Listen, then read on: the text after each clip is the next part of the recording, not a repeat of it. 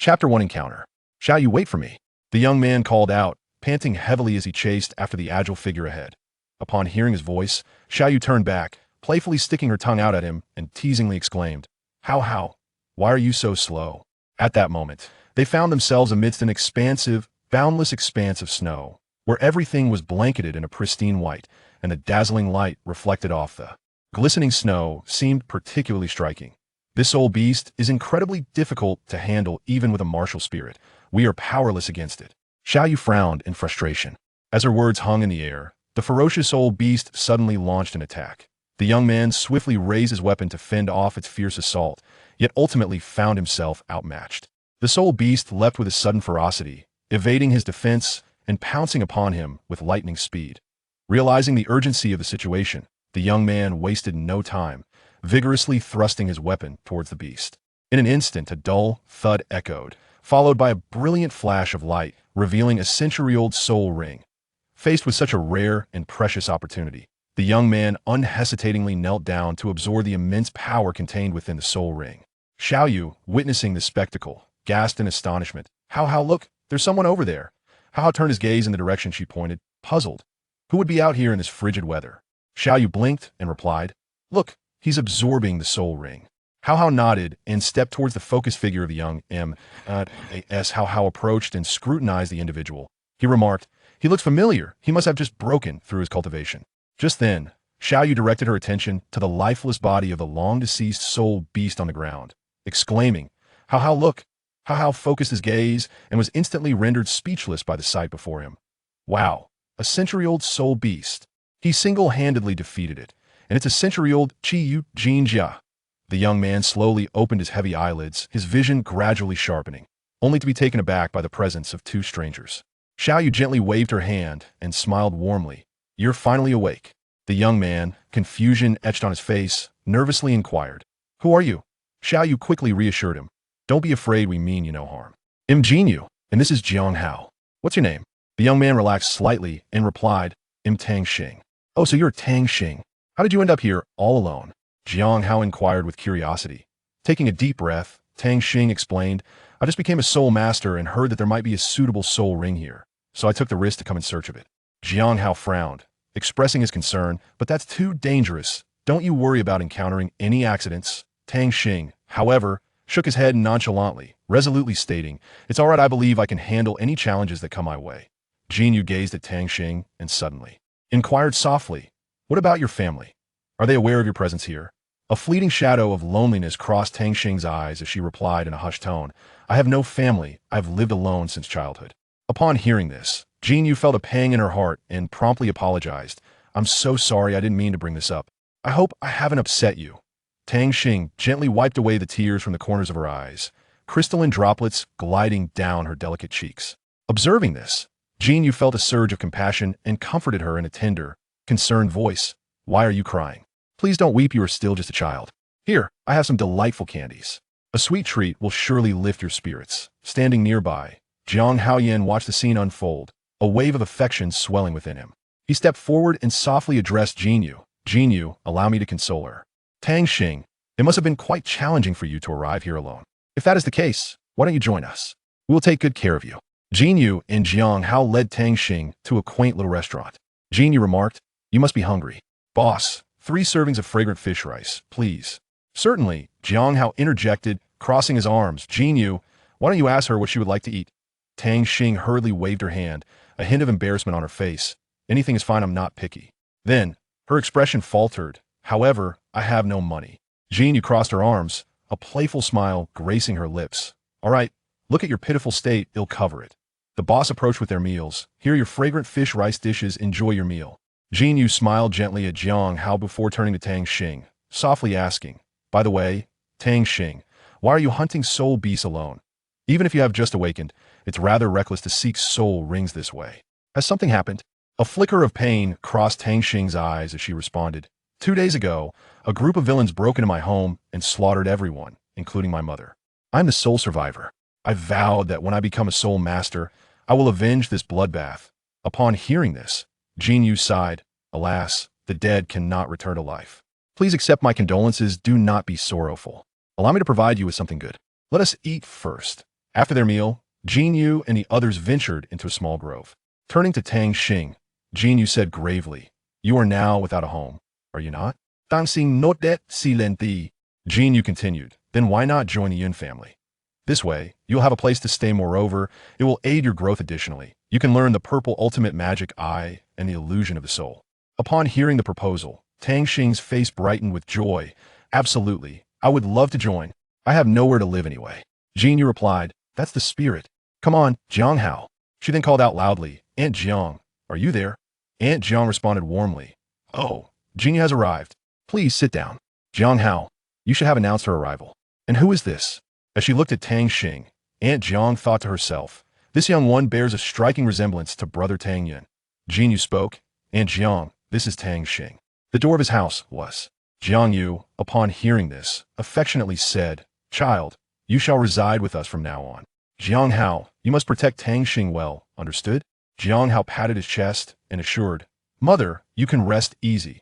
Jiang Yu, with a warm demeanor, inquired, "Tang Xing, would you like to attend school with Jiang Hao?" Tang Xing, brimming with excitement, exclaimed, "Is that truly possible?" Jiang Yu smiled and replied, "Of course. If you wish, I will take you to school tomorrow. By the way, if it pleases you, I would like to adopt you as my godson. What do you think?"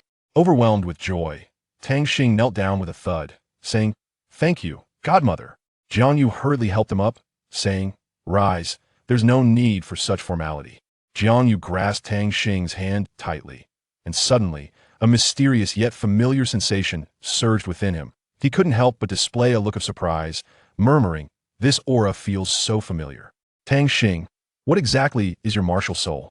Tang Xing, taken aback by Jiang Yu's puzzled expression, answered calmly, "My martial soul is the spirit eye." "Is there something wrong?" Curiosity glimmered in her clear eyes.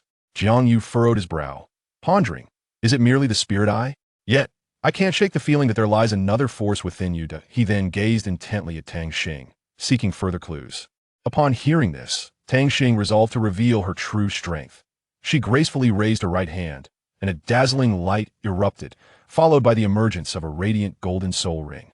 Jiang Yu's eyes widened as he fixated on the golden soul ringed eye. In that instant, he felt as though he had traversed time, catching a glimpse of a familiar figure from the past who had once wielded such a soul ring. A flicker of astonishment crossed his gaze, and with a slight tremor in his voice, he cautioned, "Tang Xing, you must never use this soul ring lightly in the outside world, unless..." Faced with life and death circumstances, Tang Xing, utterly perplexed, urgently asked, "Why? What is so special about this soul ring?" She simply could not comprehend Jiang Yu's grave concern regarding it. Jiang Yu took a deep breath and replied slowly, "It is not yet the time to share that with you. When you eventually ascend to the realm of Soul Emperor, I shall reveal the entire truth to you. Until then, focus solely on your cultivation." His tone was particularly serious, as if he bore a significant responsibility. Though Tang Xing harbored many questions, seeing Jiang Yu's solemnity, she refrained from pressing further. She nodded resolutely and declared, "All right, I understand. I will strive to cultivate diligently and become a soul emperor at the earliest opportunity."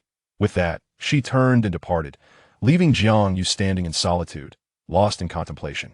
After hearing Jiang Yu's words, Tang Xing's heart surged with tumultuous emotions, and unnamed fire ignited within her, leaving her in a state of agitation.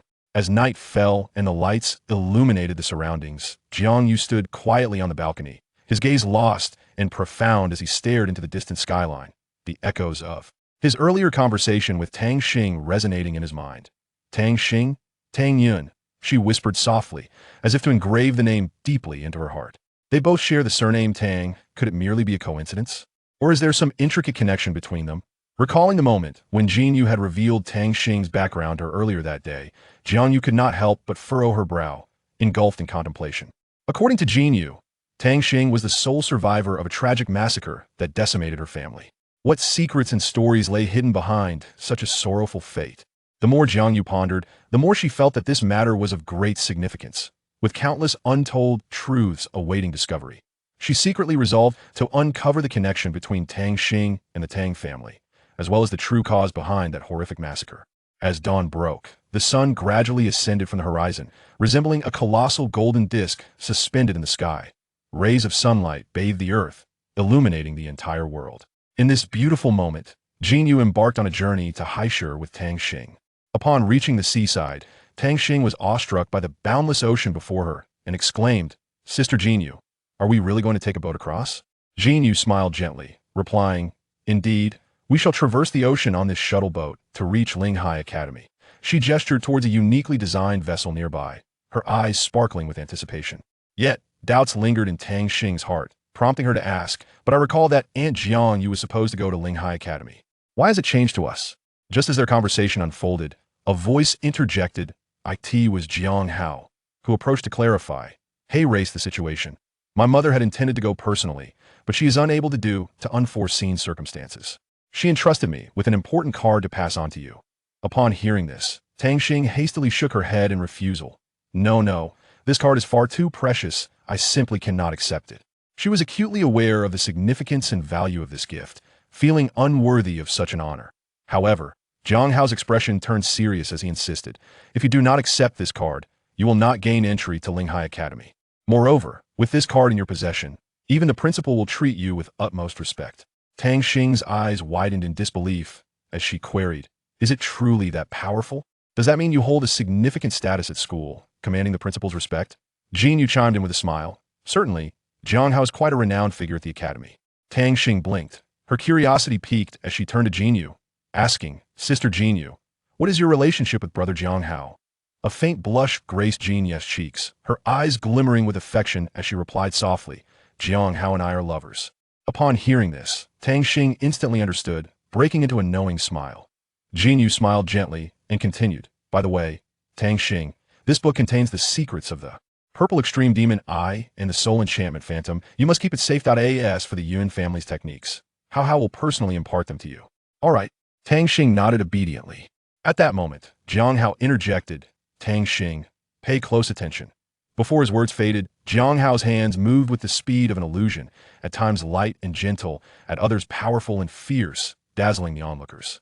His palms appeared to become translucent, as if they could traverse the very air. While demonstrating, he explained, "This is the invisible hand," that he then proceeded to showcase the Yun family's unique skill, the formless fist, along with the 10 Directions' mysterious needle from the art of hand techniques. Each punch and palm strike he delivered was imbued with boundless power and transformation, flowing seamlessly like clouds and water, devoid of any sense of delay. Tang Xing's eyes were fixed on Jiang Hao's every movement, as if he sought to engrave each subtle gesture into his memory. His gaze revealed an unprecedented focus and admiration, reflecting an insatiable yearning for Jiang Hao's mastery. As Jiang Hao's movements unfolded, Tang Xing did not hesitate to mimic him. Although they stood upon a boat, Tang Xing, with his unique perceptiveness, conjured an invisible yet formidable momentum within the confined space. The surrounding tourists were startled by this sudden spectacle, with some unable to suppress their gasps of astonishment. Jinyu observed the scene before her, nodding in satisfaction and softly commenting, "Not bad, your talent is quite remarkable. To learn so much in such a short time is indeed impressive." Upon hearing this, Tang Xing's face flushed crimson as he bashfully rubbed the back of his head. Jinyu, noticing his reaction, couldn't help but chuckle. "How delightful that you can be shy." With a slight smile gracing her lips, Jinyu's expression brightened. At this moment, Jiang Hao spoke again, "Excellent, brother Tang Xing. You have already grasped half the techniques in such a brief period that if you continue to apply yourself, you shall undoubtedly surpass me in the future." Tang Xing, filled with excitement, grasped Jiang Hao's hand tightly and expressed his gratitude. "All of this is thanks to you, brother Jiang Hao. Without your personal guidance, how could I have learned so much?" Jiang Hao smiled in response. "No need for thanks." Just then, Jinyu interjected, "Look, we are about to arrive at our destination." Chapter 2, Spirit Sea Academy. Jinyu gazed at the building before them and softly remarked, "We have arrived, Tang Xing. You must have heard some tales about Spirit Sea Academy, haven't you?" Tang Xing furrowed his brow slightly, pondering for a moment before replying, "Spirit Sea Academy? I seem to have a vague recollection, though not very clear." Jinyu smiled and nodded, continuing, "Indeed, it is the very Spirit Sea Academy that it is far more than just an ordinary institution. It is steeped in numerous legendary stories." "So what you say, brother Tang Xing? Are you interested in hearing more?" A glimmer of curiosity flickered in Tang Xing's eyes as he eagerly replied, "Of course. Brother Jinyu, please tell me all about it." Jinyu inhaled deeply, his voice gradually deepening, as if to transport listeners to a distant epoch. At the inception of Linghai Academy, the conditions were indeed arduous, and the institution's funds were exceedingly limited. Nevertheless, without hesitation, they dispatched personnel to assist those afflicted by illness. Yet, no one anticipated that the turning point of fate would manifest during that year's enrollment. At this juncture, Jinyu paused slightly, creating an air of suspense. Tang Xing, unable to contain her curiosity, inquired eagerly. And then, what transpired? Jinyu, now satisfied, smiled and continued. Among that year's newcomers was a prodigious youth named Tang Yun. He courageously led his class to participate in a prestigious elite competition in that contest. They seemed to be favored by the gods of war, advancing fearlessly and triumphing over all obstacles. After a series of intense challenges, they ultimately claimed the championship of the elite competition. From that moment onward, Linghai Academy underwent a remarkable transformation, gaining widespread renown, and that senior Tang became a legendary figure in the annals of the academy. The voice of Jinyu began to rise in pitch, her emotions intensifying as she continued to speak. Who could have anticipated that? Just as they reveled in the joy of victory, the 5 great families would send their minions to forcibly abduct Senior Tang's girlfriend. In the face of such despicable acts, the esteemed mentors of Linghai Academy stood resolute, unflinching in their determination to confront the 5 great families in a battle that would echo through the ages. A clash that was both breathtaking and earth-shattering. Thus, Linghai Academy inadvertently attracted the ire of this formidable entity. The 5 great families, harboring ulterior motives, sought to obliterate Linghai Academy entirely. However, given Linghai Academy's recent triumph in the grand competition, which had garnered them widespread admiration and respect, the 5 great families hesitated, daunted by the prospect of a reckless assault. Yet, as time flowed inexorably onward and the years slipped by, when Senior Tang and his companions completed their studies and stepped beyond the gates of the academy, they scattered like stars across the sky, each embarking on their own unique journey. During this interval, a mysterious and inscrutable force began to rise, the spies from the 5 great families. The origins of these agents remain unknown, yet they successfully incited a fierce conflict between the Lingdo Empire and the Tianjin Empire. This breathtaking war descended upon the land like a tempest, leaving both mighty empires battered and bloodied amidst the chaos. Just as the situation reached a critical stalemate, the 5 great families seized the opportunity to launch a sudden attack. At this perilous juncture, the valiant Senior Tang, without a moment's hesitation, led 7 exceptionally skilled spiritual practitioners into the fray. They surged forth like a lightning bolt cleaving the sky, shattering the enemy's defenses with overwhelming force. They shone like a brilliant sun, casting boundless light into the darkness, dispelling the ominous shadows cast by the 5 great families. Tragically, amidst this life-or-death struggle, Senior Tang's beloved girlfriend met with a heartbreaking fate, leaving this world forever. Yet, under Senior Tang's relentless efforts, the acrid smoke of war that hung between the 2 empires gradually dissipated. Ultimately, after enduring countless trials and tribulations, they succeeded in achieving a grand unification, establishing a vast and powerful empire, which is now renowned as the Tianling Empire. Due to the profound loss of his beloved, Senior Tang ultimately chose to follow his love into the beyond, concluding his illustrious and magnificent life in a tragic manner. His remarkable achievements shimmer like the brightest stars in the night sky, shining resplendently and forever etched in the annals of history. The splendid accomplishments of Linghai Academy today owe their existence to the silent toil and selfless dedication of Senior Tang Yun in days gone by. Jinyu inquired, "What of you, Junior Tang Xing?" To which Tang Xing replied, "I have also heard of Senior Tang Yun's legendary deeds." Jinyu then said, "Jiang Hao, please escort Tang Xing to register." Jiang Hao nodded and led Tang Xing to the registration hall, where fellow students, upon seeing Jiang Hao, respectfully lowered their heads and greeted. "Senior Jiang, what brings you here?"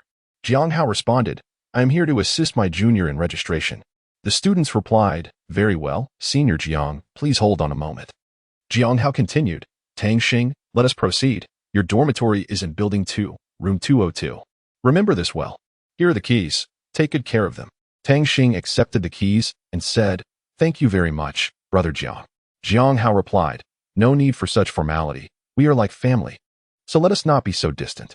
Jinyu expressed astonishment. "Junior, your class advisor is actually Su Qi, that stern old woman." "Little Xing, I lament for you." Tang Xing inquired, "Why so?" Jinyu responded, "Sui is the most formidable teacher in the outer class. I have heard that none of her students have fared well. May fortune be with you, little Tang Xing." Upon arriving at the dormitory entrance, Tang Xing noticed an elderly man shielding his face with a fan. Tang Xing approached him swiftly and said, "Good day, sir. Could you kindly direct me to Building 2, Room 202? The old man lowered his fan, revealing his weathered visage, and replied, simply go right and ascend the stairs. Tang Xing expressed his gratitude. Thank you, sir. Tang Xing stepped into the dormitory and was struck by its spacious arrangement. 2 large beds and a private bathroom. Wow, is every dormitory like this? With her roommates yet to arrive, she decided to tidy up. Having said that, Tang Xing set to work, cleaning every corner until it sparkled. Afterward, she began to cultivate her soul power, murmuring, under the influence of the purple extreme demon eye. My soul power shows signs of breakthrough. I truly owe a debt of gratitude to Sister Jinyu. However, at this moment, her stomach growled with hunger. It was time to head to the cafeteria. As Tang Xing stepped into the dining hall, the sight before him left him utterly astonished. The spacious and brightly lit hall featured rows of tables and chairs arranged in meticulous order, resembling an immense banquet hall. Elegant chandeliers adorned the ceiling, casting a gentle glow that illuminated the entire space. The walls were embellished with exquisite murals, vibrant and lifelike, transporting one into a realm of artistry. This dining hall was nothing short of a grand palace. Tang Xing couldn't help but exclaim in wonder. He was profoundly moved by the grandeur of the place, silently appreciating the school's dedication and care for student life. Subsequently, Tang Xing approached the ordering window and said to the lady inside, "Excuse me. Could I please have 2 servings of chicken feet?" The lady smiled gently, carefully retrieving 2 perfectly cooked chicken legs from the warming box. The chicken legs glistened with a golden hue, their enticing aroma wafting through the air, making them irresistibly appealing. Her movements were soft and graceful, akin to presenting 2 precious pearls. As she delicately placed them before Tang Xing gazed at the delectable feast before him, his mouth watering in anticipation. Gratefully, he expressed his thanks to the aunt and, unable to contain his eagerness, seized a chicken leg and began to devour it hungrily. The meat was tender and succulent, its exquisite flavor leaving an indelible impression on his palate. Tang Xing approached the table, clutching the food as if a famished tiger pouncing on its prey, relishing his meal with fervor. After finishing, he strolled leisurely through the academy's park before returning to the dormitory. Upon arriving, he noticed the dormitory light gleamed like a resplendent star, prompting him to exclaim, "My roommate has arrived."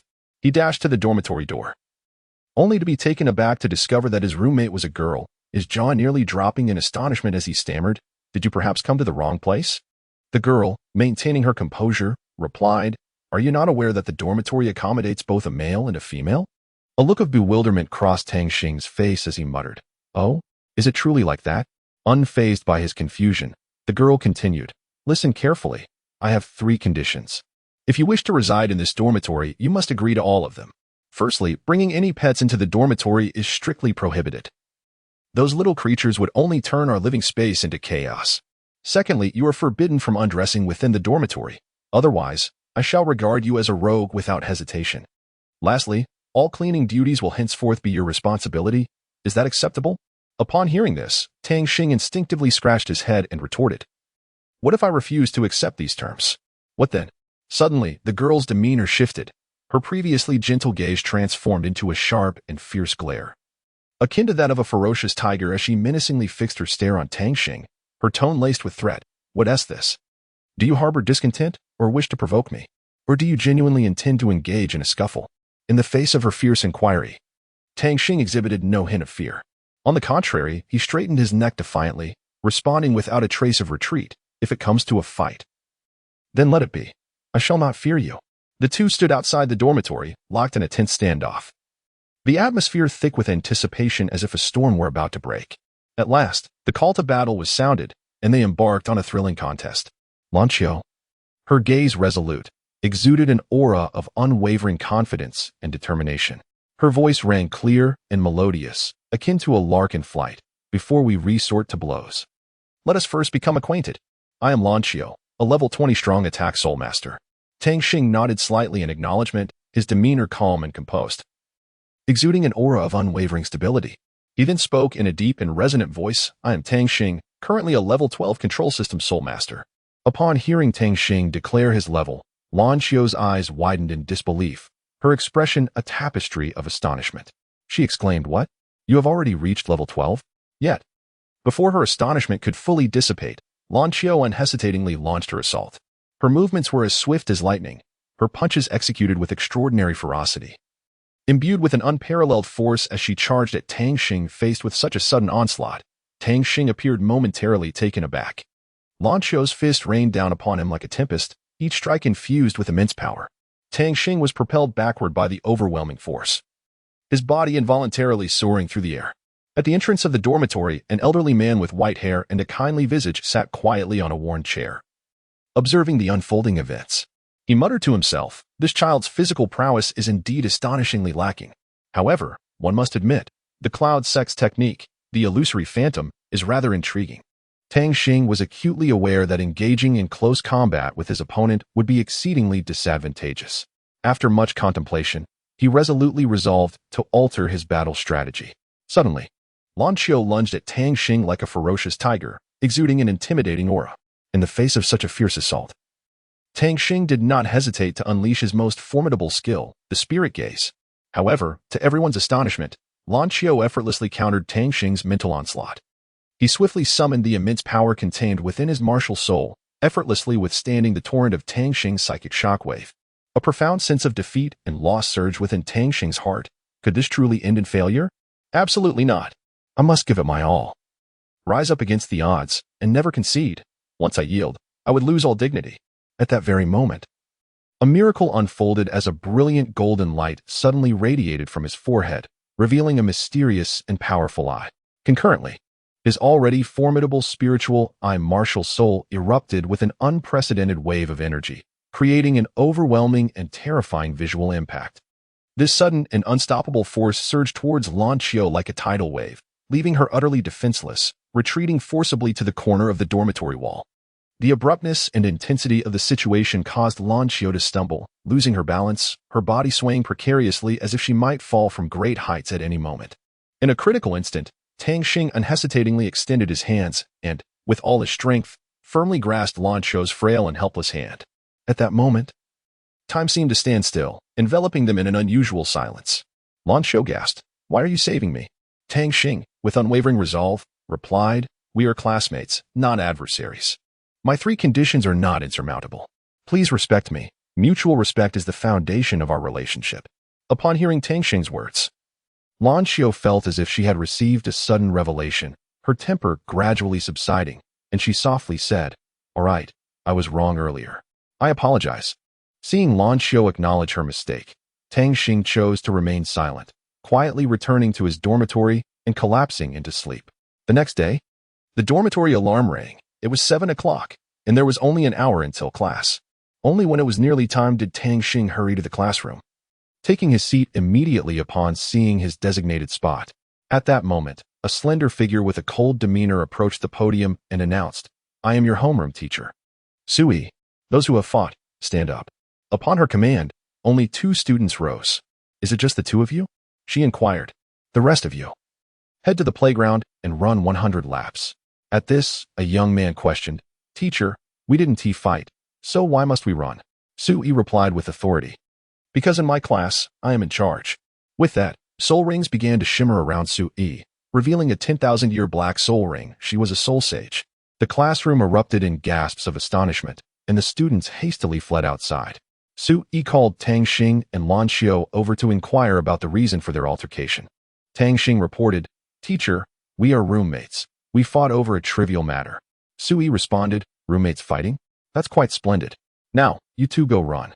Lan Qiu intended to confront her, but was pulled away by Tang Xing. Confused, she asked, "What are you doing?" Tang Xing counseled, "Do you think you can confront her or defeat her?" After pondering, Lan Qiu conceded, "You are right. I was too reckless." Qi continued, saying, "In the future, if anyone bullies you, just invoke my name. Few are my equals among the same rank." Tang chuckled, replying, "But you just lost to me not long ago." Unable to counter this, Qi dashed ahead. Gradually, the pace of their classmates slowed, and Qi was no exception. Tang Xing found himself lagging behind the others, when suddenly, the Yxnju within him began to take effect, and he felt his stamina replenishing. However, in an instant, Tang Xing stumbled, losing his balance and crashing heavily to the ground. This unexpected mishap left all the students present dumbfounded, their eyes wide with shock. Yet, Tang Xing did not succumb to despair or surrender. With remarkable grit and determination, he swiftly rose from the ground, gritting his teeth, and continued to push forward. Just as he was about to fall again, Ellen Chi, quick as a flash, reached out to steady him, firmly declaring, "Fear not. I will accompany you, and we shall move forward together." Tang Xing nodded gratefully, matching his stride with Ellen Chi's. Inspired by Tang Xing's indomitable spirit, the other classmates also mustered their courage and followed suit, completing the remaining distance together. As time slipped away, some of the less physically robust students strained to keep pace with the leading group. Just when Tang Xing felt utterly exhausted and on the verge of collapse, Ellen Chi unhesitatingly activated her martial spirit, firmly grasping his arm, offering him strength and support. Witnessing this, SY smiled with satisfaction, softly murmuring, "Indeed, the mighty golden dragon of this continent lives up to its name." Shortly thereafter, SY eliminated some of the lagging students. Upon entering the classroom, she approached Tang Xing, her tone serious as she commanded, "Stand up and report your soul power level." Tang Xing complied, standing tall and responding with a clear voice, "Yes, teacher, my soul power is level 12. Chapter 3. Fever SY replied gravely, "Indeed, although he is a special admission student, he will still be eliminated if he does not pass my test. Understand?" With the ringing of the dismissal bell, the students vacated their seats and exited the classroom. Tang Xing silently followed SY to her office. Once inside, SY gestured for Tang Xing to sit and then spoke. "Tang Xing, release your martial spirit." Tang Xing nodded, closing his eyes and focusing his mind. Suddenly, his eyes shifted from their natural dark bronze to a brilliant blue gold, emanating a powerful aura. However, at that moment, Tang Xing sensed that his martial spirit was being suppressed by some unseen force, inciting an urge to worship. Alarmed, he pondered the implications of this phenomenon. SY quietly observed Tang Xing's transformation, her keen perception detecting the anomaly in his aura. Then, a dazzling yellow light burst forth from her, and a yellow soul ring materialized before her. Gazing at the soul ring, SY mused inwardly, "This century-old soul ring appears quite extraordinary. The power it embodies far surpasses that of an ordinary soul ring. Could it be that Tang Xing's martial soul possesses a unique ability capable of eliciting such a profound reaction?" Contemplating this, Su-yi resolved to delve deeper. Taking a deep breath, she gently instructed Tang Xing, "Attempt to control your martial soul and see if you can resonate with this soul ring." Upon hearing her words, Tang Xing endeavored to stabilize his mind, striving to establish a connection with the yellow soul ring. Moments later, an expression of astonishment graced his features. He discovered that when his martial soul made contact with the soul ring, an extraordinary resonance indeed emerged between the two. This resonance imbued him with a sense of formidable power surging within, as if, with a mere nudge, he could unleash tremendous might. A glimmer of surprise flickered in Su-yi's eyes as she recognized that Tang Xing's martial soul likely harbored immense potential. Perhaps, through diligent cultivation and training, he could aspire to become an exceptional soul master in the future. "Well done, Tang Xing," Su-yi affirmed with a nod of satisfaction. "From this day forth, you must exert yourself more diligently in your training to enhance your capabilities. I have faith that you will undoubtedly become a source of pride for the academy." Tang Xing, emboldened by Su-yi's encouragement, felt a surge of determination. He was acutely aware of the weight of his responsibilities and understood that only through relentless effort could he realize his aspirations. Henceforth, Tang Xing trained with renewed vigor, continuously surpassing his own limits. Meanwhile, Su-yi devoted greater effort to guiding him in harnessing the power of his martial soul and mastering various combat techniques. Through their collaborative endeavors, Tang Xing's prowess flourished, and he gradually emerged as a prominent figure within the academy, garnering considerable attention. This success was undeniably attributed to Su-yi's discerning eye and her devoted mentorship. In the days to come, Tang Xing would persist in his relentless pursuit of higher realms. He envisioned a day when he could stand atop the pinnacle, showcasing his true brilliance. Although the color of his martial soul was yellow, it bore a faint golden hue. Was it possible? "Tang Xing, your martial soul is quite extraordinary. It must be a variant martial soul, and your spiritual eyes are not singular," Su-yi remarked. Tang Xing, taken aback, exclaimed, "Not singular? Could it be dual?" Su-yi continued, "Indeed, spiritual eyes are inherently rare, especially considering your physical constitution." Tang Xing responded, "Teacher Su, I will strive diligently." Su-yi added, "Do not disclose this to anyone else for now, understood?" Tang Xing replied, "Understood." As the class concluded, Tang Xing contemplated seeking out Lan Xiu for a visit. At that moment, Cheng'an approached Lan Xiu with a grin, saying, "Hey, beautiful, May I have your contact information? Lan Xiao shot him a glare that could pierce through steel, her tone icy as she retorted, "Get lost." Undeterred by her demeanor, Chang'an attempted to engage her further when a male figure appeared before Lan Xiao. She remarked, "You've finally come out. What did the teacher want with you?" Recalling Suyi's advice not to disclose anything, Tang Xing responded, "The teacher was discussing some matters regarding the election for class committee." Lan Xiao, feeling let down, replied, oh, those matters? I thought it was something more entertaining." Tang Xing gazed at Lan Xiao, scrutinizing her from head to toe. Lan Xiao, sensing Tang Xing's gaze upon her, playfully remarked, "You wouldn't happen to have feelings for me, would you?" Tang Xing replied with an air of nonchalance, "What thoughts could I possibly have?" Lan Xiao chuckled softly and said, "You truly are a fool. No, it would be more accurate to call you a blockhead." Heh. Her tone carried a hint of playful teasing and affection. However, Chang'an, standing nearby, could no longer bear the scene. He suddenly shouted, "Hey kid, who do you think you are? How dare you lay a hand on my woman? Do you have a death wish?" Upon hearing these words, Tang Xing could not help but let out a cold snort. He turned his gaze directly towards Chang'an, his eyes gleaming with rage as he challenged, "Your woman? Lan Xiao, pray tell, when did you become his woman?" Lan Xiao was taken aback by Tang Xing's accusation, hastily waving her hands in denial. "Tang Xing, please do not misunderstand. I do not know him at all. He is spouting nonsense. You must believe me." Chang'an, infuriated by Lan Xiao's lack of support, bellowed once more, "You brat, you truly seek death. How dare you oppose me? Do you even know who I am?" As he spoke, he advanced towards Tang Xing, seemingly intent on resorting to violence. However, Tang Xing emanated an air of authority that rendered Chang'an's martial spirit powerless, leaving him unable to act. Chang'an, astonished, exclaimed, "Why can I not summon my martial spirit?" After Tang Xing accompanied Lan Xiao out of the teaching building, he inquired, "Why are the dormitories arranged with one male and one female?" Lan Xiao replied, "It is because the academy is divided into inner and outer doors. The outer dormitories are mixed gender, while the inner ones accommodate males with males and females with females. You should be content with that." Tang Xing pondered for a moment and then asked, "Since the academy is divided into inner and outer doors, there must be many skilled individuals. Where did you hear about this?" Lan Xiao, taken aback, stated, "I heard it from the senior students." Tang Xing continued, "Are there any requirements to enter the inner door?" To which Lan Xiao responded, "One must become a soul emperor before the age of 20 and attain the rank of soul master before turning 13. By the way, how old are you this year?" Tang Xing replied, "I am 9. Upon hearing his age, Lan Xiao displayed her soul rings, revealing 2 yellow rings, and said, "I am 10, 1 year older than you, and I am already a 23rd rank great soul master. Besides soul power, there are other conditions. You must attain the status of a core disciple in the outer door and win the championship in the freshman competition to enjoy special privileges. Your time is limited, so you must train diligently to strive for entering the inner court together. By the way, there is a theoretical class tonight. Would you be interested in attending?" Tang Xing nodded and then proceeded with his training. Tang Xing's consciousness suddenly expanded like an inflating balloon, and he felt an intense heat surging in his head, as if it were about to ignite. He gritted his teeth, enduring the searing sensation. Lan Xiao, keenly aware of the unusual temperature in the dormitory, rushed to Tang Xing's side, her heart racing. Upon seeing him in deep meditation, she realized the gravity of the situation. She reached out to touch his forehead, her eyes widening in alarm. How can it be this hot? This fellow always caused her so much worry. She had no choice but to inconvenience herself. Without hesitation, Lan Xiao immobilized Tang Xing and carefully carried him back to bed.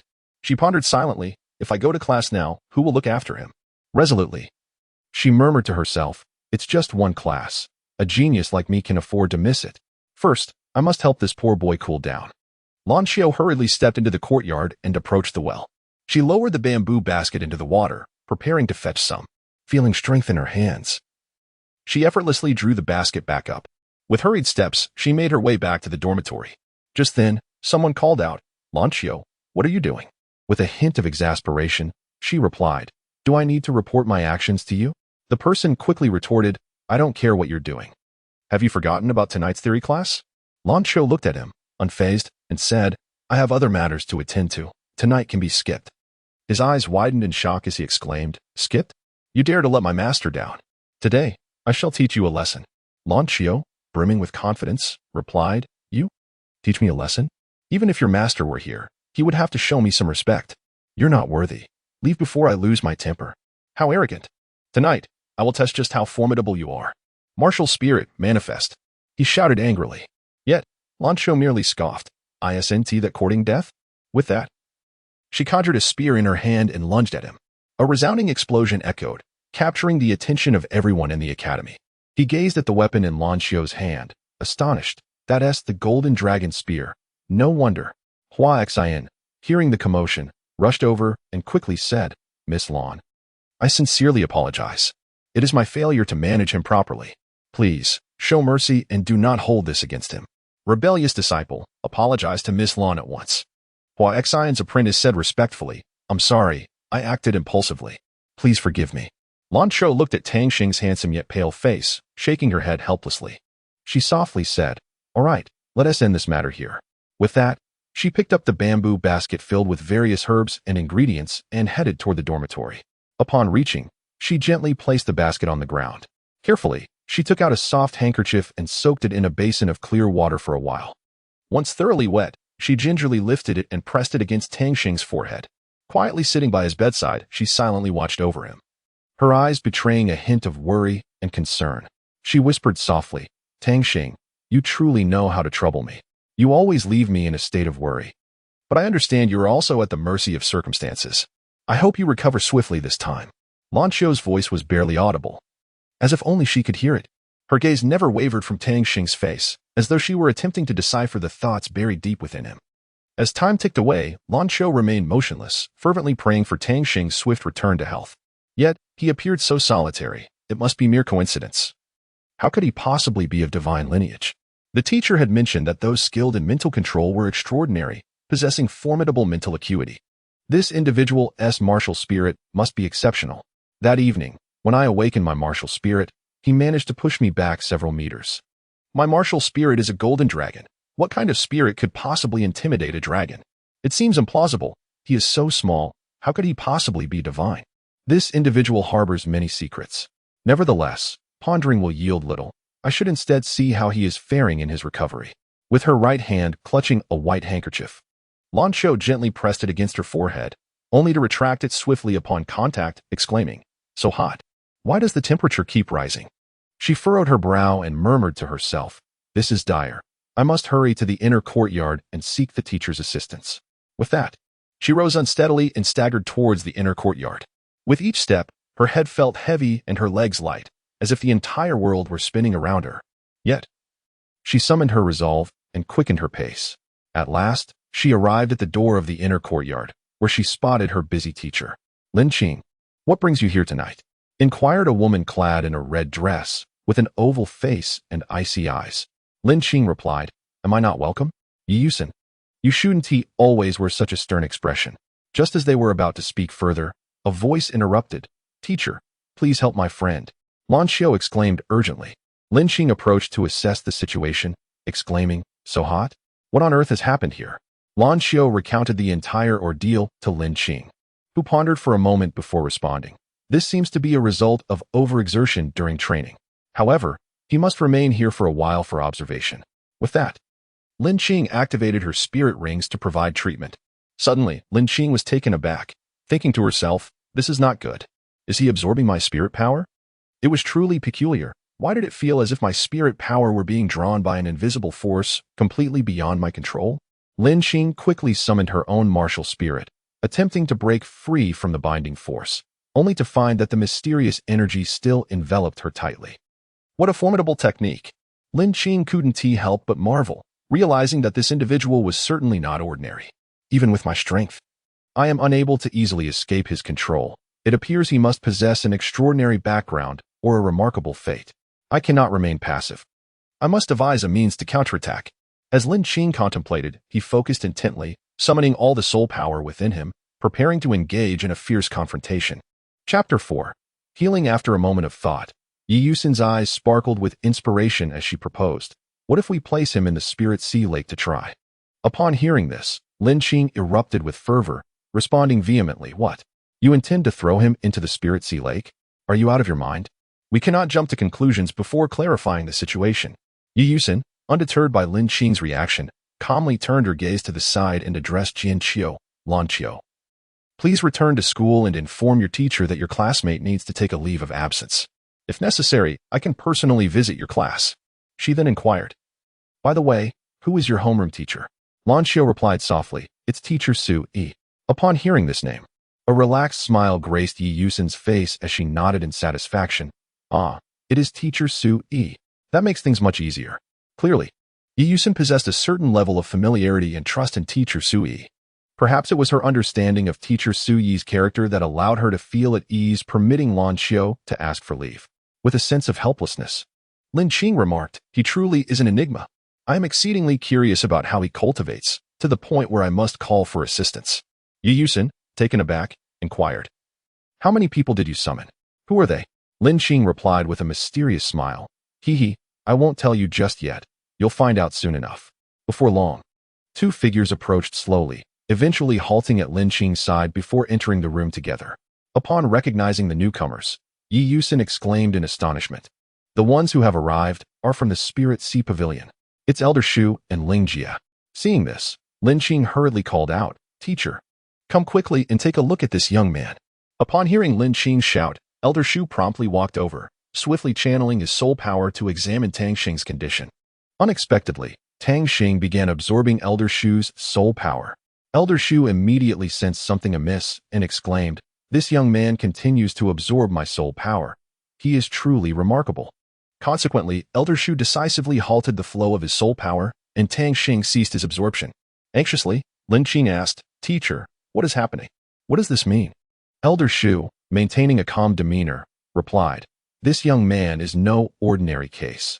His ailment stems from an overly turbulent state of mind during cultivation, akin to being scorched by flames, resulting in a buildup of heat within his body, rendering him unconscious. Yet, subconsciously, he has allowed himself to faint for self-preservation. In simpler terms, he has overexerted himself in cultivation. However, since I have encountered him, I naturally possess a method to resolve this. Elder Shu continued, Qing'er, prepare to place him in the Spirit Sea Lake. Upon the utterance of these words, astonishment swept through the crowd. Ling Si, in disbelief, inquired, Old Tree, is this truly wise? The Old Tree, resolute in his decision, replied, I have already resolved this matter. The assembly proceeded to Linghai Lake, where the Old Tree proclaimed, place him upon the waters. Tang Xing was gently set upon the lake by Yi Yusin, and the waters of Linghai Lake seemed to sense the presence of prey, surging forward like a famished tiger pouncing on its meal. Lin Qing, perplexed, asked, Old Tree, what is happening? The Old Tree, equally bewildered, confessed, I do not comprehend. I have not activated the formation. The waters of Linghai Lake enveloped Tang Xing with a maternal gentleness, gradually cleansing his being. Yi Yusin, astonished, discerned an anomaly in Tang Yun's soul power and exclaimed, his soul power is escalating 13, 14, 15, 16, 17, 18. Has it halted at level 18? Subsequently, the ancient Ling Jin tree upon the lake awakened as though a slumbering dragon, unleashing its life force to continuously nurture Tang Xing. The old tree, now unable to remain passive, exclaimed with fervor, the Ling Jin tree has intervened. This individual must be cultivated with utmost care. Returning to the classroom, Lan Xiu noticed a missing presence and remarked, Lan Xiu, where has Tang Xing gone? Lan Xiu rose and replied, Teacher Su, Tang Xing has fallen ill and has gone to the inner courtyard for treatment. No sooner had the words left her lips than the department head arrived in Class 1, declaring loudly, Teacher Su, your student Tang Xing is receiving treatment in the inner courtyard. I have come to inform you of this. Additionally, the esteemed dean has decided to grant him the status of core disciple ahead of schedule. This proclamation transformed the previously tranquil classroom into a whirlwind of excitement. As students buzzed with chatter, core disciple? That seems to be akin to a core disciple from the outer academy. What? How can this be? Another student sighed in disbelief. Suddenly, the department head emanated a formidable aura, imposing as a mountain, which rendered the noisy students silent. They gasped, 7 rings. Soul Sage, the department head stated, I am aware of what you wish to express, and Tang Xing has been personally selected by the Old Tree. Surely, you all recognize who the Old Tree is. The assembly was left in profound shock. Even Teacher Su appeared flabbergasted, asking, Qindong, what transpired? The Old Tree personally selected him? But was Tang Xing unwell? Lan Xiu, elucidate the matter. Before the classmates, Lan Xiu recounted vividly that day, I waited for Tang Xing to return to the dormitory before he commenced his cultivation.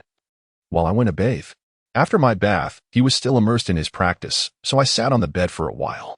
Suddenly, the entire dormitory felt as though it had transformed into a vast steam chamber, with the temperature rising rapidly. I sensed something was amiss and touched his forehead, only to discover he was burning with fever, quite severely.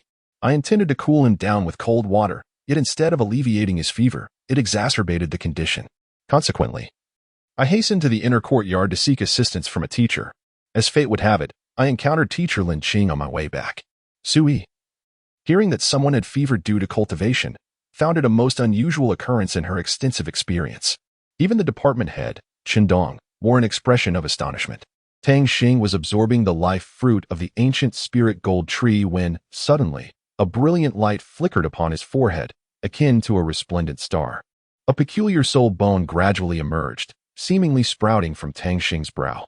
Elder Tree widened his eyes in disbelief, gazing at the soul bone atop Tang Xing's head.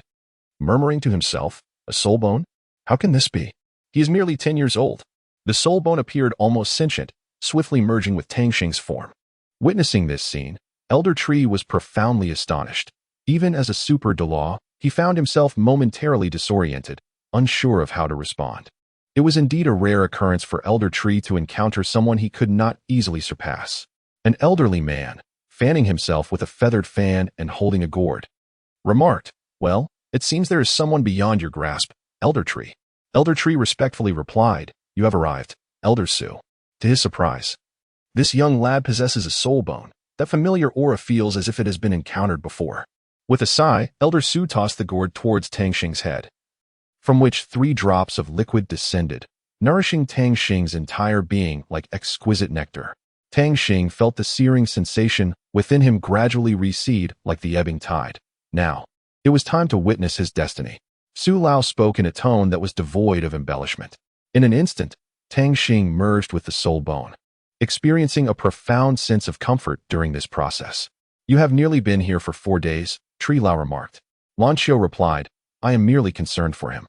Tree Lao, with a knowing smile, responded, "Ah, little Lan Xiu has grown up, showing care for others. I believe this lad would make a fine grandson-in-law." Lan Xiu immediately grasped the implication, her cheeks blooming like a ripe apple as she retorted, "Grandpa Tree, you are insufferable. I merely have feelings for him." Tree Lao continued to tease, "Then why not be with him? Rest assured, with me as your backing and the support of the Ling Hai Pavilion, you need not worry." Suddenly, a formidable energy erupted like a volcano, sending splashes across the lake's surface, and a figure emerged from the water. Lan Xiu focused her gaze and exclaimed in astonishment, "Tang Xing?" As he emerged from Ling Hai Lake, Lan Xiu swiftly enveloped him in a tight embrace, resembling a koala clinging to a tree. Observing this, Tree Lao could not help but jest, "Ah, young ones, you truly revel in your play." Tang Xing turned to the elder and politely greeted, "Good day, Grandpa." Lan Xiu chided, "What is wrong with you? Making it seem as if I were on the brink of death." In a huff, she added, "Isn't it because of you?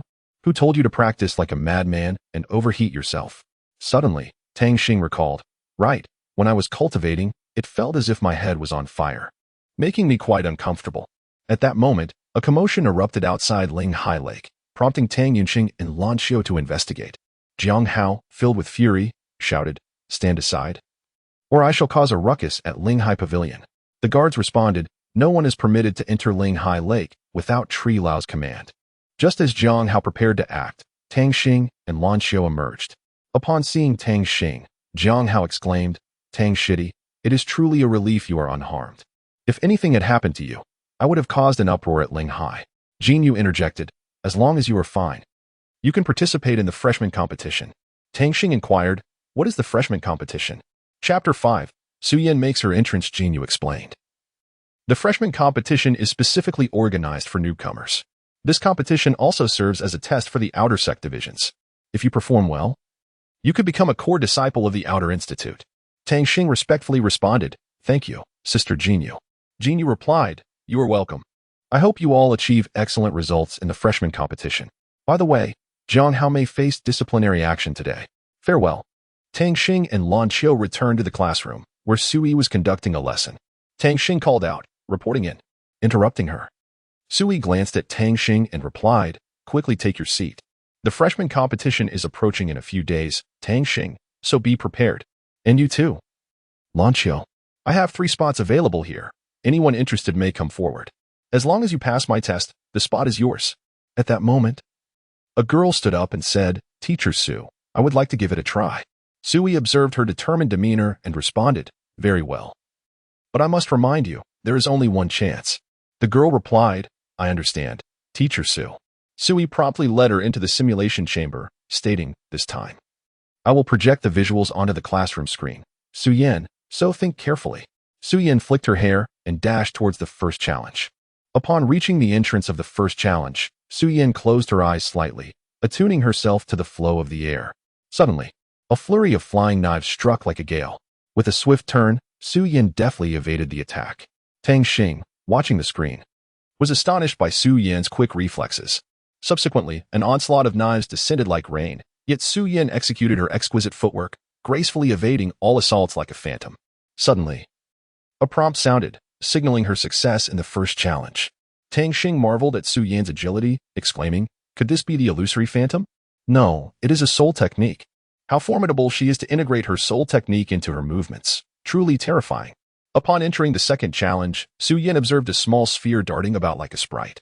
Fixating her gaze on the task at hand, she lunged towards the sphere, only for it to elude her grasp. As the time on the wall accelerated like a swiftly flying shuttle, Suyin remained calm, attuning her senses to the sphere's trajectory. Like a keen hunter, she pivoted and accurately captured the sphere, successfully passing the second challenge. With renewed determination, Suyin charged into the third challenge. However, upon entry, she sensed something unusual. She attempted to break through the obstacles, but her efforts repeatedly met with failure. Realizing something was amiss, she steadied herself, meticulously observing her surroundings. Sui remarked, What a promising talent. However, her impatience is a flaw. Suyin decisively summoned her martial soul and began to play a melody. Her notes sliced through the surrounding energy entities like a sharp blade, gradually revealing the exit. The classmates gasped in astonishment, exclaiming, She has passed all 3 challenges. How impressive. Emerging unscathed, Suyin was met with Suyi's smile as she congratulated, Congratulations, Suyin. You have successfully passed the test. This spot belongs to you. Suyin, Lancio, and Tang Xing will represent our class in the competition.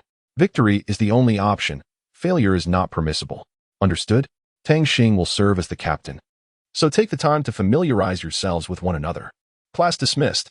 Suyin approached Tang Xing cheerfully, saying, Hello, I am Suyin, with a soul power level of 21, and my martial soul is the Emerald Jade Harp.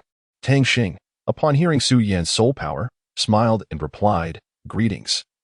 I am Tang Xing. My martial soul is the Spirit Eye, and my soul power is approximately level 18.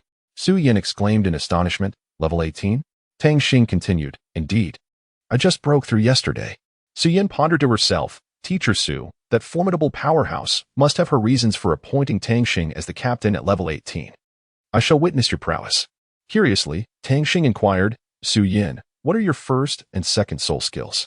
Obediently, Suyin replied, My first soul skill is the Emerald Melody, which enhances my string resonance frequency and boosts my teammates' attack power. My second soul skill is the Emerald Soul Tune, which also elevates my attributes while doubling the effect of the soul tune for my allies. Tang Xing praised, Your soul skills are remarkable. They can assist Lancio splendidly. My role will be to control the battlefield. Tomorrow, we shall prepare accordingly and then proceed as planned. Suyin remarked, I didn't expect you to have so many ideas. Just then, a voice called out, Tang Xing, there you are. It was Jinyu. Tang Xing, surprised, responded, Sister Jinyu, what brings you here? Jinyu replied, I know you are undergoing the new student assessment tomorrow, so I specially brought the battle attire that Aunt Jiang prepared for you. You must perform well. Aunt Jiang will be watching your match, so give it your all. She added, By the way, Tang Xing, have you ever considered earning some money? After a moment's hesitation, Tang Xing confessed, I have thought about it, but I'm unsure how to go about it. Jinyu encouraged, Then think about what you are skilled at. Tang Xing recalled his childhood when his mother taught him how to roast chicken legs and asked, Could roasting chicken legs be profitable? Upon hearing this, Jinyu excitedly responded, Absolutely.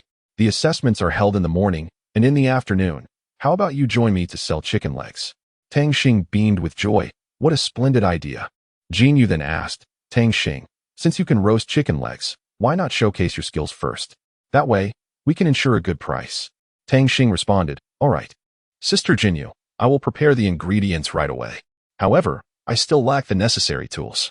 With a graceful wave of her hand, Jinyu replied, no problem at all. You focus on the ingredients. I shall leave the tools to Jiang Hao. Jiang Hao, with a resigned shake of his head, turned to gather both the ingredients and the tools. Jinyu then glanced at Lan Xiao and Su Yan, smiling as she said, hello there. You are Tang Xing's classmates and teammates, correct? I am Jinyu. Lan Xiao hurriedly responded, hello.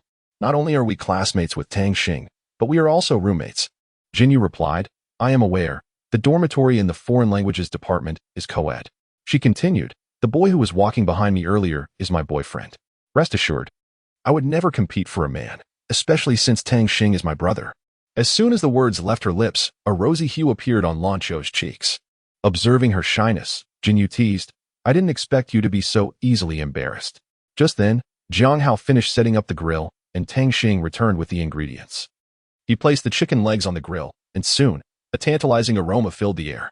Jinyu, drooling with anticipation, eagerly inquired, wow, it smells delightful. Tang Xing, is it almost ready? Tang Xing replied, Sister Jinyu, it will be ready shortly. He then presented the grilled chicken legs before the four of them, saying, all right, everyone, please have a taste. Jinyu unabashedly took 2 pieces and handed one to Jiang Hao. Tang Xing observed Lan Xiao, who, feeling slightly bashful, took one. Su Yan, however, wasted no time in taking a bite, exclaiming, this is absolutely delicious. Jinyu took a mouthful and praised, wow, is this really chicken leg? How can it taste so exquisite? Not greasy at all, the flavor is just right. Tang Xing, your culinary skills could easily fetch a good price. Jiang Hao interjected, Tang Xing, wait, calling you shitty feels too formal. I shall simply call you Tang Xing or brother. Jinyu concurred, that is indeed appropriate. Tang Xing replied, regardless of how you address me, I will always be your Tang Xing. He then proposed, shall we prepare to launch tomorrow? Su Yan suddenly stood up, exclaiming, class leader. I must confess something. I possess a twin martial soul. Everyone gasped in astonishment, with Tang Xing shouting, what? A twin martial soul? Indeed. My second martial soul is the amethyst illusion butterfly. Chapter 6. Freshman Assessment. Tang Xing contemplated, the existence of twin martial souls is exceedingly rare on the continent. Senior Tang Yin was a twin martial soul. I never expected Su Yin to possess the same. Her future is boundless. He addressed Su Yin, saying, there is no need for regret. You are a twin martial soul. During the assessment, be cautious not to reveal it too easily. By the way, does your second martial soul possess any offensive capabilities? Su Yin replied, my second martial soul, the amethyst illusion butterfly, has offensive abilities. Agility in attack is not an issue. Tang Xing joyfully exclaimed, with Su Yan's twin martial soul, we are one step closer to victory. As time swiftly passed, morning arrived, and the academy announced, please assemble at the designated assessment location. Tang Xing, along with Lan Xiao and Su Yan, made their way to the site. At the assessment center stood an instructor who greeted the students. Hello, everyone. I will be your assessment instructor for the next 2 days.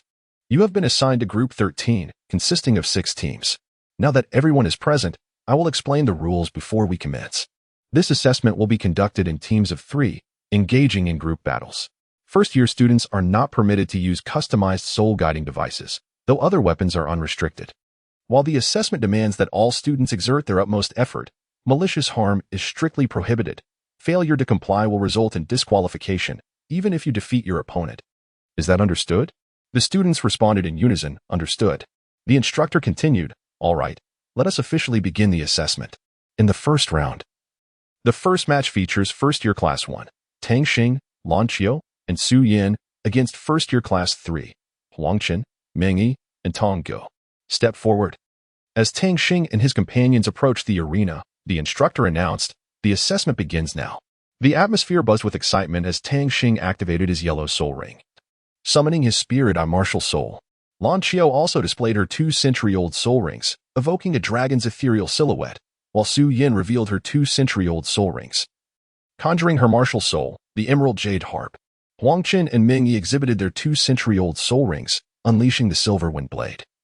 While Tong Gu summoned a martial soul that astonishingly took the form of a cake with a century-old soul ring. Huangchen and Mengyi devoured the cake and swiftly charged toward Lan Xiao. Su Yan immediately unleashed her first soul skill, Emerald Melody. If Emerald Melody can assist Lan Xiao, then I shall employ my first soul skill, Mental Detection Sharing. Tang Xing declared. Sui quickly comprehended Tang Xing's soul skill, allowing him to capture Huang Qin and Ming Yi's movements. Lan Qiu evaded their assault with a swift turn, releasing her first soul skill, Golden Dragon Claw. Huang Qin retorted, "Do you think it ends here?" First soul skill, Windless Blade. Tang Xing unleashed the full power of her spiritual gaze, rendering Huang Qin unconscious, while Lan Qiu's Golden Dragon Claws forced Ming Yi and Tong Gu out of the arena. The examination instructor declared, "The victors are the Tang Xing team." After departing from the assessment venue, Jin Yu awaited Tang Xing outside. Jiang Hao remarked, "Ah, so this is where you are. It took me quite some time to find you."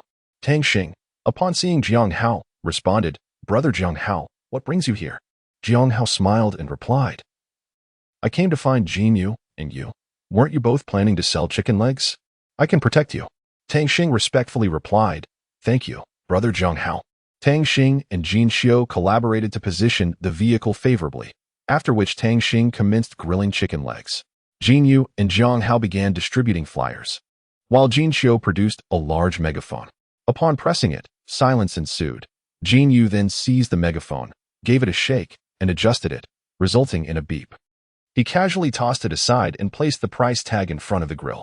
As time progressed steadily, Jin Yu reduced the price by 1 copper coin each time, ultimately offering a free tasting. Meanwhile, Lan Qiu happened to be strolling outside the campus with Su Yin and chanced upon Tang Xing's stall. Approaching, she inquired, "What is going on? It seems you haven't sold anything. I might have a solution." Tang Xing sat observing the spectacle as Lan Qiu took a bite of the chicken leg. Behind her, a gentleman in a suit appeared, watching her savor the meal. He asked, "Excuse me, miss, is this chicken leg delicious?" Lan Qiu replied, "Absolutely.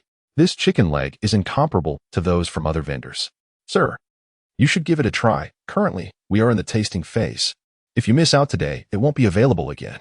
Seize the opportunity while there are few people around to sample it before deciding to purchase." Tang Xing stifled a laugh from his corner. The gentleman found it hard to resist Lan Qiu's persuasive charm. Gazing at the chicken leg before him, he took one. Upon taking a bite, his eyes lit up. After a prolonged moment of hesitation, he suddenly exclaimed, "This is exquisite. Boss, I'll take 10 portions." Tang Xing was taken aback and heard the man say, "All right. Please wait a moment." Nearby students were drawn to the uncle, and one of them, upon noticing the free tasting, picked up a chicken leg and scrutinized it, saying, "Isn't this just an ordinary drumstick? How much could it possibly taste? Let me give it a try." After taking a bite, he became momentarily dazed, then regained his composure and exclaimed, "The flavor is exquisite." He immediately dashed to the uncle and said, "Sir, I'll take 2 portions." Following suit, the other students eagerly sampled the chicken legs and instinctively formed a line, awaiting their turn.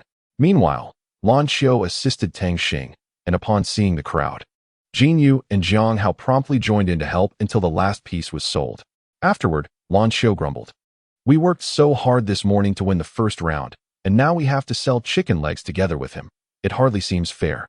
Jiang Hao replied, "I heard from Tang Xing's younger brother that you won the first round, and he went to buy something."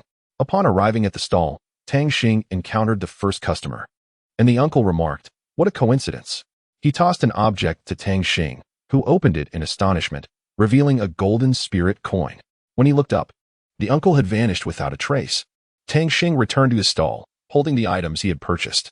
Upon seeing Lan Qiu, he said, "Today, you have worked hard. Please take a moment to rest." After speaking, he heated the remaining chicken legs and placed them on the table, saying, "Enjoy them while they are hot." He then presented a large plate before Lan Qiu, declaring, "This is for you." Jin Yu and Jiang Hao looked at Tang Xing, and Jin Yu could not help but remark, "It seems, dear Tang Xing, that you are looking to find a sister-in-law for us." Lan Qiu blushed and replied, "Sister Jin Yu, Brother Jiang Hao, we are still young. We cannot be frivolous. We all understand, and we know what is meant." Jin Yu continued, while Jiang Hao added, "Today, we heard that you passed the first round of assessments. Let us raise our glasses in celebration of Tang Xing and his companions, wishing you all continued success." Tang Xing stood up and expressed her gratitude, saying, "Thank you, Brother Jiang Hao, for your blessings. I have acknowledged them." She raised her cup and drank it all in one go. That evening, Tang Xing and her companions were enjoying their meal with great merriment. Su Yin suddenly recalled, "By the way, I just leveled up my soul power today." Upon hearing this, Tang Xing exclaimed, "That's fantastic. This gives us even more confidence." Jin Yu inquired, "Su Yin, What level are you currently at? Su Yin replied, I am at level 22 now. Jiang Hao then asked, Tang Xing, what about you? Tang Xing responded, oh, I am only at level 18. As Genie prepared to eat a chicken leg, she overheard Tang Xing's words and exclaimed, what? In such a short time? You've leveled up by 6 levels? How enviable. After pondering for a moment, Jiang Hao remarked, I find it a bit awkward to call you that. I think I shall continue to call you junior brother. Tang Xing reassured him, it's all right, no matter how you address me. You will always be my brother Jiang Hao. Jin Xiu clapped her hands and cheered. Well said. Lan Xiu then stood up and headed towards the dormitory. Upon noticing Lan Xiu preparing to leave, Tang Xing turned to Jiang Hao and Jin Yu, saying, Brother Jiang Hao, Sister Jin Yu, I shall take my leave now. After speaking, Tang Xing hurried to catch up with Lan Xiu, calling out, Lan Xiu, wait. However, Lan Xiu paid no heed as she swiftly returned to the dormitory. Chapter 7. Martial Soul Fusion Technique. Tang Xing returned to the dormitory and inquired with concern, Lan Xiu, what troubles you? I am fine, just go to sleep. We have assessments tomorrow, Lan Xiu replied nonchalantly. Tang Xing contemplated asking further questions but, after a moment's reflection, restrained herself from voicing them and returned to sleep. The following day, after enduring 5 rounds of intense competition, a joyous announcement resonated through the broadcast. Tang Xing's team had achieved the most outstanding results in their region across the previous 5 rounds. Consequently, they would represent their region as the seed team, being the first to participate in the first match of the 6th round. In the first match of the 6th round, Class 1 of the freshmen, Tang Xing's team, faced off against the Tianluan team from Class 9. As Tianluan stepped forward, he unleashed bolts of lightning, declaring, I am Tianluan, a level 22 soul master. Bai Ji promptly revealed her soul ring and her swan spirit. To Tang Xing's astonishment, Bai Yi also possessed the swan spirit. Twins.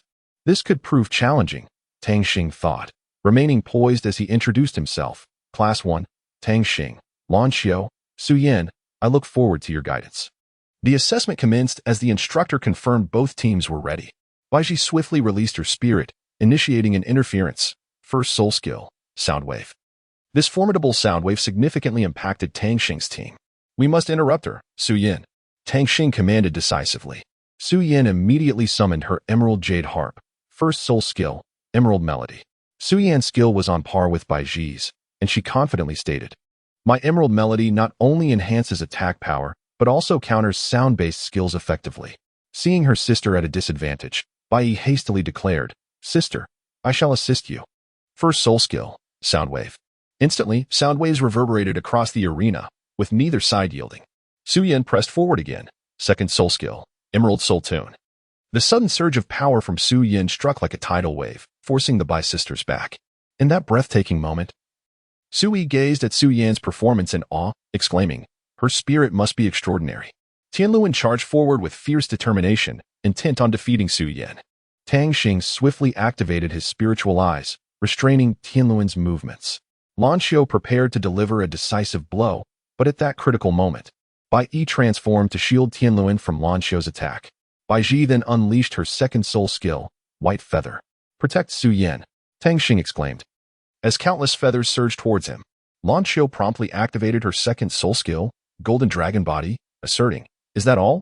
Tang Xing marveled as Lan Xiu effortlessly neutralized the attack, exclaiming, truly formidable, the Golden Dragon. At that moment, a bolt of heavenly thunder from Tianluan was successfully intercepted. Behold my first soul skill, Thunder Explosion, Tianluan shouted, yet the overwhelming dragon might released by Lan Xiu pushed him back several meters. Bai Yi cried out, Sister, Tianluan, let us use our spirit fusion. Tianluan responded, all right, assemble. In an instant, the trio's formation shifted dramatically, and Tang Xing sensed an impending crisis. Something is amiss. The three released their spirit fusion, leaving their classmates in stunned silence. They are only at the second ring, yet they can perform a 3-way fusion technique. Upon witnessing the unfolding situation, Su Yi exclaimed in astonishment. The fusion technique of the 3 souls poses quite a challenge. Tang Xing, observing their combined prowess, decisively declared, we must provide full support to Lan Xiu. Su Yin promptly reached for her zither, softly intoning. First soul technique, Emerald Resonance. Second soul technique, Emerald Melody. At that moment, the fusion summoned by Tianluan manifested as a lightning swan, which charged toward Lan Xiu like a bolt of lightning. He is still gathering power. We cannot allow him to succeed, Tang Xing shouted. With that, Tang Xing harnessed the power of his spiritual gaze, materializing it to contend against the lightning swan. However, the relentless assaults of the lightning swan inflicted excruciating pain upon Tang Xing, causing his spiritual manifestation to shatter. Tang Xing clutched his mouth, spewing forth a mouthful of blood. The lightning swan prepared for another devastating blow, shattering Tang Xing's spiritual form into fragments. Just as the lightning swan was about to strike Tang Xing, a colossal dragon's tail suddenly lashed out, repelling the lightning swan several meters back. A golden dragon's silhouette emerged, emitting a deep, resonant roar that startled the lightning swan into a cacophony of honks. Seeing Tang Xing drenched in blood, Lan Xiu seethed with rage. How dare you harm Tang Xing? You seek your own demise. He conjured a spear in his hand and instantly transformed into a golden dragon spear, which then morphed into a magnificent golden dragon. The dragon exuded an overwhelming presence, akin to a war deity descending upon the battlefield. With blinding speed, it charged toward the lightning swan, which quickly summoned thunderclouds in response. In an instant, the sky darkened, and bolts of lightning struck the golden dragon like silver serpents. With a thunderous roar that reverberated through the heavens, the golden dragon surged forth as the thunder gradually dissipated. Seizing the moment, the golden dragon pursued with incredible velocity, launching itself at the lightning swan. Following a tremendous explosion, Tian Luan and the Bai sisters lay unconscious on the ground. At that juncture, the examination supervisor announced loudly, "The victors are Tang Xing's team." Sui hurried to the scene to assess the students' injuries, while Su Yin anxiously inquired, "Teacher, what is the situation?" After her examination, Su Yi replied, "Tang Xing is mostly unscathed, but Lan Xiu is exhausted and will require time to recover." Su Yin pondered for a moment and asked, "What will we do for the upcoming matches?" Tang Xing rose and proclaimed, "Su Yin, this time we must rely on ourselves." As Tang Xing and Su Yin prepared for the next match, Su Yin suggested, "Should I activate my second soul?" Tang Xing quickly responded, "No. It's too early to reveal that. It will complicate matters later. However, I have a plan." After Tang Xing shared his strategy with Su Yin, the duo exhibited remarkable synergy throughout the subsequent 4 rounds. In the final match, Tang Xing utilized the Yun family's techniques to triumph over their opponent. Tang Xing's team achieved an impressive 10 consecutive victories, and the arena's announcement system echoed, "Congratulations to Tang Xing's team for winning the championship of Zone 13. Su Yin exclaimed, "Today's battle was exhilarating. Class leader, you must treat me to a grand meal." "Very well," Tang Xing replied, noticing that Lan Xiu had remained silent. He inquired, "Lan Xiu, what troubles you?" Lan Xiu responded, "I am contemplating the first round of matches this morning. Their Trinity fusion technique was formidable. Even if I had summoned the dragon aura within me at that moment, I doubt I could have matched such explosive power, capable of contending with the Soul King. Could it be Su Yan's enhancement?" Tang Xing remarked, while Lan Xiu responded, "It should be." Upon hearing Lan Xiu's words, Su Yin couldn't help but exclaim, "If only the 3 of us could execute a spirit fusion." An idea sparked in Tang Xing's mind as she said, "Indeed. Why not the 2 of you give it a try? Perhaps success awaits us." "I am referring to the Trinity spirit fusion," Su Yin clarified.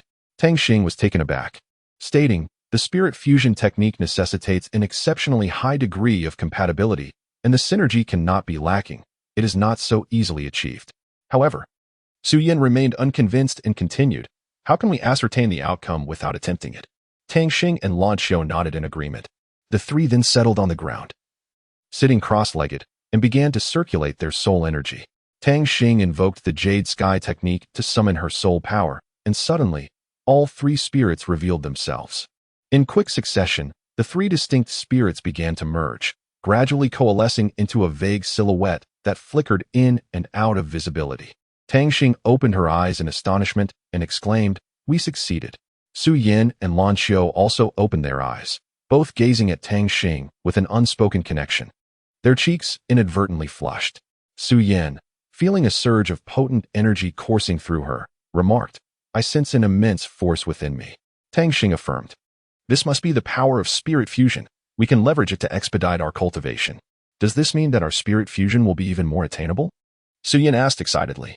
Tang Xing nodded, and Su Yin urged Lan Xiu, "Let us give it a try."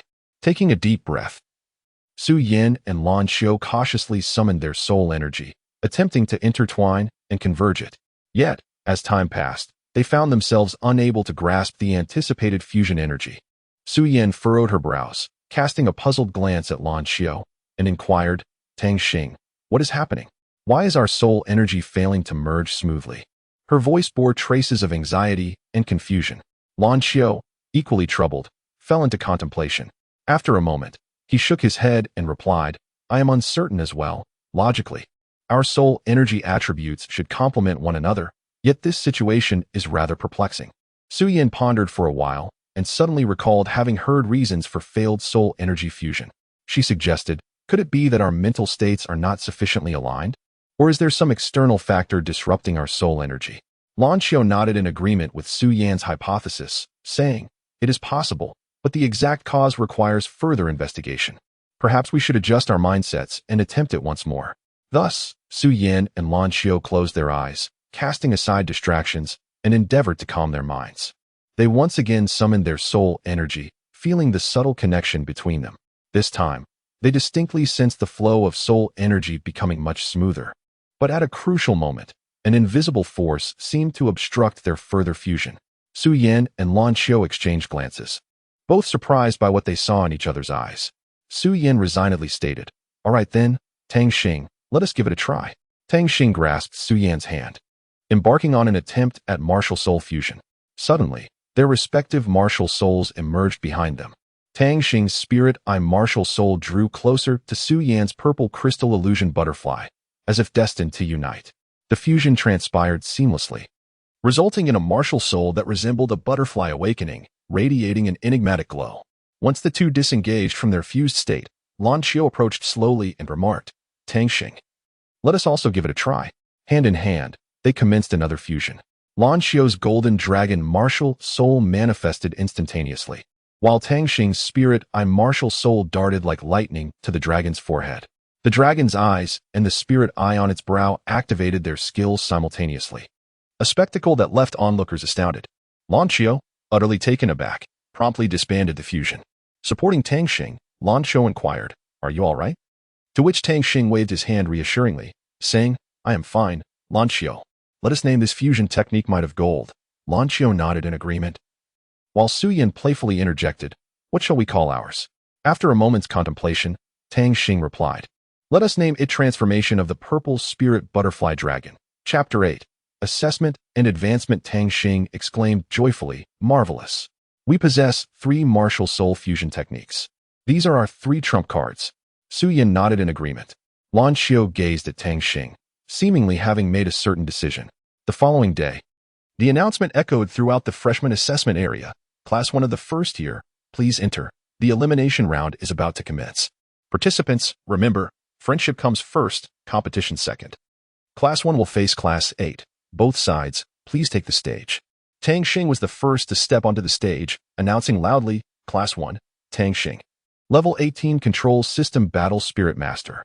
Lan Xiao followed suit, declaring, Class 1, Lan Xiao, Level 23 Assault System Weapon Master. Su Yan then chimed in, Class 1. Su Yan, Level 22 Support System Weapon Master. I look forward to your guidance. Qi Ming also presented himself confidently, stating, Class 8, Qi Ming. Level 25 Assault System Weapon Master. The next 2 participants introduced themselves, Class 8, Jian, Level 24 Defense System Weapon Master, and Class 8, Ning Shui. Level 31 Support System Weapon Master. As the match commenced, the referee signaled, prompting Ning Shui to instantly summon her martial soul, a magnificent tiered glazed tower appeared before the crowd. Observing Ning Shui, the homeroom teacher Su Yi remarked, Ning Shui hails from an extraordinary lineage. She possesses the 7 treasures glazed tile, the premier support weapon soul of the Douluo continent. Indeed, Su Yi. Care for a wager? A sharp voice interjected. Su Yi scoffed, Zhu Hong, what do you propose? A soul bone, Zhu Hong replied. Qi Ming surged towards Lan Xiao, who met him head-on with his golden dragon spear. Observing this, Guan charged at Tang Xing, while Su Yan activated her martial soul to block Guan's advance. The spectators were taken aback by Su Yan's display, including Su Yi and Zhu Hong, who were equally astonished. Zhu Hong exclaimed, how is this possible? Wasn't her martial soul the emerald jade harp? How could it transform into a swan? Meanwhile, Lin Qing, feeling bored in the infirmary, decided to take a stroll and fortuitously arrived at Tang Xing's assessment venue. Oh, isn't this the little one? This girl's martial soul resembles my sister's, she commented. In the next moment, Lin Qing uttered a phrase summoning her sister, and Lin Shi appeared. Lin Lu interjected, no.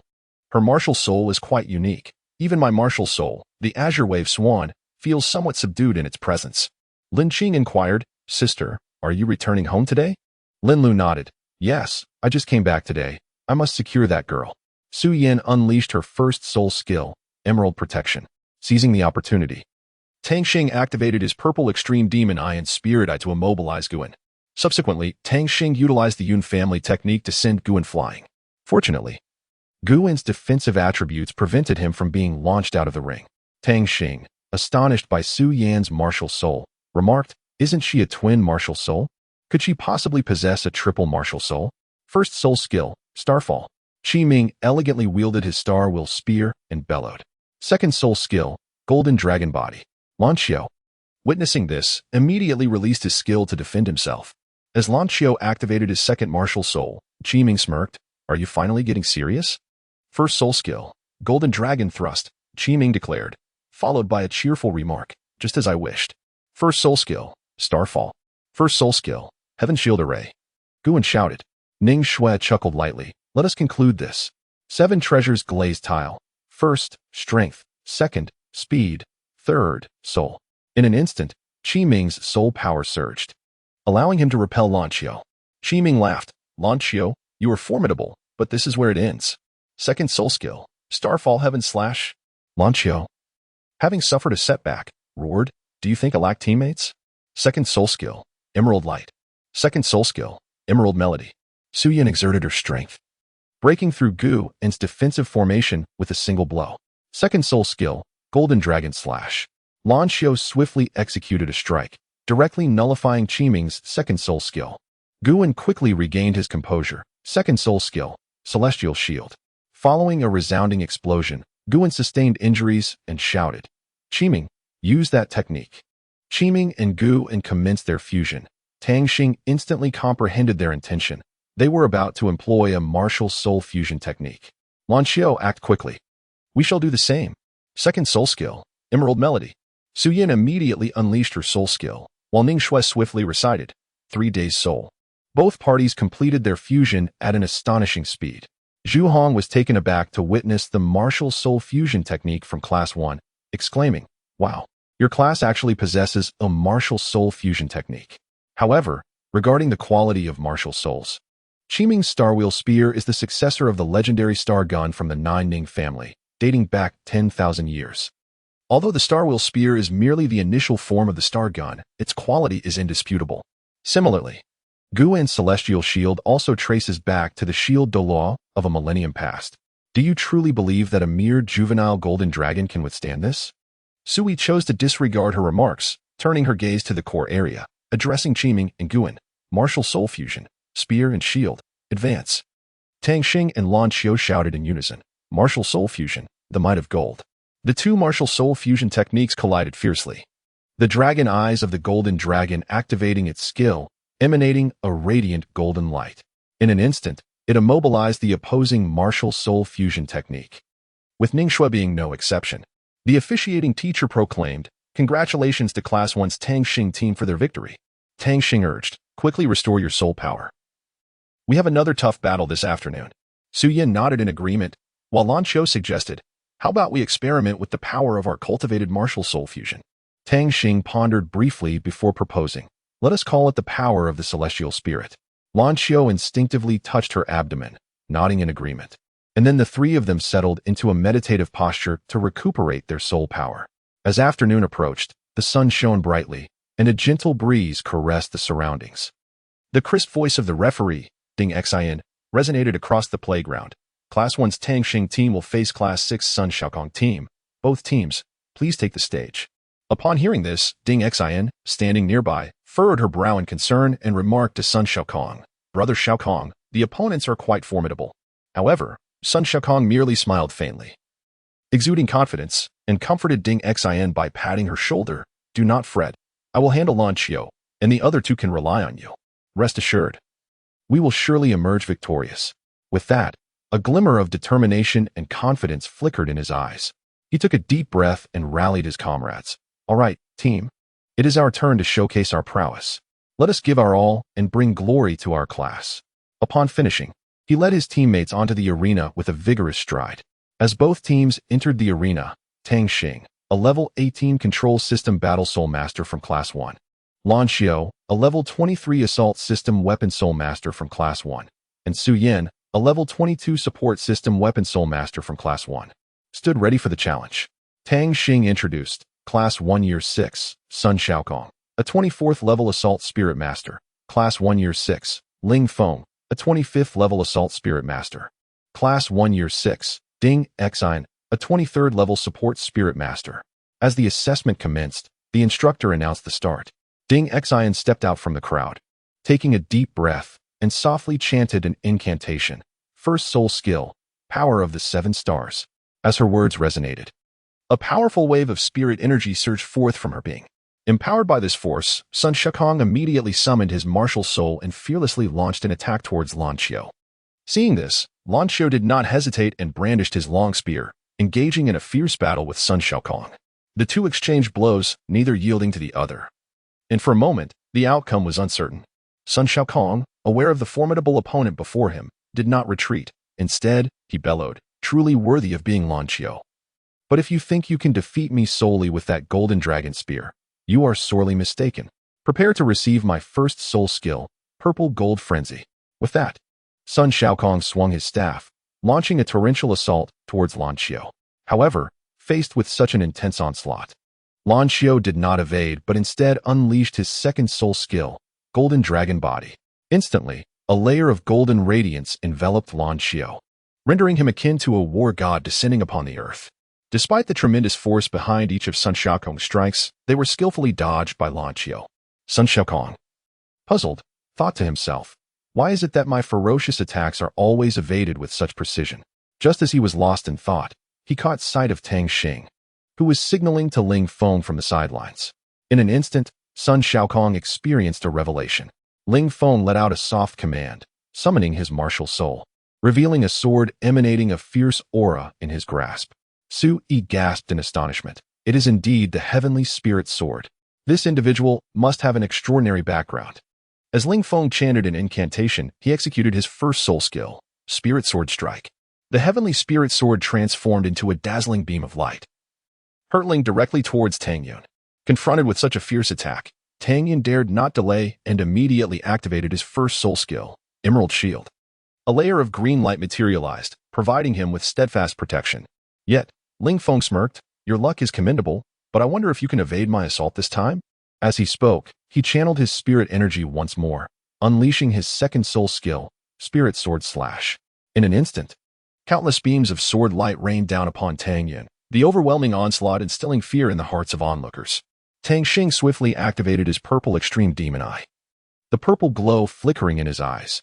A powerful mental force was released through his spiritual gaze, forming a mysterious skill that shot forth, striking Ling Feng with pinpoint accuracy. As a result of this impact, Ling Feng's attack faltered, causing several sword strikes to miss Tang Yun entirely.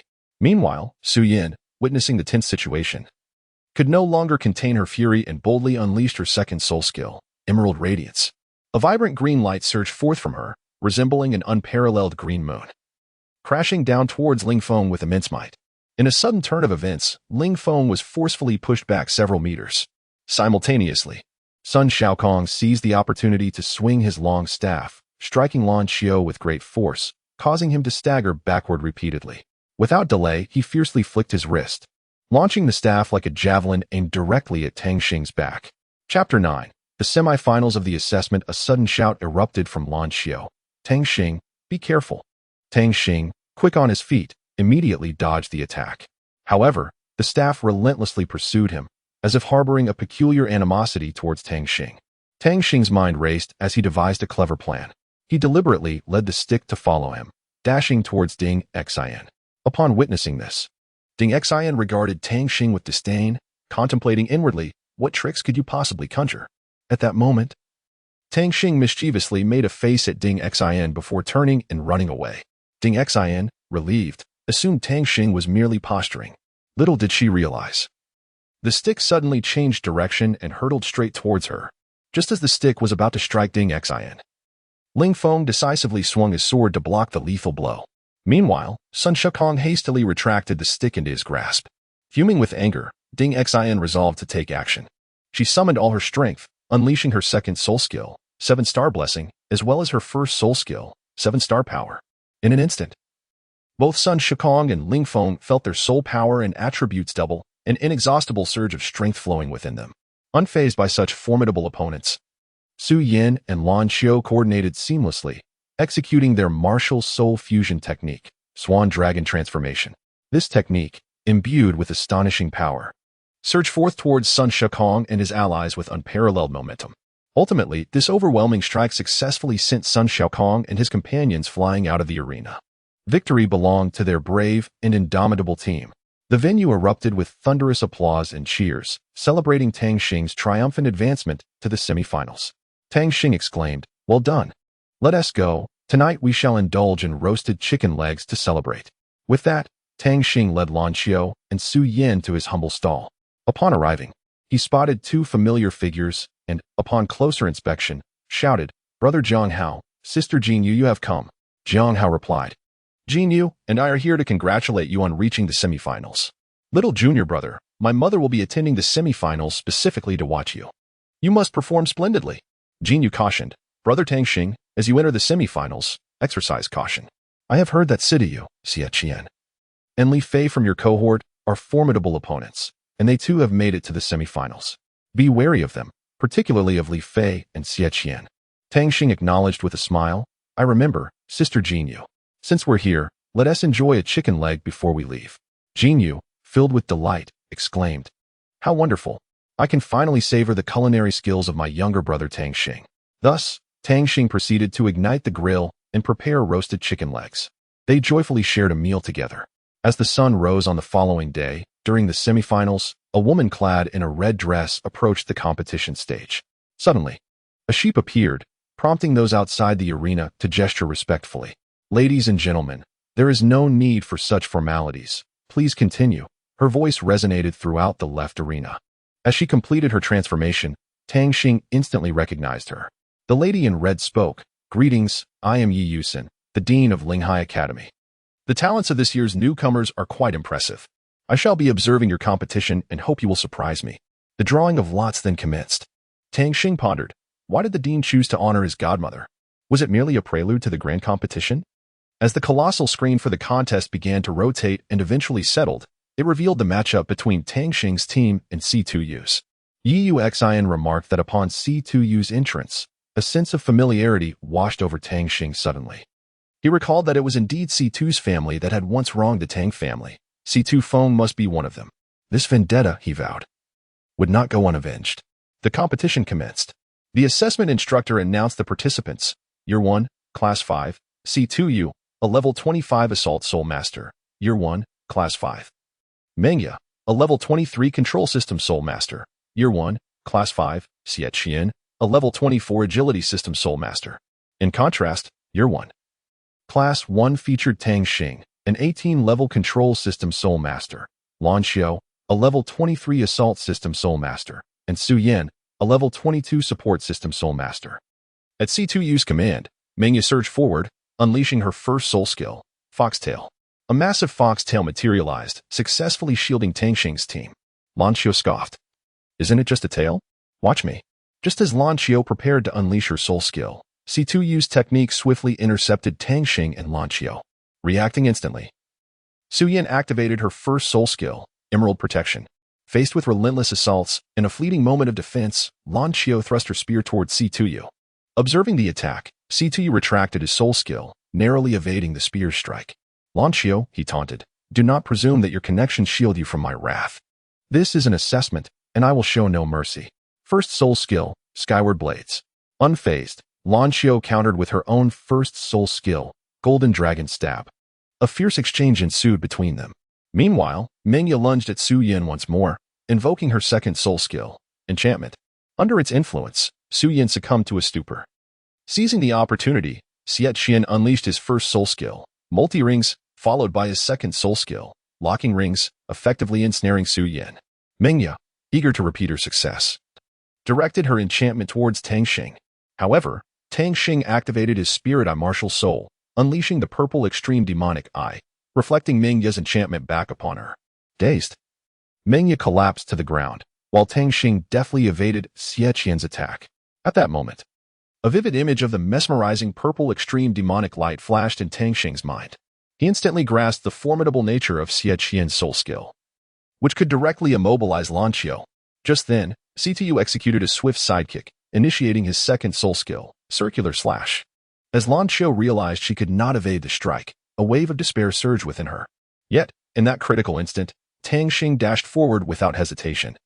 Positioning himself in front of Lan Qiu, he activated his invisible hand and employed the unique techniques of the Yun family, striving to neutralize this lethal blow. CTU, taken aback, exhibited a flicker of astonishment in his eyes but smirked derisively as he declared, You possess some skill. Prepare for my onslaught. First soul skill, Skyward Blades. Second soul skill, Circular Slash. In an instant, countless sharp blades descended like a tempest, accompanied by a massive wheel of slashing force, all directed towards Tang Xing. Faced with such a ferocious onslaught, Tang Xing exerted every ounce of his strength to employ the Yun family's techniques, parrying each attack one by one. However, the sheer volume of the blades was overwhelming. No matter how formidable Tang Xing's prowess, he ultimately found it impossible to withstand the barrage. As time progressed, his body was incessantly sliced by the flying blades, each wound exacerbating his condition, the injuries growing increasingly severe. Blood stained his garments, yet he gritted his teeth and persevered. At last, Tang Xing could no longer bear the mounting pressure, and his first soul ring suddenly blazed to life, accompanied by a radiant burst of light. An incredibly potent force erupted from within him. In that moment, a mysterious silhouette emerged around him. Seeing this, Jiangyu was filled with excitement. Murmuring to herself, could it truly be him? It felt as though she glimpsed a familiar yet long-anticipated figure.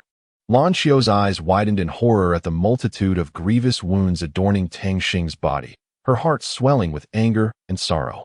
She could scarcely fathom the torment he had endured to hold on this long. At that moment, Situ coldly declared, Enough, this must come to an end.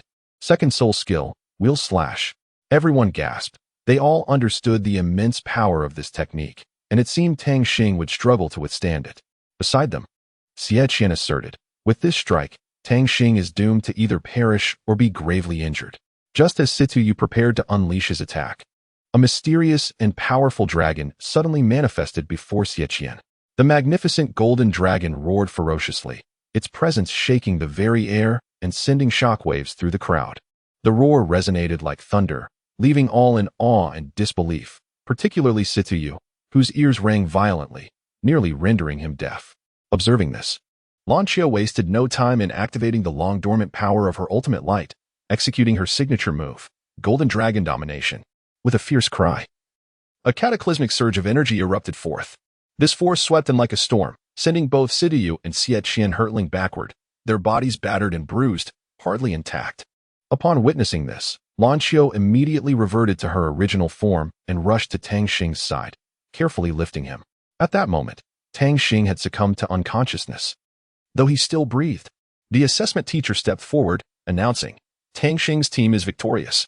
Upon hearing this news, Lan Qiu let out a sigh of relief, her eyes brimming with joy.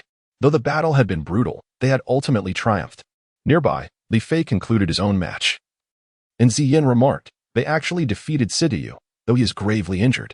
Li Fei replied, They are indeed remarkable, worthy opponents. Lan Qiu, filled with urgency, implored the dean, Dean, please, grant us a reprieve. One of our teammates is gravely injured, and the situation is exceedingly critical. The director, gazing at his beloved disciple's earnest plea, felt a profound sense of helplessness.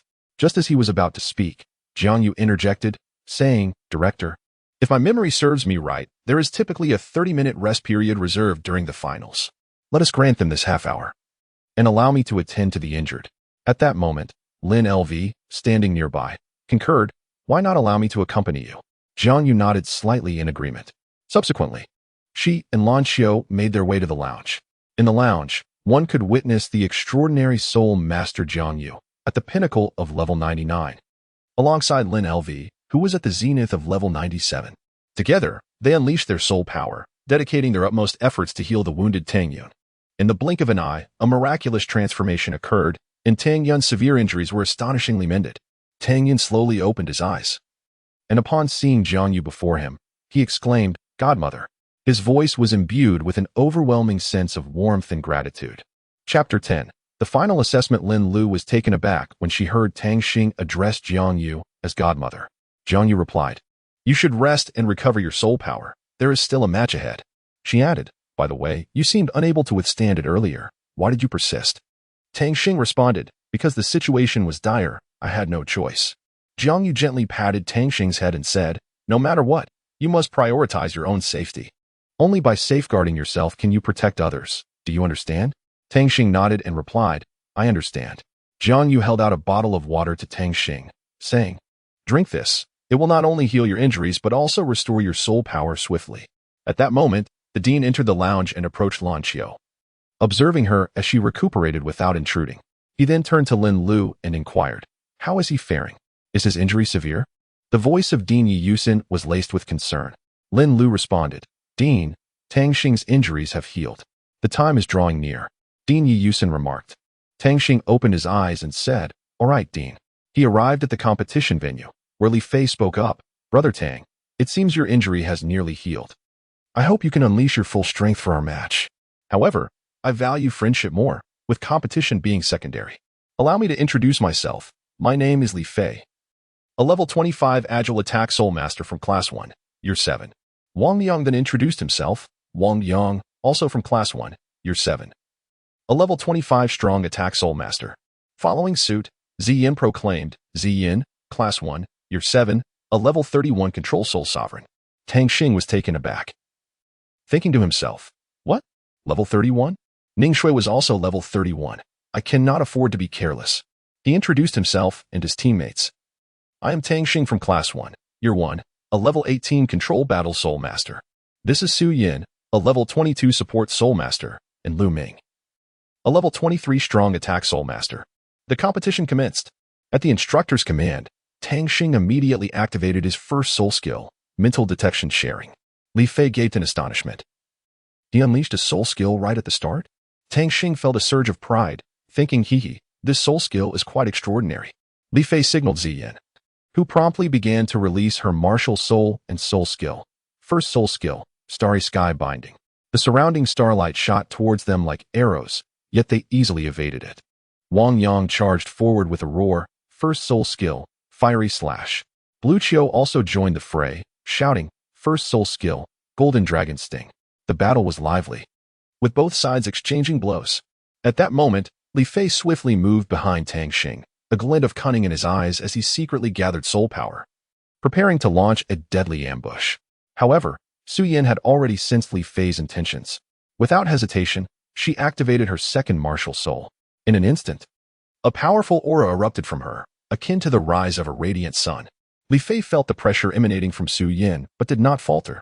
Instead, a surprised smile crept across his face. "A dual martial soul? I did not expect you to possess such a trump card. But fear not, we have one too." With that, Li Fei shouted, summoning his long-hidden second martial soul.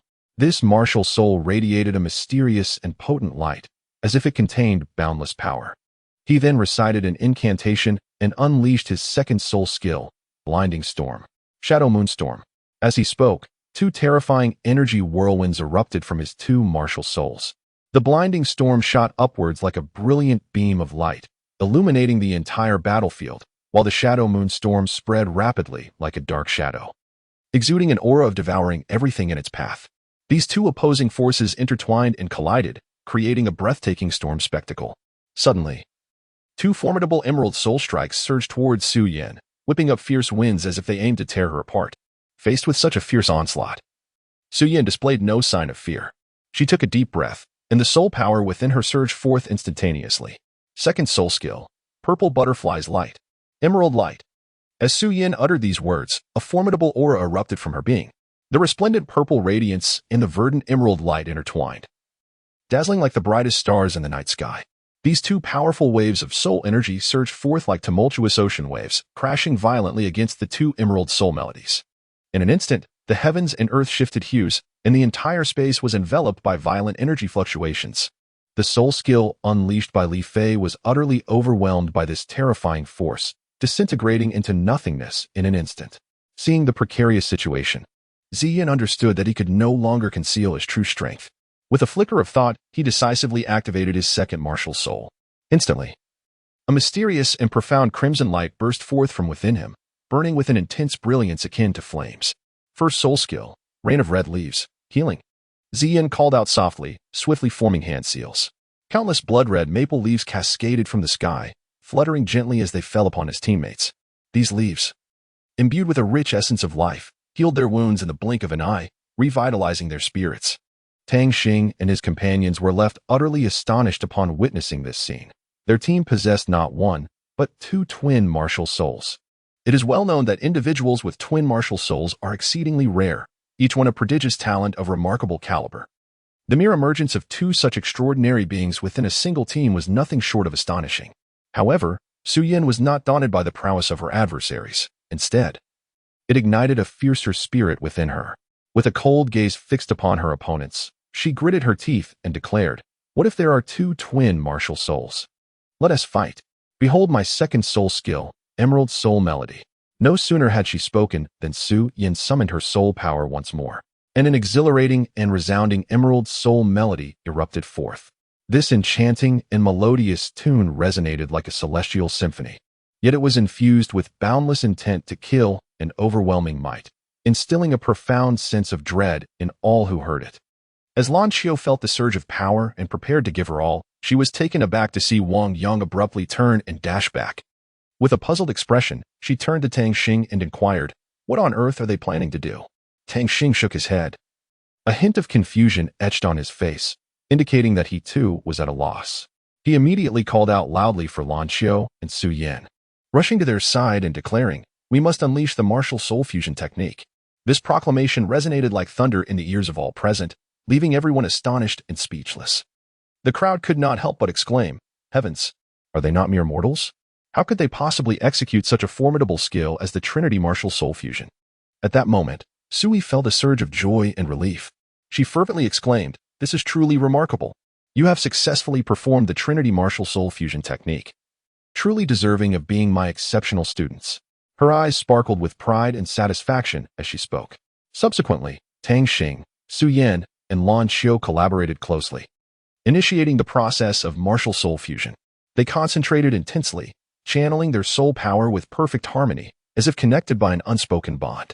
As time passed, the three powerful martial souls gradually intertwined, coalescing into a force capable of devastating the heavens and the earth. Meanwhile, Ziyang's expression turned grave as she began to chant incantations. First soul skill, Rain of Red Leaves, Healing. A cascade of crimson light emanated from her, gently showering her teammates like a delicate rain.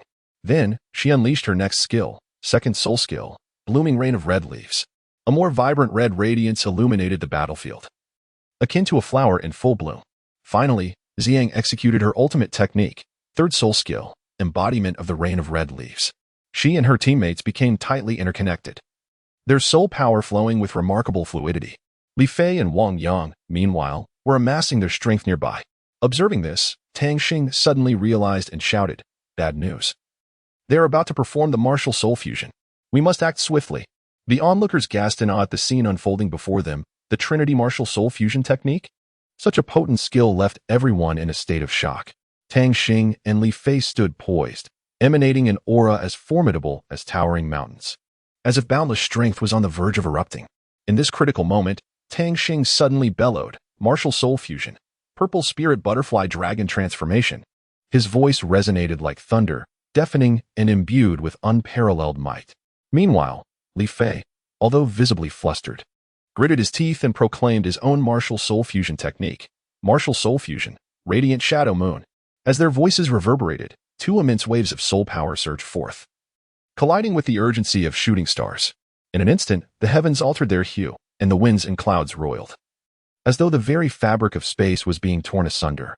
A colossal, earth-shattering roar erupted, and an immense energy exploded, manifesting as a dazzling shockwave. This shockwave surged forth with a force reminiscent of a tidal wave, its terrifying power beyond imagination. Li Fei and his two companions were caught entirely off guard. hurled mercilessly from the arena by this ferocious force. After Tang Xing and his companions relinquished their formidable martial soul fusion technique, they found themselves unsteadily kneeling upon the ground, as if they had expended every ounce of their energy.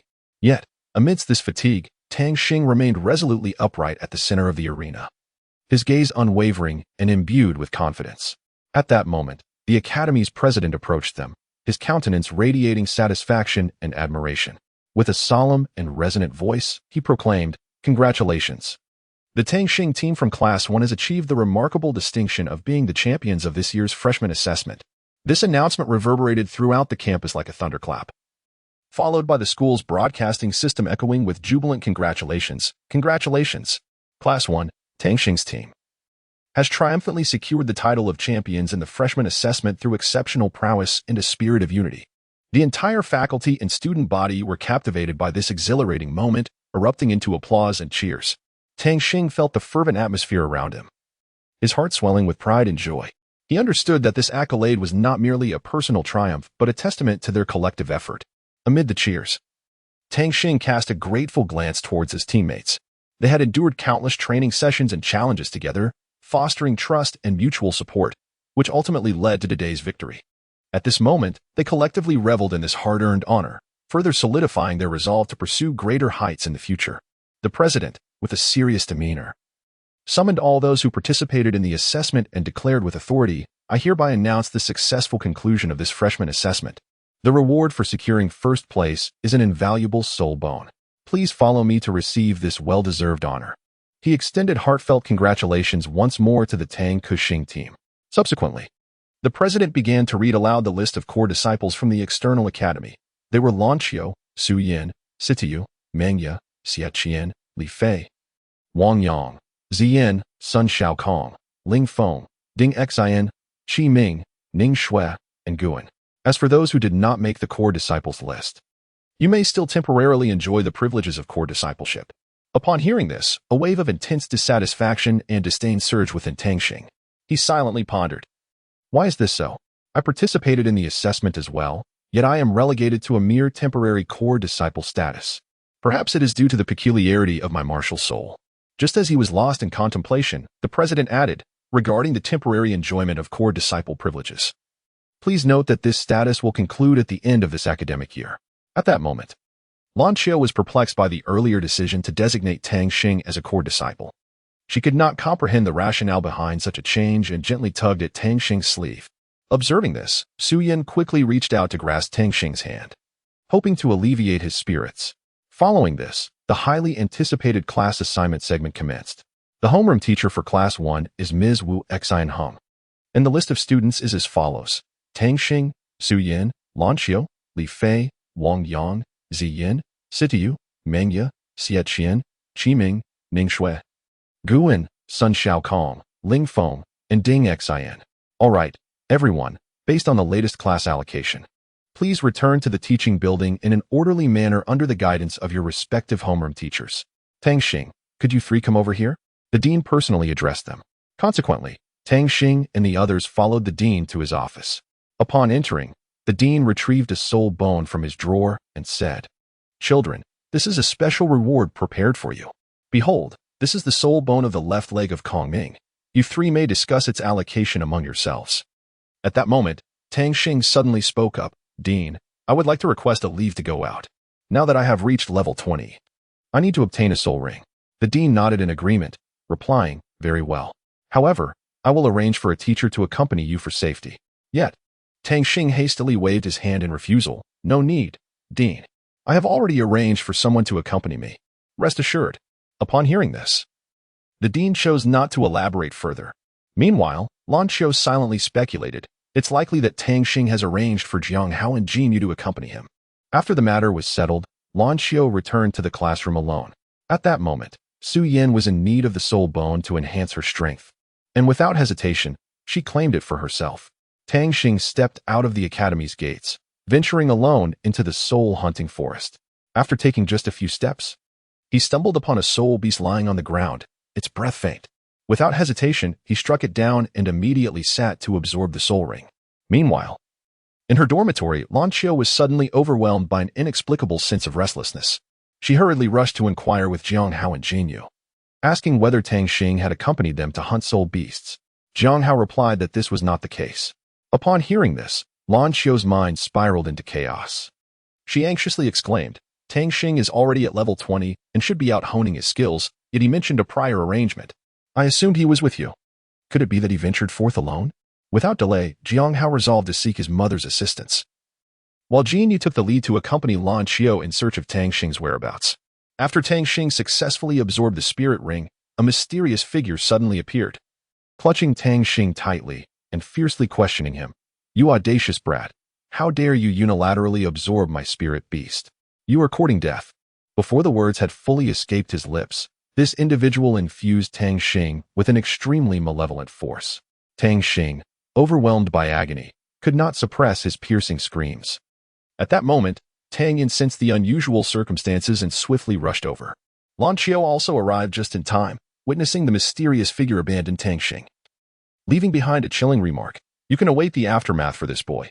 He certainly won't survive for long. With that, he departed with a flourish. Chapter 11.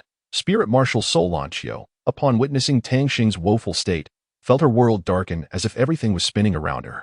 She fixated on the figure responsible for this calamity, etching it deeply into her memory. Simultaneously, Jinyu also noted the unfolding situation. Jiang Yu and Jiang Hao quickly caught up, with Jiang Yu immediately spotting the unconscious Tang Xing on the ground and unhesitatingly scooping him up. Soon after, Jiang Yu returned home at astonishing speed, arriving in her garden. Upon entering the garden, Jiang Yu carefully placed Tang Xing into the water pool and promptly activated her soul power, continuously channeling it into Tang Xing's body. She murmured, once again, this vile aura. It is utterly repugnant. Just then, Lan Xiu, Jinyu, and Jiang Hao arrived at Jiang Hao's garden. Jiang Hao, filled with concern, asked Mom, what has happened to Tang Xing? Jiang Yu reassured him, do not worry, children. You should return to your classes. I will take care of Tang Xing. However, upon seeing Tang Xing's current expression, Jiang Hao felt a mix of emotions, both wanting to cry and laugh. He exerted all his strength to channel soul power into Tang Xing, hoping to assist him. Jiang Yu furrowed her brow and remarked, indeed, it is this malevolent aura. Logically, this should have been eradicated by Brother Tang over 10,000 years ago. How could it re-emerge? Nevertheless, the most pressing matter now is to revive Tang Xing. Yet, without the assistance of the ultimate light, the recovery process may be somewhat prolonged. Suddenly, a brilliant radiance emanated from Tang Xing's head, and a translucent soul bone gradually materialized. Jiang Yu focused intently and exclaimed in astonishment, it's a soul bone. And 100,000-year soul bone at that. How is this possible? How could a mere child possess such a precious treasure? Could he be a reincarnated soul beast? Contemplating this, Jiang Yu resolved to investigate further. He immediately employed his unique ability, the yin-yang eye, concentrating his gaze upon Tang Xing, meticulously examining his physical structure. After a thorough inspection, Jiang Yu furrowed his brow and remarked, it truly is not a reincarnated soul beast. But from where does this soul bone originate? This child is shrouded in too many mysteries. Jiang Yu fell into deep contemplation, pondering, could it be that Tang Xing possesses a special lineage or extraordinary encounter? Or perhaps a formidable force is safeguarding him? Regardless, this secret held an irresistible allure for him. It seemed that to unravel this enigma, further observation and exploration were imperative. Suddenly, Tang Xing appeared to be stirred by some unseen force, his body trembling violently as he cried out, it hurts. Mommy, my eyes hurt. Witnessing this scene, Jiang Yu's expression changed dramatically, and he anxiously shouted, Tang Xing, do not be afraid. Your mother is here. Such a trivial malevolent force daring to act so brazenly. Before his words could fade, Jiang Yu resolutely unleashed his most formidable technique, the Tai Chi True Body, hoping to suppress the rampant evil energy within Tang Xing. However, to his surprise, that malevolent force proved to be exceedingly cunning, skillfully evading Jiang Yu's attacks and remaining elusive. Just as the dark energy prepared to invade the depths of Tang Xing's body once more, an unexpected turn of events occurred. A formidable and terrifying aura erupted from within Tang Xing, akin to a volcano on the verge of eruption. In the next instant, his entire being radiated a dazzling brilliance. The light akin to a burning sun, forcefully expelling all the malevolent energy concealed within him. The forces emanating in endless darkness and evil seemed to encounter their nemesis, dissipating like smoke under the resplendent golden light released by Tang Xing. This mysterious and powerful golden glow surged forth from Tang Xing's body, swiftly coalescing around him.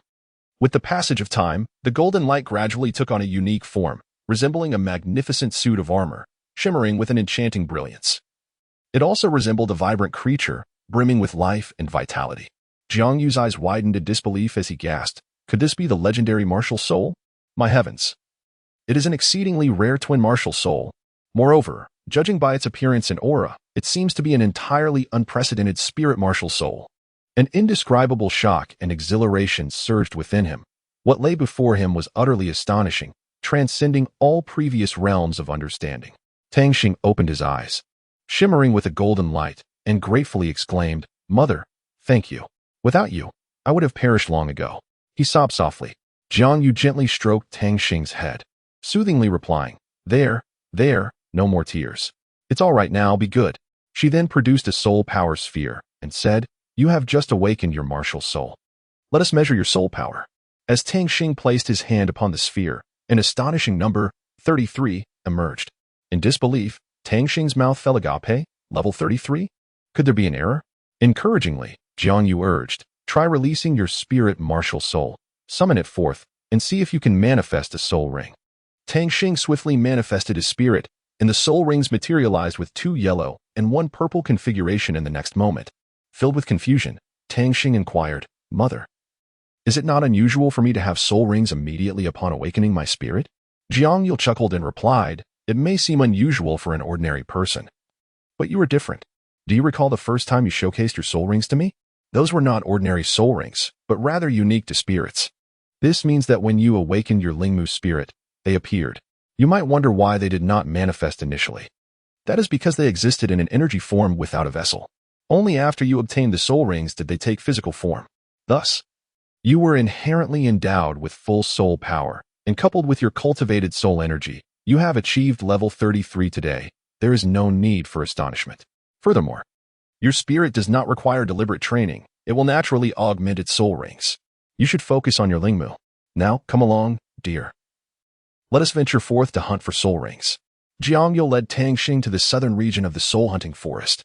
As soon as he set foot on this land, an indescribable sense of familiarity washed over him. Upon closer inspection, a flicker of doubt arose within his heart. Where is this? Could it be the day of annihilation? That familiar feeling was unsettling. He distinctly remembered arriving here with his mother, yet now he found himself alone. Could it be? With this thought, Tang Xing felt compelled to act without delay. Unleashing his ultimate skill, the purple extreme magic eye, to perceive everything around him. After meticulous observation, he suddenly exclaimed, "Indeed, this place is a powerful illusion." Now that the truth was revealed, he needed to devise a means to break free from this predicament. Just as Tang Xing pondered how to dismantle the illusion, he was struck by a heart-wrenching sight. His mother was suffering at the hands of an enemy. In that instant, rage and sorrow intertwined within him, overwhelming his restraint as he charged towards his mother within the illusion without hesitation. However, no matter how hard he tried, he could not reach anything in the illusion. Watching his mother endure torment before his eyes, while feeling utterly powerless, Tang Xing could no longer contain himself, spiraling into a state of madness. His fury ignited. He resolved to break through the illusory barrier at all costs, determined to combat this vile mirage with his own strength. Thus, Tang Xing charged at the illusion like a frenzied beast, attacking with wild abandon. He struck and kicked with all his might. Yet each blow seemed to land upon mere air, achieving nothing. Despite this, he persisted, continuing to unleash his pin-up fury, as if it were the only way to alleviate his suffering even slightly. At that moment, Jiang Yu also found herself enveloped in an illusionary realm. Before her appeared the one she longed for, the person who haunted her thoughts, Lan Tian. Tears streamed down Jiang Yu's face as she choked out, "Lan Tian, I miss you so much." The illusory Lan Tian replied tenderly, "I miss you too, Jiang Yu. Come, let us depart together, shall we?" Thus, Jiang Yu unhesitatingly followed Lan Tian onto the swaying swing. Sitting there, Jiang Yu gazed at Lan Tian with deep affection and inquired, "Lan Tian, how have you been during these past days?" Upon hearing this, a look of perplexity crossed Lan Tian's face as he retorted, "Jiang Yu, why do you ask such a question?" Jiang Yu sighed gently and explained, "After all, my heart is tethered to you. Naturally, I would worry about your well-being." Before he could finish speaking, A gasp of shock escaped Lan Tian's lips, his face filled with astonishment. It turned out that Jiang Yu had already risen from the swing and proclaimed with righteous fervor, "Do you truly believe that this mere illusion can confine me?"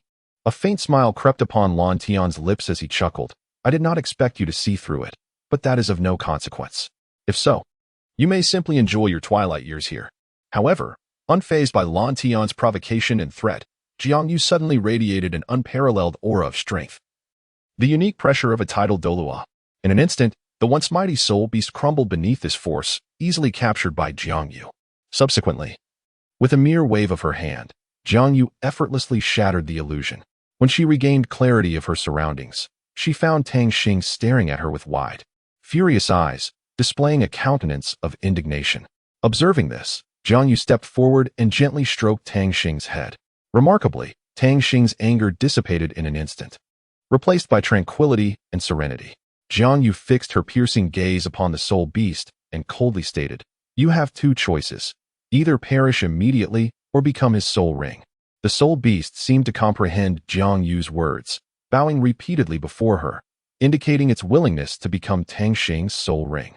Witnessing this, Tang Xing promptly sat cross-legged to begin absorbing the soul ring. As time passed, Tang Xing successfully completed the absorption.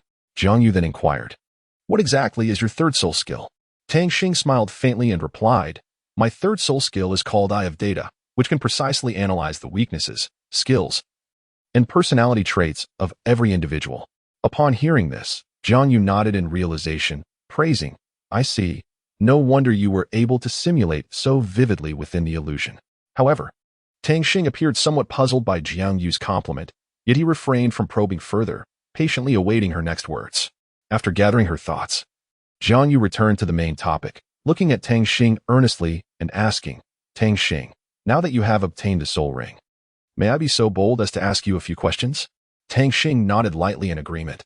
With eyes full of affection, Jiang Yu spoke softly, "Child, how could you venture out alone to hunt for a soul ring? Are you not aware of the perils posed by soul beasts? Have you suffered any grievances at the academy?" Tang Xing lowered his head and replied softly, "Indeed, there were some issues during the freshman assessment. Due to my own shortcomings, I ultimately failed to be selected as a disciple of the Outer Academy. Feeling somewhat dejected, I sought solitude in this forest, hoping to obtain a soul ring along the way." Jiang Yu gently caressed Tang Xing's hair, offering comfort as she said, "Little Tang Xing, it's all right. Not being selected this time does not signify anything. We can continue to strive and work hard. If there is another opportunity to hunt for a soul ring in the future, be sure to let your mother know." Tang Xing raised his head and looked at Jiang Yu, curiously asking, "Mother, what is your current cultivation level?" Jiang Yu smiled and responded with a question of her own. "Me?" Tang Xing nodded vigorously, eager to know the answer. Thus, Jiang Yu decided to demonstrate her prowess, slowly releasing her soul rings. 4 black soul rings and 5 red soul rings shimmered brilliantly. The formidable array of rings left Tang Xing momentarily speechless. Then, Jiang Yu proudly declared, "I am a rank 99, unparalleled Douluo." At that moment, Tang Xing was utterly stunned, his mouth agape in astonishment. After a long while, he finally regained his composure and murmured, "Mother is actually an unparalleled Douluo. No wonder even the dean holds you in such high regard. It turns out you possess such terrifying strength." Jiang Yu gazed at Tang Xing in wonder, praising him. "To reach the level of a soul master at just 10 years old, you truly are a prodigy." After a brief contemplation, Tang Xing said, Mom, I'm going to the academy now." Jiang Yu replied, "I'll accompany you." They made their way to Linghai City, where Jiang Yu said, "Come, let us buy some things." Approaching a small stall, she inquired, "Boss, how much for this lucky bag?" The vendor replied, "Not expensive, 10 copper spirit coins each."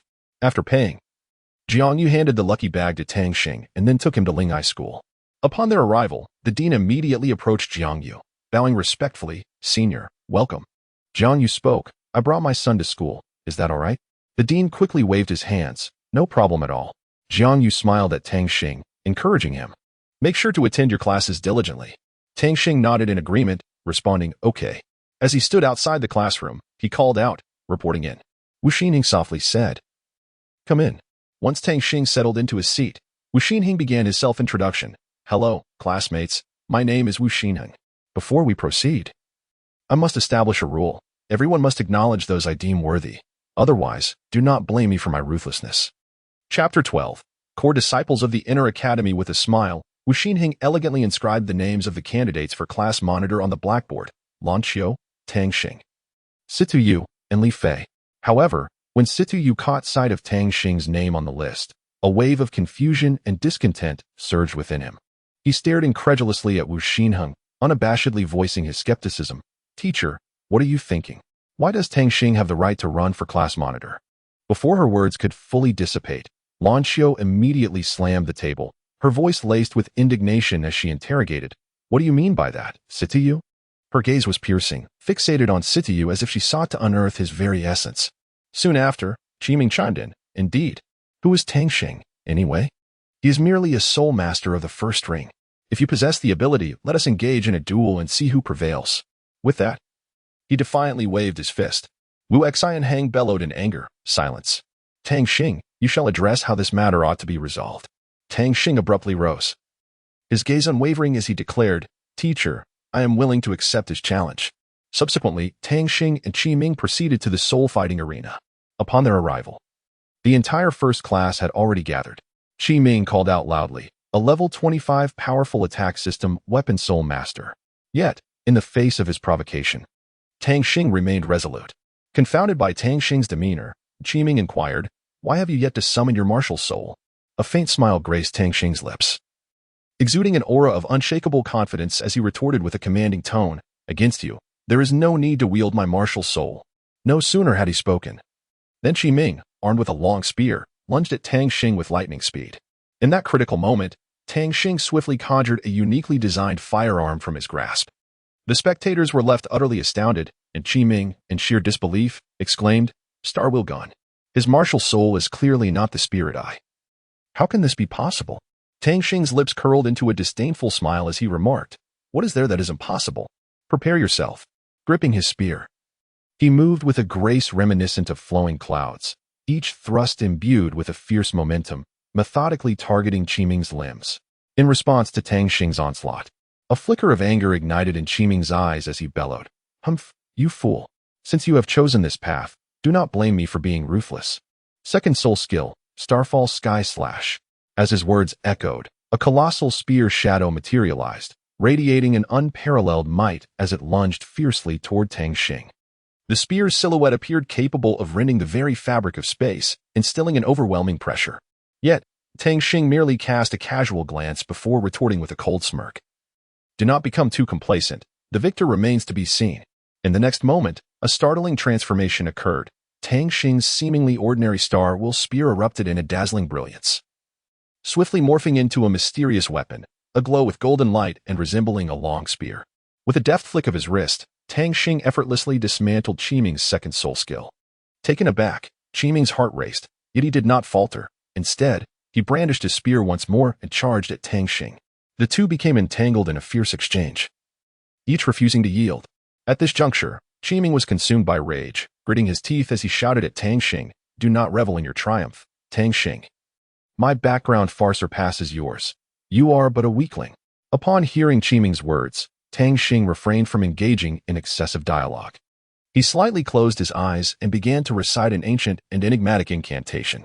As the incantation resonated through the air, a brilliant light suddenly emanated from Tang Xing, and a colossal ethereal figure materialized behind him. This apparition resembled a formidable war god, exuding an awe-inspiring presence that rendered it nearly impossible to gaze directly upon. In that moment, an overwhelming pressure erupted from Tang Xing, sweeping towards Qiming like an unstoppable tide. Confronted by such a terrifying force, Qiming found himself utterly powerless, instantly immobilized, his body rendered rigid, unable even to move a single finger. "What is happening? Why can I not move at all?" As if an invisible pair of giant eyes were fixated upon me, Qiming exclaimed, his face a portrait of terror, his voice rife with despair and confusion. At that moment, he comprehended that this seemingly ordinary youth before him was far beyond his imagination. Just as Tang Xing was poised to eliminate Qiming, the latter suddenly bellowed, "You, with your mere level 18 cultivation, cannot possibly defeat one who is a level 25 powerhouse. I simply cannot fathom it." In response, a slight smirk appeared on Tang Xing's lips, revealing his disdain. "Unfortunately for you, I am no longer the level 18 novice I once was.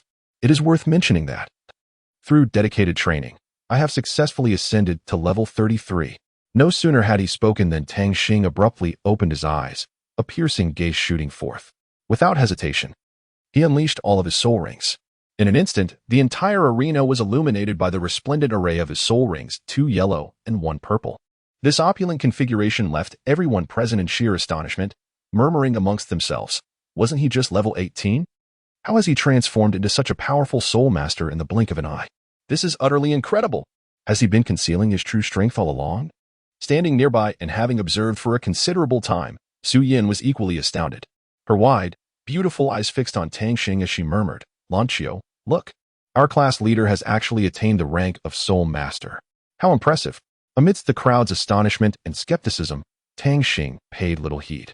He stepped forward, his figure darting towards Qiming like a specter. Raising his right arm, he struck down with great force, conjuring a whirlwind that swept through the air.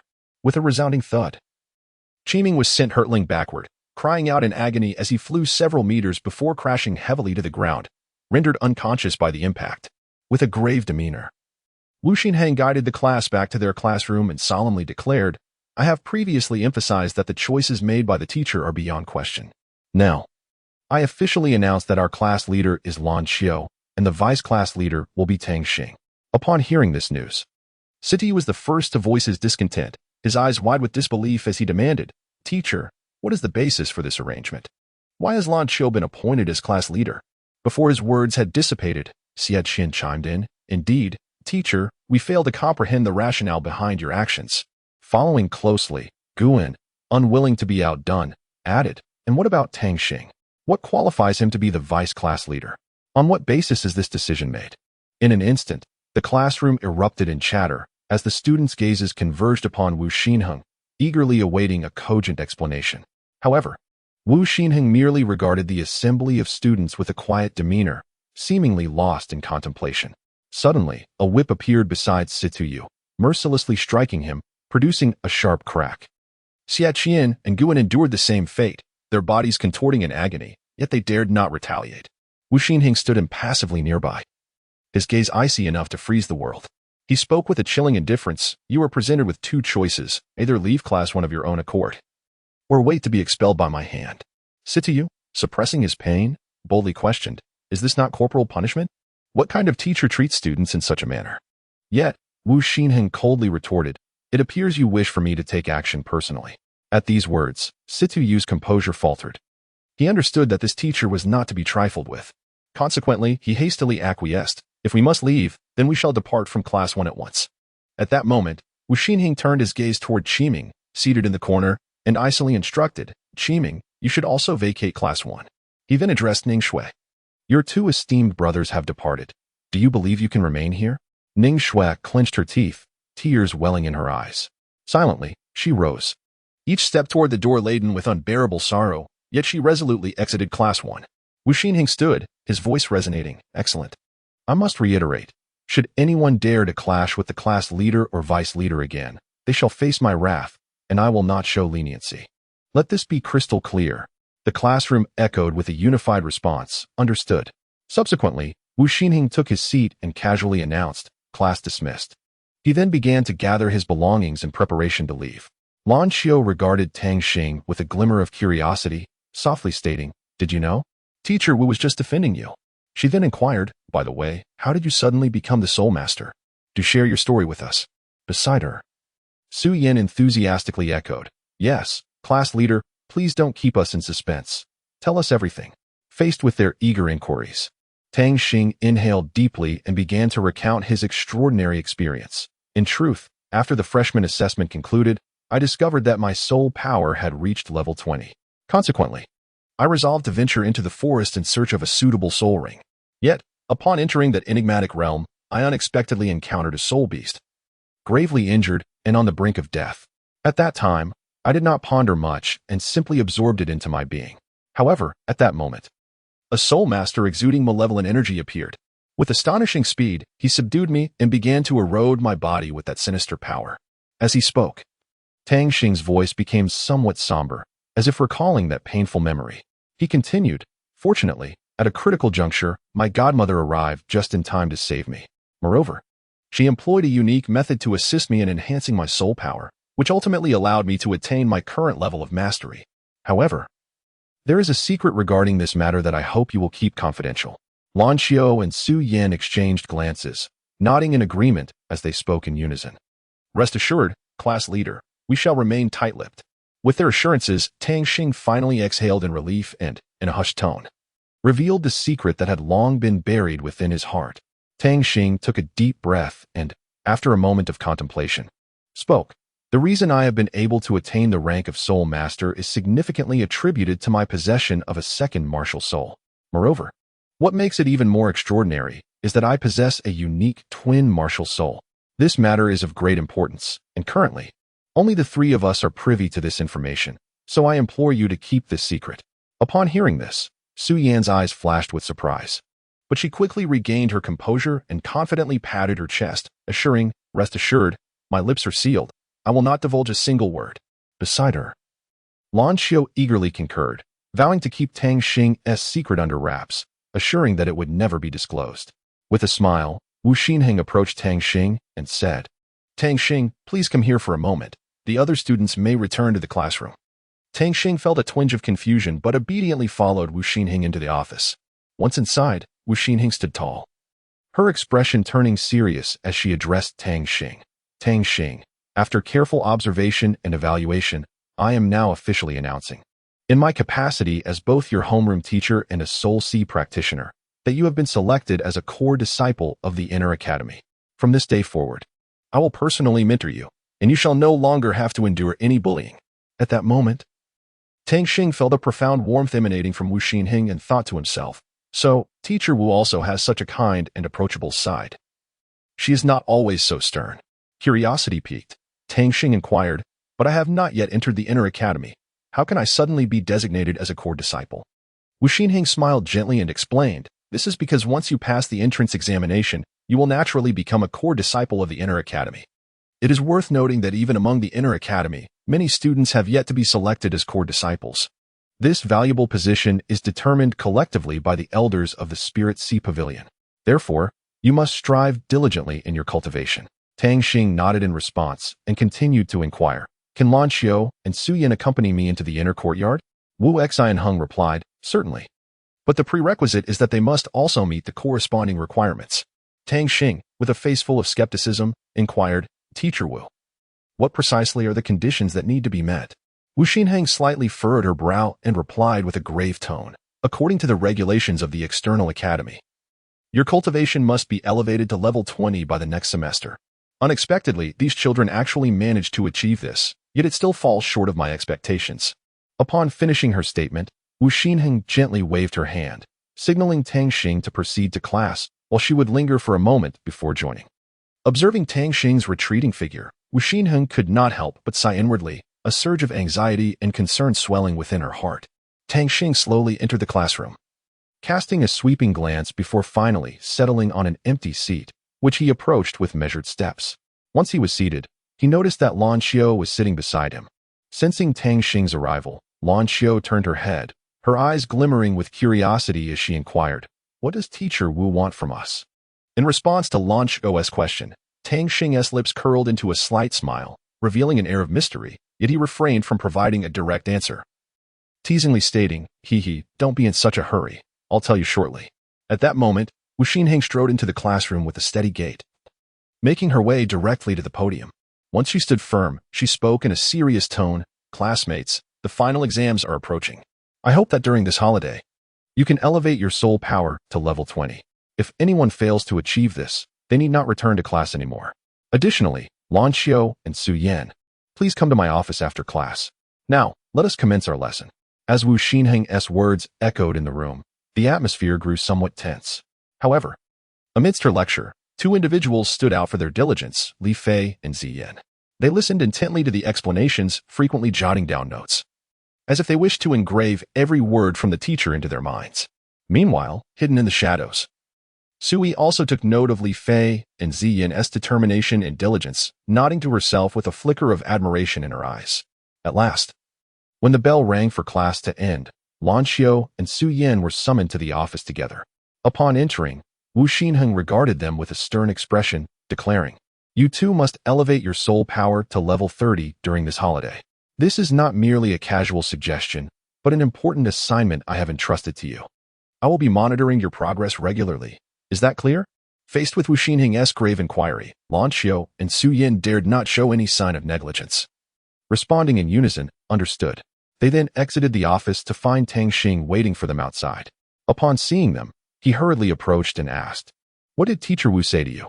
Lan Xiu replied candidly, "Teacher Wu has instructed Su Yin and me to cultivate our soul power to level 30 during the holiday." Hearing this, Tang Xing patted his chest reassuringly, "Fear not. We can harness the power of the stars to expedite our training. I am confident we will reach our goal swiftly." At that moment, Li Fei rushed over and suggested, "Tang Xing, let us have a friendly match after the holiday." Tang Xing pondered for a moment before responding, "Sure, I'll accompany you to the end. By then, I plan to elevate my soul power to level 30 for a fair contest." Li Fei replied with unwavering confidence.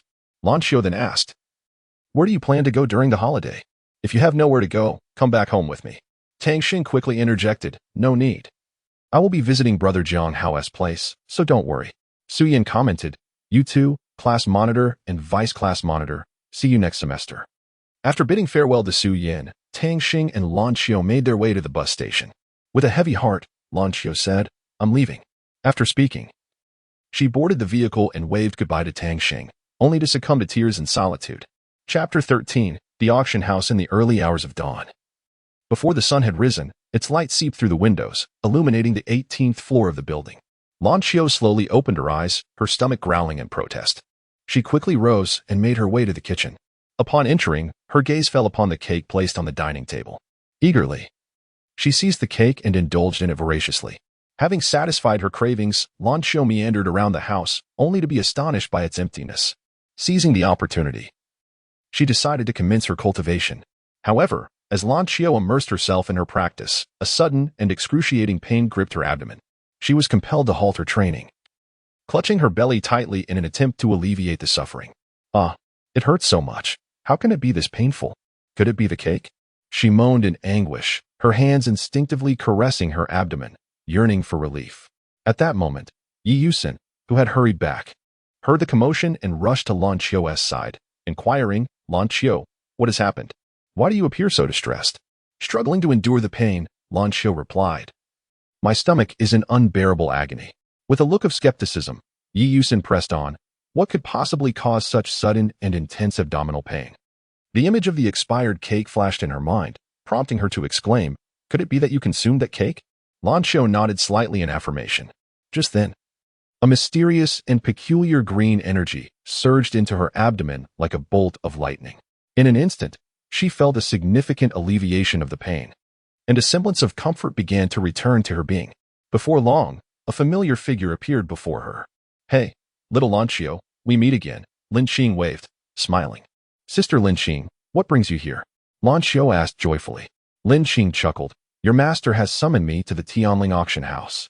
Would you care to join?" After a moment's contemplation, Lan Xiu replied, "I would like to go." She glanced at Yi Yusin, who resignedly said, "Let us go. It's not as if I can prevent you." Meanwhile, within the cultivation simulation chamber of the Jiang family, Tang Xing was deeply engrossed in his training. Suddenly, a powerful and grand energy erupted from his being, akin to a volcanic explosion, stirring awe. As this energy surged, an ancient and enigmatic divine spear imprint appeared on Tang Xing's forehead. This spear gradually became discernible until it fully manifested before him, revealing its resplendent golden exterior and unparalleled majestic form. Witnessing this spectacle, Jiang Yu was immediately engulfed by astonishment and confusion. His eyes widened in disbelief as he fixated on the scene before him, a flurry of thoughts racing through his mind. The sacred celestial spear. Could it be that he is truly the descendant of Brother Tang, and his biological son, no less? If memory serves me right, that must be the case, unless I can transcend to the divine realm and become a god king. Only then might I uncover the secrets surrounding him. Jiang Yu's emotions grew increasingly fervent, his curiosity and anticipation regarding Tang Xing's lineage intensifying. This sudden revelation made him realize that immense potential and unknown power lay hidden behind Tang Xing. To unravel this enigma, he knew he must relentlessly enhance his own abilities, striving towards the divine realm. At that moment, Jiang Yu resolved to devote himself more diligently to nurturing Tang Xing. aiding him in uncovering his inherent potential and exploring the mysteries of his enigmatic heritage. Simultaneously, he secretly looked forward to a future day when, upon ascending to the status of a deity, he could truly comprehend all the secrets that Tang Xing harbored.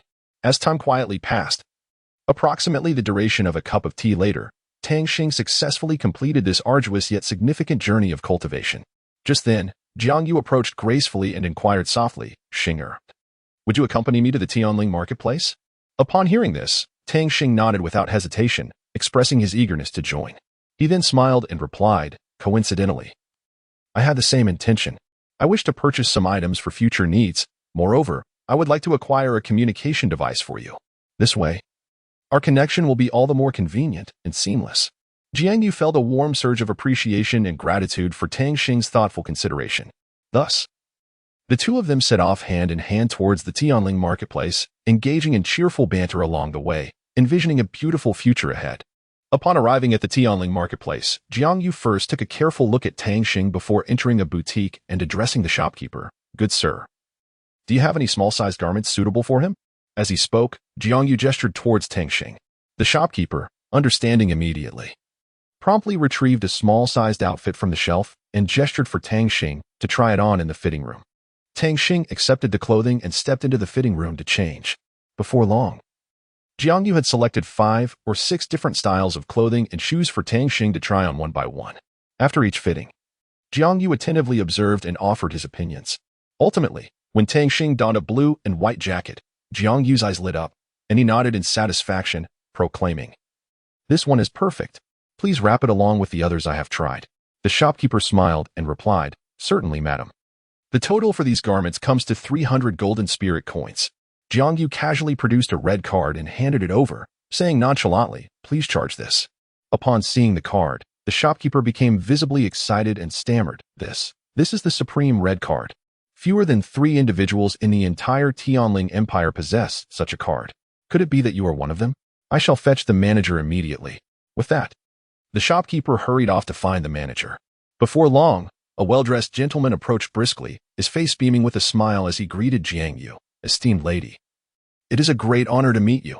As you have utilized the supreme red card, we are required to consult with our superiors. Please bear with us for a moment." Jiangyu responded with an air of indifference, "No matter." She seemed unfazed by the minor interruption, continuing to wait calmly. At this moment, the manager was wholly focused on attending to the esteemed guest before him. With a beaming smile, he addressed the guest, "Mr. Chen. What a pleasant surprise to see you today. Please, allow me to offer you a taste of my treasured tea." Just then, a sudden and loud voice shattered the tranquility. "Manager Wang! Manager Wang!" It was a waiter calling out in a frenzy. The manager's expression instantly darkened. He turned with indignation and shouted at the waiter, "What is the meaning of this? Do you not see I am entertaining an important guest? Such a lack of decorum is simply unacceptable." Seeing this, Mr. Chen quickly interjected with a smile, "No need for concern, let her speak." The waiter, relieved by this, hurriedly explained, "It seems we have a lady with a supreme red card visiting our establishment." Both Manager Wang and Mr. Chen were taken aback by the mention of the supreme red card. Manager Wang could hardly believe his ears and urgently inquired, "Are you certain you are not mistaken?" The waiter nodded without hesitation, affirming, "I am certain. There is no mistake." Mr. Chen's expression grew serious. He slowly remarked, "If this is true, then this lady must be the one in question, for she has lived for nearly 30,000 years. Rising from his seat, Mr. Chen declared, "Let us go and meet her."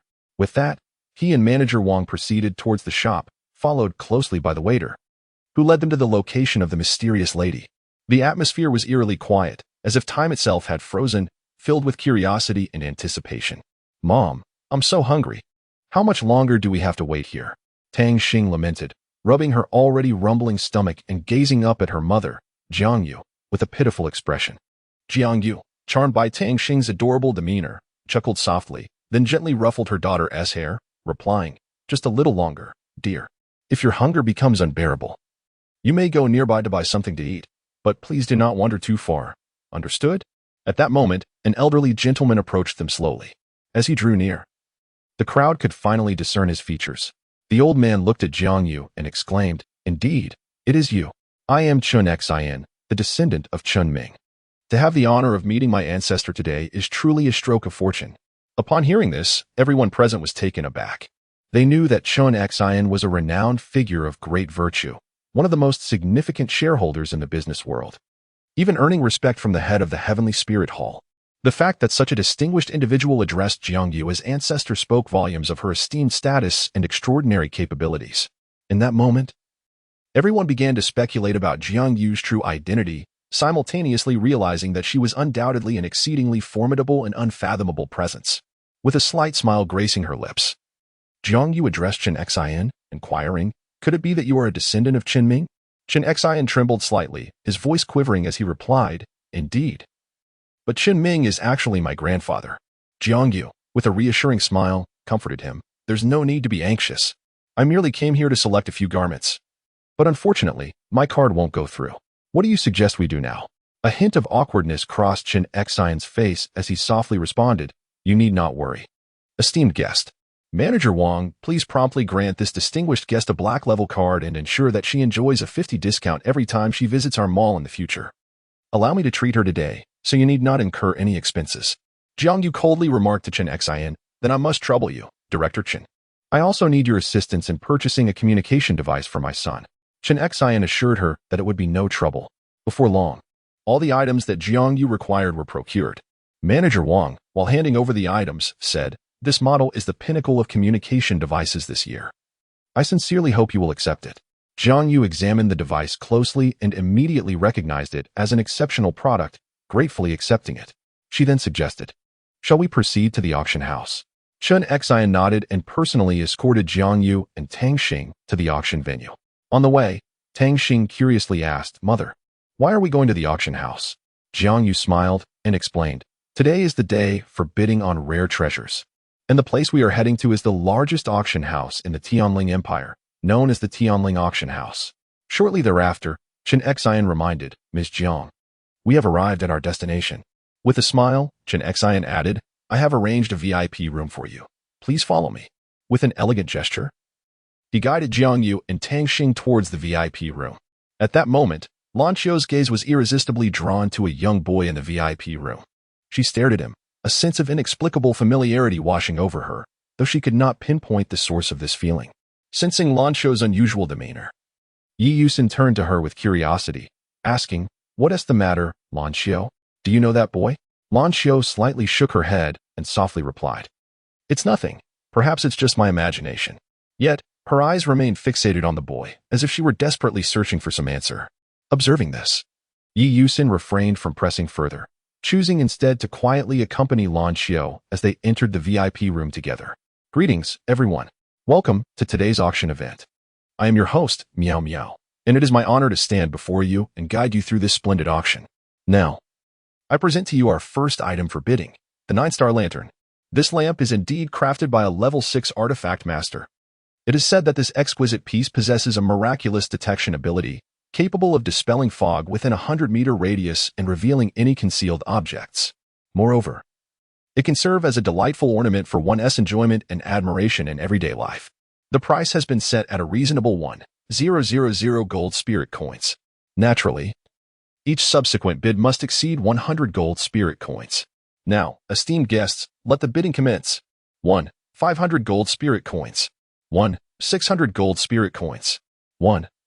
700 gold spirit coins. 3,000 gold spirit coins. When this figure was declared by a particular buyer, a profound silence enveloped the auction hall. All gazes converged upon this extravagant bidder. 3,000 gold spirit coins once. 3,000 gold spirit coins twice. 3,000 gold spirit coins thrice. As the auctioneer's gavel struck down decisively, the transaction was declared successfully completed. Another item gracefully ascended on the display platform. And the auctioneer's voice echoed, "The next treasure to be showcased is the Heavenly Water Pill. This elixir offers immense benefits to soul masters. Even ordinary individuals can experience enhanced vitality from its consumption. For soul masters, it can elevate their soul power by 1 to 2 levels. Additionally, it boasts extraordinary properties that can rejuvenate and transform one's essence. Such a divine item is priced at 5,000 gold spirit coins, with each bid increasing by no less than 500 gold spirit coins. Esteemed guests, please commence your bidding." As the auctioneer elaborated, the audience erupted in astonishment. Everyone was captivated by the miraculous effects of the heavenly water pill, eager to participate. A flurry of bids ensued, the price climbing steadily. Amidst the fierce competition, a middle-aged gentleman clad in luxurious attire ultimately secured the heavenly water pill at a substantial price. A triumphant expression adorned his face, as if he could already envision the amplification of his power. Meanwhile, other participants displayed envious expressions, lamenting their lack of financial means to compete. The atmosphere of the auction grew increasingly fervent, with each item eliciting profound interest. Beneath this excitement, countless stories and intrigues lay hidden. 500 gold spirit coins. 6,000 gold spirit coins. 500 gold spirit coins. 7,000 gold spirit coins. Jiang Yu exclaimed, "That is indeed a remarkable item. I must possess it, Uncle Yang." The mysterious gentleman stated with unwavering determination. Uncle Yang raised his bidding card and announced, 9,000. Once again, silence fell over the assembly until the figure of 20,000 echoed like thunder throughout the auction hall. Uncle Yang glanced at the gentleman and continued, 25,000, 30,000, 35,000, 40,000, 45,000, 80,000. Frustrated, the gentleman suddenly reconsidered and remarked, "Interesting, Uncle Yang, let us not compete further. We shall concede this one. 80,000 gold spirit coins, once. 80,000 gold spirit coins, twice. 80,000 gold spirit coins, thrice. Sold." The host struck the gavel like a judge, and Yi Yusin sweetly addressed, "Senior." Jiang Yu had anticipated their arrival and softly urged, "Please, take a seat." As Jiang Yu caught sight of the next item, her brows knitted tightly like a twisted braid. Chapter 14. Soulcore Pill. Yi Yusin and Lin Qing slowly approached the private room where Jiang Yu was seated. Just as they neared the entrance, two burly security guards extended their arms to block their way. "You cannot enter," one guard stated, his expression devoid of emotion. Yi Yusin furrowed her brows slightly, yet she remained composed. Calmly, she produced a token from her bosom and presented it to the guard. Upon seeing the token, the guard's demeanor shifted to one of seriousness. Exchanging glances, they silently stepped aside, allowing Yi Yusin and Lin Qing to pass. Upon entering the private room, Yi Yusin respectfully bowed to Jiang Yu and spoke softly, "Senior." Jiang Yu's gaze shifted from her teacup to Yi Yusin, her tone calm and gentle. "Now that you are here, please sit. Today, I am neither the unparalleled Douluo nor the number one for a millennium. At this moment, I am merely an ordinary mother, and you need not be so formal." Next, the most precious item of the auction was about to be unveiled. This item was a divine weapon, personally appraised by the vice president of the Spirit Association, known as the Seven-Colored Spear. Its value soared to 80 million gold spirit coins. Each bidding increment must not be less than 10,000 gold spirit coins. Miao Miao elaborated on the divine weapon displayed on the screen. However, to everyone's astonishment, not a single person in attendance participated in the bidding. Just then, the words "auction closed" reverberated through the venue like thunder, leaving all in shock. The one who uttered this command was none other than Jiang Yu, seated in the VIP section. The staff hurriedly informed the host of this development. After hearing the news, the host cleared his throat and announced, "Ladies and gentlemen, this item has been closed for bidding. Our auction concludes here. We hope to see you next time."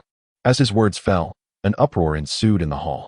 The crowd murmured amongst themselves, speculating why Jiang Yu abruptly halted the bidding for this divine weapon. Some believed the price was too high, while others conjectured that Jiang Yu might have a special use for it.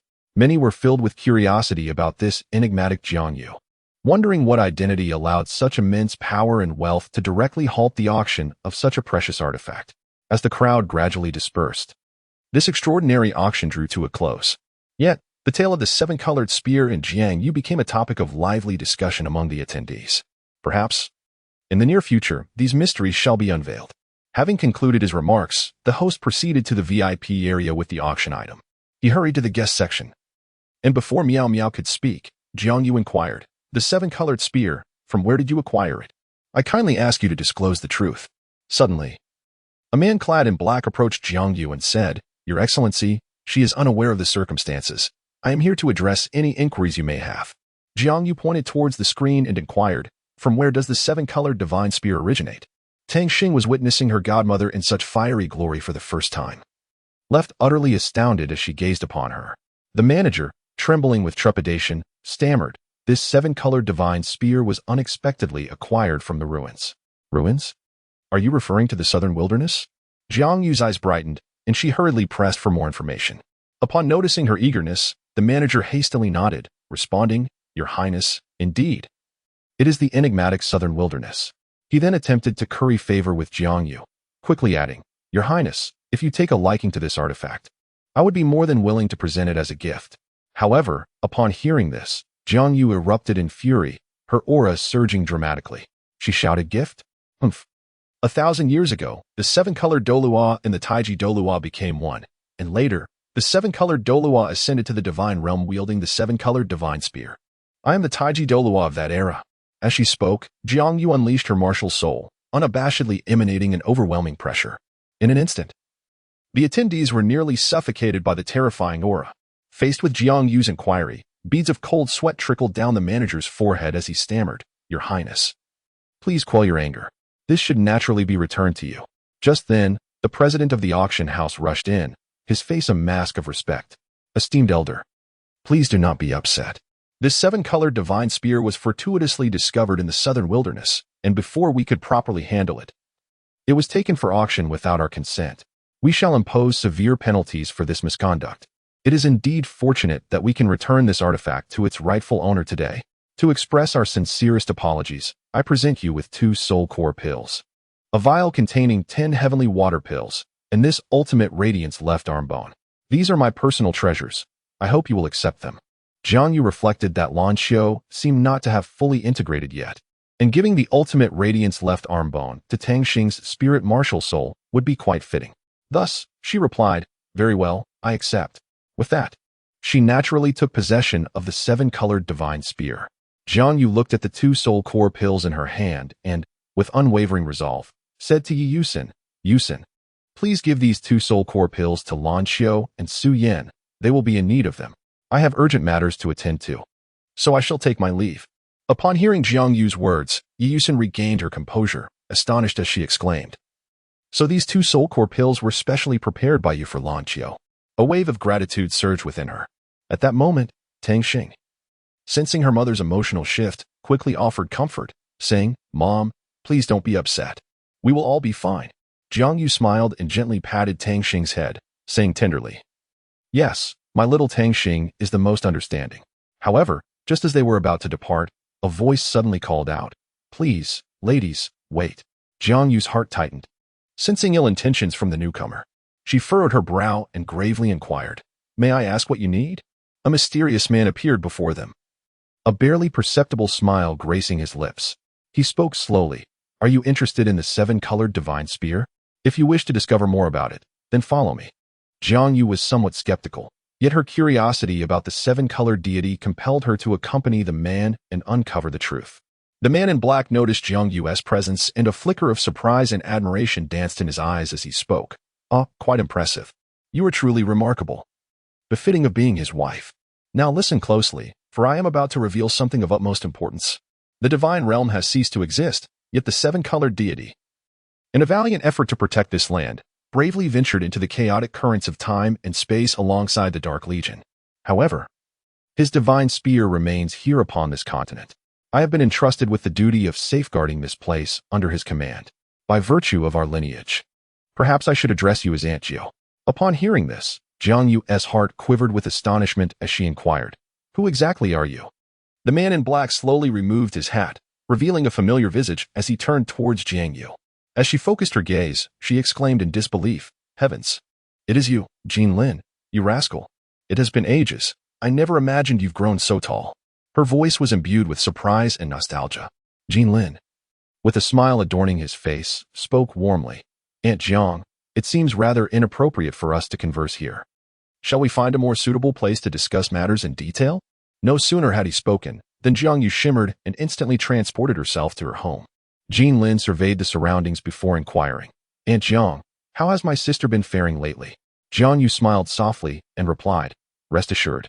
Jin Yu is currently studying alongside my son at Zhuang Linghai Academy."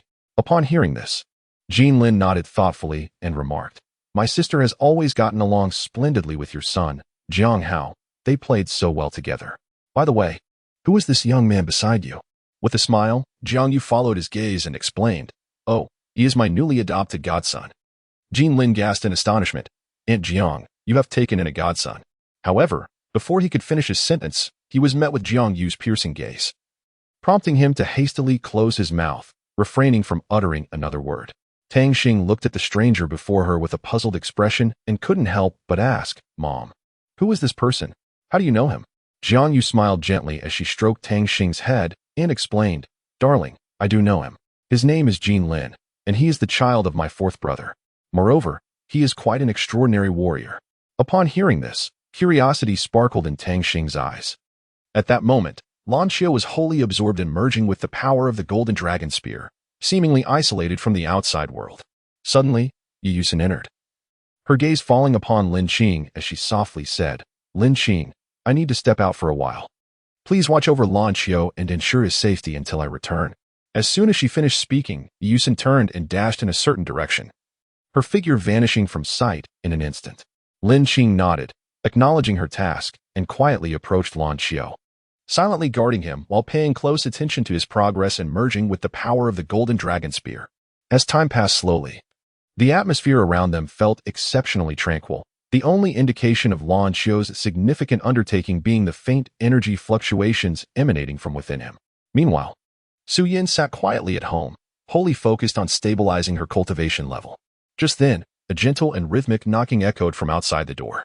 Upon hearing the sound, Su Ting stood up without hesitation, swiftly walking to the door to open it. When he recognized the visitor, surprise washed over his face, followed by a warm welcome. "Oh, esteemed Dean, what an honor. Please come in." However, Yi Yusin quickly waved her hand in refusal, saying, "No need. I merely stopped by to deliver the soul core pill." With that, she gently handed the soul core pill she was holding to Su Ting before turning to leave. Su Ting gazed at the soul core pill in his hand, feeling a whirlwind of complex emotions. He took a deep breath, then walked over to sit beside his sister, Su Yin. Curiously, Su Yin looked at her brother and softly inquired, "Brother, who just visited?" Coming back to his senses, Su Ting smiled and replied, "It was the dean of your academy who delivered the soul core pill. Perhaps it can assist you in merging those two martial souls." Upon hearing this, excitement flickered in Su Yan's eyes as she eagerly asked, "Really? Does this soul core pill truly possess such miraculous effects?" Su Ting gently ruffled his sister's hair, encouraging her, "Yes, indeed. However, to know its precise efficacy, you must try it for yourself. Given your talent and diligence, I am confident you will successfully merge these two martial souls." At this critical moment, Su Yin did not hesitate to swallow the soul core pill. Instantly, she felt a surge of energy swelling within her, as if it were about to break free from her body's confines. She immediately called upon her martial soul power, attempting to quell this restless energy. However, at that moment, a powerful surge of energy erupted unexpectedly, catching Su Yin off guard. Her consciousness began to blur, as if she were being drawn into an unknown realm. Meanwhile, Tang Xing sensed that his will was gradually detaching from his body, drifting towards an enigmatic realm. When he regained his composure, he found himself immersed in a peculiar space. The sights before him left him astounded, yet there was no time for contemplation, for he noticed Su Yin in peril. Without hesitation, Tang Xing rushed forward, exerting all his strength to assist Su Yin in calming her soul power. With Tang Xing's aid, Su Yin gradually regained her tranquility, and her previously turbulent soul power began to stabilize. She slowly opened her eyes and exclaimed with delight, "Brother, it seems I have broken through to the soul venerable level." Upon hearing this news, Su Ting was overwhelmed with joy, unable to contain his excitement. He exuberantly shouted, "Wonderful! Sister, you've finally surpassed the bottleneck. Now, let me take you to find the most suitable third soul ring." As soon as he spoke, he grasped Su Yan's hand tightly. However, Su Yan appeared somewhat hesitant, responding with a hint of uncertainty, "Brother, really, it's not necessary. I feel as if this third soul ring is something my martial soul has automatically bestowed upon me." Upon hearing this, Su Ting fell into a moment of confusion, but soon regained his clarity, suddenly realizing, how could I have been so foolish? Your martial soul must have already fused with the emerald jade harp.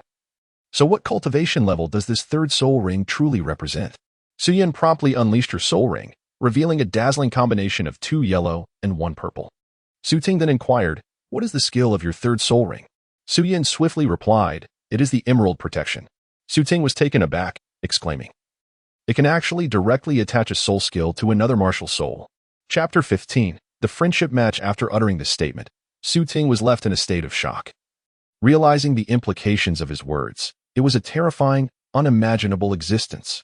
At that moment, Su Ting suddenly recalled something else and quickly added, "Oh, by the way, tomorrow marks the beginning of your school term, so remember to prepare well." As soon as he finished speaking, Su Yin silently rose and gradually walked towards her room, as if the entire world had been reduced to her solitary silhouette. The following morning, sunlight bathed the entrance of Linghai Academy as students began to enter the campus in droves. In Dormitory 2, Room 202, Lan Xiu had already arrived, quietly seated on her bed in meditation. As time slipped away, Lan Xiu slowly opened her eyes, gazing at the door as if anticipating someone's arrival. She pondered in her heart, "How strange. Why hasn't Tang Xing shown up yet?" Just then, a crisp knock echoed through the air. Lan Xiu eagerly dashed to open the door, only to be greeted by Su Yin. She exclaimed in surprise, "Su Yin? What brings you here?" Su Yin pouted and complained, "What's wrong? Am I not welcome? You want to even let me come in and sit for a while?" Lan Xiu eagerly greeted, Su Yin. Please come in and make yourself comfortable." Noticing Lan Xiu's slightly distracted demeanor, Su Yin couldn't help but tease her, smiling as she asked, "What's the matter? My dear class monitor? Are you perhaps missing the vice monitor?" Lan Xiu's cheeks instantly flushed with a delicate hue, and she shyly retorted, "I am not." Just as Su Yin was about to continue her playful banter, a sudden knock at the door interrupted her. Without hesitation, Lan Xiu strode to the door and swiftly opened it, revealing Tang Xing standing outside.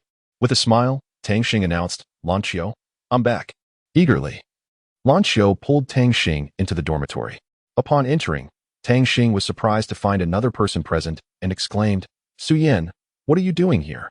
Su Yin smiled gently and replied nonchalantly, "What? Am I not allowed to come?" Tang Xing, seemingly indifferent, glanced at Lan Xiu before producing a radiant right arm bone from her pocket and urged, "Lan Xiu, quickly take this luminous right arm bone and absorb it." With gratitude, Lan Xiu accepted the soul bone, whispering a soft thank you. She then promptly began the absorption process. Before long, Lan Xiu successfully absorbed the entire soul bone.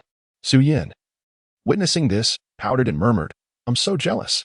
Tang Xing chuckled and reassured her, "All right, don't be anxious. Next time, I'll find you a suitable soul bone." Su Yin, still unsatisfied, insisted, "Then let us go eat now. I'm starving."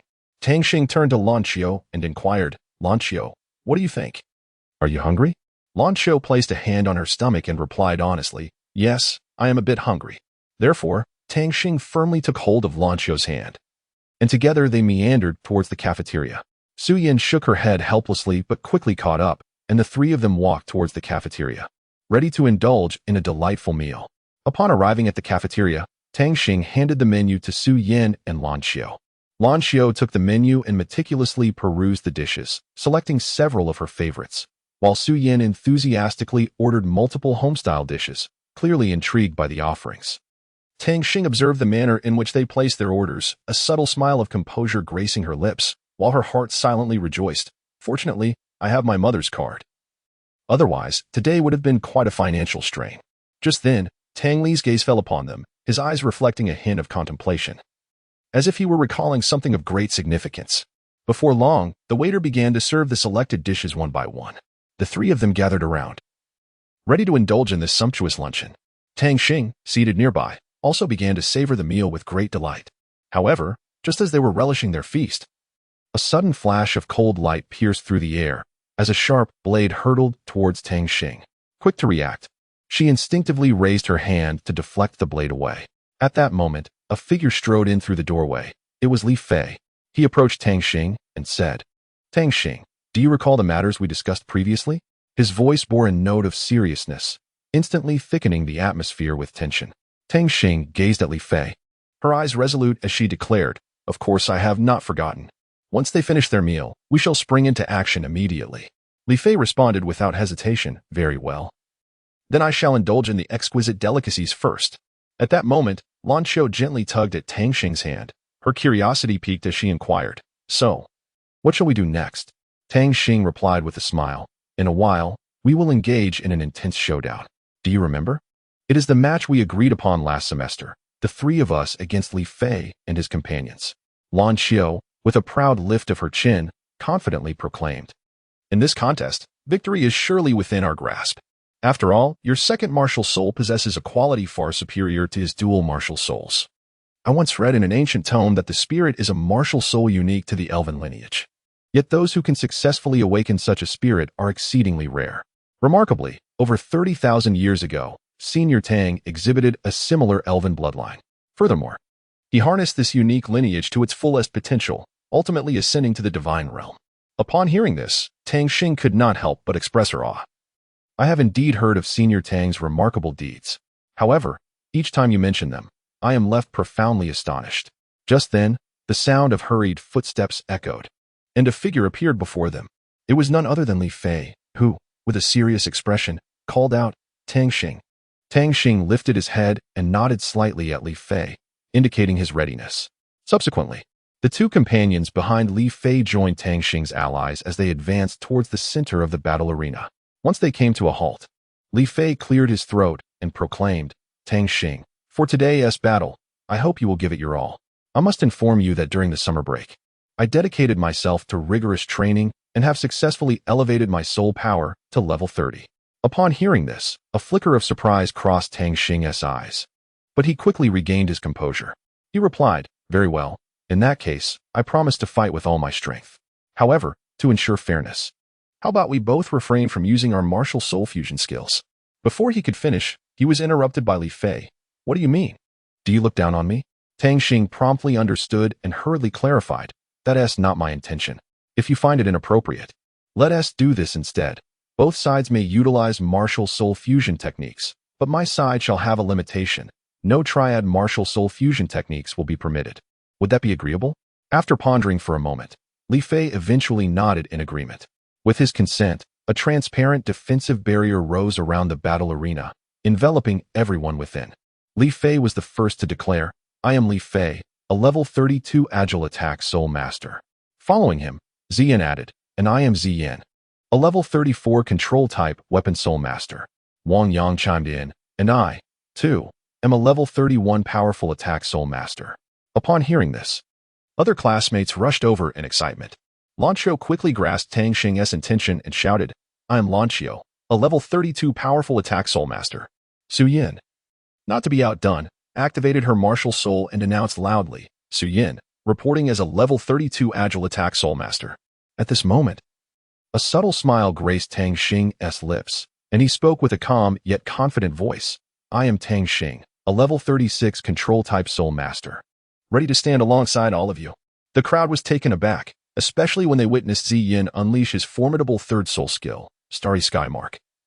Drawing gasps of awe, Tang Xing clearly understood Ziyan's intent and unhesitatingly activated his first soul skill, Mental Probe Sharing. Just then, a figure darted towards Su Yin like a shadow, targeting her directly. It was Li Fei. Su Yin was not surprised. She promptly unleashed her second martial soul, preparing for an intense confrontation with Li Fei. However, the battle took an unexpected turn. Just as Su Yin and Li Fei were locked in fierce combat, a chain suddenly slithered around Su Yin like a venomous serpent, instantly incapacitating her ability to move freely. Meanwhile, Ziyan seized the opportunity to charge at Lanqiu.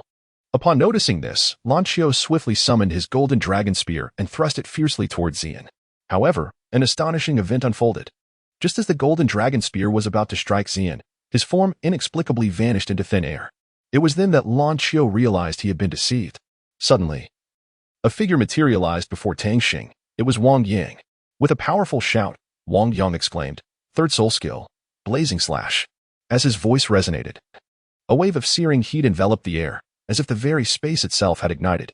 Yet, at that moment, Tang Xing's eyes gleamed with a purple radiance, resembling two enigmatic jewels radiating brilliance in the darkness. In the next instant, a bolt of blue flame surged toward Wang Yang like a flash of lightning. A look of disbelief crossed Wang Yang's face as he exclaimed, "How is this possible? How do you possess my soul skill?"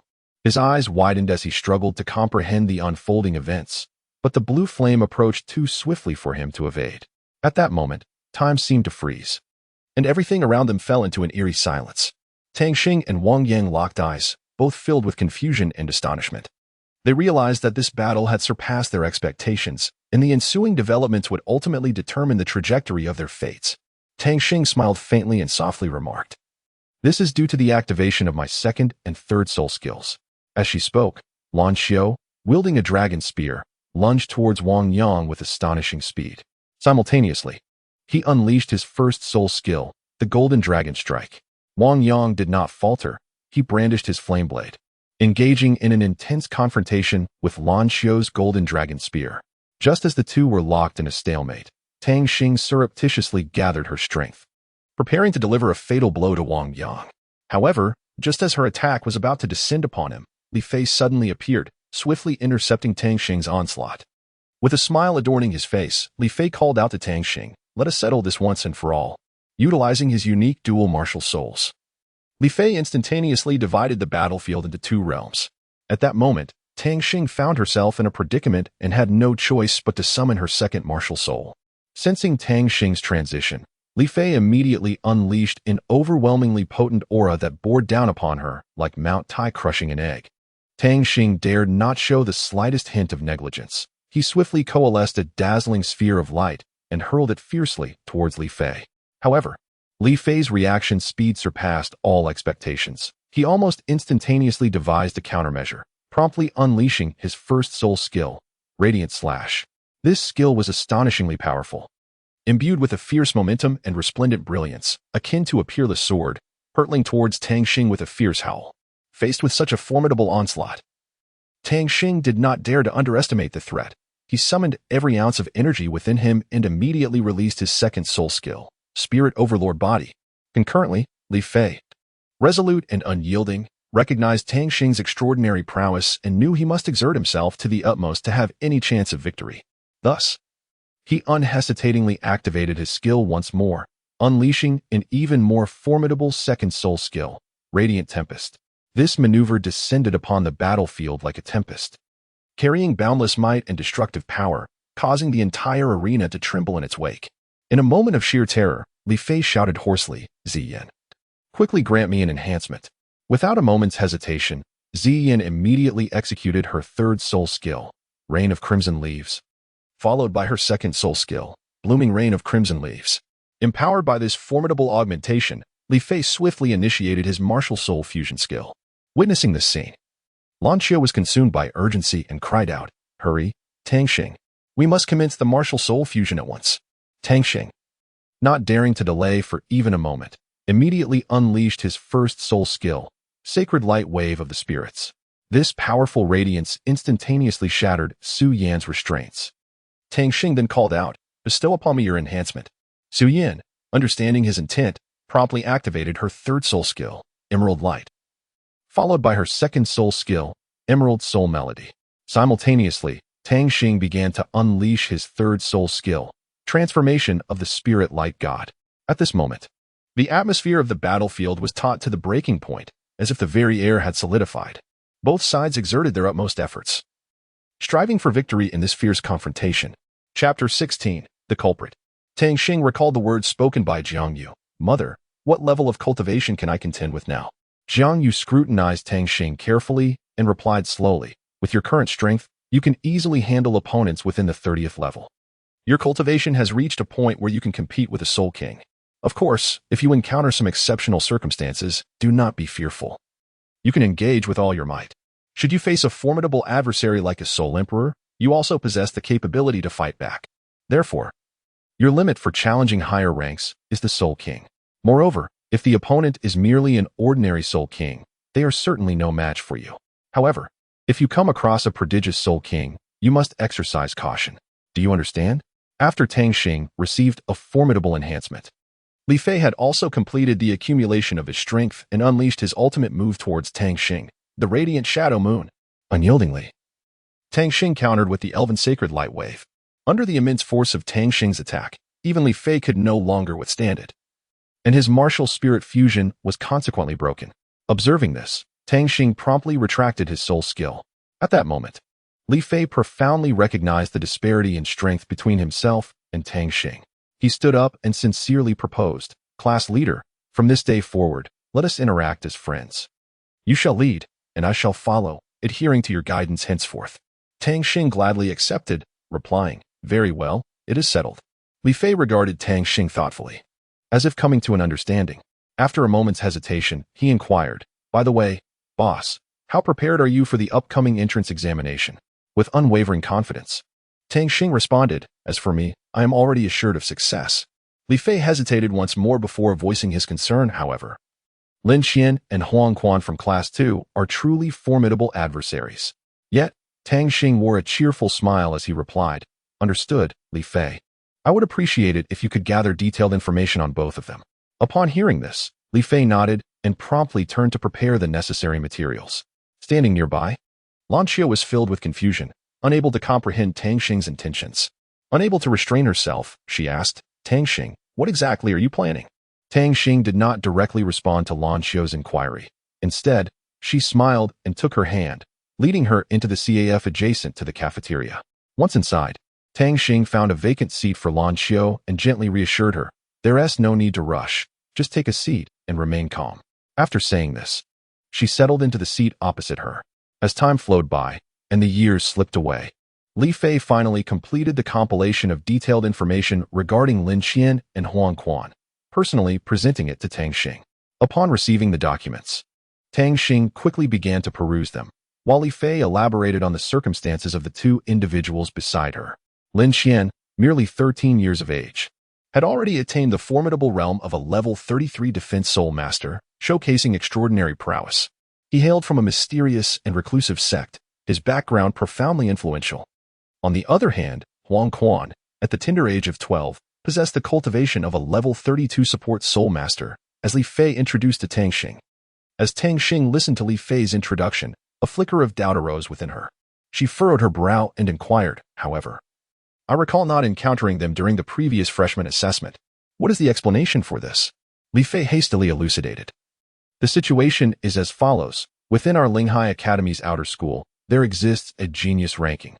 At that time, the individual ranked third was Situ, with Lin Xian in fourth place and Huang Quan in fifth.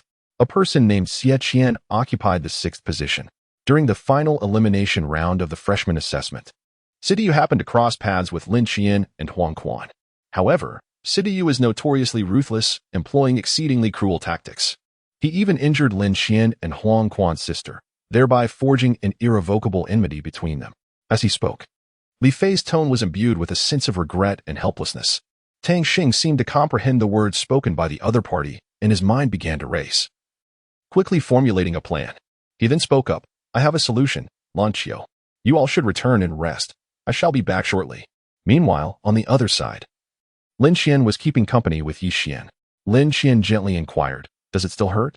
Yi Xian shook her head and replied, No, it doesn't hurt, brother Lin Xian. Lin Xian tenderly stroked Yi Xian's head, offering her comfort. At that moment, Tang Xing arrived at their location.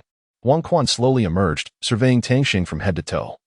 And then, with a hint of curiosity, asked, What brings you, the champion of the new student assessment, to our midst? Pray tell, what is your purpose for coming here? Tang Xing replied with a cheerful smile, I never expected you to recognize me. Therefore, I shall not beat around the bush and will speak plainly. I have heard that your sister has fallen victim to Situ's poison, and despite your prolonged search, you have yet to discover a remedy for her affliction. Huang Quan displayed a look of disdain, sneering as he retorted, Could it be that you possess a solution?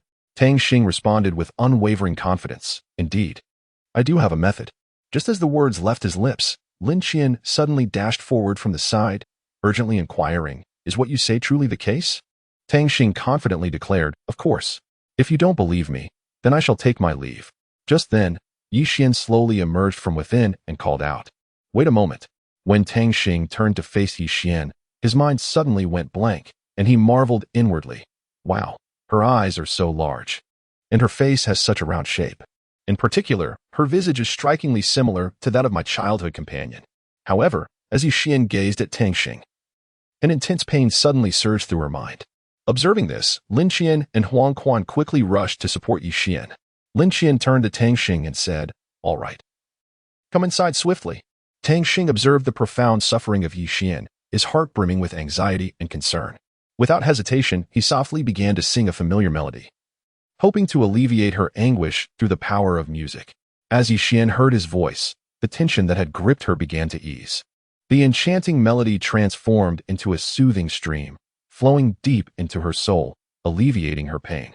As the song continued, her mind seemed liberated from the torment. and she gradually closed her eyes, entering a state of tranquil comfort, ultimately drifting into peaceful slumber. Meanwhile, Lin Qian and Huang Quan, witnessing this tender moment, felt genuine admiration and awe for Tang Xing. His displayed talent and kindness left a profound impression on them. Tang Xing did not pause in his stride. He swiftly retrieved his precious elixir and carefully administered it to Yi Xian. Subsequently, he summoned his formidable martial soul, channeling a continuous stream of soul power to Yi Xian to expedite her recovery. Tang Xing exerted his unique skill, the ultimate light, with all his might. Radiant beams of dazzling light surged forth from him, reminiscent of the first rays of dawn, warm and brimming with vitality. These luminous streams coalesced into a formidable flow of energy, penetrating into Yi Xian's being, expelling every trace of lingering toxin. Under the illumination of the ultimate light, the toxins within Yi Xian's body found no refuge and were compelled to emerge. They transformed into minuscule particles, gradually dissipating into the air, as if they had never existed at all. Tang Xing's diligent efforts have finally yielded remarkable results. Yi Xian's complexion gradually regained its rosy hue, and her breathing became steady and even. Observing Yi Xian's gradual recovery, Tang Xing was filled with a profound sense of relief and contentment. He understood that his sacrifices were not in vain. Yi Xian would once again embrace health and vitality. Tang Xing slowly opened his weary eyes, taking a deep breath before softly uttering, "She needs to rest quietly now. I should take my leave." However, just as Tang Xing turned to depart, Huang Quan swiftly extended his arm, blocking his path. In Huang Quan's hands was a large, enticing meat dumpling, which he carefully presented to Tang Xing with a smile, saying, "You have expended so much soul power. You should consume this at once. It will restore your soul energy immediately." Tang Xing exhibited no hesitation as he accepted the large meat dumpling, emanating an alluring aroma, and without a moment's pause, he took a hearty bite. Instantly, a rich and exquisite flavor enveloped his palate, intoxicating him with delight. With each chew, Tang Xing distinctly sensed a powerful energy surging into his body, revitalizing his previously depleted spiritual strength at an astonishing pace. Tang Xing's eyes widened in astonishment as she gazed at Huang Quan, incredulously exclaiming, "Your abilities are truly extraordinary. They could easily rival the 7 treasures glazed pagoda." Upon hearing Tang Xing's praise, a hint of pride flickered across Huang Quan's face as he responded with a self-satisfied smile. Of course, Lin Qian slowly rose to his feet, his gaze unwavering as he looked at Tang Xing and inquired, "Tang Xing, feel free to state any conditions you may have. As long as it lies within my capabilities, I shall do my utmost to fulfill it." Tang Xing smiled faintly, yet her tone conveyed a sense of indifference as she remarked, "In truth, there are no particularly special conditions. I merely hope for you to join my team. I trust you are all aware of the rules governing the entrance examinations. Each team must comprise 7 members. Currently, Li Fei has already joined my ranks." At the mention of Li Fei, a flicker of surprise crossed Lin Qian's eyes. He was undoubtedly aware of who Li Fei was. The prodigy ranked second on the genius list. With this addition, the strength of the team could be deemed formidable. Lin Qian inhaled deeply and responded without hesitation, "Very well, I am willing to join. Let us reconvene at a later time." He understood that this would be an incredibly challenging opportunity, yet simultaneously, it presented an excellent chance to enhance his own capabilities. Huang Quan opened his mouth and slowly articulated, "Then, what shall we do about Xianer? Are we to leave her here alone?" Upon hearing this, Lin Qian furrowed his brows slightly, pondered for a moment, and replied, "How about this? I will call Uncle Chun and ask him to come take care of Xianer. Please hold on for a moment."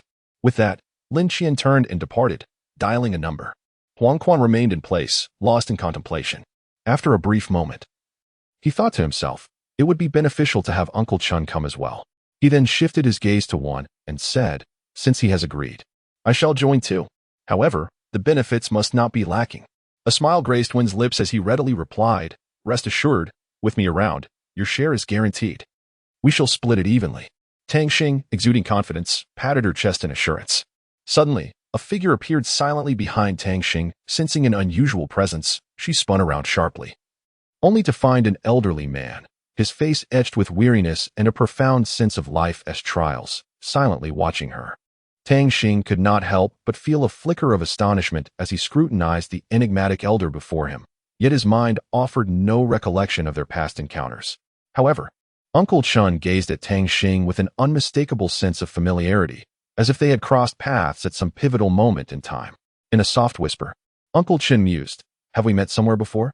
His voice was imbued with a blend of uncertainty and curiosity, heightening the peculiarity of the moment. Tang Xing shook his head in bewilderment and replied, "I don't believe so. I think I have never encountered you before." He truly could not recall any prior interaction with the elderly gentleman. Uncle Chen furrowed his brow, seemingly straining to recollect something. He murmured to himself, "Yet, this sensation is indeed quite profound, as if there exists a certain connection between us."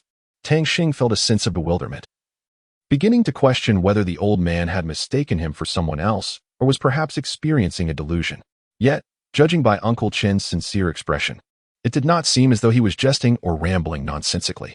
At that moment, a gentle breeze swept by, bringing with it a hint of chill. Tang Xing couldn't help but shiver, and a wave of unease surged within him. Who was this enigmatic old man? Why did he evoke such a peculiar feeling in him? Tang Xing decided to calm himself and attempt to engage in a more meaningful conversation with Uncle Chen. With a smile, he inquired, "Good sir, what is your name? Perhaps we can uncover some clues from there." Uncle Chen nodded slightly and replied in a gentle tone, "My surname is Chen, and you may call me Uncle Chen. As for other matters, I cannot recall them at the moment." Tang Xing nodded slightly, signifying his understanding. He pondered that perhaps this was merely a chance encounter. It was possible that Uncle Chen had once glimpsed someone resembling him in another setting, thus leading to this illusion. However, just as Tang Xing was about to depart, Uncle Chen suddenly called out to him, "Wait a moment, young man. Although I cannot ascertain whether we have truly met before, you evoke a sense of familiarity within me. Should fate allow us to cross paths again, I hope we can engage in a meaningful conversation." Tang Xing halted her steps, glancing back at Uncle Chen with a smile. She replied, "Certainly, Uncle Chen. If fate allows us to meet again, I shall converse with you at length." Having said that, Tang Xing turned away, leaving Uncle Chen standing alone, his gaze still fixed on her receding figure, the questions in his heart lingering unresolved. Lin Qian raised his voice, calling out, "Uncle Chen, over here." Upon hearing Lin Qian's call, Uncle Chen responded, "All right, I shall head over now."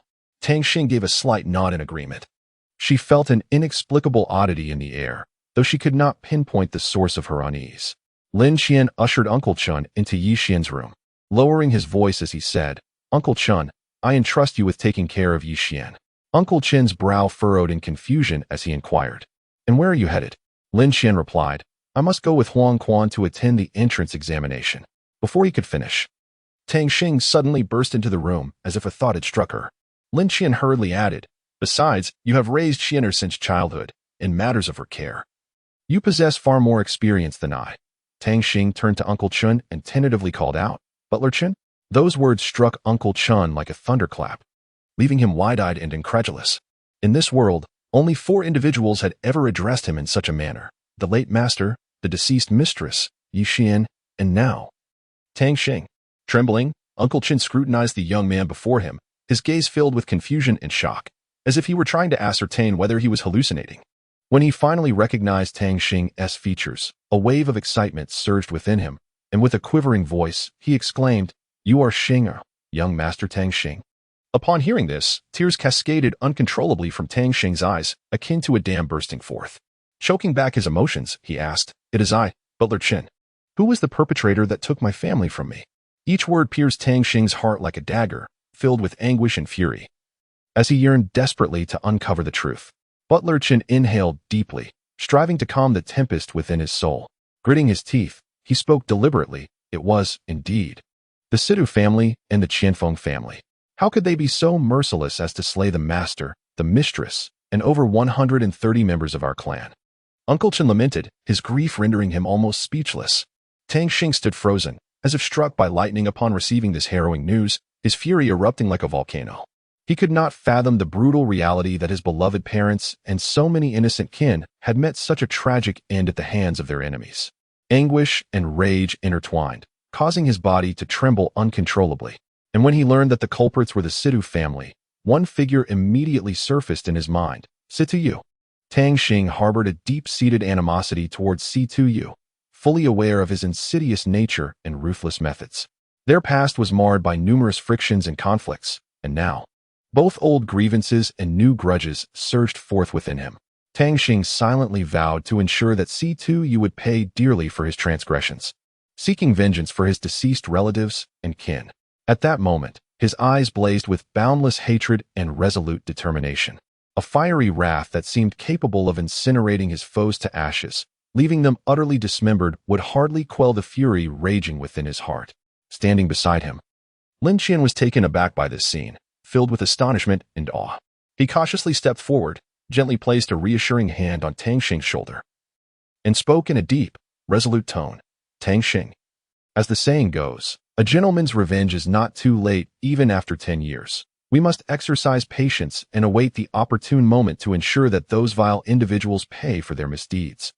I shall stand by your side, united in our quest for justice on behalf of our departed loved ones. Lin Qian's words were like a gentle spring breeze, alleviating some of the pain and anger within Tang Xing. Turning to face Lin Qian, gratitude shimmered in his eyes as their gazes met, conveying mutual trust and support. In that moment, they were as closely bonded as brothers, united in their solemn vow to fight for justice.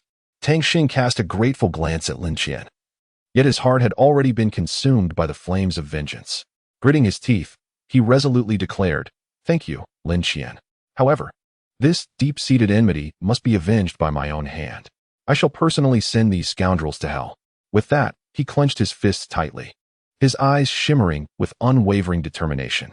Tang Xing seemed to have already deduced Yi Xian's true identity. When Huang Quan learned of this revelation, he too was engulfed in astonishment.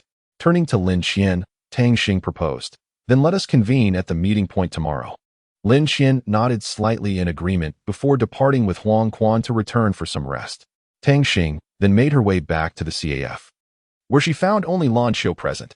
She inquired, "Where has everyone gone?" Lan Xiu, upon seeing Tang Xing's return, replied, "They have already left." Tang Xing keenly sensed that Lan Xiu appeared to have been waiting for quite some time, and with concern, she asked, "Lan Xiu, are you hungry?" Lan Xiu gently nodded in affirmation. Immediately understanding, Tang Xing grasped Lan Xiu's hand and led her to her food stall, intent on preparing a hearty meal to ensure Lan Xiu was well fed. After a short while, a subtle yet enticing aroma began to waft into Lan Xiu's nostrils. The fragrance was not overpowering, but it was undeniably alluring, as if an invisible hand were delicately tugging at his heartstrings. Curiosity piqued, Lan Xiu rose to his feet. Following the scent trail, he beheld Tang Xing approaching him, a bowl of food in her hands and a gentle smile adorning her face. As Tang Xing reached Lan Xiu, she cautiously placed the dish on his table. Lan Xiu focused intently on the bowl, which was brimming with fluffy white rice, garnished with golden scrambled eggs and several fragrant chicken feet. The food appeared utterly delectable, provoking an involuntary salivation. Lan Xiu silently marveled at the presentation, imagining the delightful taste and satisfying texture of the first bite. With care, Lan Xiu picked up the dish and brought it to his mouth, but after a few chews, he found himself momentarily frozen. Noticing Lan Xiu's sudden stillness, Tang Xing, filled with concern, gently shook her shoulder. Lan Xiu, as if awakening from a dream, quickly gathered himself and explained, "I'm fine. It's just that your cooking is so delicious that it momentarily distracted me. I apologize for that." Upon witnessing this, Tang Xing felt a slight sense of relief and smiled, saying, "As long as you enjoy it, take your time and don't choke." However, Lan Xiu seemed to be oblivious to Tang Xing's words. It was as if she had been enchanted, swiftly devouring the food on the table with the ferocity of a whirlwind. Once she finished, Lan Xiu barely had a moment to exchange a word with Tang Xing before hastily returning to her dormitory, collapsing onto her bed and succumbing to a deep slumber, ready to embrace the arrival of the following day. On the morning of the next day, a gentle mist enveloped the sky, resembling a delicate veil draping over the earth. A ray of warm sunlight filtered through the window, akin to golden strings of a piano, softly cascading onto Tang Xing's bed. Tang Xing slowly opened his eyes, his gaze captivated by the sun that had just risen outside the window. That crimson orb seemed to be the most resplendent jewel in the universe, radiating endless light and power. Tang Xing gazed at it in silence, a profound sense of urgency welling up within him. He was acutely aware that time flowed like water, and if he did not seize the moment to enhance himself, realizing his aspirations would remain a distant dream. Thus, without hesitation, Tang Xing rolled out of bed, his movements swift and decisive. He approached the elevated platform beside his bed and sat down steadily, his eyes resolute and focused. He murmured to himself, "I almost missed the cultivation time for the purple extreme magic eye. Now, I have uncovered the connection between the family of Situ, particularly Situ, and the mysterious Chiafeng family, who were intertwined with the murderers of my parents. Yet, I find myself too weak at present, lacking the strength to avenge my grievances. Nevertheless, there will come a day when I will become immensely powerful, and I shall ensure they pay the price for their deeds. Tang Xing's voice emanated an unwavering resolve, akin to a sharp sword cleaving through the thorns and obstacles ahead. He comprehended that achieving his ambitions would not be a simple endeavor. Yet he possessed the courage and tenacity to confront all adversities. In this world replete with challenges and opportunities, it is only through relentless effort and self-transcendence that one can ascend to the pinnacle and gaze down upon all living beings. Tang Xing took a deep breath, adjusting his mentality before immersing himself completely in the cultivation of the purple extreme demon eye. As time elapsed, fine beads of sweat began to form on his forehead. Yet his gaze grew increasingly resolute and piercing. At last, Tang Xing completed his training for the day. He rose to his feet, stretching his somewhat stiff body, and then descended the stairs without hesitation, ready to participate in the advancement examination. In his heart, he believed that only by continuously enhancing his strength could he fulfill his goal of avenging his parents. This examination was a crucial step toward attaining a higher realm. Tang Xing stood in the square, observing Lan Qiu, Su Yin, and Li Fei. A voice reached Li Fei's ears, prompting him to turn and see Lin Qian. Suddenly realizing something, Li Fei remarked, "You must be here to find Tang Xing." Just then, Tang Xing appeared, causing Li Fei to feel a twinge of embarrassment as he quipped, "Speak of the devil, and the devil shall appear." Tang Xing shot him a glare, and Li Fei immediately fell silent. In that instant, the director's deep and authoritative voice resonated, commanding silence. It pierced through the clamor of the estate like a clap of thunder. Instantly, everyone seemed to be enchanted, falling silent as their gazes converged on the director's position. Meanwhile, Yusin stood quietly in the center of the arena, her tone crisp and resolute as she announced, "The entrance examination is about to commence. I urge all class instructors to diligently fulfill their responsibilities." She then invited the chief overseer of the examination to elaborate on the specifics. As Yusin's words concluded, the chief overseer stepped forward, his demeanor serious and solemn. Clearing his throat, he began, "The examination will take place in the Death Desert, where you will be tasked with locating various grades of ores. These include low-grade, mid-grade, and high-grade ores. The higher the grade of ore you find, the more points you will earn. Therefore, I encourage everyone to strive for the highest grade ores possible. Now, please form groups of 7, allowing for combinations with students from other classes." As his words echoed, the atmosphere erupted into a fervent discussion. Students eagerly engaged in conversation, strategizing on how to assemble the most formidable teams in hopes of achieving outstanding results in this assessment. After Tang Xing exchanged glances with Li Fei and the others, she began to take her position. The director observed that the students had already formed their lines and shouted, "Class teachers, please escort your students to the designated location." Upon arrival, class teachers are requested to refrain from intervening and to leave the scene, as there are special vehicles awaiting outside. Wu Xinheng, with a serious expression, addressed Tang Xing, saying, "Tang Xing, this treacherous desert is fraught with hidden dangers. Every step could be perilous. Once you enter, be exceedingly cautious and remember to safeguard yourselves." "Understood?" Tang Xing, with unwavering determination, met Wu Xinheng's gaze and replied, "Rest assured, Teacher Wu, I will certainly take care of myself. Please trust me." After Wu Xinheng led Tang Xing and the others onto the vehicle, he instructed them to take a moment to relax. Meanwhile, Tang Xing closed her eyes, lost in contemplation. "Li Fei, come quickly and take a look," Zian suddenly exclaimed with excitement, having spotted the breathtaking scenery outside the window. Li Fei followed the direction of Zian's finger, and the sight before him left him utterly astonished. Having been born into a life of privilege, Li Fei had never encountered such beauty. He exclaimed with delight, "Wow, Zian! Look at those butterflies as if they are dancing." Throughout the journey, Li Fei and Zian reveled in the picturesque views outside, gradually succumbing to sleep. Zian lay peacefully in Li Fei's embrace, and the entire cabin fell into an extraordinary silence. As Tang Xing concluded his meditation, the designated vehicle arrived at its destination. Upon disembarking, the 7 companions were addressed by Wu Xinheng. "Once you enter, please ensure your safety. I shall remain here, awaiting your return." Unexpectedly, a large spacecraft materialized above Wu Xinheng, gracefully descending to the ground. As the rear compartment of the craft opened, a multitude of students emerged, steadily making their way into the desolate expanse of the Death Desert. Observing the throngs of individuals entering, Tang Xing called out, "We shall enter as well." He waved farewell to Teacher Wu, who responded with a subtle smile. As Tang Xing approached, he was suddenly enveloped by a familiar surge of energy. This force stirred an unusual sensation within him, yet he chose to conceal it, merely furrowing his brow. Observing the shift in Tang Xing's expression, Lan Xiao couldn't help but voice her concern, inquiring, "Tang Xing, what troubles you? Have you sensed something amiss?" Tang Xing quickly shook his head and reassured, "I am fine. I merely believe there may be some rare ores present here. Everyone should remain vigilant." At that moment, Lin Qian, who had been silent until now, suddenly spoke up. "My rock dragon shield spirit possesses the ability to sense special ores. Perhaps it can assist us in locating them." Upon hearing this news, Tang Xing was filled with delight and exhilaration. He swiftly turned his gaze towards Lin Qian, his eyes reflecting a hint of admiration and appreciation. "Splendid. It is your task to utilize your martial spirit to seek out those ores, Lin Qian," Tang Xing exclaimed with enthusiasm.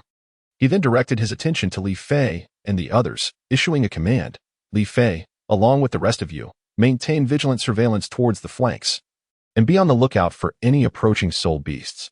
Should you detect any danger or irregularities, you must sound the alarm without the slightest hesitation."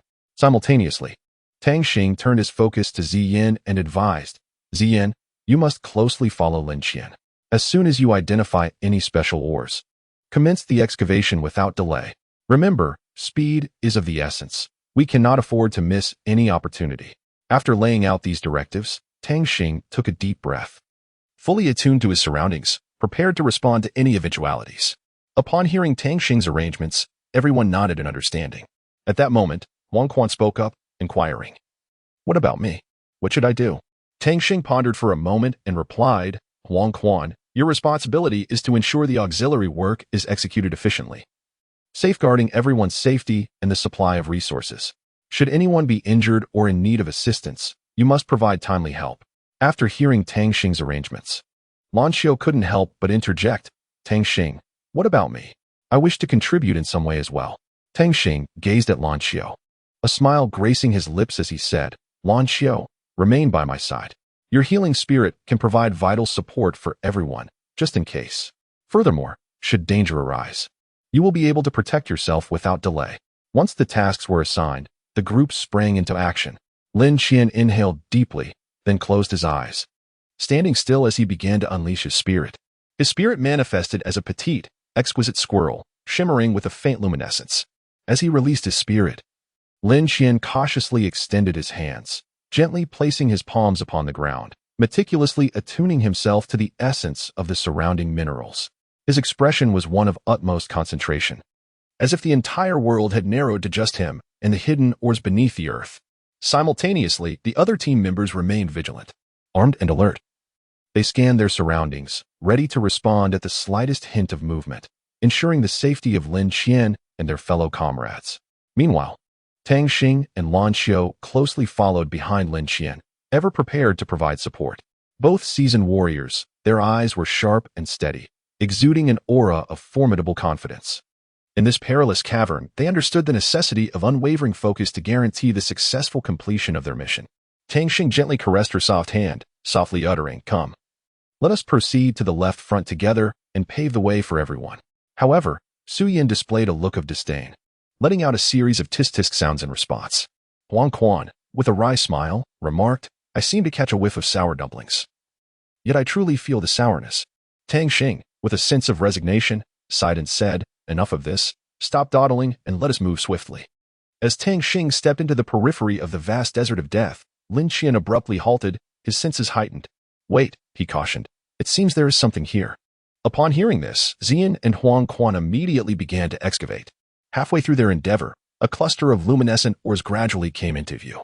As Tang Xing focused his gaze, he exclaimed in astonishment, "It is intermediate ore. Let us continue to excavate." Soon, the precious stones lay fully exposed upon the surface. Tang Xing swiftly retrieved his storage device, diligently collecting each of these valuable ores. Meanwhile, Huang Quan unearthed an object resembling pincers. Finding it immovable, he promptly stepped inside the pincers, only for them to suddenly snap and break his iron shovel. From the sand emerged a scorpion, prompting Tang Xing to shout, "Quick, flee the deep pit. The scorpion leaped vigorously out of the pit, pursuing Tang Xing and his companions. Assessing the creature, Tang Xing noted, its cultivation level should be around 6,000. It is formidable enough for a confrontation. Awaken the martial soul and prepare for battle. The first soul skill, Radiant Slash, was unleashed with a fierce shout from Li Fei as he swung his sword with vigor, yet he struck nothing but air. Observing this, Ziyuan immediately activated her second soul skill, Rain of Red Leaves, which blossomed instantaneously. Countless red leaves cascaded like raindrops, bestowing a potent enhancement upon Li Fei. Empowered, he surged towards the scorpion like an arrow released from a bow. Concurrently, Ziyuan swiftly unleashed her first soul skill, Starlit Binding, followed by her second soul skill. Beyond the starry sky, Tang Xing exclaimed in astonishment. It is the first time I have witnessed her employ her second soul skill. At that moment, Lan Qiuyo seized the opportunity while the scorpion was distracted, stealthily firing a shot from behind, inflicting considerable pain upon it. However, the scorpion reacted swiftly, its massive pincers clamping down on Lan Qiuyo's red umbrella and violently hurling her away. As the scorpion prepared to strike again with its tail aimed at Li Fei, Lin Qian intervened just in time, casting the Rock Dragon Shield while incanting the spell for his first soul skill, Copper Wall Barrier. The Rock Dragon Shield radiated a powerful brilliance, repelling the scorpion's tail with force. Unyielding, the scorpion ready to launch its venomous stinger, this time targeting Tang Xing. In terror, Tang Xing shouted no. Chapter 18. Crisis. At that moment, a shadow abruptly appeared, shielding Tang Xing. The green needle shot forth like lightning, instantly piercing through Lan Qiuyo's body. Witnessing this, Tang Xing leaped without hesitation, charging forward. Simultaneously, Su Yin unleashed her third soul skill, Emerald Light, along with her second soul equipment, Emerald Soul Melody. Unexpectedly, another surge of powerful energy flowed into Tang Xing's body at that very moment. Tang Xing sensed the surge of power coursing through him, instantly awakening his latent potential. He unleashed his third soul skill, the Starry Sky Mark, and immediately followed it with his second soul skill, Rain of Red Leaves. Countless crimson leaves blossomed in the air, creating a breathtaking and vibrant spectacle.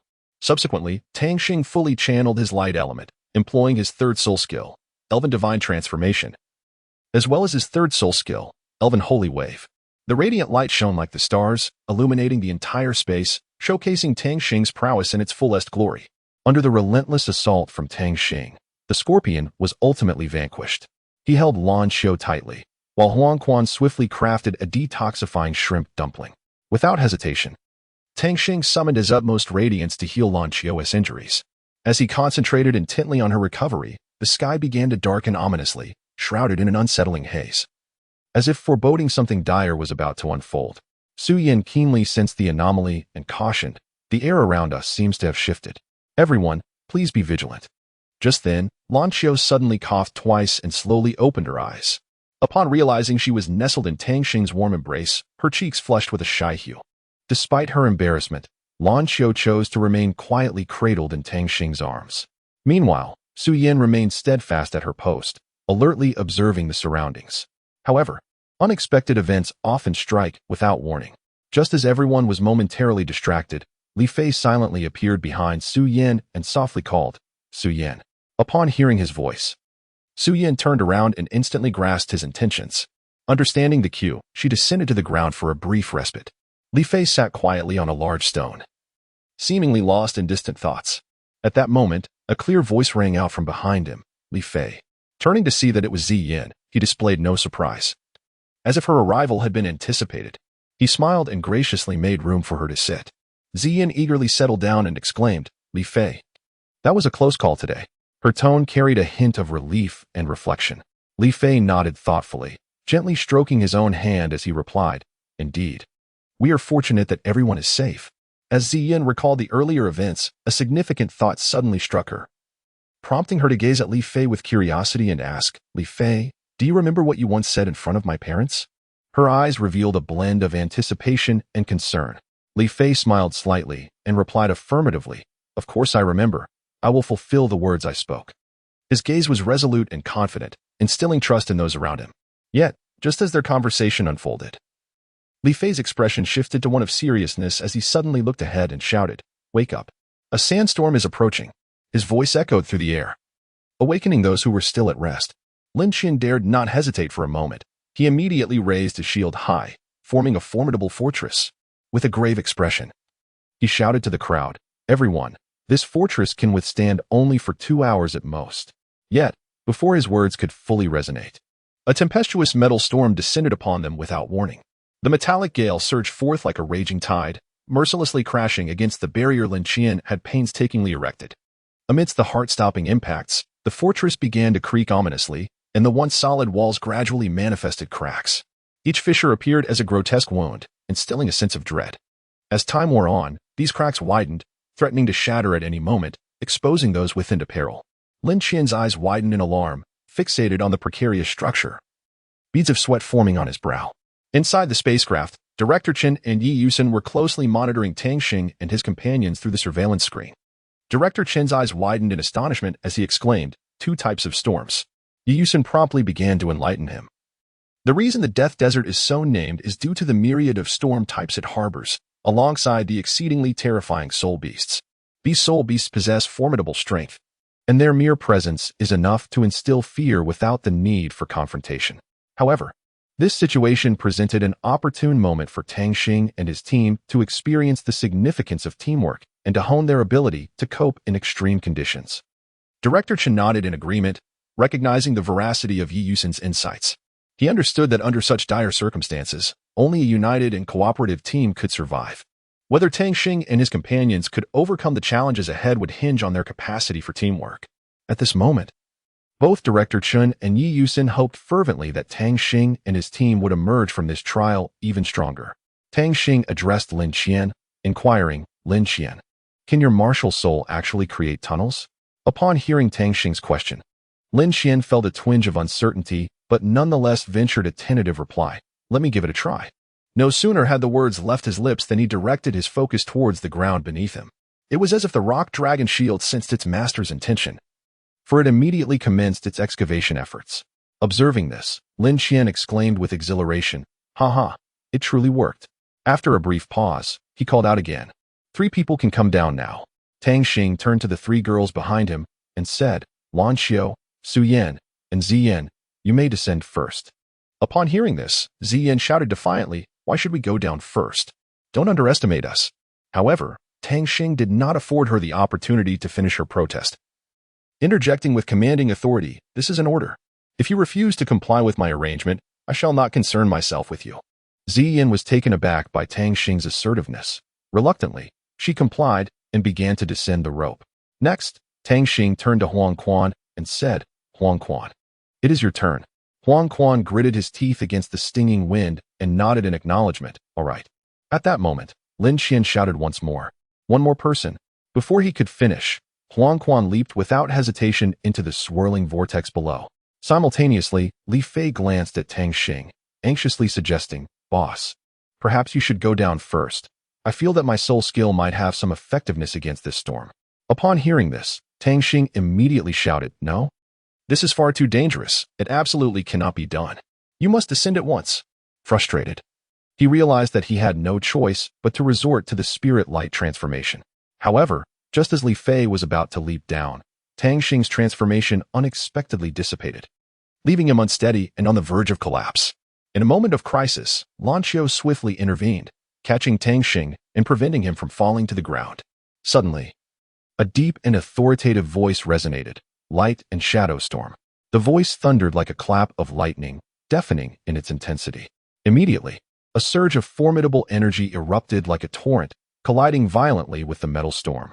In an instant, a myriad of dazzling sparks erupted, reminiscent of fireworks illuminating the night sky, mesmerizing all who beheld it. At that moment, Huang Quan did not hesitate to unleash his ultimate technique, Thunderstorm Slash. The weapon in his hand gleamed with brilliant lightning, exuding a cataclysmic aura as it struck down upon the Golden Army. The force of his attack sent the Golden Army reeling backward, leaving them in a state of disarray. Tang Xing's face was etched with concern, her eyes wide as she fixated on the battle ahead. Suddenly, a colossal desert storm appeared without warning behind Han Fei, its ferocity catching everyone off guard. Just as Han Fei seemed poised to be engulfed by the tempest, Ziyan rushed forward without hesitation. With all his might, he forcefully pushed Li Fei out of the storm's path, while resolutely facing the terrifying desert gale himself. Li Fei watched in horror as Ziyin placed himself in peril to safeguard him, an indescribable sorrow swelling within him. He cried out in anguish, no. His voice was filled with despair and helplessness, as if it could rend the very fabric of the world. Just as Ziyin felt himself being swept away by the mysterious force, Tang Xing unhesitatingly reached out, pushing Ziyin towards Li Fei. While she herself was consumed by the storm, Li Fei had never anticipated that it would be Tang Xing who was ultimately engulfed. Nor had Ziyin foreseen that the one he believed to be doomed would turn out to be the very Tang Xing he had recently been bickering with. In this moment, Chongyan finally grasped Tang Xing's intentions. Lan Xiu, witnessing Tang Xing being swept away, was frantic and immediately prepared to plunge into the mysterious force. Su Yan saw this and quickly restrained her, urgently saying, Lan Xiu, please calm down and listen to me. Among us, only I possess the flying ability. Let me rescue Tang Xing while you stay here to recuperate, all right? Though Lan Xiu felt an overwhelming reluctance, she could only nod in acquiescence. Su Yan spread her wings and sped toward the desert storm. Meanwhile, Tang Xing sensed someone approaching and shouted, Su Yan, fly counterclockwise, and we will execute a pincer attack. No sooner had he spoken than Su Yan flapped her wings, harnessing the clockwise winds to propel herself. At that moment, Ziyin realized he must act swiftly. He quickly unleashed his third spirit skill, Rain of Red Leaves, merging with the leaves. Immediately thereafter, he invoked his second skill, the blossoming power of Rain of Red Leaves. And finally, he activated his first skill, Healing of Rain of Red Leaves. With this series of spirit skills, Su Yan's attributes surged tremendously. Just then, she suddenly recognized the source of this formidable power. Without hesitation, Su Yan increased her speed, darting towards the storm's eye like a bolt of lightning. Inside, Tang Xing began to channel his own light elemental energy, unleashing the elven holy light wave with all his strength. A dazzling beam shot directly towards the storm's core. Su Yan quickly followed suit, employing her third skill, Violet Butterfly Shield, to create a robust defense. She then unleashed her first skill once more, Butterfly Blade Cyclone, as countless sharp butterfly wings swirled forth like a tempest. Through the concerted efforts of Tang Xing and Su Yan, the massive storm was ultimately dispelled. Exhausted from overexertion, Tang Xing collapsed to the ground. Upon witnessing the situation, Su Yan hurriedly rushed forward to assist Tang Xing, guiding him back to a place of safety. Lan Xiu, seeing the circumstances, did not hesitate to plunge towards Tang Xing, enveloping him tightly in her embrace. Tang Xing, feeling the warmth of Lan Xiu's embrace and the tears she shed, gently raised his hand to tenderly wipe her cheek, offering comfort. Do not worry. I shall be fine. Meanwhile, Ziyin swiftly sprang into action, employing her unique healing techniques with utmost dedication to mend Tang Xing's injuries. Huang Quan, without a moment's hesitation, unleashed the formidable soul technique, Super Restoration Dumpling. This technique transformed into a radiant beam of light, soaring directly into Tang Xing's mouth. Under the combined efforts of the two, Tang Xing's vitality gradually returned. At last, he slowly opened his eyes and awakened. The onlookers, who had been anxiously holding their breath, finally felt a weight lift from their hearts, their faces blooming with joy. Director Chen aboard the airship, upon witnessing the actions of Tang Xing and Su Yan, widened his eyes in astonishment, murmuring to himself, 18 can be utilized in such a manner? This is beyond my imagination. Meanwhile, Yi Yusin, who had observed the entire unfolding, felt a swell of admiration in her heart. She finally understood why the esteemed elders of Linghai Pavilion unanimously endorsed Tang Xing as a core disciple of the Inner Academy. This young man not only possessed exceptional talent but also exhibited quick wit and remarkable intelligence, destined to become a formidable figure, leading the tides of change within the realm of cultivation. Upon awakening, Tang Xing rubbed her eyes and, still bleary from sleep, inquired, How long have I been asleep? Lan Xiu tenderly replied, Just half an hour. Lin Qian glanced at his satchel, which he had been filling for quite some time, and remarked, Tang Xing, we are still halfway from our goal. Tang Xing's gaze fell upon the deep pit, as if she had discovered a hidden treasure, and exclaimed, It appears there are ores in that pit. Let us go take a look. Lin Qian, unable to contain his excitement, dashed into the pit, shouting, There is so much, it's all high-grade ore. Su Yan and Li Fei descended to begin the extraction, while Huang Quan and Ziyin were instructed to assist with the transportation and collection. Before Tang Xing could finish her thought, Ziyin quickly interjected, You and Sister Lan Xiu should rest well. We will handle the remaining tasks. Tang Xing exhibited a notable improvement in her demeanor towards Ziyin this time. Smiling as she nodded gently, Ziyin took the initiative to suggest to Huang Quan, "I shall handle the transportation. You focus on gathering." Huang Quan comprehended Ziyin's intentions and, without contesting her, responded with a smile and a nod. Throughout this laborious endeavor, Ziyin exerted the most effort, prompting Tang Xing to inwardly marvel, what a tenacious and endearing little girl. Upon returning to the spaceship with the other 6 individuals, Tang Xing addressed Director Chen, saying, "Director Chen, we are here to submit our tasks." Subsequently, she unveiled all the stone products. Director Chen's astonishment was palpable. His jaw dropped wide enough to accommodate an egg as he exclaimed, "So many."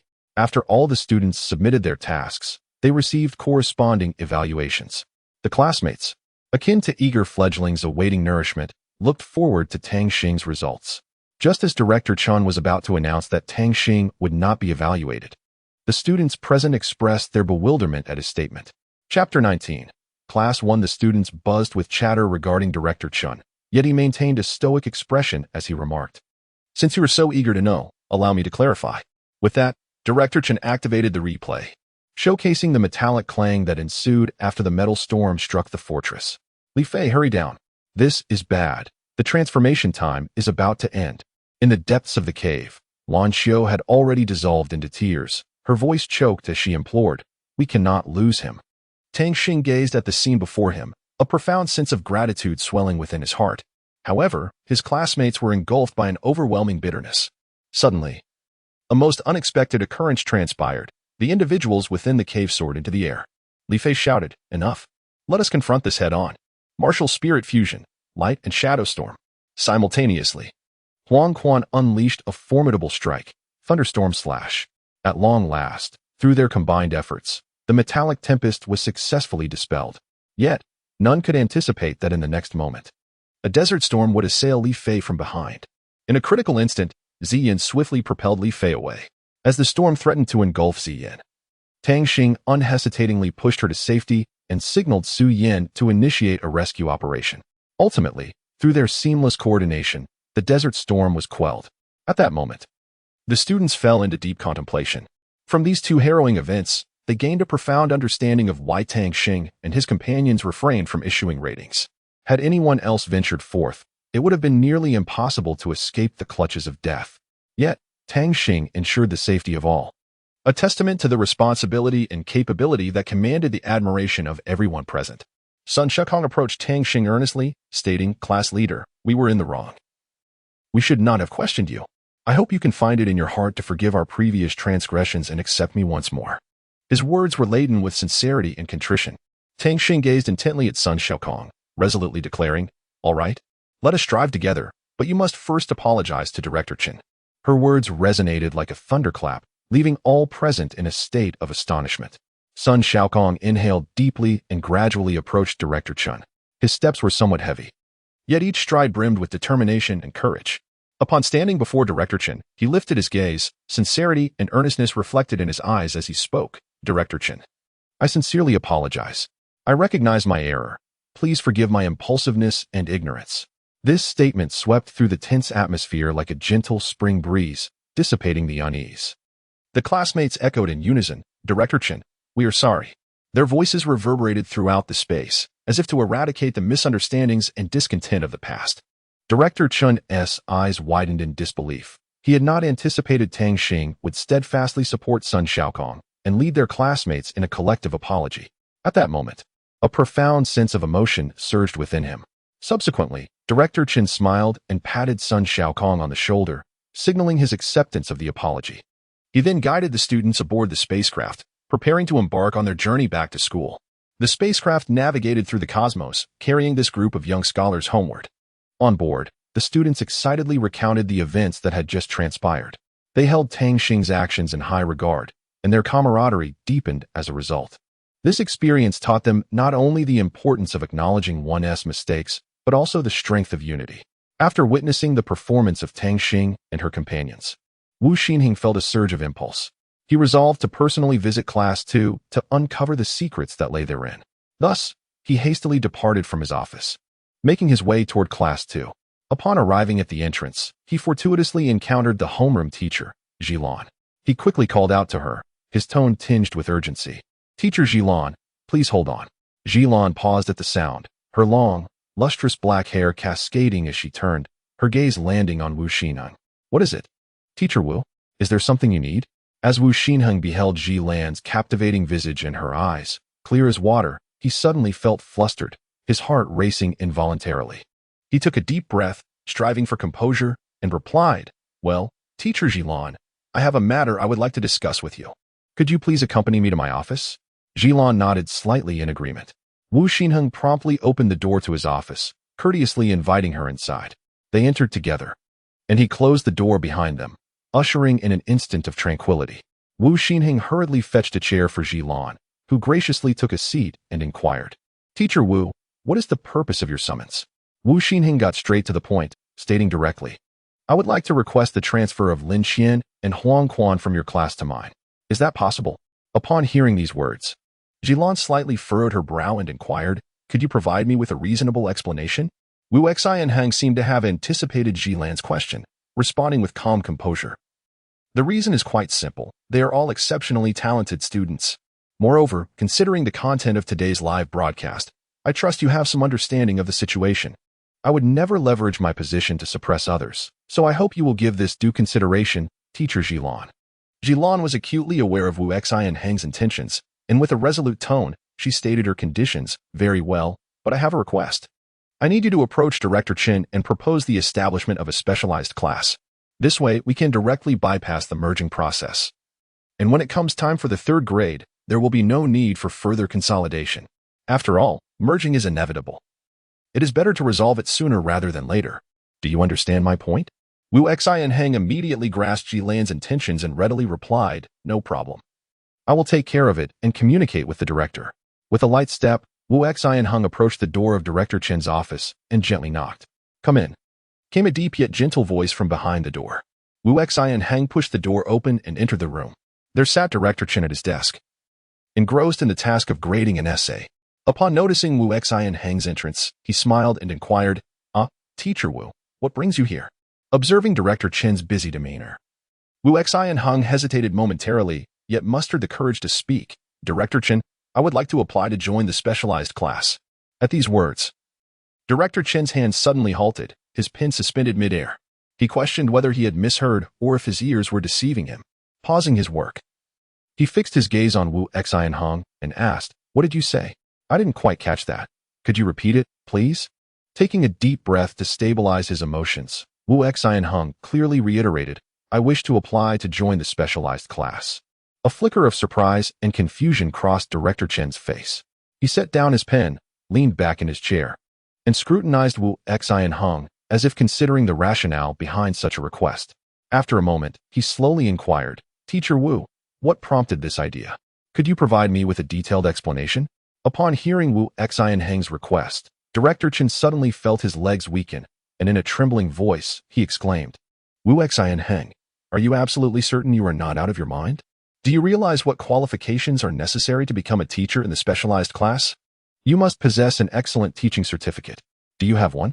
In the face of Director Chen's skepticism, Wu Xi and Hang remained composed. He leisurely retrieved a document from his pocket and presented it to Director Chen. Upon receiving the document and examining it, Director Chen's eyes widened in astonishment, and he exclaimed, Good heavens, where on earth did you acquire this? However, Wu Xinheng did not respond to his inquiry. Instead, she merely remarked, Do not ask so many questions. It suffices that I possess it. Director Chen, with a resigned shake of his head, retorted, What does it matter if you hold that certificate? Only exceptionally gifted students may enter the specialized class, even if your peers possess such qualifications. They must first undergo a series of rigorous tests and evaluations before they can apply for admission to that class. Wu Xinheng nodded slightly, her tone resolute as she declared, No problem. Tomorrow, I will lead my classmates to participate in the assessment, and concurrently, Teacher Jilan's class will join as well. In an instant, Director Chen grasped the motive behind Wu Xinheng's application for the specialized class. He mused to himself, Undoubtedly, this is the brainchild of that little imp, Jilan. With a serious countenance, Director Chen issued a stern ultimatum. Very well. We shall proceed to the advanced testing platform tomorrow for the aptitude evaluation. Wu Xinheng, undeterred, responded with an air of confidence, agreed. As soon as her words fell, She decisively turned and strode away, leaving behind a striking silhouette. In a flurry, Wu Xinheng returned to her office and, beaming with joy, exclaimed to Zhilan, "Fantastic! We have finally succeeded. We're going to the test tomorrow. I must quickly inform our classmates." Upon receiving the news from Teacher Wu, Tang Xing wasted no time and immediately sprang into action, urging everyone to assemble in the classroom without delay. Standing at the podium, Tang Xing commanded every individual with utmost seriousness until all were seated comfortably. She surveyed the room to ensure no one was overlooked, then raised her voice. "Everyone, please quiet down and take your seats. Teacher Wu will be here shortly." Before long, Wu Xinheng burst into the classroom with great enthusiasm.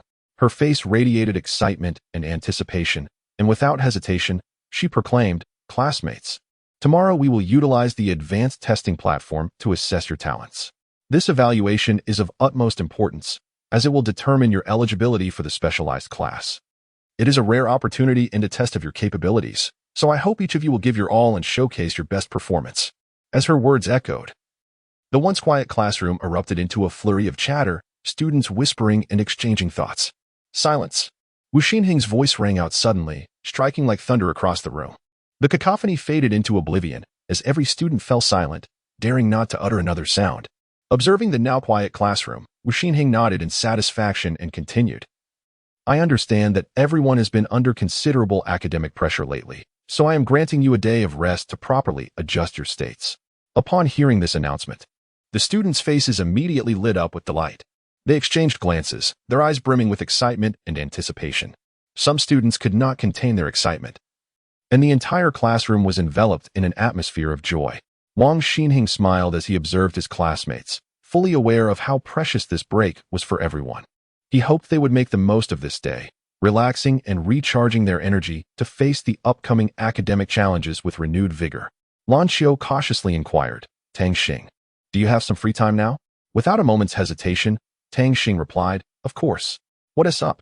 A hint of shyness in her voice, Lan Xiu invited, "Would you like to go out and have some fun tonight?" At that moment, Ma Guan suddenly interjected, "Hey, where are you two planning to go without me?" Lan Xiu glanced at him with a hint of exasperation and said, "I'll take you along. I just haven't decided where we'll go yet." As everyone pondered, Xian suggested, "How about we visit Linghai City?" Tang Xing nodded enthusiastically in agreement, saying, That's a splendid idea." Lan Xiu quickly responded, "All right. It's settled then. See you tonight."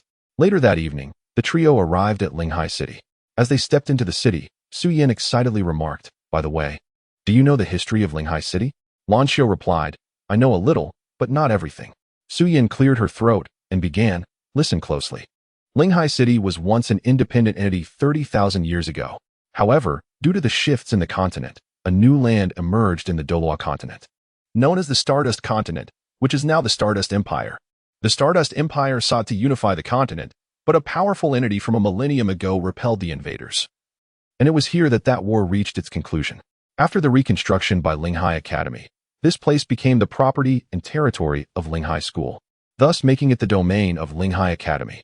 After pondering for a moment, Tang Li revealed a contemplative expression and slowly remarked, "So, the entire Spirit Sea belongs to the Spirit Sea Academy?"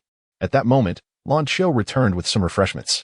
She gazed tenderly at Tang Xing and softly said, "Tang Xing, you should have the first bite." Tang Li was taken aback but still opened her mouth, allowing Lan Xiu to feed her. Meanwhile, Su Yin, observing this, felt a twinge of dissatisfaction and huffed, "You two are just too much." Just then, Huang Quan and Lin Qian happened to stroll down the street. Huang Quan spotted Tang Xing at once and exuberantly shouted, "Tang Xing, what a coincidence." Tang Xing was not surprised by this encounter. She smiled at Huang Quan and said, "Huang Quan, I have a task for you." Huang Quan's expression shifted to one of reluctance as he muttered, "Really? We just meet, and you're already assigning me tasks. You're quite something." Tang Xing was aware of what he was about to say, yet he continued, "First, allow me to finish. Your task is to let Mo Su Yin truly get to know you." Tang Xing's gaze was resolute and piercing, as if he had already glimpsed some potential future. He understood that this task would not be easy for the other party, but he believed it was the only way to genuinely assist Mo Su Yin.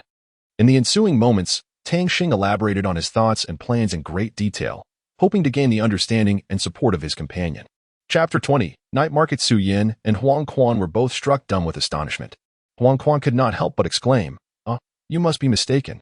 Meanwhile, Su Yan's face had turned a deep shade of crimson, and she shyly reproached, Tang Xing, how can you say such nonsense?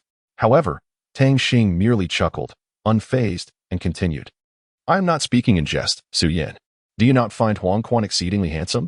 Her words ignited a fire within Su Yin, causing her already flushed cheeks to burn even hotter, rendering her increasingly bashful. At that moment, the air seemed to be suffused with an ambiguous atmosphere, leaving everyone somewhat bewildered. Huang Quan wore a faint, enigmatic smile, akin to an elegant cheetah, as he gradually approached Su Yin and softly introduced himself. Hello, I am Huang Quan. If it pleases you, you may also call me Brother Huang. Su Yin lifted her gaze, and as her eyes met Huang Quan's, an inexplicable tension surged within her. Nevertheless, she bravely reached out to grasp Huang Quan's hand, as if it were her last lifeline. Taking a deep breath, she felt as if she had infused herself with a refreshing stream of clarity. She firmly clasped Huang Quan's hand and, with a slightly trembling voice, declared, Hello, my name is Su Yin. The moonlight tonight resembles a crystal-clear spring flowing through the night sky. I wonder if you would care to join me in admiring this beautiful scenery? Huang Quan smiled gently and nodded in agreement. Thus, they walked hand in hand toward the tranquil and enchanting vista. They strolled along the path, the moonlight cascading onto the ground like shimmering silver frost. A gentle breeze rustled the leaves, producing a soft rustling sound, as if nature were orchestrating a concert just for them. Su Yin felt the warmth of Huang Quan's palm, and her heart gradually eased as she began to share her insights on life and her dreams with him. Huang Quan listened attentively, interjecting occasionally to make the conversation flow more seamlessly. On this splendid night, they reveled in the beauty of the starry sky, with stars sparkling like diamonds and the moon shining like a silver disk, surrounded by all the mesmerizing sights. It seemed as though their souls were drawing closer in that moment, a tacit understanding blossoming between them. As time passed, their exchanges grew more profound, and the topics broadened. Unbeknownst to them, the night deepened, yet they remained entirely absorbed in each other's company and conversation. For Su Yin and Huang Quan, this evening would become an unforgettable memory, shining like the brightest star in the night sky, forever illuminating their hearts. Tang Xing and Lin Qian coincidentally arrived at an outdoor dining area of a restaurant. Upon noticing the woman beside Lin Qian, Tang Xing anxiously inquired, How's your injury? Yi Xian replied nonchalantly, My injury has mostly healed. Thank you for your assistance. Brother Tang Xing. The term Brother Tang Xing struck Tang Xing like a thunderclap, resonating deeply in his mind. In that fleeting moment, he recalled the past, Xianer. It has been a long time. This phrase pierced Yu Xian's heart like a sharp blade. She vividly remembered that only one person could address her in such a familiar way, Tang Xing.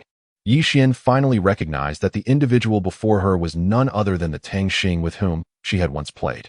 Tang Xing smiled and nodded in affirmation. Yi Xian began to scrutinize Tang Xing closely, noting that his appearance had not changed significantly since their childhood. Brother Tang Xing, I never expected to see you again after all this time. Yu Xian exclaimed joyfully, her eyes shimmering with excitement, reminiscent of brilliant stars in the night sky. Eagerly, she then inquired about Tang Xing's experiences over the years and the reasons for his arrival at Linghai Academy. Tang Xing's face radiated with a joyful smile as she eagerly urged, Dear sister, let us not linger on my matters. Rather, do share your story. Pray tell, how did you survive that calamity? Furthermore, how did you find your way to Linghai Academy? And how did you come to meet Lin Qian and the others? At that moment, the restaurant staff fluttered in like butterflies, inquiring, Hello, may I ask what you would like to eat? Tang Xing gazed at the staff, her starry eyes shimmering with light as she softly requested, Please bring the menu. The staff's gaze shifted to a nearby table where the menu lay in wait. She gracefully approached, retrieving it like a butterfly in flight and presenting it to Tang Xing. Tang Xing accepted the menu, casually glancing over it before asking, Lanqiu, what would you like to eat? Lanqiu, unfazed, fluidly selected 4 dishes from the menu. Tang Xing then handed the menu to Lin Qian and the others, saying, You may order as well. Lin Qian took the menu, effortlessly chose a few dishes, and tossed the menu back to the staff like a flying disc, urging, Do hurry. Please. Tang Xing gazed at Yu Xian with eager anticipation, his eyes akin to those of a treasure seeker, yearning to unravel the mysteries of her past years. His heart brimmed with curiosity and concern, resembling a famished wolf longing to hear a captivating tale from her lips. Soon, the staff presented an array of exquisite dishes. Bowing respectfully as they said, Please enjoy your meal. Lan Qiu looked at the sumptuous spread before her, nearly drooling with desire. Observing her gluttonous expression, Tang Xing playfully remarked, "You are a girl after all. Could you not exhibit a modicum of restraint?" Lan Qiu retorted dismissively, "What need is there for restraint while dining?" Humph. Noticing her ravenous consumption, Tang Xing advised, "Slow down. Fortunately, Su Yin, that voracious eater, is absent. Otherwise, this table would be swiftly devoured." At that moment, Su Yin sneezed multiple times, prompting Huang Quan to inquire with concern, "Are you coming down with a cold?" Su Yin shook her head, muttering, "No. Someone is surely speaking ill of me behind my back." Yi Xin took a deep breath, seemingly attempting to quell the tumult within her heart. Yet her eyes still shimmered with pain and fury. She spoke slowly, "On that fateful day, my entire family fell victim to a horrific massacre, and I, fortunate enough to survive in my mother's warm embrace. At that moment, Butler Chen risked his life to extract me from my mother's arms. The gruesome scene remains vividly etched in my mind. Every detail, every drop of blood, is inscribed deep within my memory, an indelible scar of anguish." As her tone grew increasingly impassioned, her voice trembled involuntarily, as if she were reliving that dreadful nightmare. However, Lin Qian, seated beside her, offered immense comfort and support. He silently grasped Yu Xian's hand, imparting warmth and strength, granting her a modicum of solace.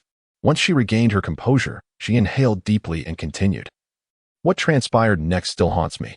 During my escort, Butler Chen encountered members of the Sidhu family. He held me tightly as we fled, but alas, we were soon surrounded by their overwhelming numbers. To protect me, Butler Chen unhesitatingly unleashed his most formidable attacks, attempting to break through their blockade and escape their pursuit. At that critical moment, Lin Qian fortuitously descended the mountain, passing by. Witnessing our plight, Butler Chen desperately fled for quite some time. Only when we realized they had ceased their chase did he finally exhale in relief, leading me to a safe spot to rest briefly. However, we were utterly unprepared for the sudden emergence of a powerful soul beast. Having expended much of his soul power in the prior battle, Butler Chen was now powerless to resist, forced to watch helplessly as the soul beast lunged towards me. In that dire moment, Lin Qian and Huang Quan arrived just in time to rescue us. Since then, I have lived and grown within the sect where Lin Qian resides. As for how I came to Linghai Academy later, it was simply a matter of accompanying them here." Upon hearing this, Tang Xing's face revealed an endless sorrow, and he could only sigh silently.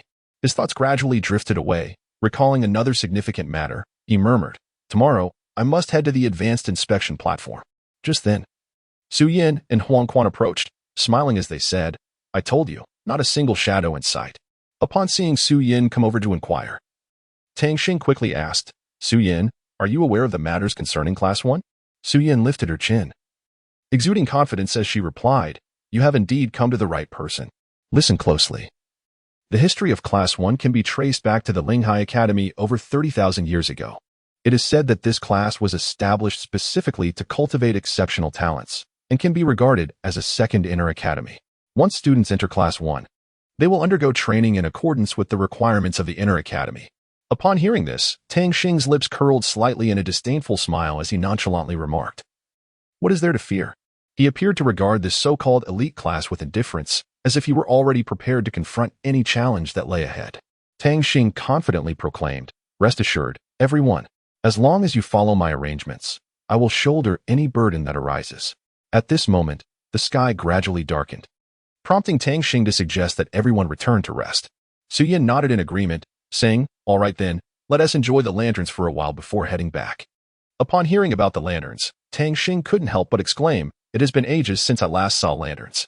Just then, Lan Qiu gently grasped Tang Xing's hand and advised, "Since that is the case, let us go take a look. After all, today is a day for relaxation. We need not overexert ourselves." Tang Xing nodded slightly in agreement and followed them to the bridge. At that moment, a marvelous sight unfolded. The lanterns on the water began to rise slowly. Su Yin tightly held Huang Quan's hand, taking small hurried steps as she urged, "Hurry, hurry. If we delay any longer, it will be too late." Meanwhile, Tang Xing and Lan Qiu strolled leisurely among the myriad lanterns. These lanterns seemed almost animated, as they parted ways with the two, creating an invisible barrier between them. However, as time passed, the lanterns gradually shifted, unveiling a vast panorama. Lan Qiu gazed quietly at Tang Xing, the scene resembling that of a newlywed couple basking in the warmth of their recent union. Su Yin observed the pair before her, her eyes brimming with envy. Tang Xing, feeling somewhat lost, was uncertain of what to say. After a moment, he finally gathered his thoughts and softly remarked, "Lan Qiu, you are truly beautiful." This statement left Lan Qiu astonished, for it was the first time she had heard Tang Xing compliment her so directly. A blush crept across her cheeks as she lowered her gaze, unable to meet his eyes. At that instant, Yuxian rushed over like a gust of wind, calling out, "Brother, so this is where you are?" Her arrival shattered the previously awkward atmosphere, bringing a lively energy to the scene. Upon hearing these words, Tang Xing immediately distanced himself from Lan Qiu. Observing this, Yuxian's lips curled into a sly smile as she remarked, "Brother, I shall take my leave now. You enjoy your time with Sister Lan Qiu." Tang Xing sighed helplessly while gazing at Yuxian's retreating figure, then turned to Lan Qiu and said, "We should head back as well. We must rise early for the advanced testing platform tomorrow." Lan Qiu nodded gently in agreement. The two walked side by side on their way back, the atmosphere somewhat delicate. After a moment of silence, Lan Qiu suddenly posed a question. "Tang Xing, if one day at the Spirit Sea Lake matchmaking event, you were required to choose a partner for life, whom would you select?" This inquiry caught Tang Xing off guard, prompting him to halt in contemplation. Following a brief pause, he finally spoke.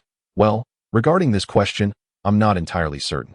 However, if I were truly to choose a lifelong partner, I would hope to find a gentle and charming girl who can genuinely trust me, respect me, and treat me well. Of course, this is merely my current perspective. It is rather premature to discuss such matters, as my foremost priority now is to diligently cultivate and enhance myself." After listening to Tang Xing's thoughtful response, Lan Qiu nodded, seemingly having made a decision in her heart. Soon, the two returned to their dormitory, where they promptly lay down on their beds, swiftly drifting into a deep slumber. The following morning, sunlight cascaded through the clouds, illuminating the earth as Wu Xianheng led his class of students toward the inspection area. Meanwhile, Jilan guided the students from the second class to the venue. Observing the vibrant students before him, Wu Xianheng felt a surge of responsibility. Turning his head, his gaze met Jilan's. She approached with a smile and softly said, "Teacher Wu, the inspection area will first assess their basic data and personal profiles before officially starting." Wu Xianheng nodded in understanding. At that moment, Jilan produced a delicate gift from her storage device and presented it to Wu Xianheng, saying, "This is a small token of appreciation. I hope you accept it." He gazed at Jilan, her skin as flawless as sheep-fat jade, and her sincere eyes captivating. Faced with such a Jilan, the typically aloof Wu Xianheng felt a stir of emotion. He accepted the gift with a smile and replied, "Thank you, Teacher Ji. Your efforts are appreciated." Their eyes met, an unspoken understanding lingering in the air. The surrounding students watched curiously, yet none dared to disrupt the tranquility.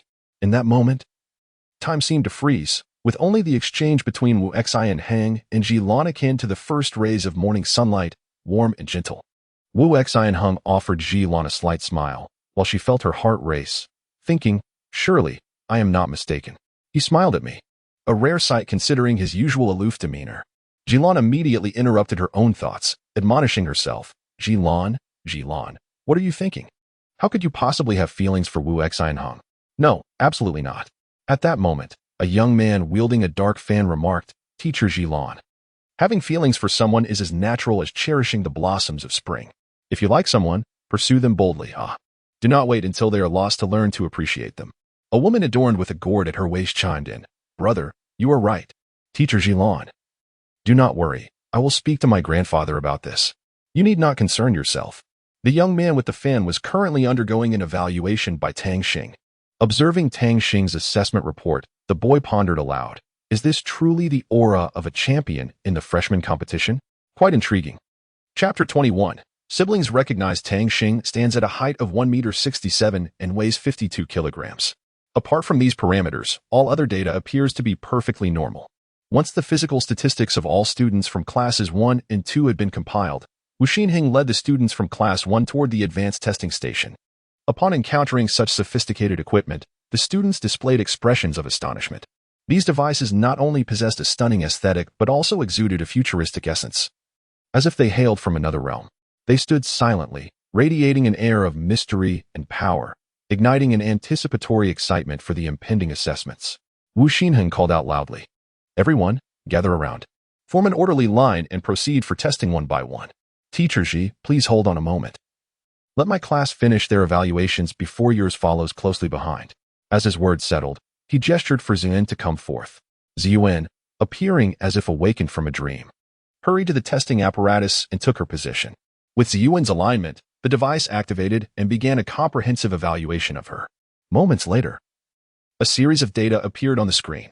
Name, Ziyuan, Soul Power, Level 34, Martial Soul, Wudong Staff, Starry Sky Staff, Martial Soul Quality, Intermediate. Congratulations. You meet the criteria to enter the special class. Upon seeing this outcome, Ziyuan felt a surge of joy. She understood that being accepted into the special class signified access to a higher echelon of learning and more stringent training demands. But it also heralded an array of opportunities and challenges awaiting her. For Wu Xinheng, he was equally satisfied with Ziyuan's performance. After all, as an exceptional student, Ziyuan had demonstrated formidable strength and potential, warranting greater cultivation and attention. The announcement from the machine left everyone astounded. The prospect of entering the special class was indeed intriguing. The crowd buzzed with discussion, while a boy from Class 2, clutching a folding fan, murmured to himself, "Indeed, gaining entry to the inner academy may be relatively straightforward. But securing a place in the special class is no simple feat. I recall my grandfather mentioning that this special class was proposed by the second elder of Linghai Academy. Truly, the wisdom of the immortal is immensely advanced." In the next moment, Sun Xiaokong stepped forward, prompting the machine to announce once more. Name, Sun Xiaokong. Soul Power, Level 32, Martial Soul, Purple Gold Staff, Martial Soul Quality, Intermediate. Following closely was Ding Xin, with the machine promptly reporting. Ding Xin, Soul Power, Level 29. Martial Soul, 7-star Flower, Martial Soul Quality, Intermediate, barely qualifying for the special class. Just then, two figures hurriedly approached, panting as they ran. Suddenly, Jiang Hao appeared before everyone, stating, "There are indeed conditions to enter the special class." Upon hearing the familiar voice, one that resonated deeply within him, Tang Xing immediately turned and rushed towards its source. As he stood before Jiang Hao, his heart swelled with excitement and joy, causing him to catch his breath slightly. Yet his face radiated a brilliant smile. "Brother Jiang Hao, it has been such a long time," Tang Xing exclaimed, his voice brimming with the delight of reunion. Jiang Hao, upon seeing Tang Xing, mirrored his exuberance, responding, "Haha, it has indeed been a while, my dear brother." Tang Xing's gaze soon fell upon the individual beside Jiang Hao, and he immediately recognized her as Jin Yu, greeting her with a warm smile. "Good day, sister." However, Jin Yu appeared oblivious to Tang Xing's salutation, offering no response. Jiang Hao, noticing the awkwardness of the moment, hastily intervened to diffuse the tension, explaining, "Your sister isn't in the best of spirits today. Look over there at that student." He continued, a living example. His soul power is merely at level 22, and the quality of his martial soul is quite low. In such circumstances, he is bound to be eliminated. With apprehensive hearts, the students began to test their eligibility for Class 1, each hoping for a successful outcome. Yet the reality proved to be harsh. After rounds of selection and elimination, many students were left to depart in disappointment. Despite the fierce competition, a select few emerged triumphant through this arduous trial. At that moment, only 4 students remained in Class 1, Li Fei, Su Yin, Lan Qiu, and Tang Xing. They stood there, their gazes resolute and brimming with confidence, as if prepared to embrace the challenges that lay ahead. They were aware that the days to come would bring greater difficulties and pressures, yet they also signified the potential for growth and opportunities awaiting their exploration. Without hesitation, Su Yin darted forward, her form a swift blur as she ascended the testing platform.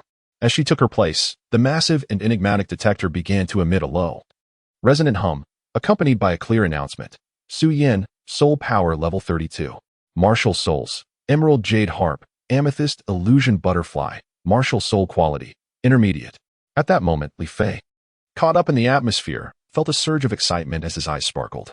He leaped forward, akin to a flash of lightning, landing on the testing platform. Once he stood firm, the detector instantly activated, commencing a thorough scan and assessment. Moments later, a stunning revelation unfolded as the detector proclaimed, Li Fei, Soul Power Level 32. Martial Souls, Radiant Dagger, Shadow Moon Dagger, Martial Soul Quality, Advanced. The words advanced resonated like thunder, leaving the entire assembly in profound astonishment. Even the seasoned staff could not conceal their surprise. It is well known that ordinary individuals awaken martial souls of typically intermediate quality. Even the rare occurrence of twin martial souls is generally categorized as intermediate. After all, the detector's capacity is confined to martial souls below the divine level. In essence, Those who awaken divine martial souls are destined for a godlike existence. One staff member's voice trembled with excitement. This is nothing short of a miracle. Such an advanced martial soul quality surpasses our previous understanding. It not only signifies formidable strength but also heralds boundless possibilities for this young man. Another staff member approached, adding, "Moreover, this advanced martial soul quality meets the criteria of divine martial souls, making it exceedingly rare and precious. Such talent is indeed a rare sight to behold." A man clad in splendid attire, standing tall like a pine tree, gazed down from an elevated vantage point upon the magnificent and awe-inspiring Linghai Academy. His eyes glimmering with contemplation, he softly murmured, "Is this the academy where my esteemed father once studied? Indeed, it possesses an extraordinary grandeur. Since I have arrived here, I shall pay a visit to my sister." No sooner had he spoken than he vanished like a flash of golden lightning, soaring through the sky to hover above the inner courtyard of Linghai Academy. However, just as Jin Lin prepared to descend, he abruptly discovered a figure blocking his path. His expression shifted momentarily, but he quickly regained his composure, offering a courteous smile and a respectful bow, saying, "Please, esteemed sir, allow me to pay my respects." The figure confronting him was none other than Xiaoming, who floated serenely in the air, his gaze as calm as still water. He regarded Jin Lin and spoke slowly. "Your presence in our academy is noted. May I inquire as to your purpose?"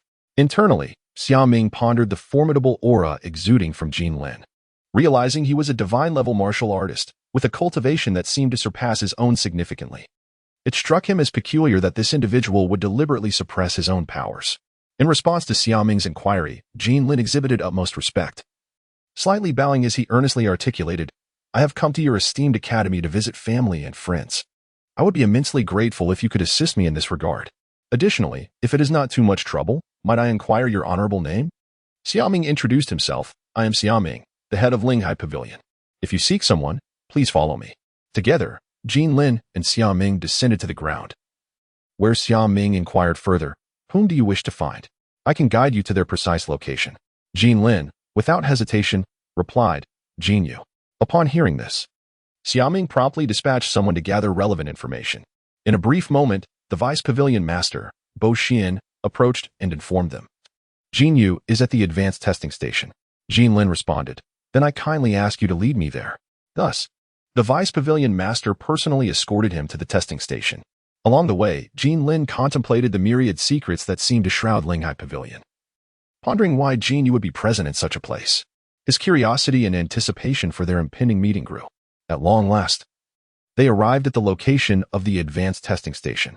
At that moment, Lan Xiu stood quietly within the testing apparatus, and as a clear voice resonated, the announcement echoed throughout the entire plaza. "Lan Xiu, level 32, martial soul, golden dragon, martial soul quality, high."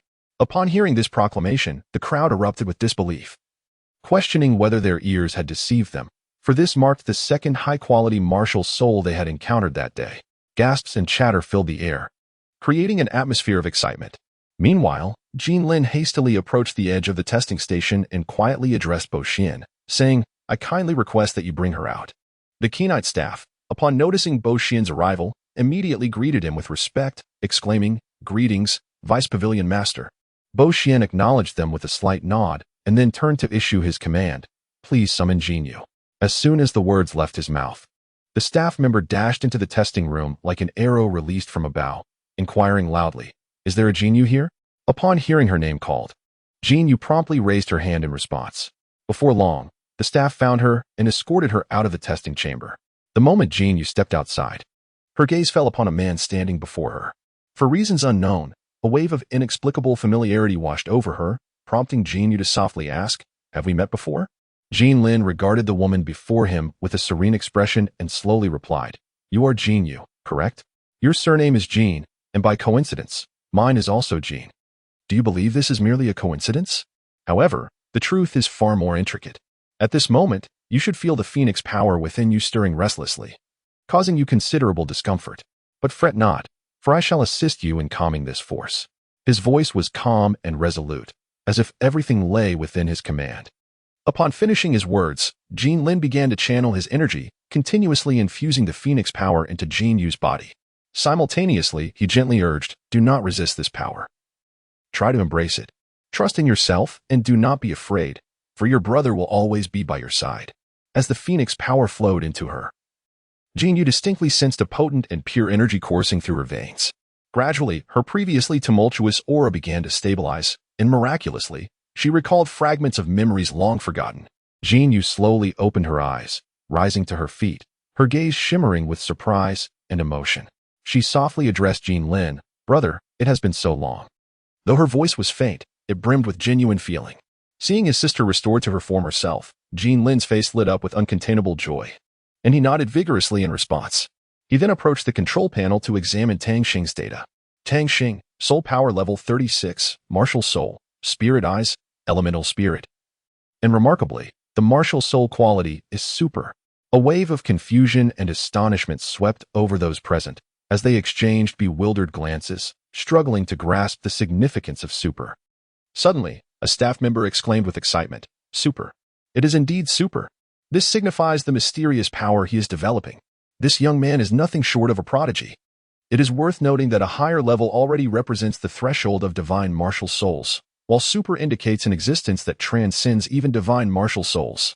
This astonishing revelation sent the crowd into a frenzy, with murmurs of awe echoing as they marveled at Tang Xing's talent and potential. Who could have imagined that within this seemingly ordinary youth lay such immense energy and promise? All present were left speechless, the atmosphere thick with astonishment. Just then, it was the second class's turn to approach for testing. Without hesitation, Sui stepped forward to embark on his testing journey. Su Lu, Soul Power Level 44. His martial soul is actually a healing gourd, and it is of high quality, the examiner exclaimed with fervor. Before the crowd could fully recover from their astonishment, another student named Su Chuan stepped forward to undergo the test.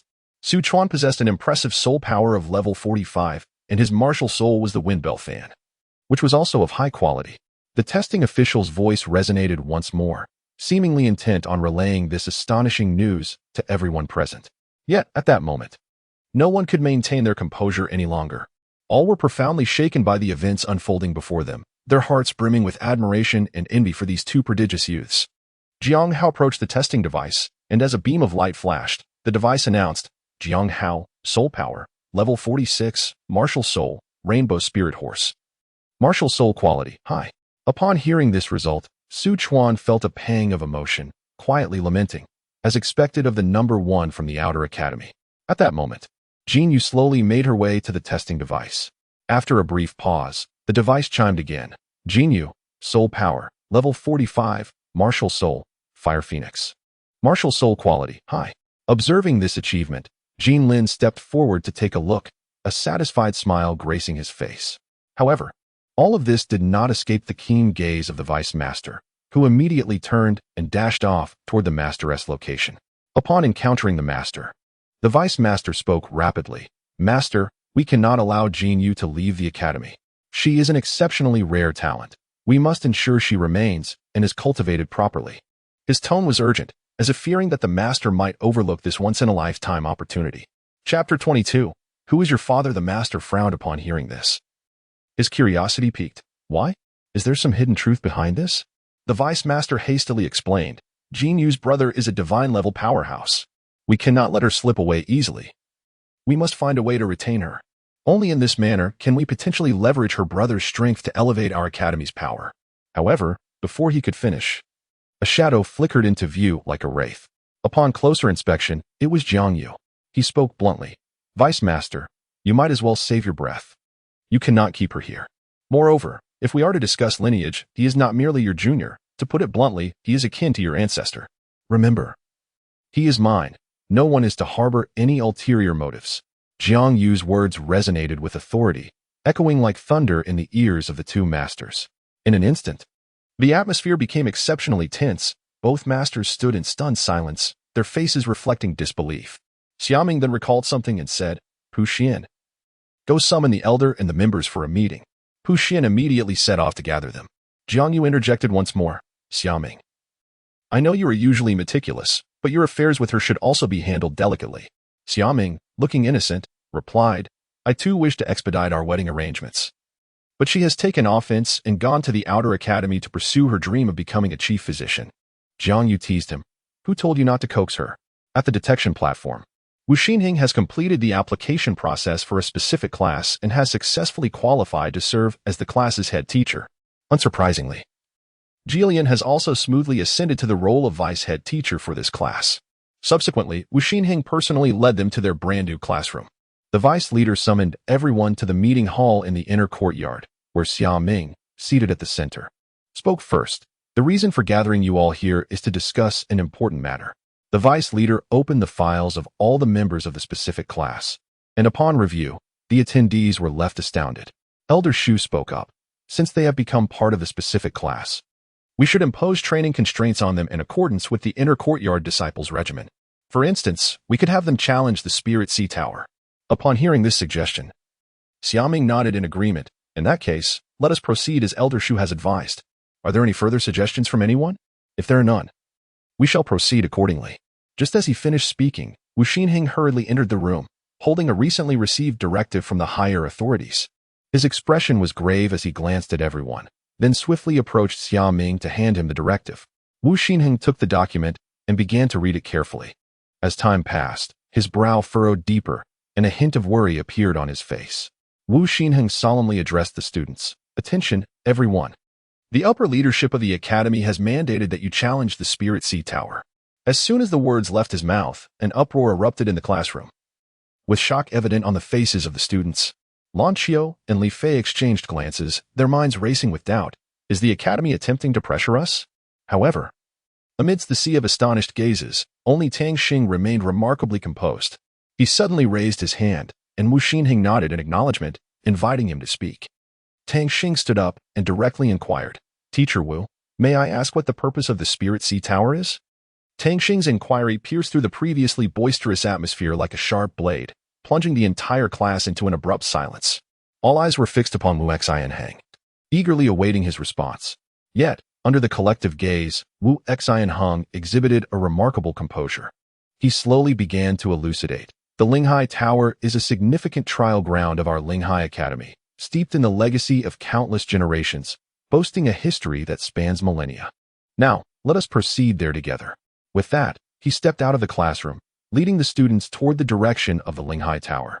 Upon reaching the exterior of the tower, Wu Xinheng's expression turned grave as he reiterated his caution. Once inside, you must exercise utmost vigilance.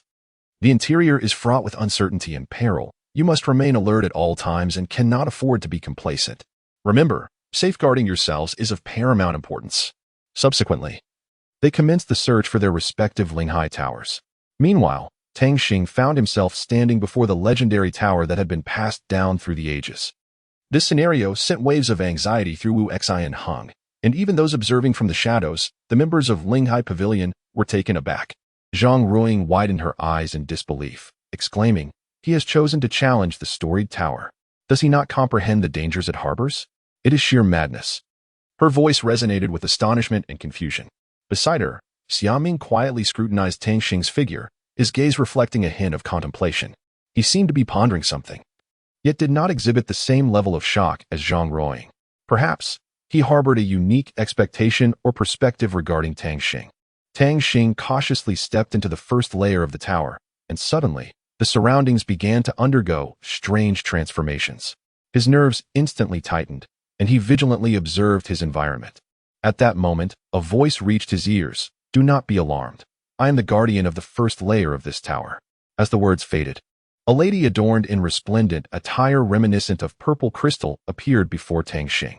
Her flowing hair cascaded down her shoulders like a waterfall, beautifully complementing her alluringly slender waist.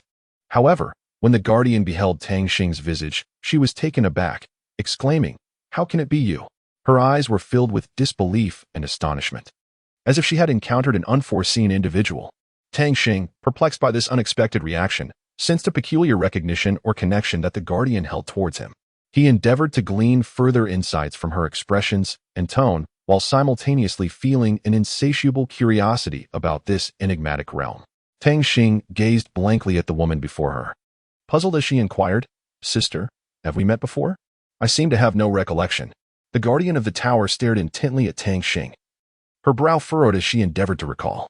Deep within, she pondered, how peculiar indeed. This child bears such a striking resemblance to Tang Yun in her youth. Could there possibly be some familial connection between them? Tang Xing, filled with curiosity, continued to inquire, Sister Guardian, how do you intend to assess my abilities?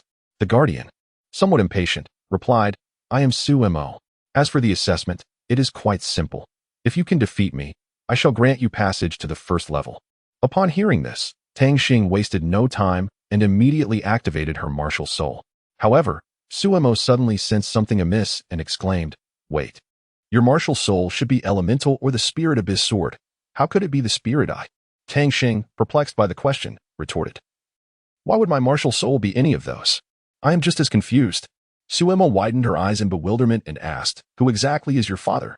Tang Xing was taken aback by the question, a flicker of surprise crossing her eyes before she firmly responded, My father is undoubtedly Tang Xing.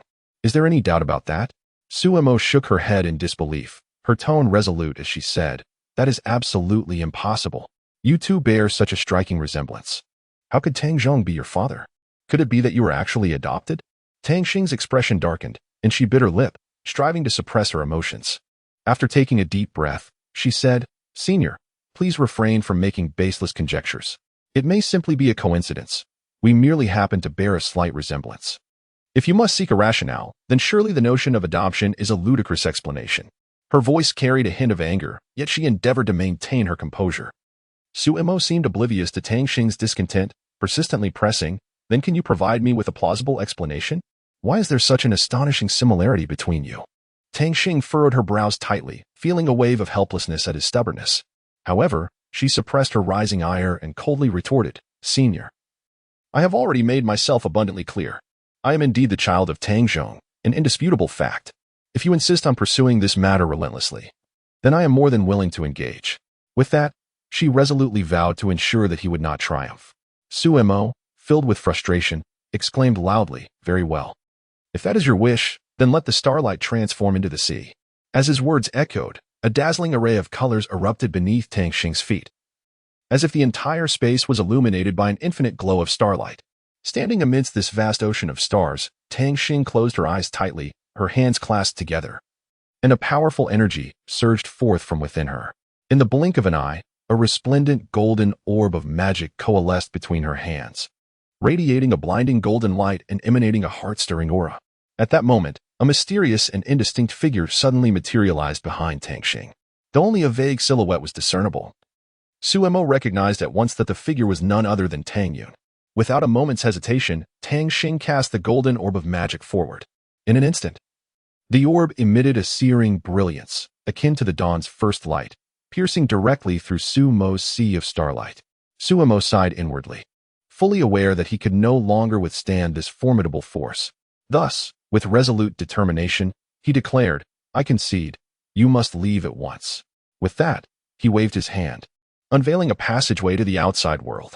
Upon witnessing the unfolding events, Tang Xing exhibited no hesitation, transforming into a streak of light as she rushed toward the passage. In the blink of an eye, her figure vanished at the passage's end, leaving Su Mo standing silently in place, contemplating the direction of her departure. After a moment of deep reflection, Su Mo resolutely declared, It is absolutely impossible to be mistaken. Following his proclamation, Tang Xing cautiously advanced to the second level.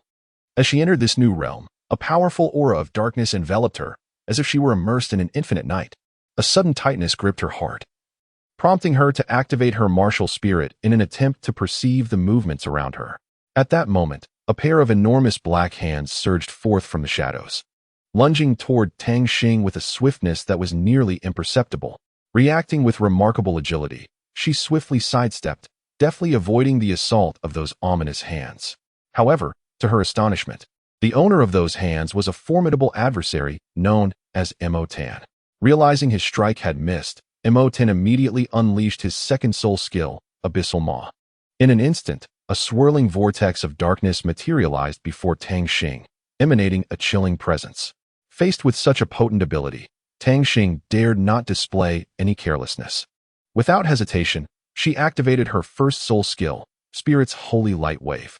A brilliant radiance erupted from her being, as a resplendent beam soared through the void like a shooting star, hurtling directly toward the dark vortex. The collision produced a cataclysmic sound, echoing throughout the space. Tang Xing's holy light wave proved to be immensely powerful, forcibly revealing Mo Tan, who had been lurking in the shadows. With a thunderous roar, Mo Tan exclaimed, "You little rascal, you truly spare no mercy." Tang Xing regarded Mo Tan with a cold gaze, a slight smirk playing on her lips as she retorted, "Spare no mercy? It seems to me that it is you, esteemed senior, who hides in the darkness to harm others. Is this what you call the demeanor of a master?" Mo Tan's expression shifted momentarily, yet he quickly regained his composure. Clearing his throat, he announced, "I am Mo Tan, the guardian of this second level. Young one, I advise you to take a moment to rest. Those above are not to be trifled with. In your current state, pressing onward would only lead to your own suffering." Tang Xing listened to Moten's words, slightly furrowing his brow as he pondered internally. He recognized the truth in Moten's statement, having just emerged from a fierce battle. Both his physical and spiritual energies were considerably depleted. He realized that forcing his way forward at this juncture could indeed lead to peril. After careful contemplation, Tang Xing resolved to heed Moten's advice and chose to rest and recuperate on the spot. He found a relatively safe corner to sit down, closed his eyes, and began to cultivate his energy. As time passed, his breathing gradually steadied, and his internal spiritual energy slowly replenished. Suddenly, a figure emerged from a tower. It was Su He. From the shadows, Su Lao shook his head and remarked, "Su Lu, this child is still too impetuous." Following closely, Su Chuan also flew out. And Su Lu promptly caught him, asking, "Brother, are you all right?" Then, Xiaobin turned to Zhou Tian and proposed, "Zhou Tian, shall we place a wager?" Zhou Tian inquired, "What shall we bet on?" Xiaobin contemplated and replied, "I wager that the individual who has come from within won't last past the 4th level." Zhou Tian further queried, "And if he does last?" Xiaobin confidently asserted, "If he surpasses it, I shall serve as his bodyguard for a day. Otherwise, the same applies to him." Agreed. Zhou Tian readily accepted Xiaobin's challenge. Others began to emerge from the Linghai Tower as well, including Jiang Hao, Jin Yu, Xiyuan Qian, Huang Quan, Ziyan, and Yuxian. Su Chuan remarked to Jiang Hao, "You also emerged from the 5th level." Jiang Hao smiled and replied, "Indeed, it was exceedingly difficult." Meanwhile, Lan Xiu was engaged in a fierce struggle at the 4th level, utterly unprepared for the formidable guardian there. When he attempted to strike with his weapon, the guardian unleashed a soul technique that sent Lan Xiu flying out of the tower. Su Yin quickly caught him and asked, "Are you all right?" Lan Xiu nodded in affirmation. At that moment, Li Fei was also embroiled in a tough battle, having been struck out by the guardian of the 4th level. Now, only Tang Xing remained. Upon awakening from his rest, Tang Xing found himself at the 3rd level. The guardian of the 3rd level greeted him, saying, "You are awake at last. Fear not. I am the guardian of the 3rd level, named Ting Feng." Tang Xing introduced himself. "I am Tang Xing. I seek your guidance, esteemed senior." Ting Feng summoned several whirlwinds and respectfully stated, "It is simple. If you can endure for a while, I shall allow you to pass." As the whirlwinds surged towards Tang Xing, he utilized his soul technique to absorb them all, leaving Ting Feng utterly astonished. Ting Feng's eyes widened in disbelief as he exclaimed, "You actually possess Moten's soul technique." A smirk grazed Tang Xing's lips as he responded with a mystique, "This is a secret, Shu." Ting Feng appeared profoundly intrigued by Tang Xing. With a flourish of his hands, he unleashed a series of ferocious whirlwinds that bore down upon Tang Xing like famished wolves. Unperturbed, Tang Xing once again summoned the abyssal maw, the black vortex effortlessly devouring the whirlwinds. Observing this, Ting Feng felt a pang of regret and decided to unleash his ultimate technique, the Wind Shadow Heavenly Calamity. As his soul power surged, a formidable energy converged in his hand, forming a tempest that howled towards Tang Xing. However, Tang Xing merely smiled faintly, for he knew that the moment he had awaited had finally arrived. Just as the Wind Shadow Heavenly Calamity was about to strike Tang Xing, Tang Yun, standing beside him, resolutely unleashed his first soul skill, the Spirit Holy Light Wave. This resplendent radiance, akin to the dawn's first light, illuminated the entire space. It collided head-on with the Wind Shadow Heavenly Calamity, producing a thunderous roar that reverberated through the air. The two immense forces countered each other, ultimately dissipating into nothingness. At this moment, Tang Xing and Tang Yun exchanged glances, a subtle smile flickering in their eyes. They had successfully thwarted the attack from Ting Feng and demonstrated their own prowess. Ahead lay more challenges, yet they were thoroughly prepared. Under Tang Xing's relentless assault, Ting Feng's counterattack vanished without a trace. As Tang Xing's fierce offensive bore down upon him, in a critical moment, Tang Xing astonishingly halted his attack with remarkable speed. Ting Feng, feeling a pang of shame, conceded, "Indeed, this time I have lost." He then silently opened the passageway to the fourth level. Tang Xing took a deep breath and rushed towards the fourth level with remarkable speed. Upon stepping into this layer, he was astounded by the scene before him. "Wow, this is truly eye-opening," he exclaimed, noticing the stark contrast between the interior and exterior of the tower. He found himself surrounded by lush woodlands, as if immersed in an expansive forest. However, he soon sensed something peculiar. The trees flourished with an unusual exuberance, evoking a sense of unease. Tang Xing resolved to unleash his inaugural soul skill, detection. As the soul power surged within him, he extended his perception outward, only to be astounded by the vastness of the fourth level. It appeared that his detection skill could scarcely reach its boundaries. He pondered in silence. At that moment, a voice resonated abruptly. "Welcome to the fourth level. I am the guardian of this tower, Golden Ape." Startled, Tang Xing turned sharply to behold a magnificent golden giant ape standing before him, smiling as it introduced itself. Without a hint of mercy, the golden ape interrupted Tang Xing's thoughts, swinging its golden rod with the ferocity of a tempest, hurtling towards him. Tang Xing swiftly evaded, his form flickering as he sidestepped. Yet the golden ape relentlessly pursued him, intensifying its assault with each passing moment. Tang Xing understood that continuing down this path was not a wise strategy.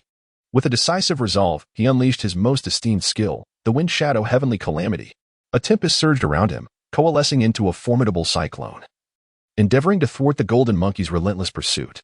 Observing this, the golden monkey's lips curled into a slight smirk as he swung his golden staff with great force, effortlessly dispersing Tang Xing's soul technique. With a scoff, he proclaimed, "Kid, you possess some merit. However, this is far from sufficient. Prepare yourself. First soul technique, transformation into wood." As his words faded, the surrounding forest appeared to be enchanted, rapidly transforming into countless robust wooden vines that coiled around Tang Xing's form like serpents. Tang Xing found himself ensnared, struggling to break free. Just as the golden monkey believed Tang Xing was powerless to resist, a glimmer of cunning flashed in Tang Xing's eyes. He inhaled deeply, murmuring incantations, and a radiant wave of elfin holy light burst forth, striking the golden monkey with unerring precision and propelling him several meters away. The golden monkey regained his composure midair and descended slowly to the ground. He placed a hand on his chest, sensing the residual power, and could not help but feel a twinge of astonishment. Yet, his arrogance remained undiminished, only serving to further ignite his fighting spirit. "Kid, you are indeed impressive. But this ends here. Brace yourself." With a thunderous roar, the golden monkey radiated a blinding golden light, signaling the impending release of a far more potent attack. Could Tang Xing withstand this onslaught? Tang Xing resolutely interrupted the golden ape, who was gathering strength, exclaiming, "Senior, please hold on a moment. Is it not somewhat excessive for you, as an esteemed elder, to employ your fourth soul skill against a young junior?" The golden ape, however, responded with a sneer, "Humph. If you can endure for a minute against my fourth soul skill, I shall allow you passage to the next level. But should you falter, it would be wise for you to depart swiftly." Upon hearing this, Tang Xing felt a surge of indomitable spirit within him. He recognized that this would be a formidable trial, yet he firmly believed in his own strength and courage to confront the challenge ahead. Taking a deep breath, he fixed his determined gaze upon the golden ape, signifying his willingness to accept the test. As the golden ape unleashed his fourth soul skill, the atmosphere around them grew tense, with powerful waves of soul energy surging toward Tang Xing like a tumultuous tide. Gritting his teeth, he summoned every ounce of his soul power to counteract the onslaught. Seconds stretched into an agonizing eternity, each moment akin to a prolonged torment. Tang Xing felt the immense pressure gnawing at his very being, yet he steadfastly clung to his inner conviction, refusing to concede defeat. At last, the minute elapsed, and Tang Xing successfully withstood the golden ape's fourth soul skill attack. Though utterly exhausted, the glimmer of victory shone brightly in his eyes. The golden ape regarded the tenacious young man before him with a newfound respect, nodding as he remarked, "Well done, young one. You have passed the trial. Proceed to the next level, and may you." Without hesitation, the golden ape began to gather strength once more, swiftly declaring, "Fourth soul skill, spirit would killing array." Faced with such a formidable adversary, Tang Xing found himself with no retreat. He had no choice but to stake everything on this moment. Gritting his teeth, he resolutely unleashed his ultimate techniques. Third soul skill, elven light transformation. Second soul skill, Elven Dominance. With the formidable amplification skills at his disposal, Tang Xing valiantly resisted the terrifying assault of the Golden Ape's fourth soul skill. However, the Golden Ape, noticing that Tang Xing possessed only 3 soul rings, could not help but harbor a flicker of doubt, contemplating whether to show mercy. In that moment, despite enduring excruciating pain, a mysterious eye suddenly emerged upon Tang Xing's forehead. Simultaneously, his spirit martial soul began to materialize, as if a potent force was surging forth from within him. Remarkably, this enigmatic power shattered the Golden Ape's fourth soul skill with sheer force. The Golden Ape, taken aback, stood in stunned silence, his expression momentarily frozen. But he quickly regained his composure. He gazed at Tang Xing, observing that at this very moment, Tang Xing's spirit martial soul seemed to undergo some wondrous transformation. Each time Tang Xing invoked his martial soul anew, a unique would manifest upon his forehead.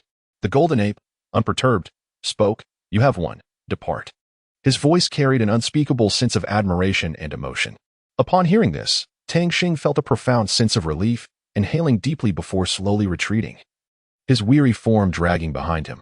This breathtaking battle had subjected Tang Xing to unprecedented trials, leading him to a newfound understanding of his own potential.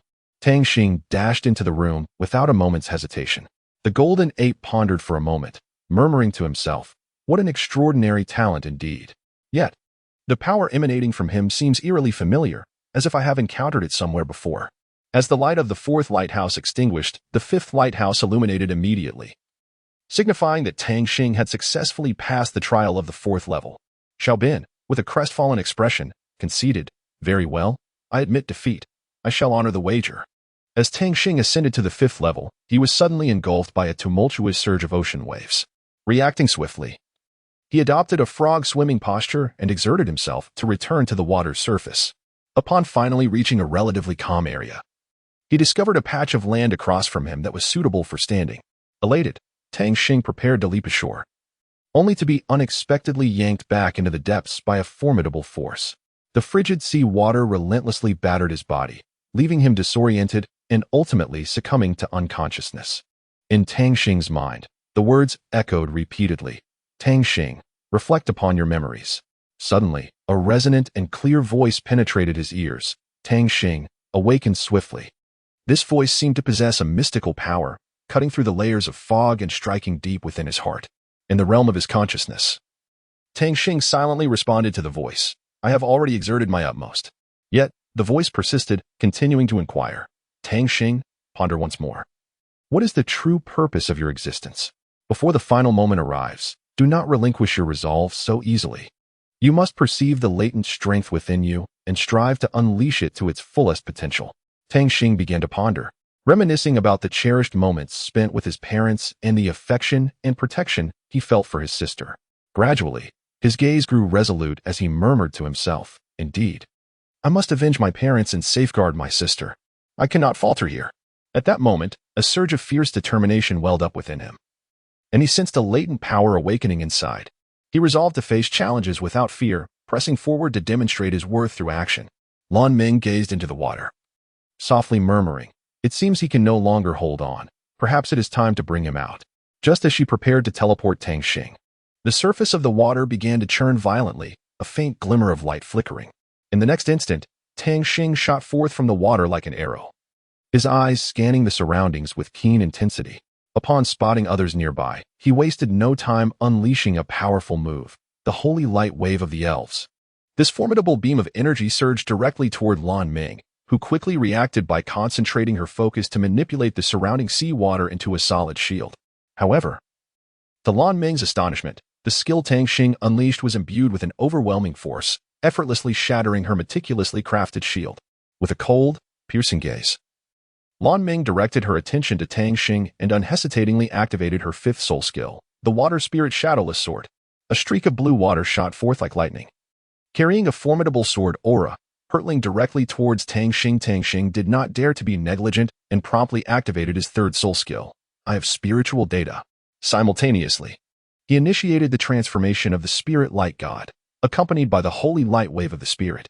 However, despite exerting all his efforts, Tang Xing's abilities were effortlessly shattered in the face of the immense disparity in soul power between both parties.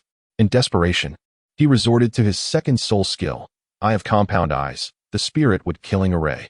Regrettably, his spirit-would-killing array proved too fragile to withstand the formidable fifth soul skill of Lan Meng. In an instant, the spirit-would-killing array was obliterated into fragments.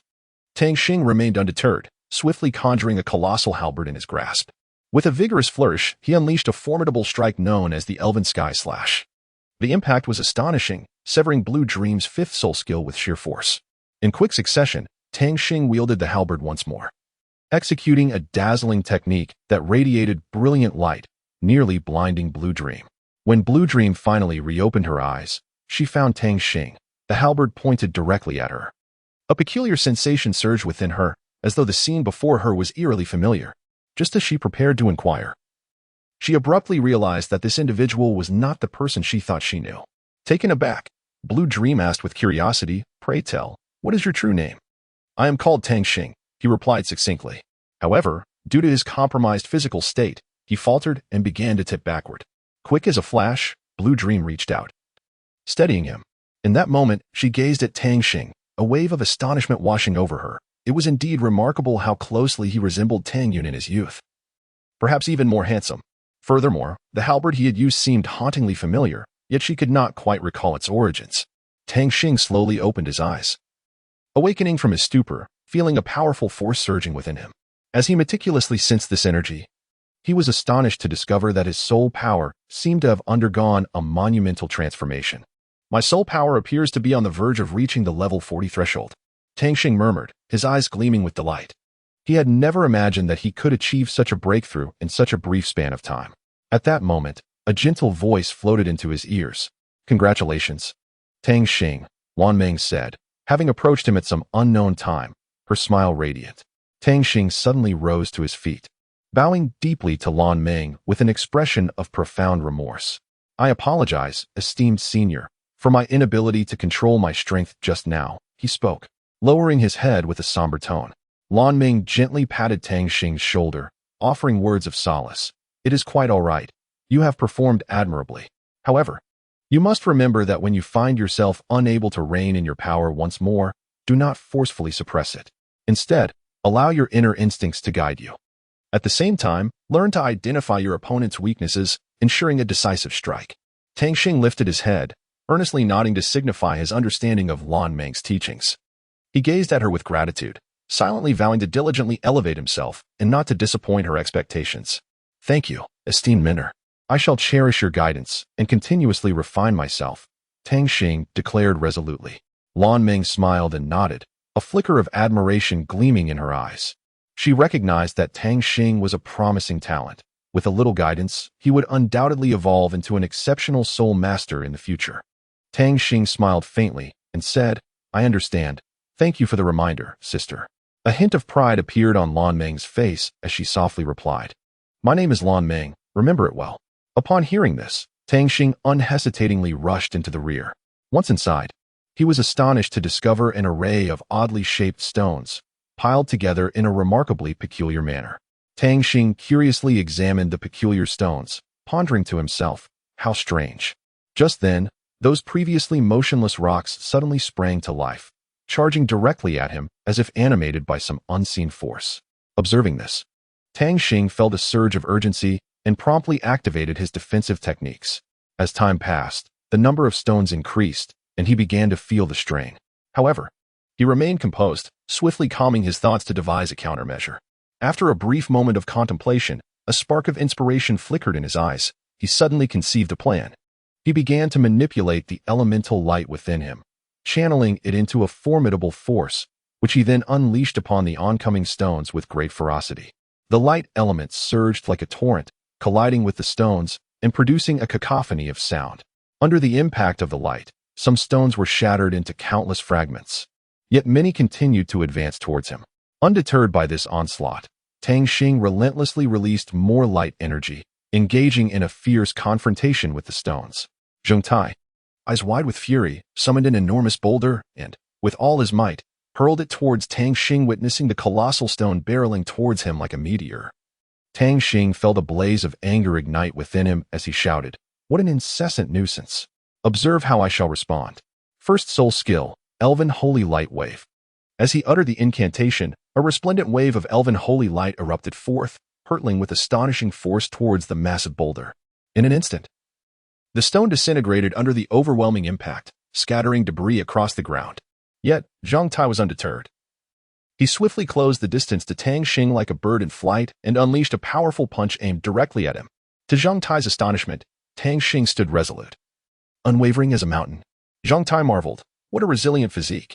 Tang Xing, undaunted, summoned a sphere of azure energy in his right hand while cradling a radiant golden sphere in his left.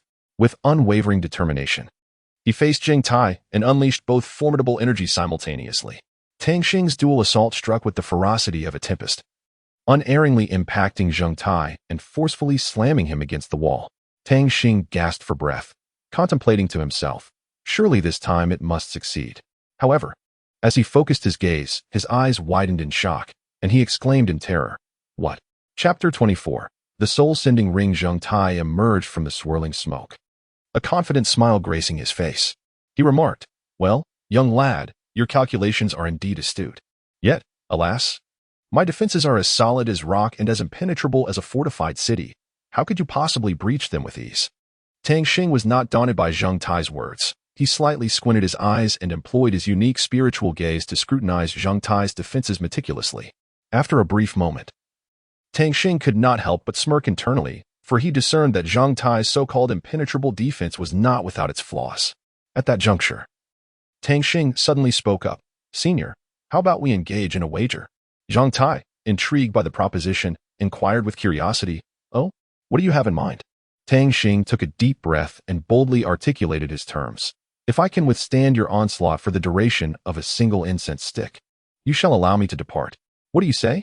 Upon hearing Tang Xing's declaration, Zhang Tai could not suppress a laugh. He regarded the young man as exceedingly presumptuous for daring to utter such grandiose claims. Thus, with a cold smile, Zhang Tai retorted, "Youngster, you truly overestimate your capabilities. Not to mention enduring a single incense stick, I doubt you could even withstand a single strike from me. Let us make it this way. If you can endure my sixth soul skill, I shall grant you your freedom. What do you think?" Tang Xing nodded slightly in agreement. Without hesitation, Zhang Tai unleashed his sixth soul skill, Giant Rock Meteor. Witnessing this move, Tang Xing felt a surge of betrayal within him, yet he did not falter. He swiftly activated his third soul skill, Spirit Light Transformation, along with his first soul skill, Spirit Holy Light Wave. However, Tang Xing's assault upon Zhang Tai's sixth soul skill yielded no significant impact. At that moment, a phrase from Lan Meng echoed in Tang Xing's mind. To seize the opponent's weakness is to secure a decisive victory. With a flicker of inspiration, Tang Xing devised a plan. He promptly released a formidable technique, Spirit Wood Killing Array. This skill surged forth like a tumultuous torrent toward Zhang Tai's sixth soul skill. Under the relentless onslaught of the Spirit Wood Killing Array, Zhang Tai's sixth soul skill began to visibly diminish. Seizing this opportunity, Tang Xing decisively summoned the Spirit Holy Heaven Spear and thrust it with the force of a thunderous storm toward the shrinking giant rock meteor. A cataclysmic explosion resounded, and amidst the remnants of the blast, Tang Xing charged forth with unwavering determination. Observing Tang Xing's performance, Zhang Tai revealed a satisfied smile and softly remarked, "Well done. You have demonstrated remarkable prowess. So, do you wish to continue the challenge?" Tang Xing gently shook his head and replied, "No. Having come this far is already a testament to the favor and support of my predecessors. I believe it is best to conclude here. When I am adequately prepared, I shall return to challenge once more." Upon hearing Tang Xing's response, Zhang Tai felt a profound sense of relief in his heart. He promptly waved his hand, opening the passage to the outside world. At that moment, the onlookers outside were left utterly speechless. A soul master of the third ring could indeed challenge the sixth level. Zhou Tian marveled, his voice brimming with disbelief. Xiaobin quickly echoed, "He has truly shattered the Academy's record." Just then, Tang Xing slowly emerged from the tower. The instant his figure appeared, Li Fei rushed forward with great enthusiasm, exclaiming, "Boss, you are simply extraordinary." Tang Xing smiled as he gazed at Li Fei, a glimmer of confidence and pride flickering in his eyes. He recognized that although his challenge had culminated at the sixth level, it nonetheless attested to his potential and strength. In the future, he would undoubtedly strive tirelessly, advancing towards loftier aspirations. Tang Xing smiled modestly and replied, "Oh, it's nothing. I merely had some good fortune." However, Li Fei wore a skeptical expression and remarked, "Boss, you have indeed shattered the Academy's records." Tang Xing appeared somewhat indifferent to the situation. He lightly shrugged and remarked, "If it needs refreshing, then so be it. Through this challenge, I have realized that I have many shortcomings, and I must strive even harder in the future." "Well said," Wu Xinheng exclaimed, applauding as he approached Tang Xing. When Wu Xinheng gazed at Tang Xing, he was astonished to discover that Tang Xing's soul power had reached level 40. Subsequently, Wu Xinheng gathered all the other classmates and returned them to the classroom, then called Tang Xing aside to inquire, "Tang Xing, has your soul power truly reached level 40? Tang Xing nodded slightly, and Wu Xinheng led him into the soul-hunting forest. At this moment, Tang Xing's face was filled with disdain, and he pondered inwardly, "I was clearly in the classroom just moments ago. How could I have arrived here in the blink of an eye?" Just as Tang Xing was about to inquire, Wu Xinheng unceremoniously interrupted him, directly asking, "What type of soul beast do you require for your soul ring?" After a brief contemplation, Tang Xing replied, "Perhaps a psychic type." Upon hearing this response, Wu Xinheng was momentarily taken aback, but after a moment's thought, he said, "Very well, let us set off." Thus, Wu Xinheng began to search for soul beasts with Tang Xing. Suddenly, a fierce sound of battle erupted ahead, capturing Tang Xing's attention. He stealthily concealed himself in the underbrush, focusing his gaze. Before him, a flying mantis was locked in a fierce struggle with a peculiar creature. This creature, adorned with antlers and a rabbit's head, appeared quite bizarre, prompting Tang Xing to wonder, what on earth is this? Meanwhile, Wu Xinheng had realized that Tang Xing had vanished without a trace. Utilizing his formidable searching abilities, he scoured the area but found nothing, murmuring to himself, "How strange, where could he have gone? Could it be that a peerless powerhouse resides here?" Tang Xing gazed in disbelief as his beloved mantis was vanquished by a formidable soul beast. At that moment, the victorious creature turned its attention towards him and advanced directly. Sensing danger, the mantis immediately spread its wings and flew in front of Tang Xing, attempting to shield him. However, the soul beast did not launch an attack on Tang Xing, but continued its approach. Without hesitation, Tang Xing lunged at the beast in a desperate attempt to halt its advance. The soul beast effortlessly stood tall and unleashed a strike that severely injured the mantis, rendering it nearly immobile. Just when Tang Xing was engulfed in shock, the soul beast surprisingly spoke, "Thank you, young man." Startled by the voice, Tang Xing leapt in alarm, frantically questioning, "You can speak?" The sudden turn of events left him utterly bewildered. He had never conceived that a soul beast could articulate words like a human and express gratitude. Doubt crept into his mind, leading him to wonder if he had slipped into a dream, yet the reality before him felt palpably genuine. A mix of confusion and fear filled his heart as he pondered what might unfold next. The soul beast nodded, and Tang Xing gazed at it with incredulity. He attempted to converse further, but the creature interjected, urging him, "Hurry, absorb the soul beast." Without a moment's hesitation, Tang Xing launched his final strike and promptly seated himself to commence the absorption of the soul ring. In no time, the soul beast returned with another creature, informing Tang Xing, "You have awakened, and this one is a mental-type soul beast, perfect for your fourth soul ring." It then pressed him to absorb it swiftly. Reluctantly, Tang Xing complied with its directive. After a while, he successfully absorbed the soul ring and stood, ready to pose some questions. However, before he could speak, the soul beast preempted him, saying, "Do not be astonished. I know what you wish to inquire. But first, allow me to transform before we converse." With that, the soul beast began to change. Its radiant light gradually receded, replaced by a gown as white as snow. She appeared as a celestial being, gracefully standing upon the ground. The fabric of her gown swirled like mist, gently caressing the earth, blending seamlessly with her surroundings. The design was simple yet elegant, striking a perfect balance between refinement and opulence. The hem fluttered in the breeze, evoking a dreamlike essence.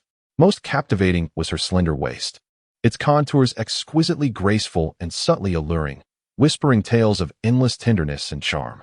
Such a waist could only be likened to a masterpiece, captivating all who beheld it. Ascending to her visage, her eyes mirrored the profound expanse of the night sky, gleaming with radiant brilliance.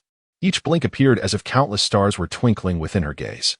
This beauty transcended the limits of language, ensnaring onlookers in its enchanting grasp. Her lips curved ever so slightly, forming a playful, enigmatic smile that added a touch of whimsy and charm to her already mesmerizing presence. That cherry-red mouth, vibrant as a ruby, glistening with allure, evokes an irresistible desire to savor its sweetness. Tang Xing stood before the scene, utterly astonished. His eyes widened, and his mouth slightly agape. He found himself momentarily speechless. It was only when Bai Yi greeted him that he regained his composure. "Hello, my name is Bai Yi." Bai Yi's voice rang out, clear and melodious, akin to a celestial melody. Tang Xing swallowed hard and stammered, "Hello, I am Tang Xing. It is a pleasure to meet you." At that moment, Tang Xing's heart brimmed with excitement and curiosity. He realized he had encountered a truly extraordinary being, one named Bai Yi. Tang Xing hurriedly reined in her previous demeanor and said, "Greetings, I am Tang Xing. Tang Xing. What a splendid name." She continued, "Oh, I almost forgot the matter at hand. I was originally a guardian spirit beast of the Elven clan. But my once tranquil and peaceful existence was shattered by a malevolent organization. The situation was dire, and despite my utmost efforts, I could only rescue a small fraction of my kin, while the rest met with a tragic fate. As for how I came to know you, it is because your being harbors the most pristine essence of Elven bloodline power. I was merely resting here when I was ambushed by a flying mantis, engaging in a fierce battle. Then you arrived. Come with me." Bai Yi divulged everything in a rush. Upon hearing this, Tang Xing inquired with confusion, "Where are we going?" Bai Yi responded without hesitation, "Of course, we are going to meet your kin. However, your Elven bloodline has yet to awaken, so we must hasten." Before Tang Xing could finish his sentence, Bai Yi seized him and swiftly led him away.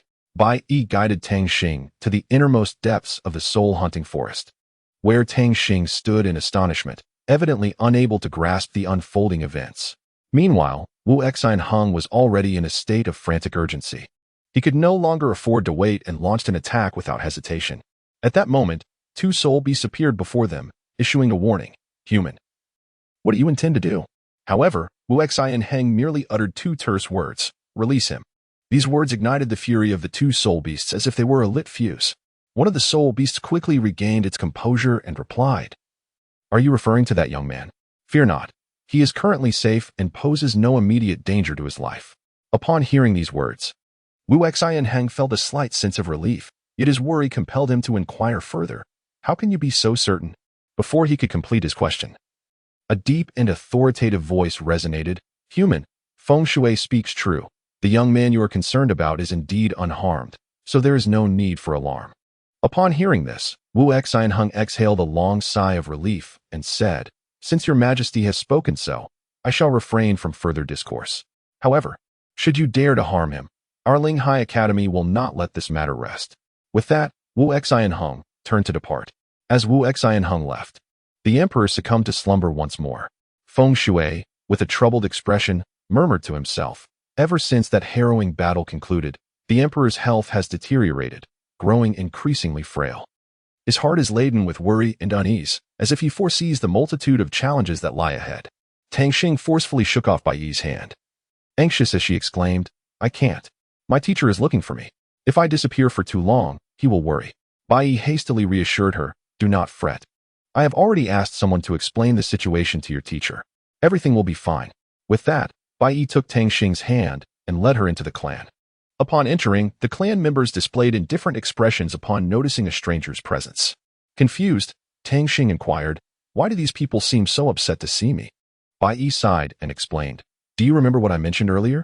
One of the reasons our clan faced slaughter was due to outsiders acting as spies." Upon hearing this, Tang Xing felt a wave of sorrow for these people. Bai Yi guided Tang Xing down another path, and to avoid unnecessary trouble, he arrived at the chief's doorstep first. Calling out, "Grandpa Chief, I'm back. I've brought someone with me. Come and see." Tang Xing closely followed Bai Yi into the house. As the chief caught sight of them, he suddenly appeared disoriented, tremblingly uttering, It is you." Chapter 25, Awakening the Bloodline. Seeing the chief collapse, Bai Yi hurriedly reached out to assist him, concern evident in his voice as he asked, "Grandpa Chief, what is wrong? Are you unwell?" The chief steadied himself. Astonishment etched on his face as he gazed at Tang Xing and inquired, "Child, I find this rather peculiar. Who is your father?"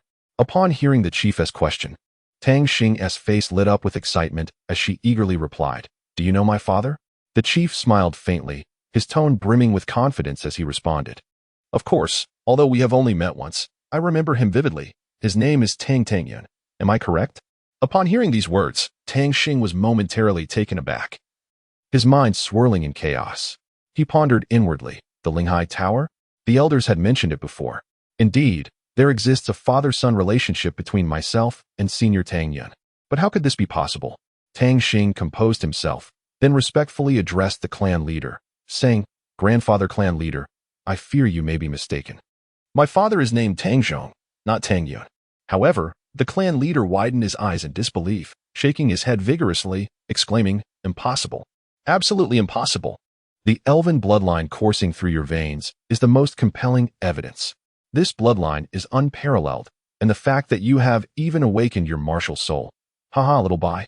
It seems you wished for him to unlock the true power of his bloodline." Bai silently nodded in acknowledgement, indicating his acquiescence. Upon hearing the elder's words, Tang Xing felt as though he had been struck by a jolt of electricity, rendering him momentarily speechless. An intense internal struggle commenced, with thoughts surging through his mind like tumultuous waves. How could this be? Is it possible that my lineage is indeed flawed? For years, I have believed that Tang Zhong is my biological father. A myriad of questions flooded his mind, leaving him enveloped in confusion and uncertainty. The elder instructed Bai Yi to prepare the necessary items and approached Tang Xing, speaking earnestly. "My child, I understand your heart is brimming with doubt and bewilderment. But do not rush. Everything will resolve itself in due course. I shall not compel you to recognize your true identity immediately. Whenever you find clarity, feel free to return. It will not be too late." As the elder comforted Tang Xing, he gently embraced him. Tang Xing, upon hearing these words, found it difficult to accept the reality presented to him. He sought solace in the warm embrace of the clan leader, attempting to unravel the myriad of emotions swirling within him. The clan leader gently caressed Tang Xing's small head, soothing him with tender whispers. In that moment, the two figures stood in serene silence, as if time itself had come to a standstill. After what felt like an eternity, Tang Xing gradually drifted into slumber under the clan leader's comforting presence. The leader gazed down at the slumbering child in his arms, his eyes filled with a profound tenderness. With utmost care, he lifted Tang Xing and made his way towards the room. Just then, Bai Yi entered the space, poised to speak loudly, but was halted by a shushing gesture from the clan leader. Instantly, Bai Yi softened his footsteps, following the leader into the room, fearful of disturbing Tang Xing's rest. Bai Yi discreetly pulled the clan leader aside and whispered, "Leader, everything is prepared." The clan leader, with a furrowed brow, replied, "Let us wait until he awakens. I shall speak to him then." Bai Yi, resigned, merely nodded in agreement. Meanwhile, Tang Xing was enveloped in a deep and dreamless sleep. However, amidst his slumber, a mysterious voice resonated within the depths of his mind. "Tang Xing, the sacred celestial spear you hold is imbued with formidable techniques. I shall now impart to you the fifth technique, known as unmatched under heaven. The preceding four techniques are: the first, celestial slash; the second, radiance unbound; the third, sweeping through legions; and the fourth, spear of demon breaking. These techniques are etched into your consciousness like indelible marks." After a while, Tang Xing slowly opened his eyes. The clan leader, who had been vigilantly watching over him, promptly inquired, "Child, are you thirsty? Would you like some water?" Tang Xing gently shook his head, then looked at the clan leader with unwavering determination, saying, "Grandfather leader, please speak your mind. I am listening." The clan leader hesitated momentarily, but ultimately steeled himself. Summoning the courage to articulate, "Tang Xing, I have gathered all the precious materials necessary for awakening your bloodline. Are you willing to attempt to awaken the power within you?" Tang Xing declared resolutely, "I am willing." The clan leader was taken aback and hurriedly led Tang Xing onto the sacrificial platform. As Tang Xing gazed upon the towering altar, he silently encouraged himself. Taking a deep breath, he leaped gracefully and landed steadily on the sacrificial platform. The clan leader then activated the energies of the altar, which began to spin rapidly. A formidable force surged into Tang Xing's being like a torrent. However, to everyone's astonishment, this powerful energy, upon entering Tang Xing's body, underwent a complete transformation, morphing into countless radiant particles that flowed freely within him. Simultaneously, the stone pillars surrounding the altar erupted with brilliant light, sending numerous beams directly toward Tang Xing. Faced with such overwhelming external stimuli, Tang Xing gritted his teeth and resisted fiercely. Clenching his fists, Vivid images of his parents' demise and the need to protect his sister flooded his mind. Tang Xing roared within. I cannot falter at this moment. I absolutely must not. Armed with unwavering faith and indomitable willpower, Tang Xing successfully withstood wave after wave of assault. Empowered by the might of two extraordinary treasures, he felt as though he were immersed in an endless expanse of stars. His body began to emit a dazzling glow, radiating with a brilliance akin to that of celestial bodies. As the light intensified, the long-dormant bloodline of the elves within him was finally awakened. This bloodline power surged forth like a slumbering dragon awakening after millennia, unleashing unparalleled majesty and strength from within Tang Xing. It flowed forth like a torrential flood, ascending to the heavens with unstoppable force, shattering the void, altering the winds and clouds, causing the very world to tremble. In that moment, Tang Xing appeared to be the epicenter of the universe, exuding an aura that inspired profound reverence. His eyes sparkled with a mysterious and profound light, as if they could penetrate the essence of all things. Each of his movements contained boundless power, capable of provoking earth-shattering transformations with a mere gesture. Under the impact of this formidable strength, the surrounding space began to warp. Vivid and colorful lights intertwined, forming a breathtaking tapestry of beauty. And there stood Tang Xing at the center of this magnificent canvas, akin to a war deity descended upon the mortal realm, commanding awe and invincibility. Suddenly, a massive, majestic, scaled soul beast appeared in the sky, radiating auspicious light as if it were a messenger sent from the heavens. Its head bore a pair of sharp horns, often adorned with a spherical object, and its eyes were large and bright, complemented by a broad nose and mouth. The clan leader immediately recognized it. Could it be a Qilin? A divine Qilin has descended. However, a mournful voice echoed from afar. As the creature approached slowly, the clan leader's eyes widened in astonishment, exclaiming, "Is that truly the legendary Kunping? I cannot be mistaken." These two soul beasts knelt before the young Tang Xing like devout followers, seemingly filled with reverence for him. At that moment, the Qilin suddenly spoke, saying, "Old fellow, you must take good care of this young lad. Perhaps one day in the future, he could become our invaluable ally, aiding us in reclaiming all that we have lost. Do you understand? He must not endure even the slightest grievance." The Kunpeng immediately echoed. In the past, the spirit god single-handedly triumphed over numerous deities in the divine realm, securing a place among the three great enforcers at the forefront. It is truly lamentable that he was later betrayed and met an untimely demise. The elder implored, "You must look after him well." The clan leader, upon hearing this, could hardly believe it, his eyes widening as he replied, "I will." Bai felt as if his eyes had been opened to a new world, having the rare fortune to meet both the golden Qilin and the dream cloud Kunpeng. Tang Xing could evidently sense a surge of formidable power rising within him. As he attempted to harness it, he was astonished to find a pair of resplendent, multicolored wings sprouting from his back, transforming his very being in a breathtaking manner. What delighted him even more was the remarkable transformation of his soul skills that accompanied this change. Tang Xing immediately bowed respectfully to the clan leader and expressed her gratitude. "Grandfather clan leader, thank you. If it weren't for you, I fear I would have never discovered the extraordinary power within my bloodline. Rest assured, I shall strive diligently to revive the glorious future of our clan." Bai stepped forward, smiling at Tang Xing. "So, how do you feel? I told you I wasn't misleading you." Overcome with excitement, Tang Xing embraced Bai tightly, apologetically saying, "It was all my fault. I should not have doubted your words. Allow me to make amends and take action." Before she could finish, Tang Xing suddenly leaned in and gently kissed Bai on the cheek. Bai was momentarily stunned, unable to gather her thoughts for several seconds. By the time she regained her composure, her face was flushed, resembling a ripe apple. It is worth noting that Bai was no ordinary spirit beast. She was a seasoned practitioner with years of cultivation. Moreover, this was her very first kiss. Tang Xing then inquired, "Grandfather clan leader, now that my bloodline has awakened, should I not return to my original place?" The clan leader hesitated for a moment before replying.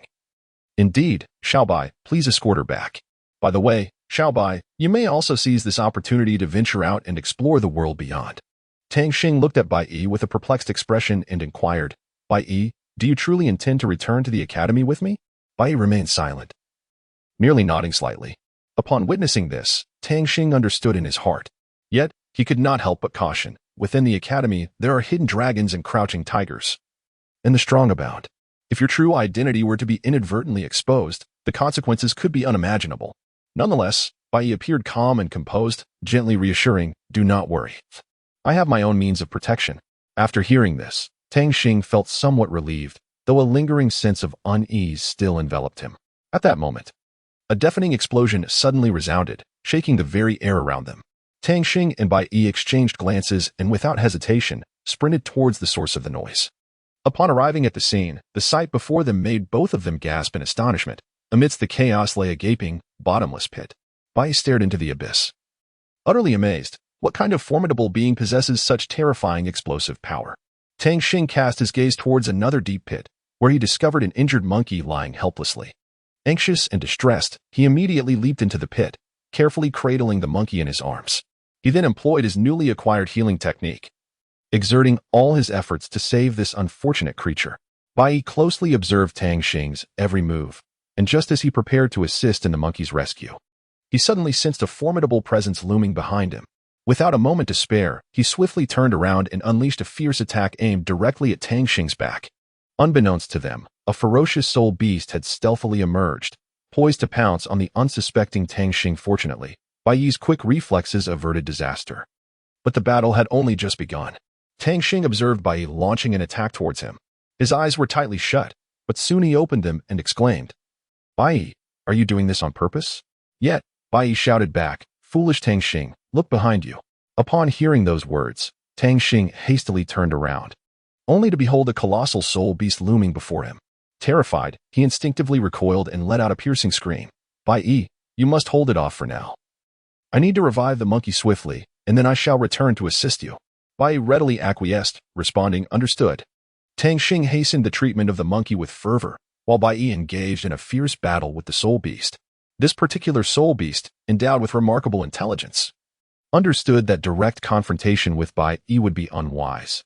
Thus, it shifted its focus to the vulnerable Tang Xing behind him.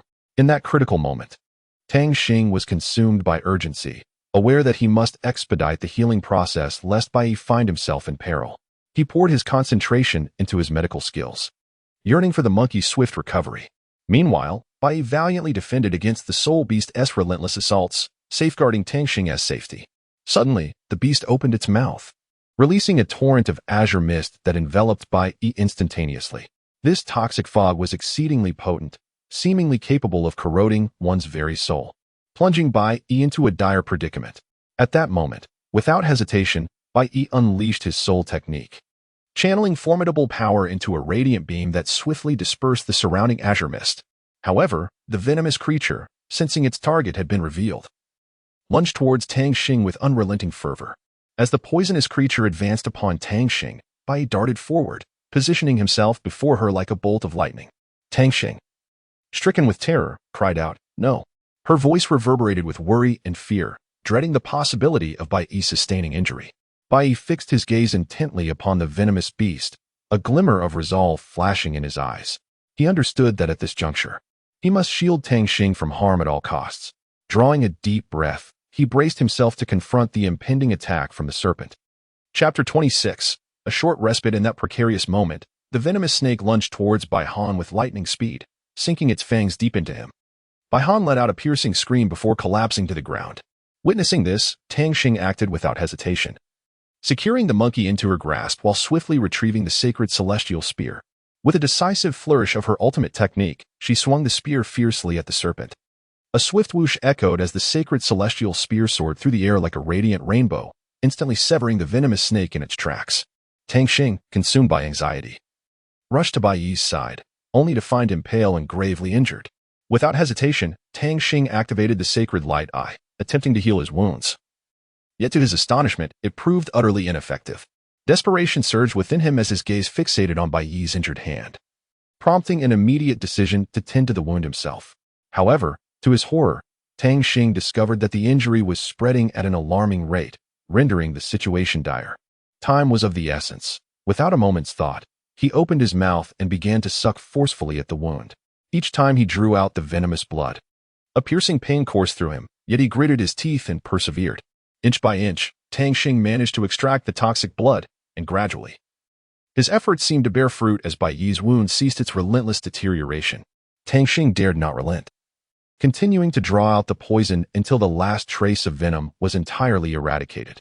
After the monkey rescued by Tang Xing awakened, it saw Tang Xing treating its wounds in an unusual manner and promptly fled. A while later, Bai finally regained consciousness and, feeling somewhat disoriented, inquired, Tang Xing, "What has happened to me?" Tang Xing gazed at her tenderly and replied, "You were accidentally bitten by a venomous snake, but do not worry. I have employed a special method to expel the toxin from your body. You should be feeling much better now, correct?" Upon hearing Tang Xing's words, Bai lowered her gaze to her hand and noticed that it had been expertly bandaged. At that moment, the monkey approached, carrying a bowl of clear, transparent liquid that emanated a peculiar fragrance, and presented it to Tang Xing. Tang Xing accepted the bowl and, without a moment's hesitation, tilted his head back and drank it all in one go. The monkey, witnessing this, displayed an expression of astonishment, clearly not anticipating that Tang Xing would so readily consume the divine liquid. At this moment, Tang Xing realized that his actions might have been somewhat inappropriate. Noticing that only half a bowl of the elixir remained, he hastily turned to Bai Yi and said, "You should have some too. It will be beneficial for your recovery." With that, he offered the bowl to Bai Yi. Although Bai Yi harbored some doubts, he resolutely drank the contents without hesitation. After a brief period of rest, both of them had regained considerable stamina. Bai Yi then inquired, "So, how should we deal with this monkey?" After a moment's contemplation, Tang Xing smiled and replied, "I have an idea. Let us simply say it's your pet. As for a name, how about calling it Goldie?" Bai Yi nodded helplessly, indicating that it would have to suffice. Subsequently, the two entered a restaurant. Tang Xing, familiar with the surroundings, effortlessly found a seat and called out loudly, "Boss, 2 servings of golden fragrant fish rice." The proprietor responded warmly, "Certainly, please wait a moment." Tang Xing turned to Bai Yi, curiously asking, "What exactly is your martial soul?" Bai Yi replied candidly, "My martial soul is the 9-colored spirit deer. Additionally, I possess the ability to seal my own aura and cultivation. Unless the opponent is a peerless Douluo of level 99, even a super Douluo of level 98 would find it challenging to detect me. Whenever I reach a bottleneck in my cultivation, the seal automatically unravels a layer, transforming into my soul ring." Upon hearing this, Tang Xing felt a sense of reassurance wash over him. Before long, the proprietor approached with fragrant dishes, placing them on the table. The aroma wafting from the food was tantalizing, making one's mouth water. Upon closer inspection, each dish was a feast for the senses, exquisitely crafted like a work of art. As Tang Xing observed Bai Yi's eager expression upon seeing the delectable dishes, his eyes glistening with anticipation and barely concealed delight, she couldn't help but chuckle softly and gently urged, "Please, do indulge." With a slight smile, Tang Xing refrained from saying more. In the spacious and brightly lit hall, Xiaoming convened numerous experts and core members for a crucial Spirit Sea conference. In this solemn yet tense atmosphere, everyone listened intently to Xiaoming's words. Without any preamble, Xiaoming posed a direct question. "Wang Qian, what is the current progress of the selection process for the 7 spirit users?" Wang Qian, firmly clutching her report, maintained a serious demeanor and replied resolutely, "Respected sect leader, after our meticulous preliminary screening, the number of eligible candidates among the inner courtyard disciples is exceedingly limited." At this moment, Elder Shu, seated nearby, smiled slightly, his wise expression reflecting profound insight as he suggested softly, "Esteemed leader, if that is the case, why not consider allowing the disciples from the outer courtyard to participate in the selection as well? This might broaden our pool of candidates." Upon hearing these words, Xia Ming was struck with clarity, as if a sudden revelation had dawned upon him. His eyes sparkled with excitement as he eagerly inquired, "Does Elder Shu have any more specific or improved suggestions?" Remaining composed and unruffled, Elder Shu responded slowly, "In my view, we could dispatch the deputy leader to personally oversee the recruitment and selection in the outer courtyard. If my memory serves me correctly, we utilized a similar approach during our last talent selection." Xiaoming grasped the implication immediately and made a decisive resolution. Rising to his feet, he announced in a resonant voice, "Very well. The deputy leader will take full responsibility for this selection plan. I trust he will fulfill his mission and identify the most outstanding 7 spirit users for us."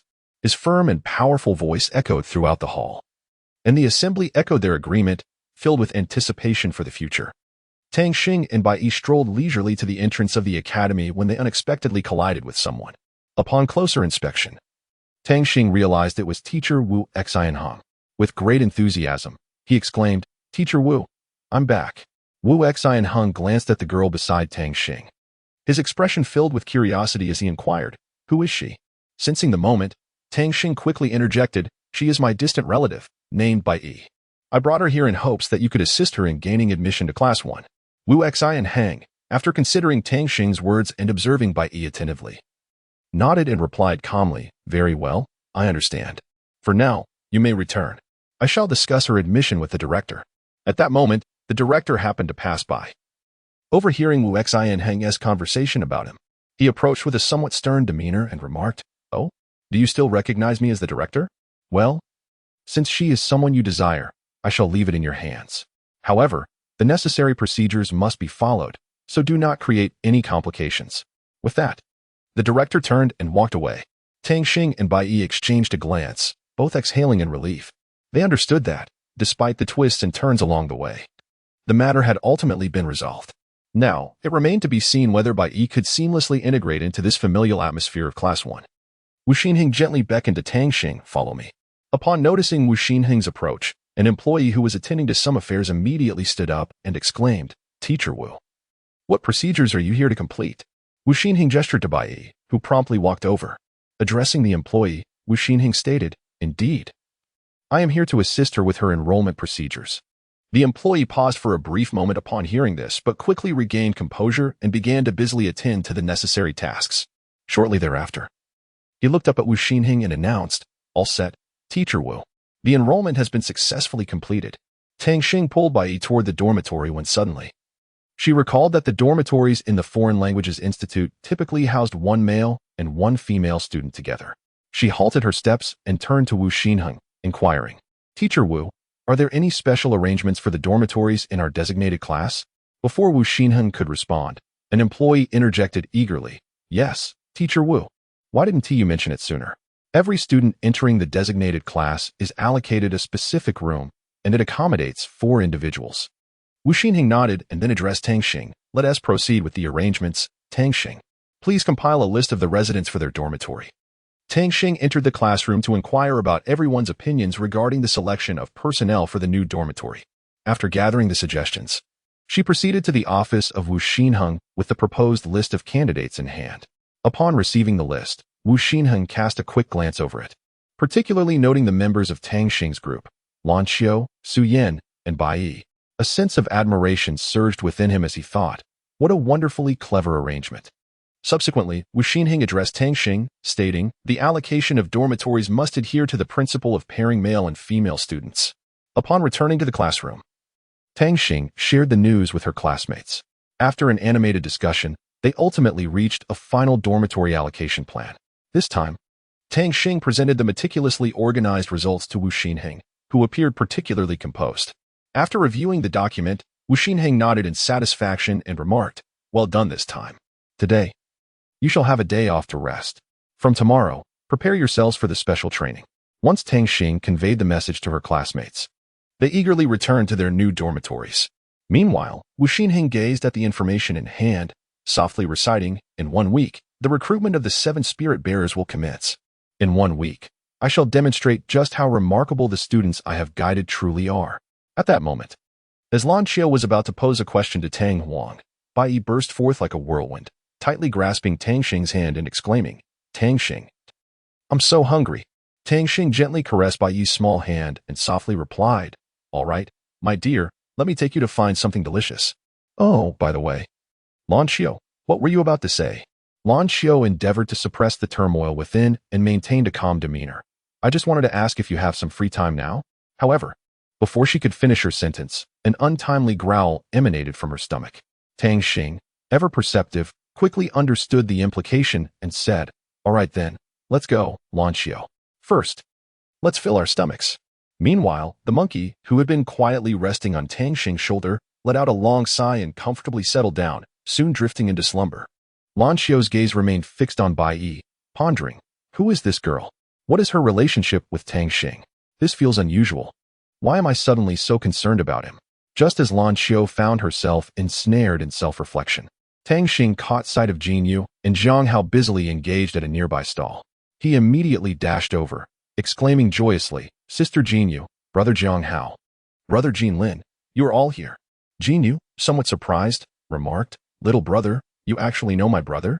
Tang Xing nodded in affirmation, responding, "Indeed. I happened to meet brother Jinlin when my mother and I were leaving the Tianling auction house." "That's right," Jinlin chimed in, just as she said, "sister.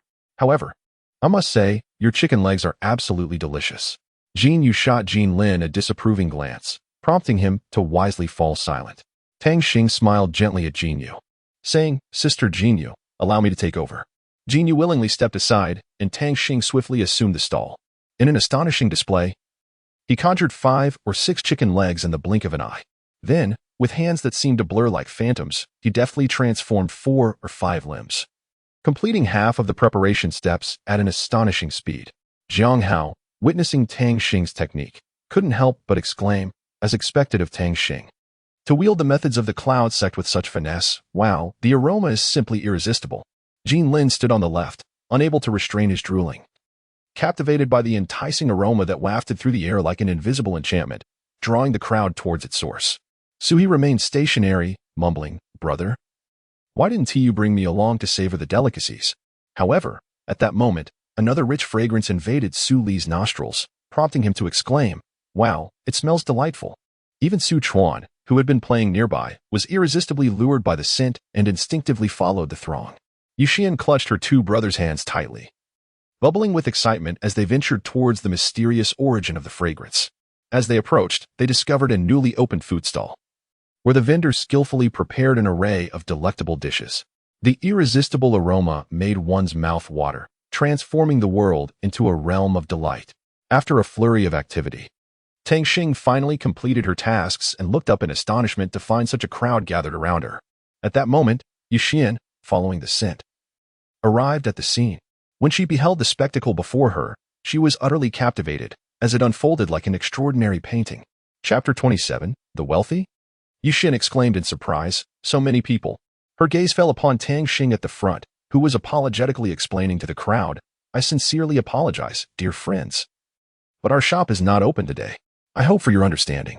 The crowd, puzzled by his words, began to inquire, "Oh, boss, with such a delightful aroma, what exactly are you planning to do?" They urged, "Since you've prepared such delicious food, why not sell some to us?" Faced with their insistence, Tang Xing appeared somewhat helpless. He motioned for Jiang Hao and Jinyu to step aside and whispered, Jinyu, please bring over a few more people. But remember not to gather them all, leave some behind." Jiang Hao instantly grasped Tang Xing's intentions and dashed off without hesitation. Clearing his throat, Tang Xing addressed the crowd. "Dear friends, due to the limited quantity of food available, we can only serve on a first-come, first-served basis. Please form an orderly line. If it happens that your turn arrives and the food is finished, I sincerely apologize, and I invite you to return another day." The crowd, upon hearing this, swiftly mobilized, forming a neat line as they patiently awaited Tang Xing's culinary creations. Jiang Hao hurriedly carried over the ingredients. Upon witnessing the scene, Tang Xing immediately set to work, skillfully preparing delectable dishes. Under her adept hands, one exquisite meal after another was delivered to the patrons. However, despite a portion of the customers departing contentedly, a considerable queue remained, patiently awaiting their turn. At that moment, a man appeared, brandishing a gourd and adorned with a sword at his waist. His arrival sparked a flurry of whispers among the onlookers, who seemed filled with curiosity and anticipation. Jinlin instantly recognized the newcomer, but chose to remain silent. Pu Xian, intrigued, inquired, "Xiaoqi Zi, your culinary skills are remarkable. Why not consider becoming a chef at the Ling Hai Academy's kitchen?" Tang Xing replied candidly, "I can merely prepare chicken feet. If I were to venture there, I would likely only create chaos. It is best for me to diligently fulfill my own responsibilities. Now, hold on to your chicken leg." With that, Pu Xian retrieved 2 gold spirit coins from his pocket and gently placed them on Tang Xing's stall. Observing the coins before her, Tang Xing exclaimed, "Uncle, you are being too generous." However, Pu Xian merely waved his hand, smiling as he said, "Not at all. Consider this a token of gratitude for my inquiry. Xiaoli Zi, keep up the good work." Tang Xing promptly informed him, "This is the last serving. Please let those in line know they need not wait any longer." Just as he was about to speak, a fan suddenly soared through the air, heading straight for the stall. The assailant was none other than Su Chuan, who shouted, "I'll take that one." Jin Xiu, witnessing the scene, admonished, "Su Chuan, Do not be excessive. Su Chuan, feeling entirely justified, retorted, what do you mean by excessive? Clearly, it is you who are in the wrong. I have waited in line for so long, and now that it is finally my turn, you dare to say otherwise? Let me inform you. There is only one serving left. Jiang Hao, unable to tolerate this behavior, interjected, Su Chuan, you have not even queued up. You should wait for the next round. Tang Xing was exceptionally direct, handing the food to a passerby and urging him to leave swiftly. Then, he shouted at Su Chuan, is it merely a chicken foot? If you can defeat me, I shall prepare it for you. The onlookers widened their eyes in astonishment upon hearing this. Jin Lin, in a tone of admiration, remarked, what a bold spirit. Su Chuan, undeterred, readily accepted the challenge. They proceeded to a nearby clearing. Without hesitation, Su Chuan unleashed his second soul skill, the power of the wind bell. He then swiftly activated his first soul skill, the blade of the fan, aiming to deliver a fatal blow to his opponent. However, Tang Xing was no ordinary adversary. He promptly activated his spirit martial soul and unleashed his formidable second soul skill, the power of the spirit, successfully countering Su Chuan's assault. At that moment, Su Chuan mused, could he also possess a dual martial soul? Why have I never witnessed him employ this technique before? It seems the time for a swift resolution has arrived. Thus, Su Chuan resolved to exert his utmost strength. Releasing his most powerful skill, he chanted incantations, his body enveloped in radiant light as he activated his fourth soul skill, the earth-shattering transformation of the wind bell, followed by his second soul skill, the power of the wind bell, and the third soul skill, the gale slash, in rapid succession. In that instant, Su Chuan's power surged to unprecedented heights, overwhelming the battlefield with his formidable presence. Would Tang Xing be able to withstand such a fierce onslaught? The ensuing battle promised to be increasingly intense and exhilarating. Jinyu, witnessing Su Chuan's unhesitating use of his fourth soul skill, gasped in disbelief and exclaimed angrily, how shameless of you. On the other side, Tang Xing boldly responded, very well. Let us settle this once and for all. Prepare yourself. Third soul skill, transformation of the spirit light. Second soul skill, power of the spirit. Fourth soul skill, spirit light blade. As the two unleashed their soul skills, two powerful energies clashed violently in the air, emitting dazzling brilliance. Just as it seemed these forces would culminate in a cataclysmic explosion, Tang Xing and Su Chuan instinctively retracted their soul power. Yet, Su Chuan was evidently unwilling to relent. A glint of cunning and defiance flickered in his eyes. Tang Xing keenly perceived this, feeling a twinge of embarrassment within. He understood that the conflict had not truly concluded, and more daunting challenges lay ahead. Su Chuan slowly returned to Su Ye's side, looking at her with a face full of remorse, his voice low as he said, it's my fault for being so incompetent, for failing to protect you, my sister. I am truly sorry. Sui gazed at her somewhat disheveled brother, her heart brimming with compassion, yet she endeavored to muster a reassuring smile, saying, it's all right, brother, this is not your fault.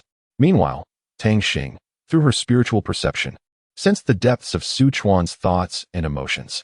Without hesitation, she approached the stall and began to manipulate the items there.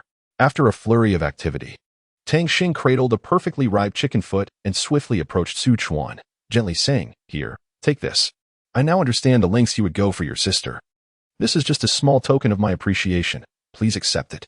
Upon hearing these words, Su Chuan was deeply moved and extended his hands to receive the chicken foot offered by Tang Xing. In that moment, time seemed to stand still, and the surrounding clamor gradually faded away. Su Chuan tightly grasped the chicken foot in his hand, feeling the warmth and care emanating from Tang Xing. He recognized the preciousness of this bond, further solidifying his resolve to protect his sister and cherish this friendship. Soon after, Lin Xian, accompanied by Yi Xian and Huang Quan, arrived at Tang Xing's stall. Jin Lin looked at the three of them and, with an apologetic expression, said, I am truly sorry, esteemed guests, but we have sold out of chicken legs. Upon hearing this, Yi Xian could not help but softly inquire, is there really none left? Just as her words fell, Tang Xing emerged from behind the stall, eagerly responding, there are some left, indeed. Upon hearing this, a wave of inexplicable joy surged within Yi Xian. Tang Xing began to busy herself, while Yi Xian sat beside Lin Xian, quietly waiting. Meanwhile, Lan Xiao and Li Fei were leisurely fishing by the riverbank, with Jin Yu and Jin Lin assisting Tang Xing nearby. Bai Yi, perhaps due to exhaustion, had unknowingly drifted into slumber. Before long, Tang Xing emerged with a steaming, aromatic spread of dishes, calling out loudly, dinner is served. The group gathered around the table, marveling at the array of delectable offerings, which included not only fish and meat but also exquisite soups. Tang Xing enthusiastically introduced the large fish on the table, smiling as she pointed it out. This fish was caught through the collaborative efforts of Lan Qiu and Li Fei. Everyone, do have a taste. With that, the feast commenced. The monkey happily gnawed on a chicken leg, savoring each bite with a satisfied smile. At that moment, Li Fei discreetly pulled Tang Xing aside and whispered, "Tang Yun, could you do me a favor and prepare another portion?" Tang Xing immediately understood his request and without hesitation, turned and busied herself in the kitchen. After a short while, Tang Xing returned with another fragrant dish, handing it to Li Fei.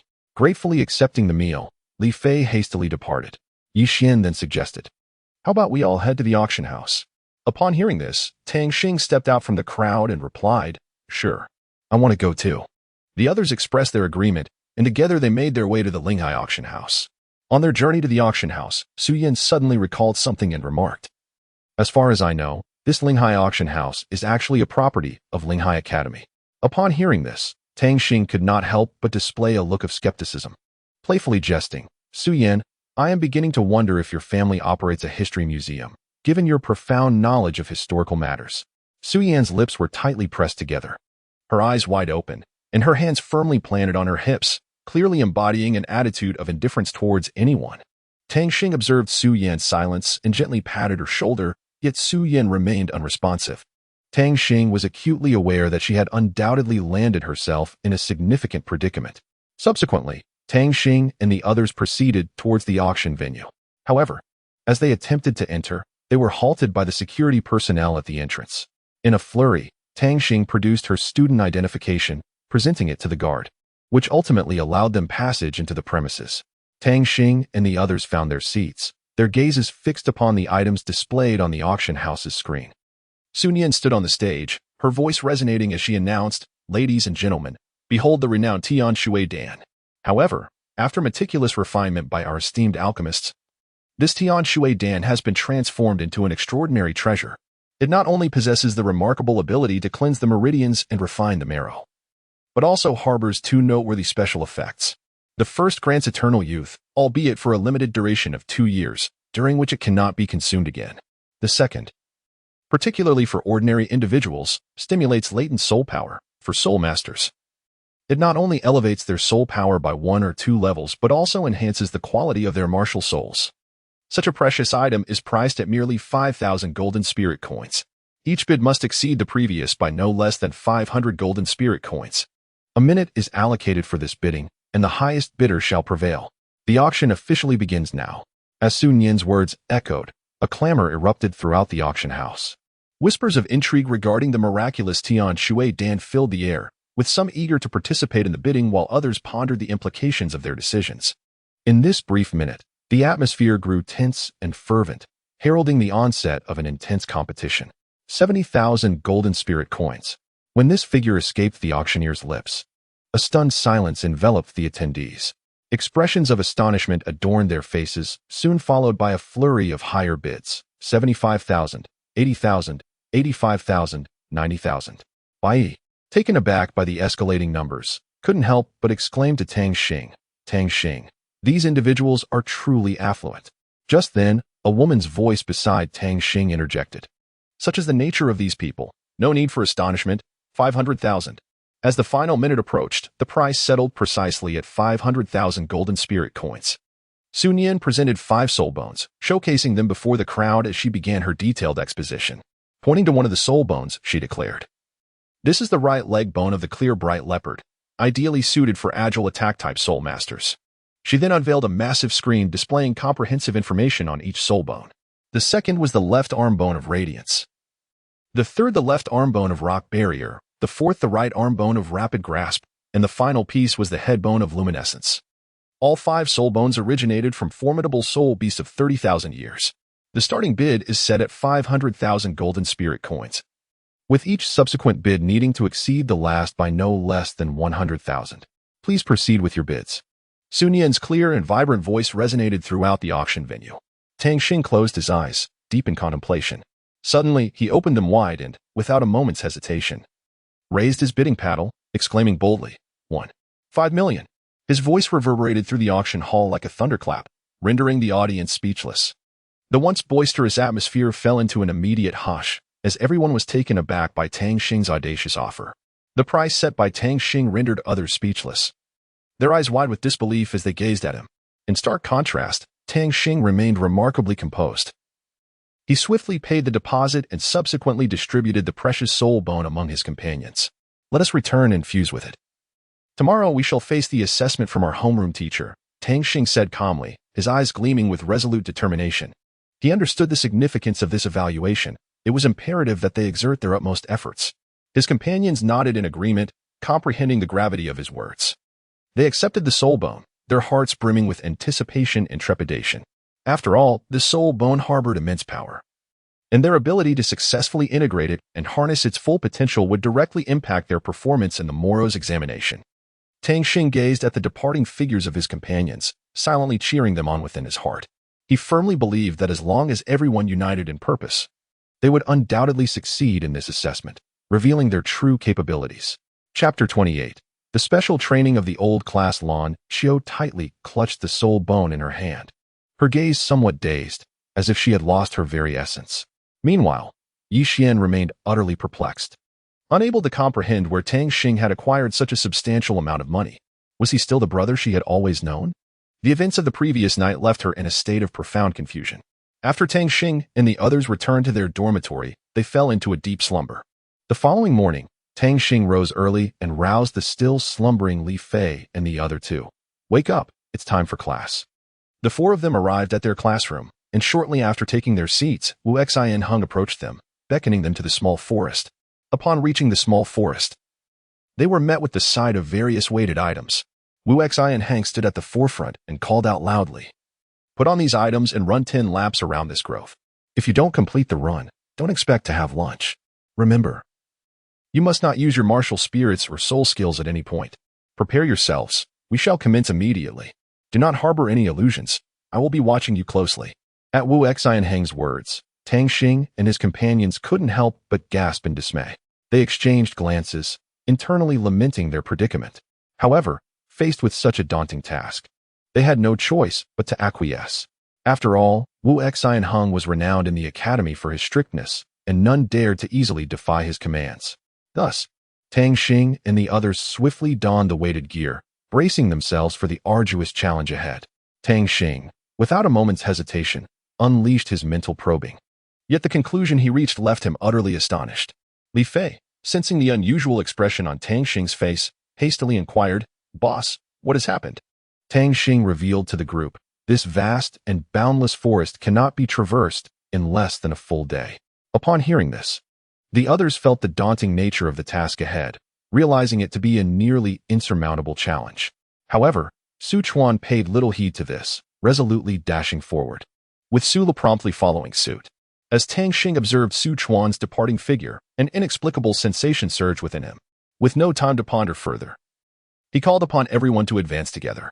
Yet, they soon encountered a significant issue. The gear they wore became increasingly burdensome with each stride.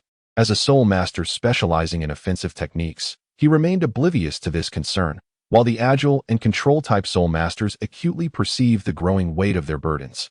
And the support-type soul masters felt as if they were shouldering an immense stone mountain. "Wait a moment, Tang Xing," Lan Xiao shouted. Tang Xing halted and queried, "What is it?"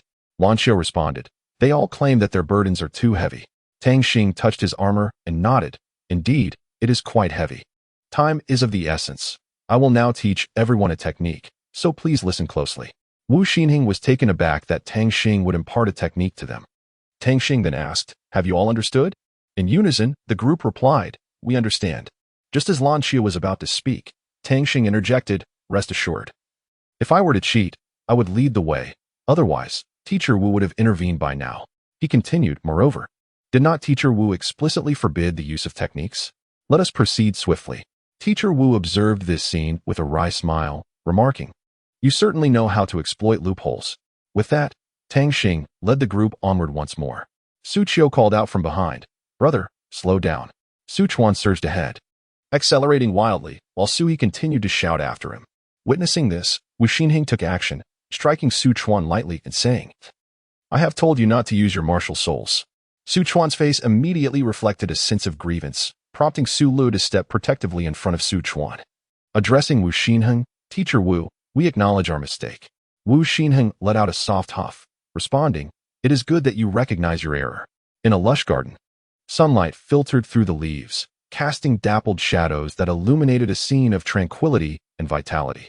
Lin Lu was wholly absorbed in watering the vibrant flowers, her movements graceful and delicate, as if nurturing a collection of precious lives.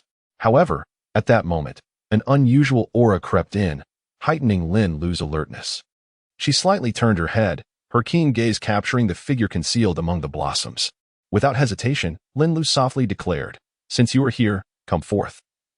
Lurking in the shadows is not the conduct of an honorable person. As her words fell, a man clad in black gradually emerged, his steps steady and resolute. As the man approached Lin LV from behind, he halted his steps and softly called out, "LV Air." Upon hearing that familiar voice, Lin LV did not exhibit much surprise.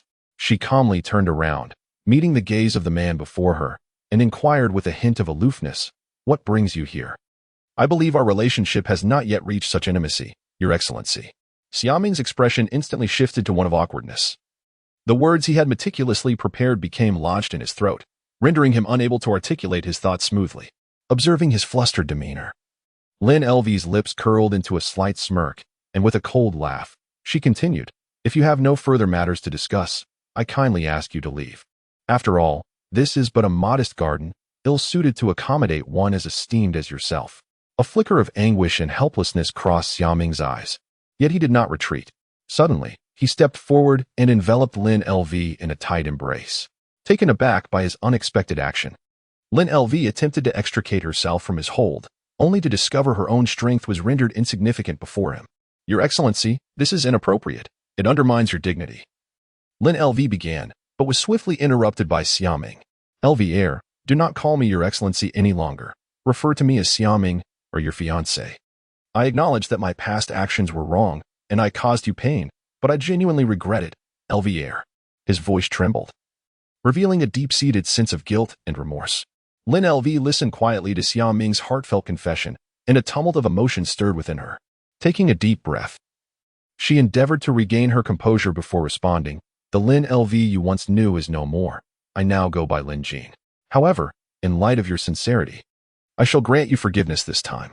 Xiaming held Lin Jean tightly, as if wishing to meld her into himself. He softly replied, "All right, I will heed my wife." Instantly, Lin Jin's cheeks flushed crimson, as though scorched by fire. Her gaze flickered, unable to meet Xiaming's eyes, and she shyly retorted, "How rude. I have yet to agree to marry you." Attempting to free herself from Xiaming's embrace, she was swiftly pulled back into his arms. Without hesitation, Xiaming lunged forward and kissed Lin Jin passionately. She was momentarily stunned, her mind blank and incapable of thought, while Xiaming reveled in the sweetness of the kiss. Savoring every moment, seemingly unsatisfied with this brief encounter, he yearned for more. However, Lin Jin soon regained her senses. She forcefully pushed him away and fled. Xiaming, witnessing her retreat, immediately pursued her, and the two engaged in a playful chase around the room, reminiscent of a delightful game. Watching this scene unfold, Man Xian couldn't help but chuckle and remarked, "She runs, he chases, she has no wings to escape." Tang Xing observed two figures sprinting briskly in the distance, and could not help but exclaim inwardly, "What astonishing speed! It is simply unbelievable." Moreover, they appeared to be entirely devoid of any utilization of soul power. Such prowess was truly remarkable. Upon hearing the sound, the two individuals simultaneously turned their heads towards Tang Xing's direction and spoke in unison, "Ah, it is the class leader."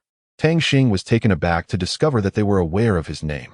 At that moment, Wan Ying also glanced back with a smile, calling out, "Douluo. Su Yi, stop fooling around. Our esteemed class leader has arrived." Tang Xing felt somewhat at a loss upon hearing this. Noticing his confusion, Wan Ying's lips curled into a gentle smile as she introduced him to her classmates. "Class leader Tang Xing, we are actually all students from Class 1.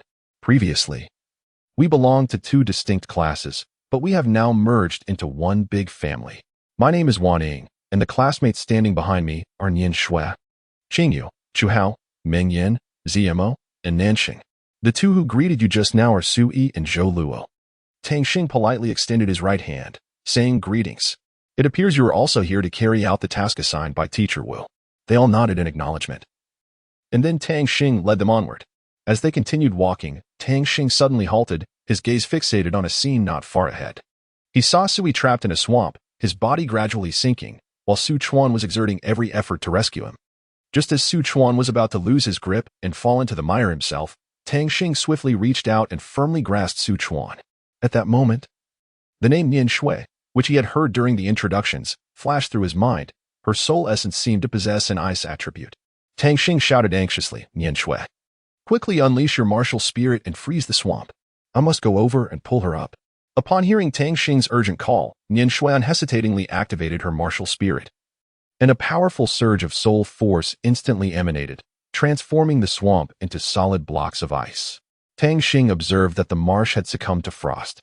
And without a moment's hesitation, he soared into the air, swiftly darting towards the center of the swamp.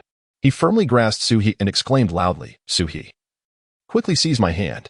Upon hearing Tang Xing's voice, Suhi immediately extended her hand and clasped it tightly.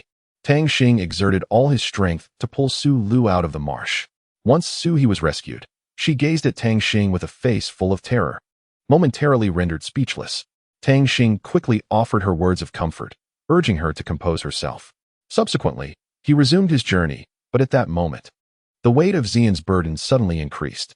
Sensing this change, Tang Xing swiftly exchanged their burdens and called out to the others, urging them to observe those around them and identify anyone whose load was heavier than their own. If such individuals were found, he encouraged them to swap burdens.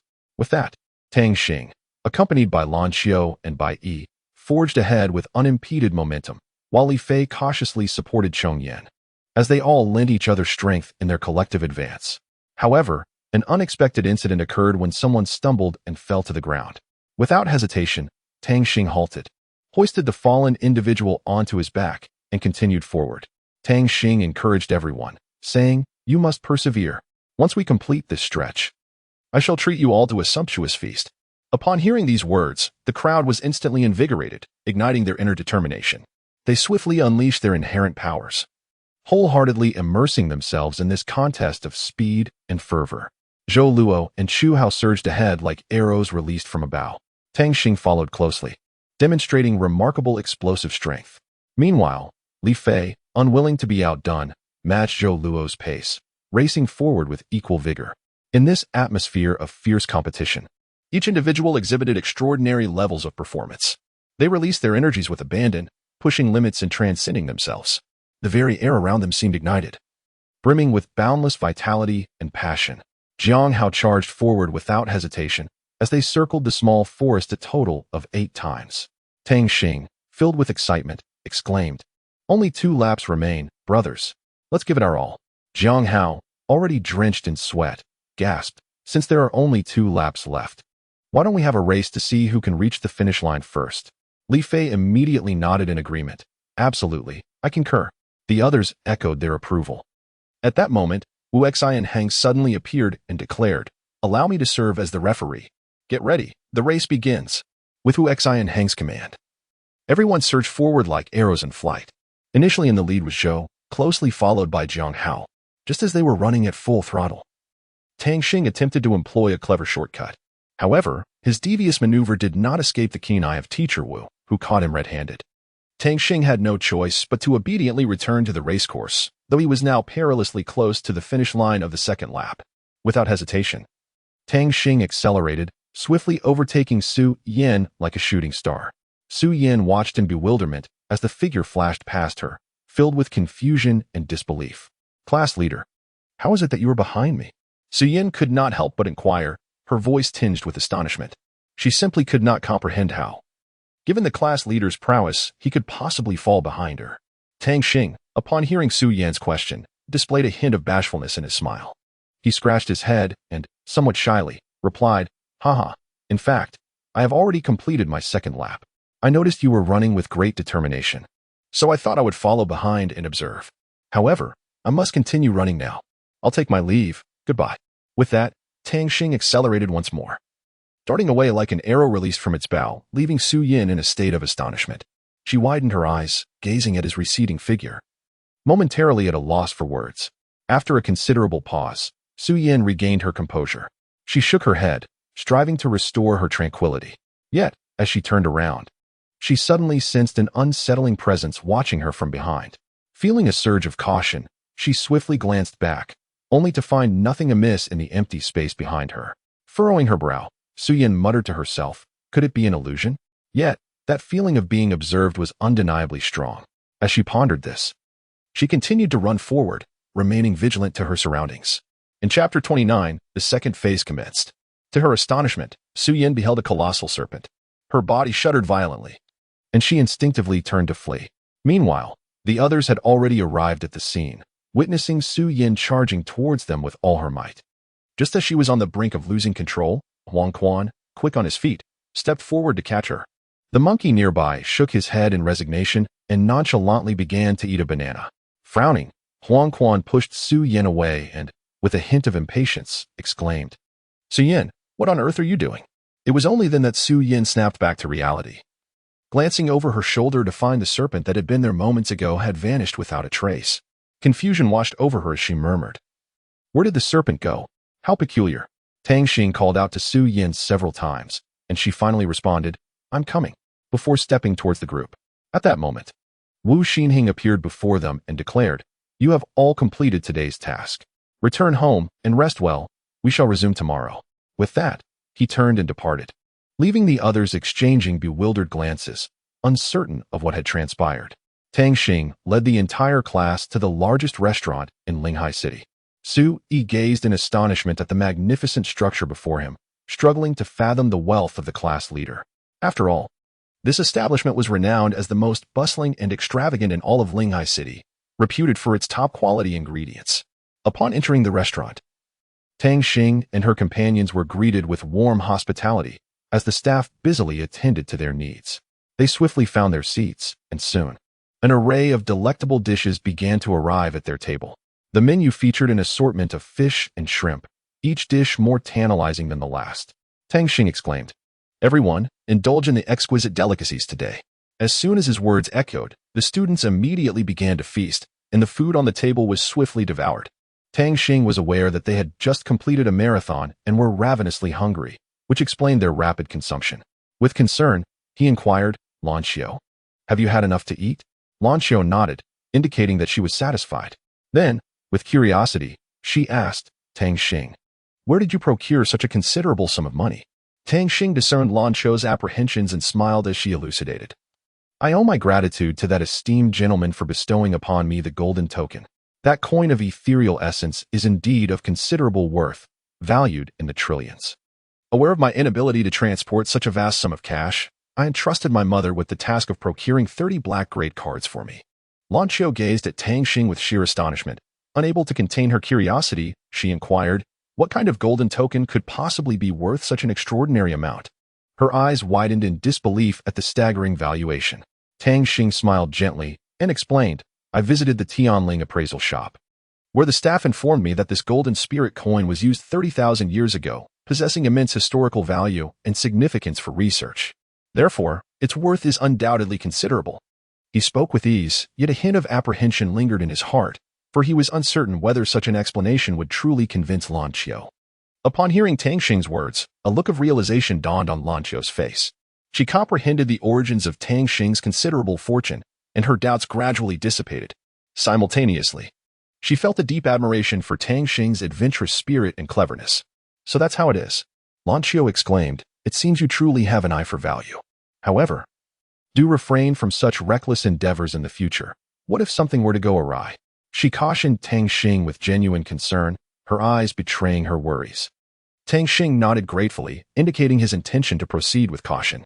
He understood that Lan Xiu genuinely cared for his safety, and this concern filled him with warmth. Following their conversation, it seemed that the distance between them had diminished. Lan Xiu began to understand Tang Xing more deeply, while Tang Xing sensed Lan Xiu's sincerity and kindness. This experience became a pivotal moment in their relationship, solidifying the bonds of their friendship. After the feast, Tang Xing addressed Lan Xiu and the others, saying that they had all had their fill. "Lan Xiu, you may return first. I will take care of the bill." With that, he rose and made his way to the front desk. Tang Xing approached the front desk and inquired of the cashier, "Sir, how much do I owe for the several rooms I booked?" The front desk cashier checked the records and replied, "Sir, Your total expenditure amounts to 50,000 gold spirit coins. Tang Xing retrieved a black card from his pocket and handed it to the cashier, saying, "Please charge this." After the cashier took the card and swiped it through the machine, a mechanical voice announced, "Transaction successful." As the cashier respectfully returned the card to Tang Xing, a figure suddenly darted forward and snatched the card from the cashier's hand. It was none other than Situyu, the individual with whom Tang Xing had a previous altercation. While playfully toying with the card, Situyu mockingly remarked, "Oh, isn't this Tang Xing? Fancy seeing you here dining, and with a black card no less." Tang Xing shouted angrily, "Situyu, return my card." Upon hearing her words, Situyu not only refused to return it, but also sneered derisively. He casually tossed the card back to Tang Xing and continued to provoke her, saying, "Tang Xing, it's been quite a while since we last met. How about we engage in a little sparring? I've heard that you have already conquered the 6th level of the Spirit Sea Tower. Allow me to see just how much you've progressed." Tang Xing responded without hesitation, "All right, let us go outside and compete." With that, the two stepped out of the restaurant together. Upon exiting, they found themselves in a small square. Suddenly, Situyu halted, summoned his martial soul, the Moonblade, and launched an attack towards Tang Xing. In a swift motion, Tang Xing sidestepped and grasped the Moonblade with his hand. With a powerful squeeze, the blade shattered into countless fragments. Situyu was taken aback, a flicker of surprise flashing in his eyes, but he quickly regained his composure. He chuckled coldly. "Not bad, you have some skill. First soul technique, Rain of Blades." As he uttered these words, the air around them became sharp, and countless moonblades rained down upon Tang Xing. Faced with such a relentless assault, Tang Xing did not falter. He immediately activated his elven form, a faint green glow emanating from his body. Simultaneously, he unleashed a technique called Elven Shield, enveloping himself in a layer of sturdy protection. The myriad of moonblades struck against Tang Xing's shield, producing a crisp sound. However, these blades could not penetrate his defense and merely ricocheted off. Tang Xing stood firmly, a confident smile gracing his face. In the sky, Wu Xian Hung silently observed the intense battle between Tang Xing and Situyu, softly murmuring, "Elven Shield is indeed an exceptional defensive skill, but what is your ultimate limit?" Below, Situyu and Tang Xing were locked in a fierce struggle, evenly matched. Suddenly, Situyu ceased to hold back, shouting, "All right, allow me to demonstrate my third soul technique, Heavenly Blade Cross Slash." In response, Tang Xing displayed no sign of yielding, the corners of his mouth lifting slightly as he confidently replied, "Fourth soul technique, Spirit Light Blade." In an instant, Tang Xing unleashed a formidable soul technique, effortlessly severing Situyu's third soul technique. Confronted with Tang Xing's astonishing prowess, a look of astonishment crossed Situyu's face, but he quickly regained his calm, chuckling. "Tang Xing, have you joined a sect?" This question struck Tang Xing like a sharp blade, piercing deep into his heart and evoking memories he wished to keep buried. However, Tang Xing did not allow his emotions to sway him. He suppressed the turmoil within and replied coolly, "No, I have not joined any sect, nor do I intend to." Situyu saw through Tang Xing's thoughts and spoke, "Tang Xing, let bygones be bygones. Why not join my sect? My uncle is a super Douluo. He could personally teach you." After hearing this, Tang Xing merely smiled faintly and replied, "Situyu, I appreciate your kind offer, but I prefer to live freely." Unable to sway Tang Xing, Situyu turned and departed. Upon returning to his dormitory, Tang Xing noticed Lan Qiu standing at the entrance of the male dormitory and inquired, "Lan Qiu, why are you here?" Lan Qiu replied slowly, "I heard you hadn't returned yet, so I waited for you." A pang of sorrow washed over Tang Xing as he said, "Lan Qiu, you really didn't have to wait for me. Return to rest, for tomorrow we shall continue our training." The following morning, under a radiant sun, Wu Xinheng brought Tang Xing to the simulation arena. Curiously, Tang Xing inquired, "Teacher Wu, what are we to do here?"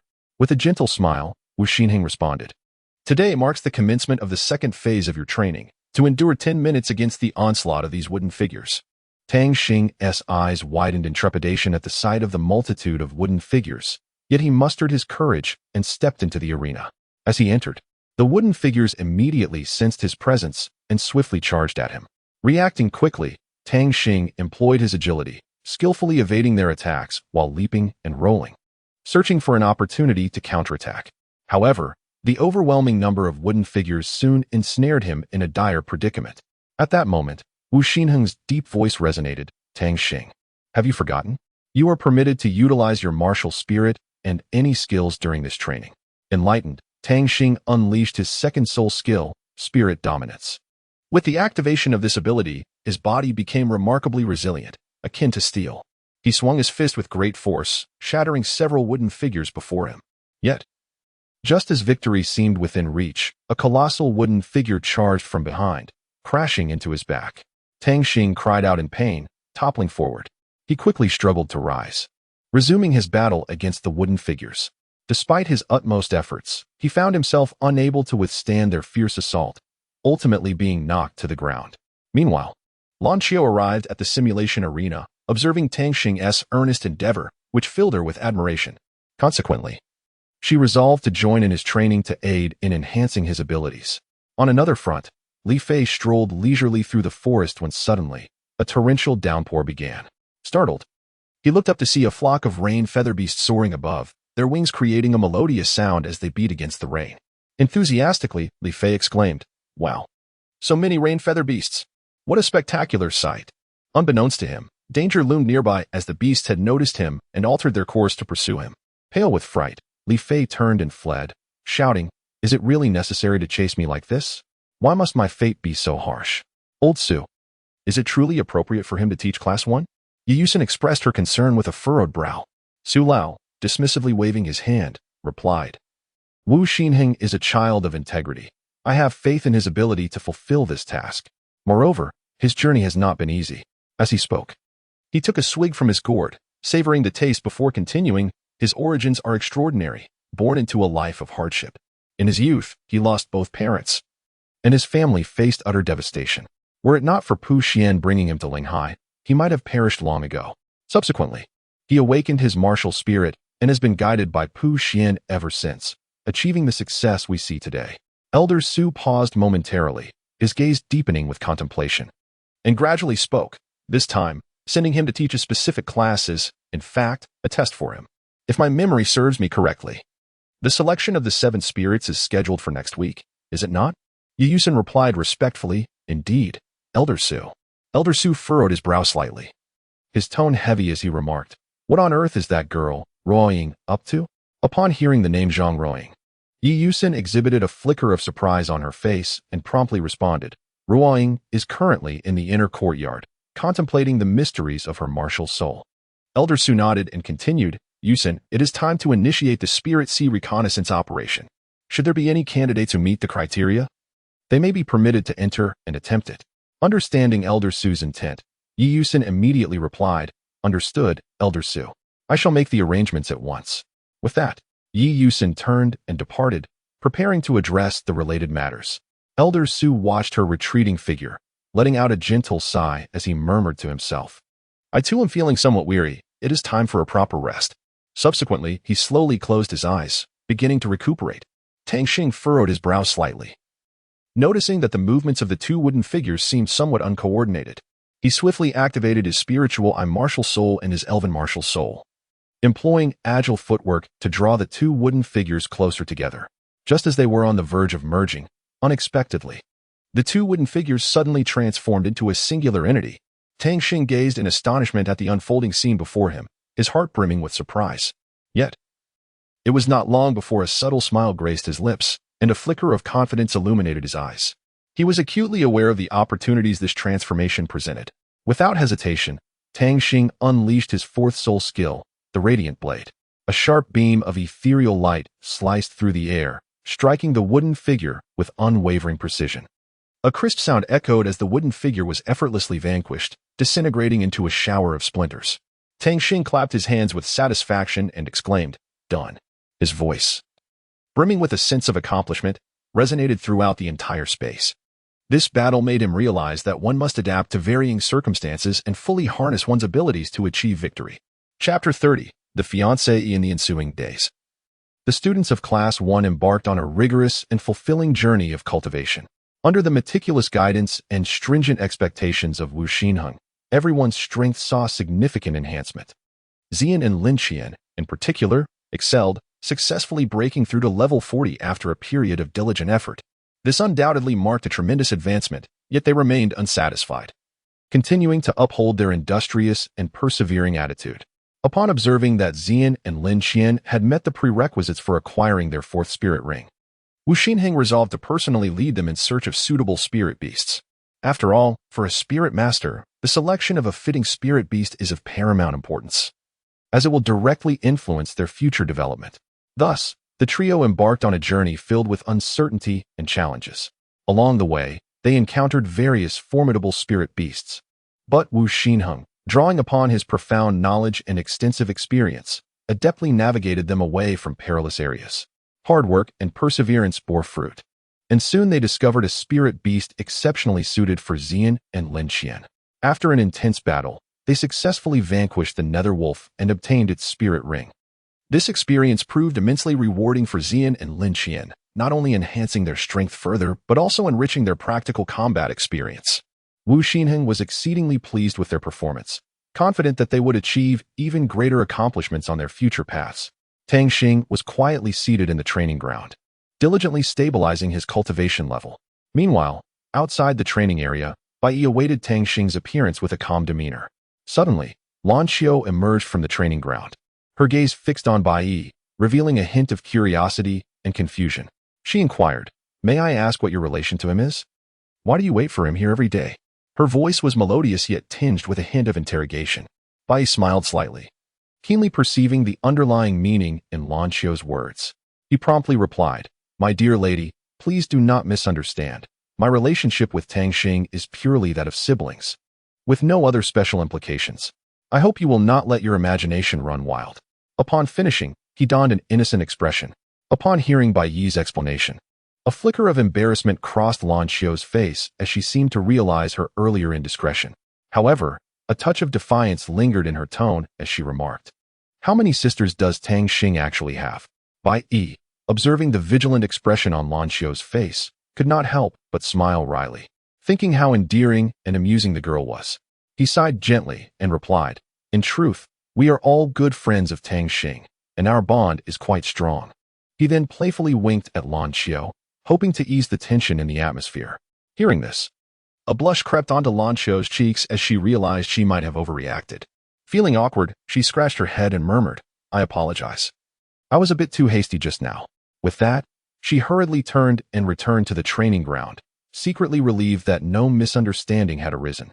At that moment, Tang Xing emerged from the classroom and immediately spotted Bai Yi and Lan Xiao standing together. With curiosity, he asked, "What brings you both here?" Bai Yi excitedly rushed forward, exclaiming, "Tang Xing, we came to see you. Lan Xiao has been waiting for you outside for quite a while, right, Sister Lan?" Tang Xing felt a twinge of surprise, about to respond when suddenly a resounding voice echoed throughout the campus, "All students, please assemble immediately at the Linghai playground." Upon hearing this announcement, students surged towards the Linghai playground, including Wu Xinheng, who also appeared there. Tang Xing quickly moved behind Wu Xinheng, preparing to head to the playground together. At this moment, a figure standing in the center of the Linghai playground turned around. He held a fan in one hand and had a gourd hanging from his waist. With a serious expression, he addressed the crowd, stating, "Greetings, students. I am Pu Xian, the Vice Master of the Linghai Pavilion. I will now introduce the content of this special assessment. We find ourselves in this tower maze, where each tower will unleash powerful energy attacks. Your task as Spirit Masters is to evade these attacks. If, unfortunately, you are struck, you will be eliminated immediately.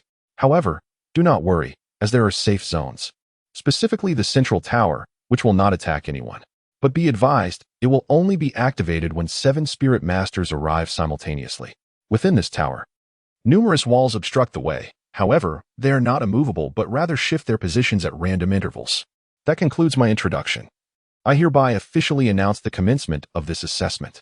Upon finishing his words, Pu Xian stepped aside, quietly observing the unfolding events. Suddenly, a wave of mysterious energy enveloped all the students, transporting them instantaneously to a simulated arena, primed for their specialized evaluation. An overwhelming force permeated the atmosphere, causing a stir of astonishment within each heart. Tang Xing reacted swiftly, promptly activating his spiritual martial soul in an attempt to survey the surrounding terrain. However, just as his mental energy extended outward, he encountered a formidable mental interference that rendered his detection futile in an instant. In astonishment, Tang Xing exclaimed, I never anticipated that this tower harbors such a powerful mental assault. If every tower possesses such strength. Meanwhile, Jiang Hao found himself in a predicament as he was confronted by Situyu and 3 other formidable individuals who obstructed his path. With a sycophantic demeanor, Situyu urged Jiang Hao, "Brother Jiang, why don't we discuss this first? You take the lead, and we can all activate that tower together. What do you say?" A flicker of disdain crossed Jiang Hao's eyes as he coldly retorted, "You think too highly of yourself." Realizing that gentle persuasion was in vain, Situyu's expression darkened, and he menacingly declared, "Since you refuse to drink the wine of friendship, do not blame us for being impolite. Attack." With that, the 4 launched an assault on Jiang Hao simultaneously. On another front, Su Yin encountered a massive spider web mid-flight. Quick to react, she deftly sidestepped, narrowly evading the treacherous snare. "That was quite a nimble evasion," Sha Sheng remarked, having been quietly observing Su Yan's every move. Simultaneously, Li Fei encountered a familiar face, Ouyang Yunshin. Their eyes met, and Li Fei smiled, greeting, "Ouyang Yunshin, it's been a while." Upon seeing Li Fei, Ouyang Yunshin's eyes sparkled with surprise and excitement as he responded, "Li Fei, I didn't expect you to be back after such a long absence. Let me see if you have made any progress this time." With that, Ouyang Yunshin summoned his martial soul, showcasing his formidable prowess. As his martial soul emerged, 4 radiant soul rings illuminated around him, 2 yellow and 2 purple, signifying his status as a 4-ring soul master. Li Fei gazed at the configuration of Ouyang Yunshin's soul rings. Secretly astonished, yet he displayed no signs of trepidation. With confidence, he replied, "4 rings? Impressive. Just in time for me to practice my skills against you and see if I've improved." Without hesitation, Li Fei unleashed his martial soul, preparing for a duel with Ouyang Yunshin. With a leap, Li Fei crossed his arms, and a dazzling golden light erupted from his hands. He then forcefully swung his arms, exclaiming, "Radiant Storm." In response, Ouyang Yunshin snorted, "Humph, you're just like before." He invoked his second soul skill, Heavenly Gang Body. As his words fell, a faint golden barrier enveloped him. Subsequently, Ouyang Yunshin swung his sword with great force, merging 3 streaks of sword light into a colossal light sword. His eyes brimmed with murderous intent as he shouted, "Third soul skill, Unity of 10,000 Swords." The strike surged toward Li Fei with unparalleled might. However, at that moment, Li Fei suddenly transformed into a fleeting shadow, vanishing from sight. The colossal sword of light struck the wall, producing a thunderous sound that reverberated throughout the room. As the dust settled, the onlookers were astonished to discover that the wall was utterly devoid of Li Fei. Ouyang Yunshin instantly grasped the situation. "Was it a doppelganger? It appears you have ascended to the rank of Soul Master." "Shadow Moon Slash?" Ouyang Yunshin sneered, his figure appearing like a specter behind Li Fei. And with a mighty swing of his great sword, he struck down fiercely. A dull thud echoed as Li Fei's shadow entity was forcefully slammed to the ground. Simultaneously, a tremendous force erupted from her, ensnaring Ouyang Yunshin in an instant. Seizing the opportunity, Li Fei broke free and swiftly fled the scene alongside Xian. After Ouyang Yunshin managed to extricate himself from the bindings, he found that Li Fei had vanished without a trace. He could not help but let out a cold snort and gritted his teeth, muttering, "Daring to flee? No matter, you may have escaped this time, but I shall eventually capture you." Meanwhile, Su Yin found himself in dire straits as Sha Cheng relentlessly pursued him from behind, shouting, "Stop running. The area is already ensnared by my web. You cannot escape." Su Yin sprinted desperately, ultimately arriving at a dead end. Sha Cheng closed in step by step, a smug smile adorning his face. Just as the situation grew perilous, a bolt of lightning suddenly descended from the heavens, striking directly at Sha Cheng. Startled, he quickly retreated to evade the blow. Following this, a figure emerged slowly. It was Huang Quan. Huang Quan immediately unleashed his first soul skill, Thunderstorm, causing countless bolts of lightning to rain down upon Sha Cheng's web, enveloping it entirely in a tempest of electricity and rain. Upon witnessing this, Sha Cheng panicked. But Huang Quan offered him no time to react, executing his 4th soul skill, Thunderstorm Cross Slash. The tremendous force of this attack swiftly incapacitated Sha Cheng. Simultaneously, Jiang Hao found himself ensnared in a predicament. Just as Situyu was about to strike Jiang Hao down, a sturdy staff suddenly descended from the sky, crashing directly towards Situyu. Upon closer inspection, Situyu recognized the staff as the Golden Staff and exclaimed, "Sun Shaokong." Hearing this name, Jiang Hao was taken aback, turning to see the figure of Sun Shaokong. At that moment, a gentle voice resonated, revealing that Shangguan Wanque had arrived. Sun Shikong, upon recognizing his fiancée, could not contain his excitement and shouted, "Oh, is that not Shangguan Wanque?" Yet before he could finish his sentence, he was abruptly silenced by Shangguan Wanque's sharp reprimand. "Be quiet." Shangguan Wanque glared at Sun Shikong, declaring, "You truly have no shame. Today, I shall defeat you here." First soul skill, Ink Cloud Wind. As her words fell, the surrounding air seemed to grow heavy, and a powerful gust of wind erupted from her, forming a colossal tornado that surged towards Sun Xiaokong. Faced with this sudden onslaught, Sun Xiaokong exhibited no sign of retreat. He gripped the golden cudgel tightly, his gaze unwaveringly fixed ahead. First soul skill, Purple Gold Rampage, Sun Xiaokong chanted, and his body began to emanate a faint purple glow, enveloping the golden cudgel in a layer of violet energy. In the next moment, he swung the cudgel, charging toward the tornado with swift and forceful motions, each strike imbued with a fierce momentum. However, as the cudgel made contact with the tornado, Sun Xiaokong suddenly felt a tremendous force rebound against him, causing him to stagger back several steps, his eyes widening in astonishment. Soul Sect. I never imagined you would become a member of the Soul Sect. It seems you've invested heavily, Sun Xiaokong exclaimed in regret. Shangguan Wanque smiled gently, revealing two shallow dimples, as beautiful as cherry blossoms in full bloom. Isn't that so? Sun Xiaokong, you thought that with my grandfather's approval, you could have your way? You are merely a jester.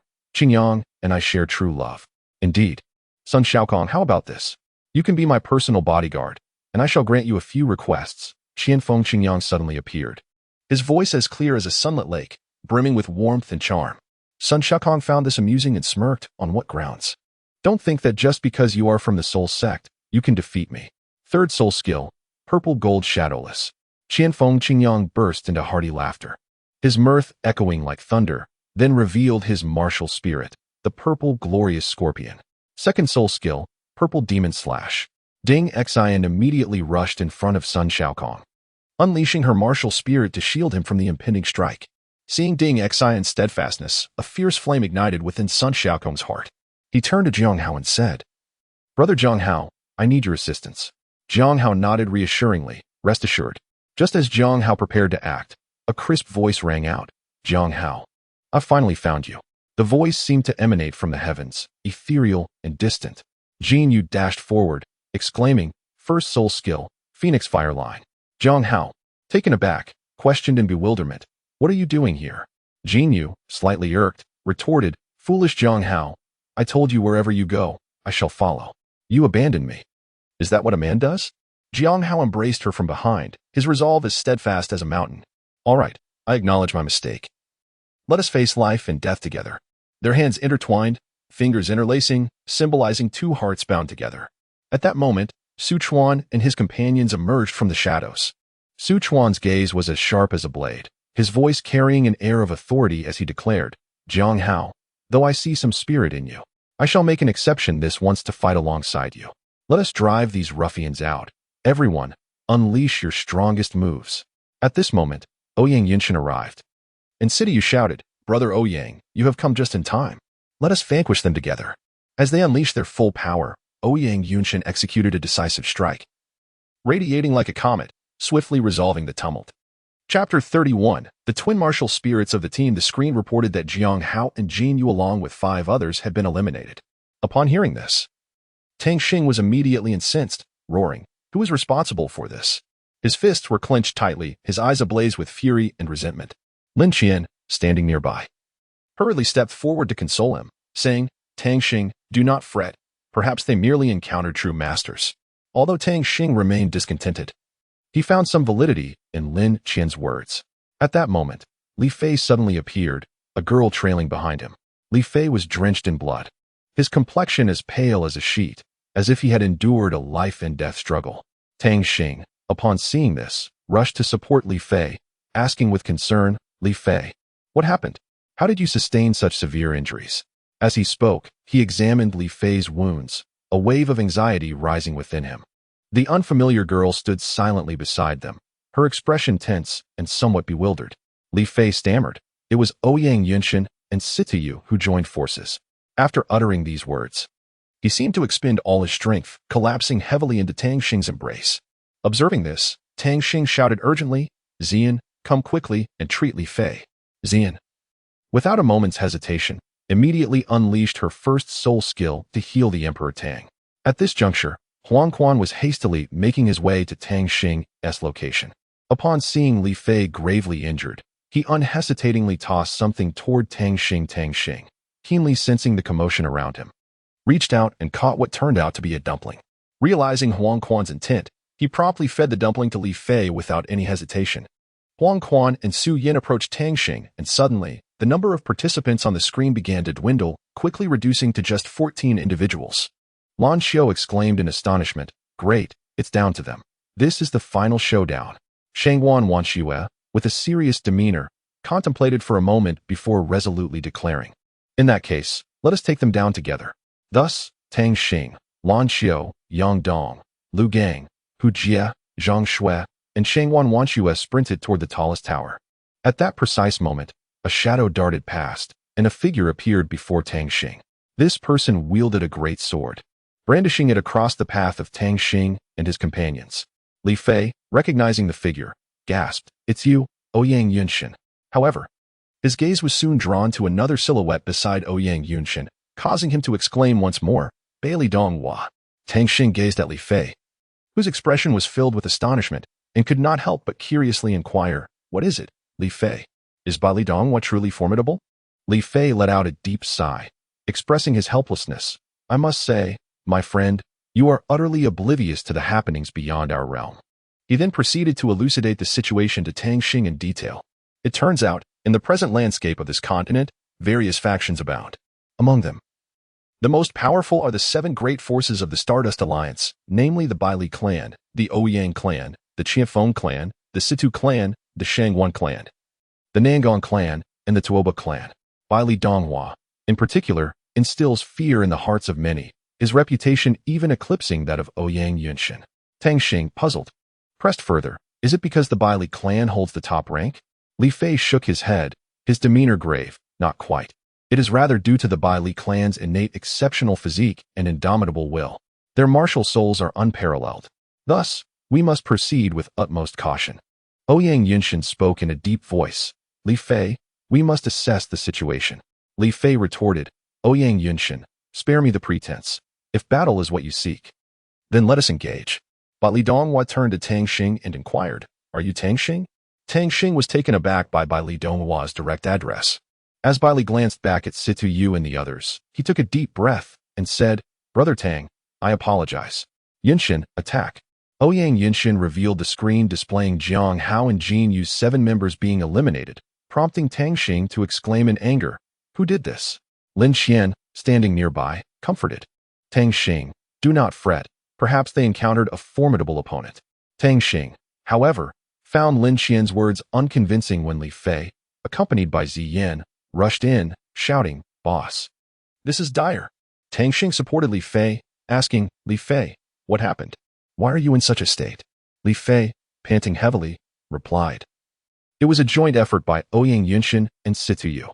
After uttering these words, Li Fei collapsed into Tang Xing's embrace. Tang Xing urgently called out, "Ziyan, quickly attend to Li Fei." Without hesitation, Ziyan employed her first soul skill to heal the injured Li Fei. Huang Quan was hastening towards Tang Xing's side. Upon seeing Li Fei gravely wounded, he immediately tossed dumplings towards Tang Xing. Upon hearing the commotion, Tang Xing instinctively caught them and, realizing they were dumplings, promptly fed one to Li Fei. Huang Quan and Su Yin approached Tang Xing, and suddenly, the number of participants displayed on the screen began to dwindle, leaving only 14. Lan Xiu remarked, "Now, there are only them left. This is indeed the finals." Shangguan Wanxue pondered and stated, "It is just those 7. Let us take them down together." Tang Xing and the others jogged towards the tallest tower. Just then, a massive sword blocked their path. Li Fei squinted and shouted, "It's you, Ouyang Yunshin." His gaze then fell upon Bailey Donghua, and he gasped in astonishment, "Bailey Donghua." Tang Xing, observing Li Fei's shock, asked, "What is it, Li Fei? Is Bailey Donghua truly formidable?" Li Fei sighed heavily, "I must reiterate, my friend, you are entirely indifferent to the affairs beyond our immediate surroundings." Li Fei continued, "In the present expanse of this continent, myriad forces vie for supremacy, particularly the 7 principal factions of the Stardust Alliance, namely the Bailey clan, Ouyang clan, and Chiffon clan, along with the 4 clans of Situ, Shangwan, Nangong, and Tuoba. Among them, Bailey Donghua surpasses even Ouyang Yun's in terms of terror. Tang Xing inquired, "Is it because the Bailey clan holds the foremost position?" Li Fei replied with a hint of exasperation, "No. It is due to the Bailey clan's innate extraordinary physique and resilience, coupled with their uniquely formidable martial spirits. Thus, one must exercise caution." Ouyang Yun spoke in a deep tone. "Li Fei, I did not anticipate that we would meet again so soon." His voice bore a trace of coldness and resolve, as if he had steeled himself for battle. Undeterred, Li Fei retorted, "Ouyang Yuns, spare me your pretense. Feel free to unleash your true capabilities." He gripped his weapon firmly, his gaze resolute and unwavering. At that moment, Bailey Donghua turned his attention towards Tang Xing, a flicker of doubt crossing his eyes. He inquired, "Are you Tang Xing?" Upon hearing his name spoken, Tang Xing felt a surge of astonishment within, though he displayed no outward sign of it. Just then, Bailey Donghua abruptly glanced over his shoulder. Noticing Sidiyu, Chiafeng Qingyang, Tuoba Chiching, Shangwan Wachiwe, and Nangong Wensi approaching. Taking a deep breath, Bailey Donghua addressed Tang Xing. "My apologies, Brother Tang. Yuns, let us commence." With that, his gaze sharpened. Ouyang Yuns promptly unleashed his 3rd soul skill, the convergence of 10,000 swords. Countless blades of energy surged forth like a torrential downpour towards Tang Xing and his companions. Seeing this, Li Fei shouted urgently, "Everyone, evade." The arriving Sidiyu and the others swiftly joined the fray, standing alongside Tang Xing to counter the enemy's onslaught. Soon, a fierce melee erupted, with each individual finding their opponent. Tang Xing faced Sidiyu, while Li Fei confronted Ouyang Yuns. Lan Xiu clashed with Bailey Donghua. Xian stood against Nangong Wensi. Su Yin challenged Shangwan Wanxue. Huang Quan faced Qianfeng Qingyang, and Lin Qian engaged Tuoba Chiching. A breathtaking battle was poised to unfold. With a mighty roar, Tuoba Chiching summoned his martial spirit, the Diamond Mammoth. The colossal creature bellowed angrily, advancing with heavy steps to collide with Lin Qian's rock dragon shield. Lin Qian's expression shifted slightly as he swiftly activated his 1st soul skill, the Copper Wall Barrier. However, the force of Tuoba Chiching's impact was overwhelming, leaving him momentarily dazed and nearly unsteady. Seizing the opportunity, Tuoba Chiching launched another assault, declaring, "Such a sturdy shield. Allow me to demonstrate this technique.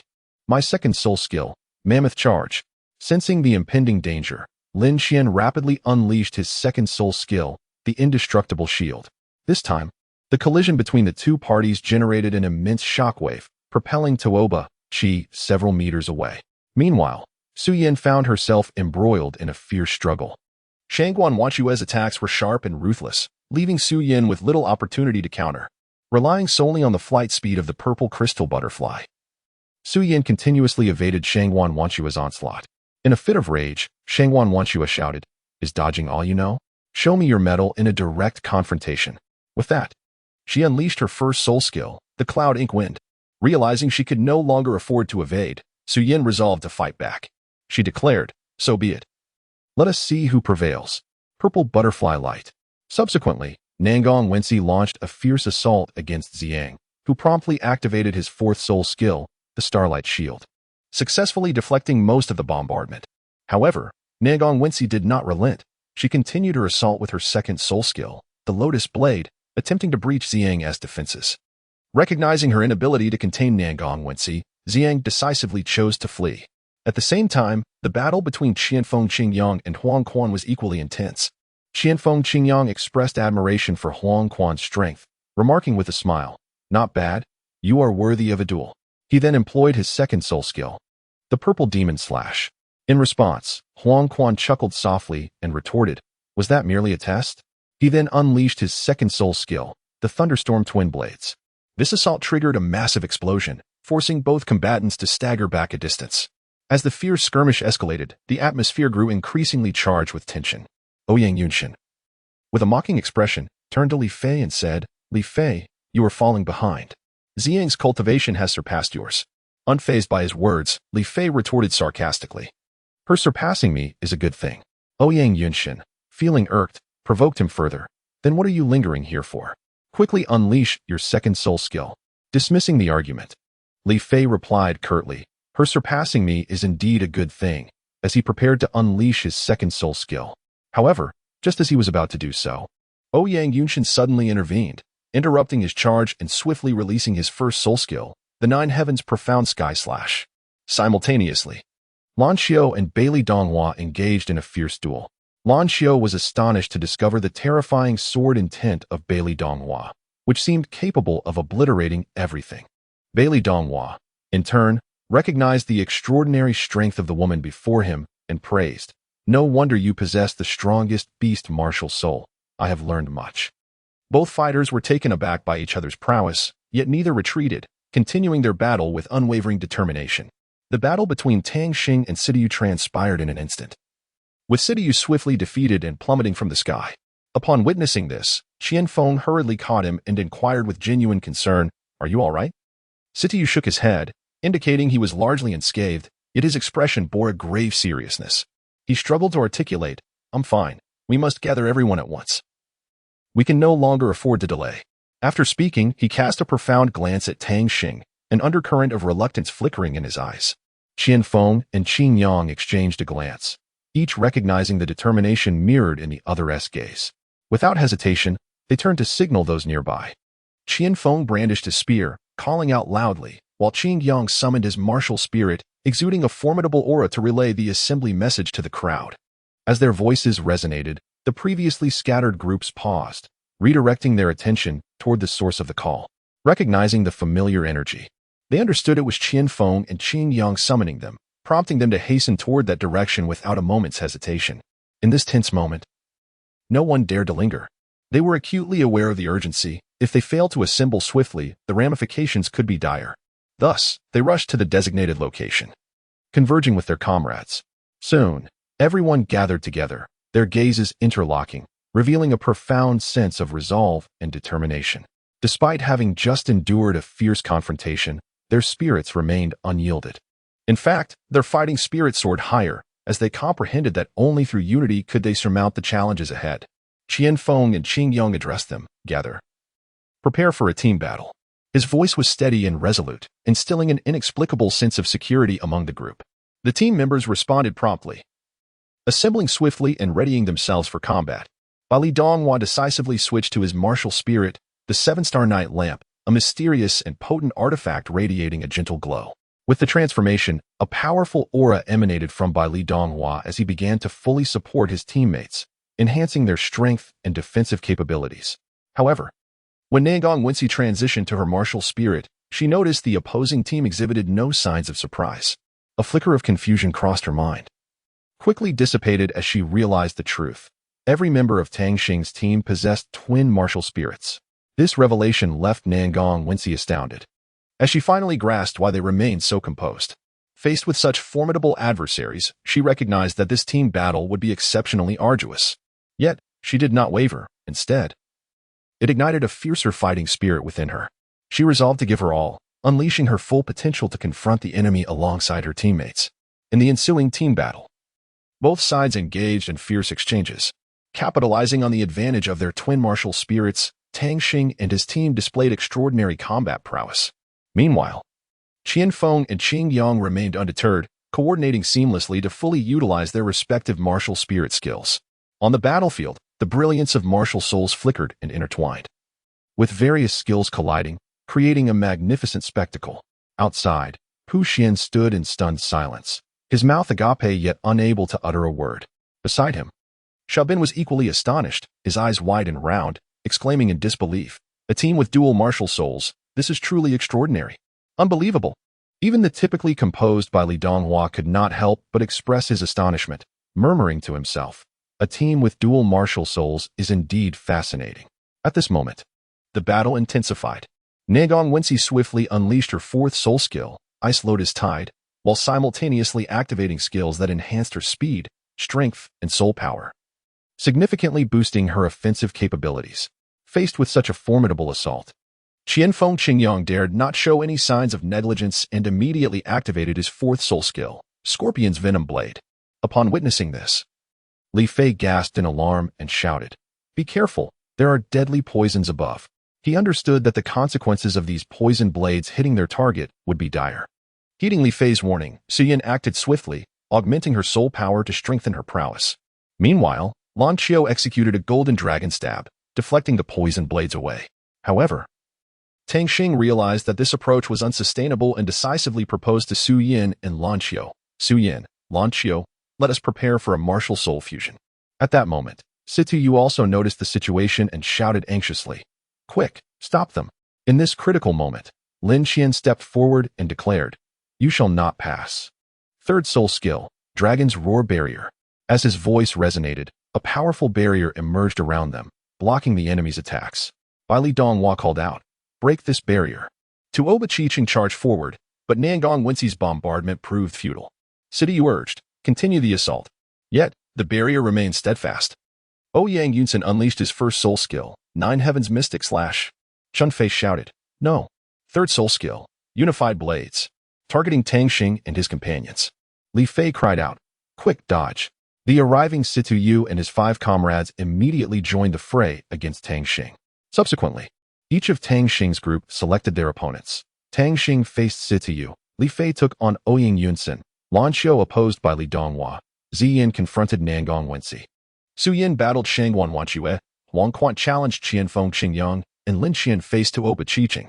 Tuoba Chiching summoned his martial soul, the Diamond Mammoth, crashing into Lin Qian's Rock Dragon Shield. Lin Qian promptly unleashed his first soul skill, Copper Wall Barrier. Tuoba Chiching's impact rattled Lin Qian, who, regaining his composure, remarked, "What a sturdy shield. Let's see how you handle this." He then activated his second soul skill, Mammoth Charge. Lin Qian, realizing the gravity of the situation, also released his second soul skill, Indomitable Defense. This time, he sent Tuoba Chiching flying several meters away. Meanwhile, Su Yin found herself in a tough battle, as Shangguan Wanque's relentless assaults left her with little room to counter. Utilizing the flight speed of the Amethyst Illusion Butterfly, Su Yin evaded the attacks. Shangguan Wanque angrily retorted, "All you do is dodge," and unleashed her first soul skill, Wind of Cloud Ink. Seeing this, Su Yin responded, "If that's the case, then come forth, Purple Butterfly Light." Subsequently, Nangong Wenxi unleashed a barrage of attacks towards Ziyin, who promptly activated his fourth soul skill, Starry Shield, successfully blocking a substantial amount of the onslaught. Following this, Ziyin employed his first soul skill, Starry Bind, temporarily ensnaring Nangong Wenxi. She let out a hearty laugh, exclaiming, "Do you truly believe you can confine me like this?" She then summoned her second soul skill, Lotus Blade, realizing that she could not restrain Nangong Wenxi. Ziyin decided to make a swift retreat. Qianfeng Qingyang and Huang Quan engaged in a fierce exchange, with Qianfeng Qingyang cheerfully remarking, "Not bad, not bad. You are worthy of a duel with me." He unleashed his second soul skill, Purple Demon Slash. Huang Quan chuckled lightly in response, "Was that merely a probe?" He then countered with his second soul skill, Thunderstorm Twin Blades. The explosive impact of their clash sent both combatants reeling. Ouyang Yunchen shook his head, addressing Li Fei. "You are falling short. Ziyin's cultivation surpasses yours." Li Fei, disdainful of the argument, retorted, "Her surpassing me is a good thing." As he prepared to use his second soul skill, "If you intend to utilize your second soul skill, I shall oblige you," he declared. Activating his first soul skill, Nine Heavens Mysterious Slash. Ouyang Yunchen swiftly interrupted Li Fei's gathering of energy. In the battle between Lan Qiu and Li Donghua, the latter recognized the terrifying prowess of Li Donghua's sword intent. Li Donghua acknowledged the extraordinary nature of the woman before him, stating, "It is no wonder you wield the strongest beast martial soul.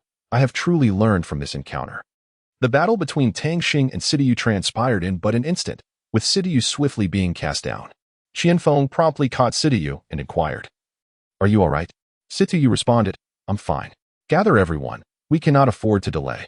Qianfeng Qingyang immediately summoned his martial spirit, calling out loudly, prompting the others to rush to his side. Qianfeng Qingyang informed them, "Gather, prepare for a team battle." Li Donghua switched to his martial spirit, the Seven-Star Night Lamp, and quickly assisted his comrades.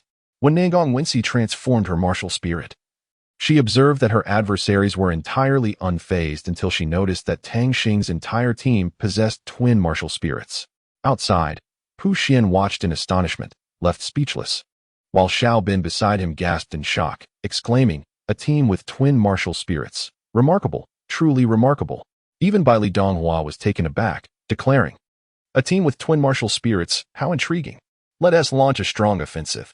Nagong Wensi unleashed her fourth soul skill, Ice Lotus Tide, amplifying her speed, strength, soul power, and attack. Qian Feng Qingyang immediately employed his fourth soul skill, Scorpion S Poison Blade. Li Fei, with a face of terror, shouted, "Be careful. That weapon is laced with deadly poison." No sooner had he spoken than Su Yin behind him sprang into action, amplifying her soul power. Simultaneously, Lan Qiu executed a golden dragon stab, sending the poison blade flying. However, Tang Xing knew that this approach was futile and anxiously suggested, "Su Yin, Lan Qiu, let us prepare for a martial spirit fusion." Upon hearing this, Sidiyu's expression shifted, urgently calling out, "No, we must stop them." Lin Qian beside him smirked, declaring, "You shall not succeed. Witness my third soul skill, Dragon's Roar Barrier." Li Donghua gazed at the barrier before him, filled with rage and frustration. He bellowed, "Break this barrier." His voice resonated like thunder, causing the surrounding air to tremble. Upon hearing Li Donghua's command, Taoba Qiqing charged forward without hesitation, crashing into the seemingly impenetrable barrier. Yet, the barrier remained unyielding, mocking him as it rebuffed his assault. Concurrently, Nagong Wensi launched a fierce onslaught, relentlessly unleashing powerful energy waves in an attempt to shatter the barrier.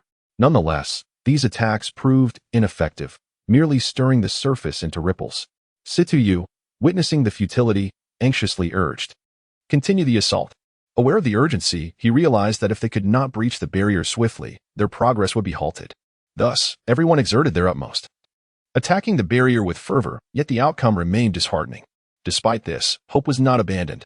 Sidiyu collected his thoughts and devised a strategy. Suddenly, he proposed, "Everyone, concentrate your strength and strike the same point on the barrier. Perhaps we can break through." Upon hearing this, the group promptly adjusted their tactics, focusing their fire on a single point of the barrier. At that moment, Ouyang Yunshin unleashed his first soul skill, the Nine Heavens Profound Slash. A colossal blade of light descended from the heavens, imbued with immense might, and ruthlessly cleaved toward the barrier. The impact of this strike was astonishing, leaving everyone in a state of shock. Li Fei, fully aware of the move's formidable power, widened his eyes in terror and shouted, "No." He feared that this maneuver could unleash unpredictable consequences, potentially endangering the entire team's safety. However, it was too late to intervene. He could only watch helplessly as the sword light sliced toward the barrier. Chapter 32, The Establishment of the Seven Spirit Masters. Ouyang Yunshi wielded his luminous sword, emanating a dazzling brilliance akin to the sun, intensely radiant and blinding.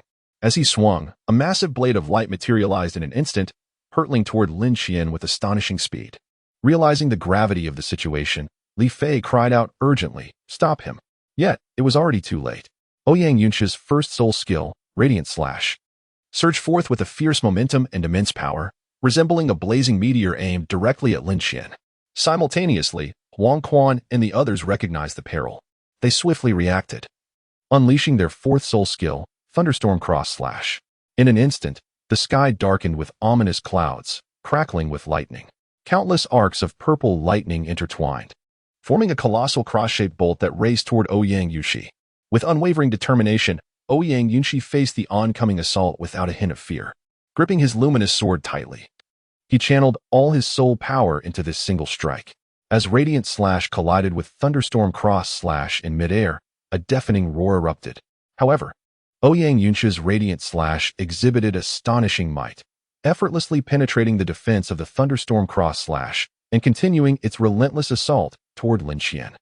Lin Qian's expression turned grave as he exerted all his strength to activate his defensive skills, yet he found himself unable to withstand Ouyang Yunshi's blow. Ultimately, Radiant Slash breached Lin Qian's defenses, striking him forcefully. He let out a muffled groan, hurtling backward as blood spurted from his mouth. At that moment, Shangguan Wanque had gathered enough power and unhesitatingly unleashed her fourth soul skill, Cloud Ink Sacred Slash. Tuoba Qiqing followed suit, swinging his formidable mammoth greatsword with immense strength. The other 5 members also released their respective fourth soul skills, Water Lotus Tidal Wave, Supreme Virtue Like Water, and Scorpion's Venom Blade. The scene transformed into an extraordinary spectacle. Meanwhile, Ouyang Yunshi activated his fourth soul skill, Celestial Heart, swiftly employing his third soul skill, Convergence of 10,000 Swords. Simultaneously, Sidiyu launched his most powerful attack, Various soul skills bombarded their protective barrier like a torrential downpour, triggering a series of violent explosions. However, at that moment, a thunderous sound echoed, martial soul fusion. Purple spirit butterfly dragon transformation.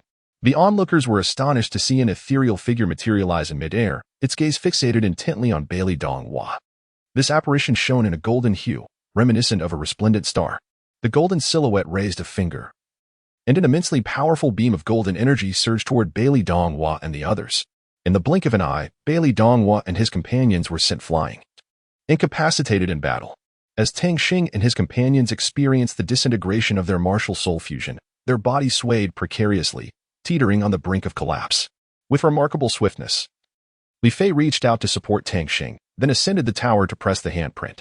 The screen illuminated, revealing the visages of the seven. At that moment, the audience in the square erupted into fervent applause and jubilant cheers. Pu Xian, brimming with excitement, proclaimed loudly, "From this day forth, you seven shall become the new generation of spirit masters." The atmosphere in the square grew increasingly electric, as if they were about to soar into the heavens. Together, they bore witness to this historic moment, the birth of the new generation of spirit masters. This honor was not a mere coincidence, but rather the culmination of their relentless dedication and hard work. Tang Xing trembled, incredulity evident in his voice as he murmured, "Did we win?" Lan Xiu replied resolutely, "Yes, I have won." A look of contentment spread across Tang Xing's face, only to be swiftly replaced by an expression of profound weakness. Tang Xing, barely able to support his own body, spoke in a hushed and feeble tone, but before he could finish his words, he collapsed to the ground. Observing this, Li Fei and the others hurriedly rushed forward to lift Tang Xing, swiftly departing from the scene. Their hearts were aflame with anxiety, deeply concerned for Tang Xing's safety, and fervently hoping to find a remedy for his condition at the earliest opportunity. Although this battle had concluded, the profound friendship between Tang Xing and Lan Xiu was elevated at this moment. They had endured life and death trials together, supporting and assisting one another, a bond that transcended all else. At this instant, the entire square was enveloped in a jubilant celebration. The crowd erupted in cheers for the triumph of Tang Xing and Lan Xiu, while simultaneously harboring great anticipation for their future. Tang Xing lay weakly upon the soft form of Lan Xiu, her anxious gaze fixed upon him. Lin Jin promptly transferred Tang Xing from Lan Xiu's embrace to the adjacent medical bed, meticulously examining his condition. After a while, Lin Jin released his hands and, smiling, reassured Lan Xiu and Li Fei, "Do not worry. He merely suffers from excessive soul power depletion and simply requires a good rest." Upon hearing this news, a heavy weight lifted from the hearts of Lan Xiu and Li Fei, both exhaling in relief simultaneously. Lan Xiu gazed at Lin Jin with gratitude, saying, "Thank you, Dr. Lin, for your assistance." However, Lin Jin suddenly displayed a hint of mischievous charm, softly suggesting, "There is no need for such formality. I believe it is you who should personally attend to him. Am I right, Lan Xiu?" Instantly, Lan Xiu's cheeks flushed with embarrassment, leaving her at a loss for words. Observing her reaction, Lin Jin ceased his teasing, chuckling, "All right, I was merely jesting. Let us take our leave." Though reluctant, Lan Xiu could not help but glance back at the ward before finally turning to depart. After they had all left, Bai stealthily entered the room. He gazed at Tang Xing on the bed and silently began to channel his soul power to heal him. Just then, a sound of footsteps reached his ears. He immediately halted his actions, anxiously scanning the room for a place to hide, but found none suitable. At last, his gaze fell upon the space beneath the bed. Without hesitation, he crawled underneath, silently praying not to be discovered. As the door to the ward creaked open, Bai Yi's heart raced with trepidation. He fixated on the entrance, scrutinizing the individual who entered.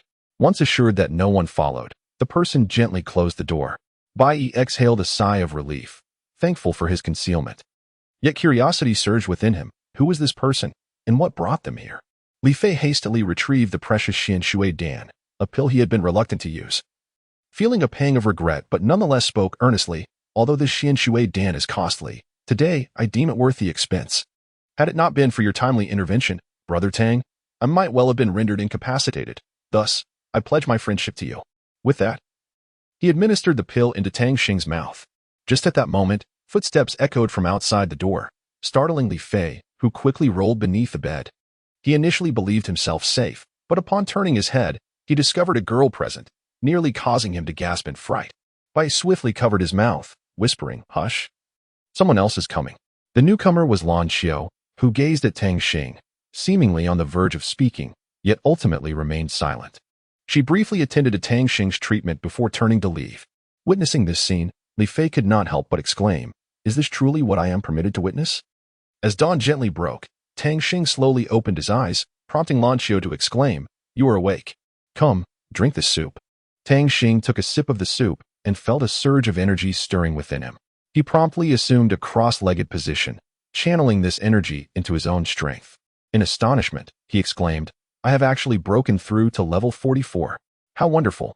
Lan Xiao approached with a smile and said, "Congratulations.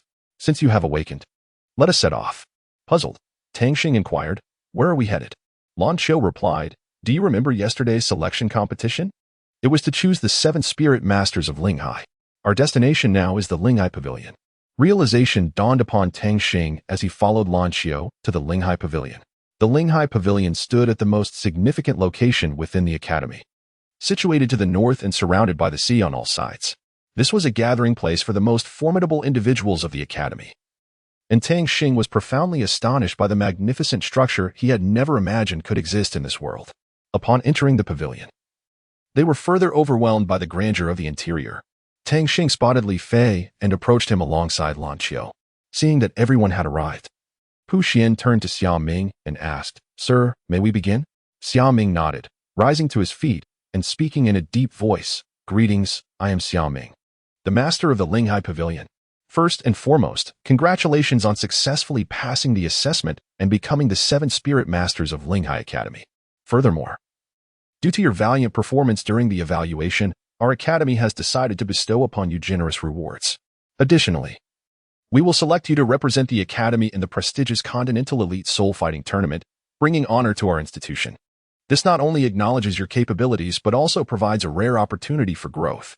I hope you maintain this proactive attitude and continue to enhance your skills in the days to come. Lastly, regarding the rewards, I shall present them to you now." With that, Xiao Ming retrieved 5 soul bones from his robes and placed them on the table. These soul bones emanated a powerful aura, clearly of exceptional quality. However, Tang Xing furrowed his brow and candidly remarked, "These 5 soul bones are not suitable for me and Lan Xiao." His gaze fell upon the soul bones, revealing a hint of disappointment. Xiao Ming then turned to the boy who had spoken earlier, smiling as he said, "Indeed, you have not disappointed me. It seems you are the one chosen by Elder Shu. In that case, would you be willing to become his disciple?" Upon hearing this, Tang Xing was somewhat taken aback. Yet he promptly replied with reverence, "It would indeed be an honor for me to receive guidance from Elder Tree.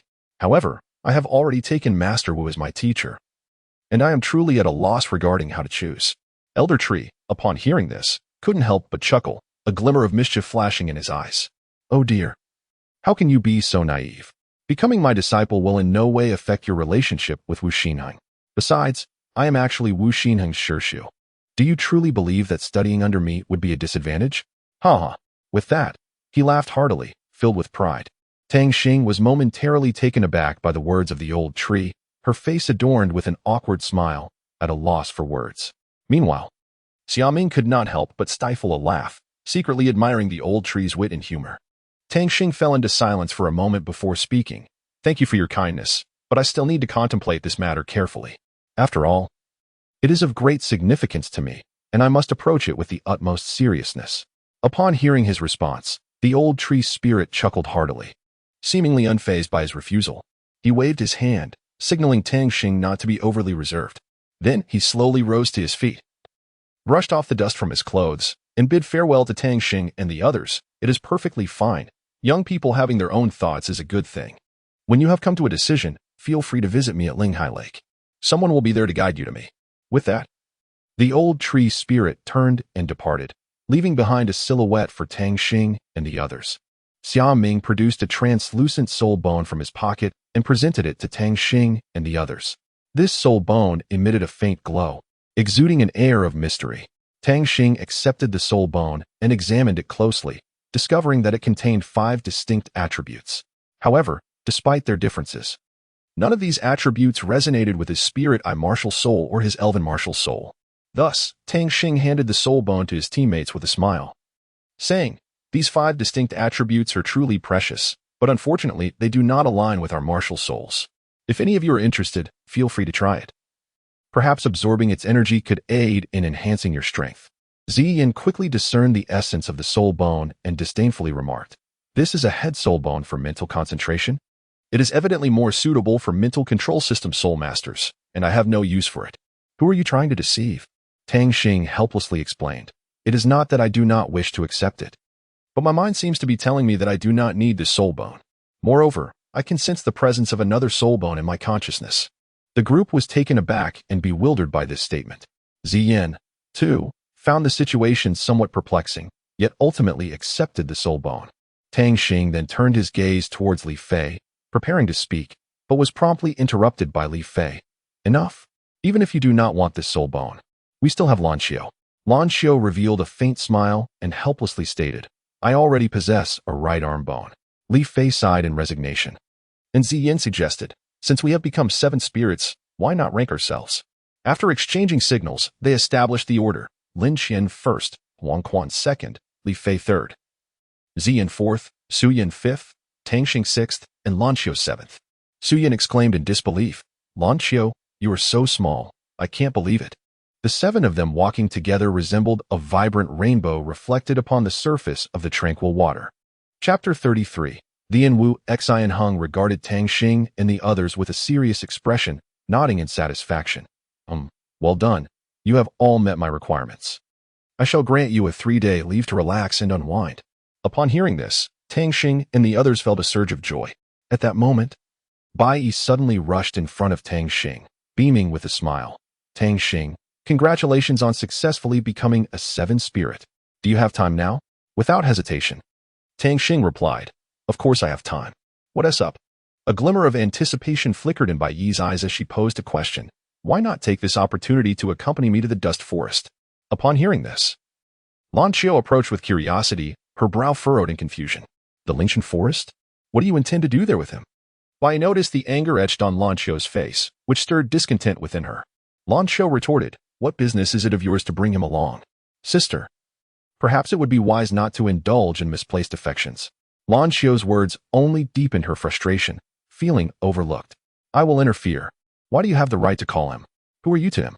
Bai Yi remained unperturbed, recognizing that Lan Xiu's ire stemmed from jealousy. "I am his sister. Why should I not have a say?" This revelation left Lan Xiu momentarily speechless, unsure of how to respond. At that moment, Tang Xing sensed the awkwardness and attempted to ease the tension, suggesting, "All right, let us not quarrel. Why don't we all go out and have some fun?" However, Lan Xiu could no longer contain her curiosity and abruptly asked Tang Xing, "How many sisters do you actually have?" Taken aback by the question, Tang Xing responded with surprise, "Just 2, Lan Xiu. Are you feeling all right?" Lan Xiu, struck by his answer, found herself in a daze, murmuring, "Indeed, what is wrong with me? Am I truly developing feelings for him?" Concerned, Tang Xing gazed at Lan Xiu, inquiring, "Lan Xiu, are you okay? Do you feel unwell?" Shaking herself from her reverie, she replied, "I'm fine, really." With that, she turned on her heel and left, leaving Tang Xing and Bai standing in silence, both aware that something was amiss with Lan Xiu but uncertain of how to address it. Outside the classroom, Li Fei and Sun Tang were peering in with curiosity, observing the heated exchange among Tang Xing, Bai Yi, and Lan Xiu. Li Fei whispered, "I just heard some explosive news. The commotion is quite intense. Women are indeed not to be trifled with." Sun Xiaokong patted Li Fei on the shoulder, reminding him, "Consider yourself fortunate that Ziyin is not here." Li Fei, with an air of bravado, retorted, "What are you saying? Even if she were here, she wouldn't dare raise her voice in front of me." Sun Xiaokong, shaking his head in resignation, gave him a thumbs up in admiration. Lan Xiu gradually regained her composure, her voice resolute as she declared, "Then I shall go as well." Her gaze was unwavering, indicating she had made her decision. Bai smiled and responded, "That's splendid. The more, the merrier." She welcomed Lan Xiu's participation with enthusiasm. Just then, Li Fei burst forth, exuberantly exclaiming, "Where are we going? Count me in." His eyes sparkled with curiosity and excitement as he looked at the group. Tang Xing, however, fixed an intense gaze on Li Fei, making him feel uneasy. Li Fei, puzzled, questioned, "Boss, why are you looking at me like that?" To which Tang Xing replied coolly, "What do you think?" His gaze remained unwavering on Li Fei. Tang Xing then clarified, "It was Jean who informed me." Li Fei, still bewildered, wondered who Jin Mao was. At that moment, a monkey emerged from Tang Xing's body, and Li Fei suddenly realized that the golden-haired creature was none other than this monkey. Tang Xing turned to Bai Yi and inquired, "When shall we depart?" After a moment of contemplation, Bai Yi replied, "Let us set off tomorrow, for today everyone should return and take a well-deserved rest." His arrangement was both sensible and considerate, evoking a sense of gratitude. As the morning sun broke through the clouds, illuminating the earth, Bai Tu prepared to lead Tang Xing, Bai Yi, and Su Yin out. Just as they were about to leave, Su Yin curiously glanced at Tang Xing and asked, "Where are you headed?" Tang Xing replied with a smile. Bai Tu expressed a desire to explore the Lingshan forest. Excitedly, Su Yin exclaimed, "Then I shall join you." Bai Yi smiled and nodded in agreement, saying, "Indeed, the more, the merrier." However, Su Yin displayed a mischievous grin, and Tang Xing quickly realized she was about to embark on one of her lengthy monologues. He promptly interjected, "Su Yin, I recognize your vast knowledge, but allow me to experience this for myself this time." Reluctantly, Su Yin closed her mouth and followed them as they set off. Throughout their journey, Tang Xing, Bai Yi, and the others pressed on relentlessly. At last, they arrived at Lingshan City.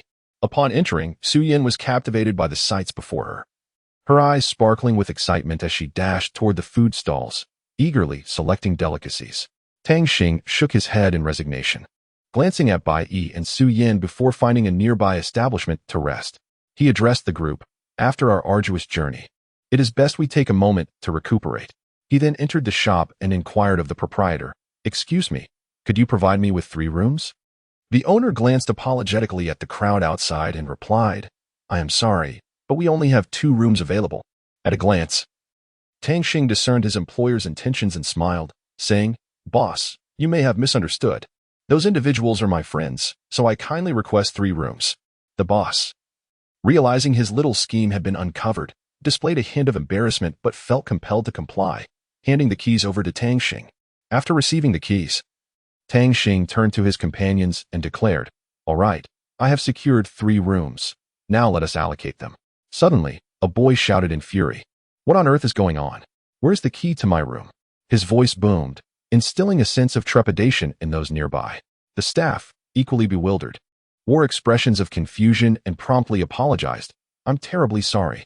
Please hold on a moment. I will investigate this right away." With that, they hurried off to uncover the issue. After a thorough inquiry, the source of the problem became apparent. It turned out that the staff member had inadvertently given the key to a room that was already reserved to the young boy. Recognizing the gravity of the situation, the employee rushed out from behind the counter and inquired, "May I ask your name, sir?" Tang Xing replied, "My surname is Tang. What exactly has transpired?" The employee hastily explained, "It appears that the key you took was for a room that has already been booked. Could you please return it to me? We will certainly offer you appropriate compensation." Fully aware of the circumstances, Tang Xing readily responded, "Oh, I see. Very well. I shall return this key to you." With that, he handed the key back to the employee. However, before Tang Xing could fully comprehend the situation, the young man erupted in anger once more. "You brat. I have no need for your charity. How can you so easily relinquish what belongs to me? Today, you must either fight me or swiftly vacate the premises. The choice is yours." With that, the young man unhesitatingly summoned his martial spirit and soul rings, 5 radiant rings encircling him, showcasing his formidable power and authority. Tang Xing was taken aback to discover that the young man's spirit rings numbered 5, exclaiming in astonishment, "I never anticipated you to be a soul king, and a powerful black tiger at that. However, your configuration of spirit rings is rather peculiar, isn't it? 1 white, 2 yellow, 1 purple, and 1 black. What an unusual combination. It truly elicits both laughter and tears." With that, Tang Xing resolutely activated his own spirit. The young man, upon witnessing this, was immediately filled with rage, declaring, "What do you know? I am Yin Mu, disciple of Elder Yin from the Tianyuan sect. Each of these spirit rings was meticulously chosen for me by my master, nearing their utmost limits. How could an outsider like you possibly comprehend? Come, face me in battle and behold my prowess." In an instant, Yin Mu clenched his fist, his form flickering before he appeared directly before Tang Xing, his fist descending with the force of a gale. Unfazed, Tang Xing retaliated with a punch of his own, their fists colliding with a resounding impact. The force of their clash generated a tremendous shockwave, stirring the surrounding air into turmoil, akin to a miniature tempest. Inmu swiftly unleashed his second spirit skill, the Black Tiger Shockwave. The dark aura enveloping him intensified, burning like ink-black flames. As a colossal phantom of a black tiger materialized behind him, roaring skyward. With a powerful strike, he unleashed a black shockwave from the tiger's gaping maw. Hurtling directly towards Tang Xing, not one to be outdone, swiftly unleashed his first soul skill, the Spirit Holy Light Wave. The blade of light in his hand shimmered with a dazzling brilliance, transforming into a radiant beam of holy light that surged toward Inmu like a golden torrent. This holy light harbored an infinite divine power, and wherever it passed, the very fabric of space seemed to rend asunder. When these two formidable energies collided, the entire space quaked violently, giving rise to a terrifying energy storm that swept outward in all directions. This tempest of energy was cataclysmic, instilling a sense of trepidation in all who witnessed it. Li Fei observed the fierce battle unfold, unable to suppress a faint smile as he murmured, "In terms of the relationship of martial spirits, my luminous dagger belongs to the light attribute. Alas, my level is too low to fully harness its potential. Although Lan Xiu's golden dragon martial spirit also possesses the light attribute, it concurrently embodies the fire attribute. During the last examination, even Lan Xiu's light attribute was not sufficiently high." Tang Xing took a deep breath, channeling all his soul power to gather the luminous elements into the blade of light in his hand. He swung the blade once more, unleashing a grand wave of holy light that surged forth with boundless force, directly aimed at Inmu. Inmu's eyes widened, a flicker of terror flashing within them. He exerted every ounce of strength in an attempt to withstand this strike, yet ultimately, he was propelled away by Tang Xing's assault, crashing heavily to the ground. Meanwhile, Su Yin overheard whispers nearby, and, upon learning that Inmu hailed from the Ling Tian sect, a spark of curiosity and anticipation welled up within her. She resolved to seek an opportunity to gauge this Inmu, to discern whether he truly possessed the merit to be her rival.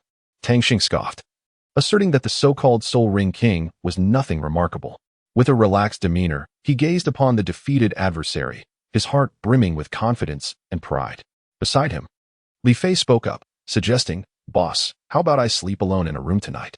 His eyes gleamed with determination, indicating he harbored no fear of solitude. Tang Xing showed no objection. Rather, he cast an expectant glance towards Bai Yi, hoping he might offer an intriguing suggestion. Observing this, Bai Yi took the initiative to propose. "Then I shall share a room with Sister Su Yin." His tone was calm, yet a glint of mischief flickered in his eyes. Without hesitation, Su Yin nodded in agreement, stating, "Sure, I have no objections." She appeared content with the arrangement, a subtle smile gracing her lips. Tang Xing discerned their intentions at a glance, a slight smirk curling at the corners of his mouth. However, Lan Xiu, feeling a twinge of anxiety, remarked, "I can't shake this ominous feeling." She furrowed her brow, casting a worried gaze at the group. Su Yin curiously inquired of Bai Yi, "Have you ever heard of the evil spirit soul masters? Or encountered those malevolent soul masters?" Her voice was low and serious, imbued with an unsettling air. After a moment of contemplation, Bai Yi responded, "What you refer to must indeed be those wicked soul masters. As far as I know, they typically practice by devouring the souls or life force of others, employing exceedingly cruel methods." Su Yin gently nodded in agreement, adding, "Indeed. And these malevolent soul masters are often backed by a mysterious and ancient organization." Just then, a soft knock echoed through the air. Su Yin whispered, "Someone's coming." Chapter 34. Inadvertently entering the core zone, Bai Yi opened the door to find Tang Xing standing there, and he expressed his surprise by asking, "Tang Xing, what brings you here?" Tang Xing was about to speak when Su Yin interjected, saying, "You must be here to inquire about that person from earlier, aren't you?" Tang Xing was momentarily taken aback, but soon nodded in acknowledgement. Su Yin offered a gentle smile and softly encouraged, "Please, come in." With that, she stepped aside, gesturing for Tang Xing to enter the room. Tang Xing glanced at Su Yin, who noticed Tang Xing's gaze upon her. "Are you assessing whether I could serve as your second wife?" "I am quite confident in my figure," she remarked. Unfazed, Tang Xing replied, "Very well. Allow me to ascertain your potential." Su Yin, feeling a twinge of apprehension, responded, "No, please." "All right, you must be here to inquire about that man from earlier." Tang Xing furrowed his brow in contemplation for a moment before inquiring, "Is his method of soul ring cultivation genuine?" Su Yin nodded affirmatively and replied, "According to the ancient texts of our family, it can indeed be confirmed as true. However, this method of cultivation is exceedingly perilous, thus classified as a forbidden practice. I never anticipated that someone would dare to attempt such a pathway to cultivation. Tang Xing slightly furrowed his brow further and pressed on with his questioning. What kind of sect is the Ling Tian sect? Upon hearing the name, a look of terror and revulsion crossed Su Yan's face. She rose to her feet, a shiver coursing through her body. She stated, from what I understand, the Ling Tian sect is an ancient and enigmatic organization, yet their existence is steeped in malevolence. It is said that the soul masters within their ranks are wicked individuals, and they possess a unique method of cultivation, though the specifics remain shrouded in mystery. After a moment of contemplation, Tang Xing remarked, "At times, I find myself quite impressed by you. The journey from such a humble beginning on earth to your current stature is indeed remarkable. However, I am quite curious about your true identity." Su Yan gazed at Tang Xing, a flicker of hesitation crossing her eyes, yet she soon regained her composure. In a soft voice, she inquired, "Do you truly wish to know?" Tang Xing nodded, feeling entitled to uncover the truth behind Su Yan's identity. Observing his unwavering determination, Su Yan finally disclosed, "I am the little princess of the Su family and a disciple of the Yun sect. The Su family has a storied history tied to the realm of Tianling." Upon hearing this revelation, Tang Xing's eyes widened in astonishment as he stared at Su Yan in disbelief. He had not anticipated that she possessed such a noble lineage. Su Yan continued, "Our family, the Gu family, boasts a long and illustrious history, with generations of distinguished explorers, archaeologists, and scholars. However, the Prince of the Tianling War Hall holds my talents and potential in high regard, affording me an esteemed evaluation and elevating my status to one just beneath that of the Sun-Stardust Alliance. This signifies that my influence and power within the Tianling War Hall are quite substantial. I have effectively become a member of their inner circle." Tang Xing, taken aback by this information, gaped in astonishment and asked, "What? Such a lofty position? Then why do you still refer to yourself as a disciple of the Yun sect? What manner of sect is the Yun sect, anyway?" He was utterly shocked by this unexpected news and found himself even more intrigued by Su Yan's identity. In response to Tang Xing's barrage of questions, Su Yan remained calm and unflustered, answering with poise, "As for how I became a disciple of the Yun sect, it was simply due to my successful completion of their trials." "You mean to say you are unaware of the Yun sect? Very well. Allow me to provide you with a detailed introduction. The Yun sect was established by Senior Tang Yun over a millennium ago." Upon hearing this, Tang Xing felt as though a bucket of cold water had been poured over him, snapping him back to reality, his mouth agape in astonishment. "The Yun sect founded by Senior Tang Yun." Su Yan smiled at his shocked expression and confirmed, "Indeed, it is the Yun sect founded by Senior Tang Yun." At that time, the Yun sect was immensely powerful, on par with the 5 major sects and the Tianling sect, and it was one of the most esteemed sects in the eyes of Senior Tang Tan. Bai brought forth a steaming cup of tea, carefully presenting it to Su Yan, and gently said, "Su Yan, please enjoy your tea." Observing this, Tang Xing could not help but sigh. "Alas, the affection has truly waned. Not even a cup of water is offered to me." Bai turned to Tang Xing with a glimmer of amusement in his eyes, teasing, all right, just a moment." He then turned to pour more tea. Meanwhile, Su Yan continued to unveil the secret she possessed. "Let me share a secret with you. It is said that the Yun sect currently lacks a leader. The highest authority within the sect is the 9th elder. But I have heard that the 5th elder has recently returned, leaving the position of sect leader temporarily vacant." Bai presented another cup of tea, which Tang Xing accepted with ease, taking a sip before turning his gaze back to Su Yan. Su Yan informed him, "Although you have now become a disciple of the Cloud sect, in truth, you have yet to fully grasp its strength and resources. Therefore, you must address this matter promptly. Moreover, the sect will soon hold an event for the re-election of the sect leader, which presents a rare opportunity. If you wish to attain greater power and status, you must strive to seize this chance. However, I learned of this news through internal channels." After speaking, Su Yan cast a glance at Tang Xing, seemingly awaiting his reaction.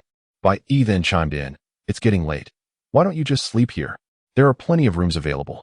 Tang Xing, feeling somewhat embarrassed, politely declined. "I think it's best if I return home to sleep." A mischievous smile appeared on Su Yan's face as she softly inquired, "What do you think?"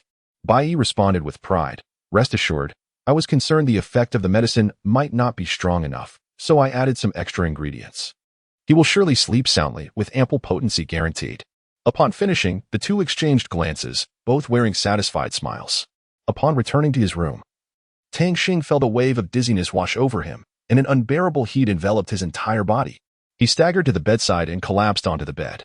At that moment, Lan Xiu was seated on the bed. Observing Tang Xing, noticing that his complexion appeared rather off, she inquired with genuine concern, "Tang Xing, what is the matter? Are you feeling unwell?" Tang Xing, in a daze, replied, "Lan Xiu, I feel so hot and uncomfortable." After uttering these words, he began to unfasten the buttons of his shirt, seeking relief from the oppressive warmth. Observing this, Lan Xiu hurriedly approached to support Tang Xing and attempted to help him remove his outer garment. However, at that moment, Tang Xing suddenly exerted force, forcefully pushing Lan Xiu onto the bed. Startled by this unforeseen action, Lan Xiu's eyes widened in shock, her body stiffening in disbelief, rendering her motionless. In a state of confusion, Tang Xing found himself pressed against a soft body, which he recognized as Lan Xiu. He struggled to regain control, yet his body refused to obey. He whispered, "Lan Xiu, I am sorry." Meanwhile, Bai Yi and Su Yan were in the adjacent room. Observing the commotion through the window of their enclosure, they overheard the exchange between Tang Xing and Lan Xiu, followed by the sounds of collision, prompting them to share a knowing smile. Su Yan chuckled and remarked to Bai Yi, "It seems their activities are quite vigorous. Who would have thought Tang Xing was so fervent?" Bai Yi nodded in agreement. The two continued to silently observe, eager for the unfolding of further intriguing events. The night quietly slipped away. Tang Xing and Lan Xiu exchanged a glance, with Lan Xiu appearing somewhat bashful. Li Fei and the others approached, and Bai Yi glanced at the map, stating, "The Lingshan Forest is directly west of Lingshan City." Li Fei inquired, "How do we navigate from our current location?" Bai Yi responded, "If we head in my direction, it would be quickly towards the southwest." The group followed Bai Yi into the Lingshan Forest, where he promptly activated his sensing ability, instructing, "Everyone, stay close and do not stray." Tang Xing hesitated, then asked, "Bai Yi, could we speak privately for a moment?" They retreated to a quieter spot, and Tang Xing questioned, "Do you possess something?" Bai Yi, no longer concealing the truth, admitted, "Indeed, I can hear my brother's spirit here." Tang Xing was taken aback, exclaiming, "Such an important matter, why did you not inform me?" His voice carried a hint of reproach, akin to thunder crashing in Bai Yi's ears. Bai Yi, feeling somewhat wronged, replied like a child, "I feared it would delay you." Tang Xing pressed on. "Has your brother transformed?" Bai Yi confirmed, "He has transformed, but I am a bit concerned." After a moment of contemplation, Tang Xing suggested, "Then let us seek him out. If he is in the form of a spirit beast, we shall concoct a story." They then rejoined the others and ventured into the Lingshan Forest together. The forest was fraught with peril, notorious for harboring ancient spirit beasts and mutated thousand-year-old spirit beasts. "Be cautious," Su Yan cautioned. Upon hearing about the mutated spirit beasts, Tang Xing queried, "Spirit beasts can mutate?" Su Yan elucidated, "They are spirit beasts that have transformed through specialized secret methods."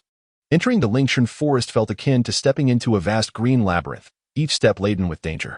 Su Yan's warning resonated like a tolling bell in the hearts of all present. Tang Xing's inquiry lingered like an unsolved riddle, igniting curiosity about the enigmatic forest within everyone. Tang Xing immediately activated her spiritual martial soul to assist Bai Yi in searching for her brother. As they ventured deeper, the surrounding air grew increasingly frigid. Li Fei, shivering, remarked, "Boss, don't you all feel the cold?" Upon hearing Li Fei's words, Tang Xing felt a sudden chill and replied, "Now that you mention it, it is indeed a bit chilly." Bai Shi employed his perception to probe for the presence of his brother, and Bai Yi detected a soul beast emanating an extreme cold. Tang Xing sensed the chilling presence through Bai Yi's perception and cautioned everyone to be on guard. A wave of coldness surged forth, overwhelming like a tide and as frigid as an iceberg, rendering one almost unable to endure it. Adapting to Li Fei and Lan Xiu, Tang Xing unleashed her spirit of the elf, while Li Fei emanated a radiant aura, and Lan Xiu summoned forth her golden dragon spirit. Together, the trio released a brilliant light that coiled around them like a whirlwind, drawing them to a particular location. Su Yan opened her eyes to behold the fiery red hot spring and the icy blue cold spring, exclaiming, "Could it be?" Chapter 35, The Eye of Ice and Fire. Could this be the Eye of Ice and Fire? Su Yan gasped in astonishment, her eyes wide with disbelief. Tang Xing seized upon Su Yan's words, curiously inquiring, "Su Yan, how do you know this is indeed the Eye of Ice and Fire?" Su Yan, trembling with excitement at the sight before her, replied, "This is a place I have heard spoken of by my family. The legendary Eye of Ice and Fire lies within our family's territory, yet its precise location has remained elusive. I never expected to encounter it here today." Tang Xing nodded in understanding. a smile gracing her lips as she responded, "What a remarkable coincidence. Su Yin, if the opportunity arises, I shall certainly visit your home." Just as the two conversed, an icy chill surged forth from the spring of the cold abyss, and a woman clad in a flowing ice-blue robe with waist-length hair gradually materialized. Simultaneously, the hot spring began to boil, flames erupting forth, and a woman in a red skirt with shoulder-length hair emerged from the inferno. The appearance of these two women left Su Yin and Tang Xing utterly astonished, their eyes wide in disbelief at the unfolding spectacle. Su Yin immediately discerned that the chilling presence originated from the woman standing by the cold abyss. This woman, slender and ethereal, bore skin as white as snow, adorned in a delicate blue gown embroidered with exquisite ice flower patterns, seemingly merging with the surrounding frost. Her eyes, as deep and cold as a mysterious lake, inspired a sense of awe. The woman at the cold abyss spoke, "You have traveled far. Surely you seek more than just the eye of ice and fire." Her voice was melodious, yet carried an icy undertone that sent shivers down one's spine. Tang Xing stepped forward, his tall and upright figure exuding an aura of grandeur. With a handsome and resolute visage, he donned a flowing black robe adorned with intricate golden dragon motifs, enhancing his formidable presence. He clasped his hands and spoke with unwavering conviction, "Esteemed ones, we have not come here to usurp the eye of ice and fire. I implore you to allow us to depart." His tone was resolute and powerful, his gaze reflecting confidence and authority. In response, the fiery woman, radiating a crimson heat, declared loudly, "You wish to leave? Do you think you can come and go as you please? How naive! If you cannot overcome us today, you shall never escape this place." With that, flames erupted around her, transforming into a blazing sea of fire. Upon witnessing the unfolding situation, Tang Xing promptly reacted, swiftly sidestepping the opponent's assault while exclaiming, "Everyone, be cautious and prepare for battle." His gaze sharpened, seemingly capable of piercing through the very souls of his adversaries. He then unleashed his first spirit skill, spiritual detection, to better comprehend the dynamics of the conflict. Li Fei, wielding a radiant dagger, darted towards the fiery woman with a flicker of movement. His actions were both nimble and agile, akin to a shooting star traversing the night sky. At that moment, the woman enveloped in flames cried out, "Sister Binger, why do you hesitate? What are you waiting for?" Binger replied, "All right, Sister Qian, do not rush." As her words fell, she played a melodious tune on her ancient flute, releasing a chilling aura that permeated the air. Subsequently, she initiated her first spirit skill, frost induction, causing the surrounding temperature to plummet and a thick layer of frost to form upon the ground. She then invoked her second spirit skill, melody of cold sound, the notes brimming with lethal intent and icy power, sending shivers down the spine. Su Yin was utterly astounded. How can ice and fire, being opposing elements, work in harmony? Binger responded, "Indeed, ice and fire are fundamentally opposing forces, yet you shall never have the chance to discover the truth." With his third spirit skill, Heavenly Fire Transformation, and fifth spirit skill, Flame Slash, Tang Xing, fully aware that this technique could not be countered, urgently called out, "Quick, gather around me." Tang Xing immediately employed his third soul skill, Spirit Light Transformation, followed by his first soul skill, Spirit Holy Light Wave. The collision of these two energies produced a formidable shockwave, distorting the surrounding air. However, this power did not wholly thwart Bing Er's assault. Instead, it was consumed by her flames. Bing Er laughed triumphantly. "Ha ha, do you think you can stop my attack with such feeble abilities? You are sorely mistaken." She intensified her firepower, aiming to decisively defeat Tang Xing and his companions. At that moment, the two old men beneath the yin-yang eye of ice and fire sensed the commotion above. They widened their eyes in astonishment as they beheld the clash between Tang Xing and Bing Er. One of the old men murmured, "To think he could withstand the fifth soul skill of Crimson Flame. This young man is remarkable." The other old man displayed a glimmer of greed, remarking, "Heh. If we could seize his soul, we might just break through our bottleneck and advance further." Water Air, witnessing Tang Xing's ability to counter Bing Er's attack, was taken aback. She realized that Tang Xing's strength far surpassed her expectations. Thus, she resolved to take action herself, eager to demonstrate her prowess to Tang Xing. With a commanding shout, she declared, "Fifth soul skill, Frosty Soul Lullaby." As her voice resonated, the temperature plummeted sharply, and a thick layer of ice rapidly formed upon the ground. Tang Xing and his companions felt a bone-chilling cold that made their bodies tremble involuntarily. They understood that the adversary they faced was extraordinarily formidable, necessitating their utmost effort to confront it. Tang Xing gripped his weapon tightly, preparing to meet the impending assault from Ice Child. The frigid melody of Ice Child's Frost Soul Requiem emanated a chill potent enough to subdue the Soul Emperor, and Tang Xing found it increasingly difficult to withstand the overwhelming force of his earlier attack. Lan Xiao promptly summoned her Golden Dragon Martial Spirit, the deep resonance of its roar reverberating throughout the space, causing the ice and fire duality to begin to boil. She raised her Golden Dragon Spear, and the Golden Dragon spiraled around her, exuding an air of majesty and power. Subsequently, Lan Xiao unleashed her fourth soul skill, Golden Dragon Dance. As she moved, the Golden Dragon stirred to life, radiating powerful energy waves that caused the surroundings to tremble violently. Suddenly, a tremendous dragon roar erupted from the ice and fire duality and a colossal dragon, entirely white and exuding an aura of frost, soared forth with a deafening roar. Simultaneously, another dragon, crimson in hue and radiating intense heat, followed closely behind. Tang Xing was utterly astonished by the scene before him, murmuring to himself, could this be the legendary Ice Dragon King and Fire Dragon King? At that moment, the Ice Dragon King exhaled a breath of frigid air, regarding Tang Xing with a look of curiosity, and spoke, this familiar aura. Could it be that you are the Golden Dragon? Tang Xing hastily clarified, no, I am not the Golden Dragon. I am Lan Xiao. At that moment, the Ice Dragon King had acclimated to the presence of Bing Er and Qi Yin, and its gaze softened. Bing Er instantly comprehended the reason behind this change. She quickly apologized to everyone, saying, esteemed guests, I sincerely apologize for any offense caused earlier, and I hope you can forgive us. Please, allow Lan Xiao to stay. Rest assured, we harbor no ill intentions.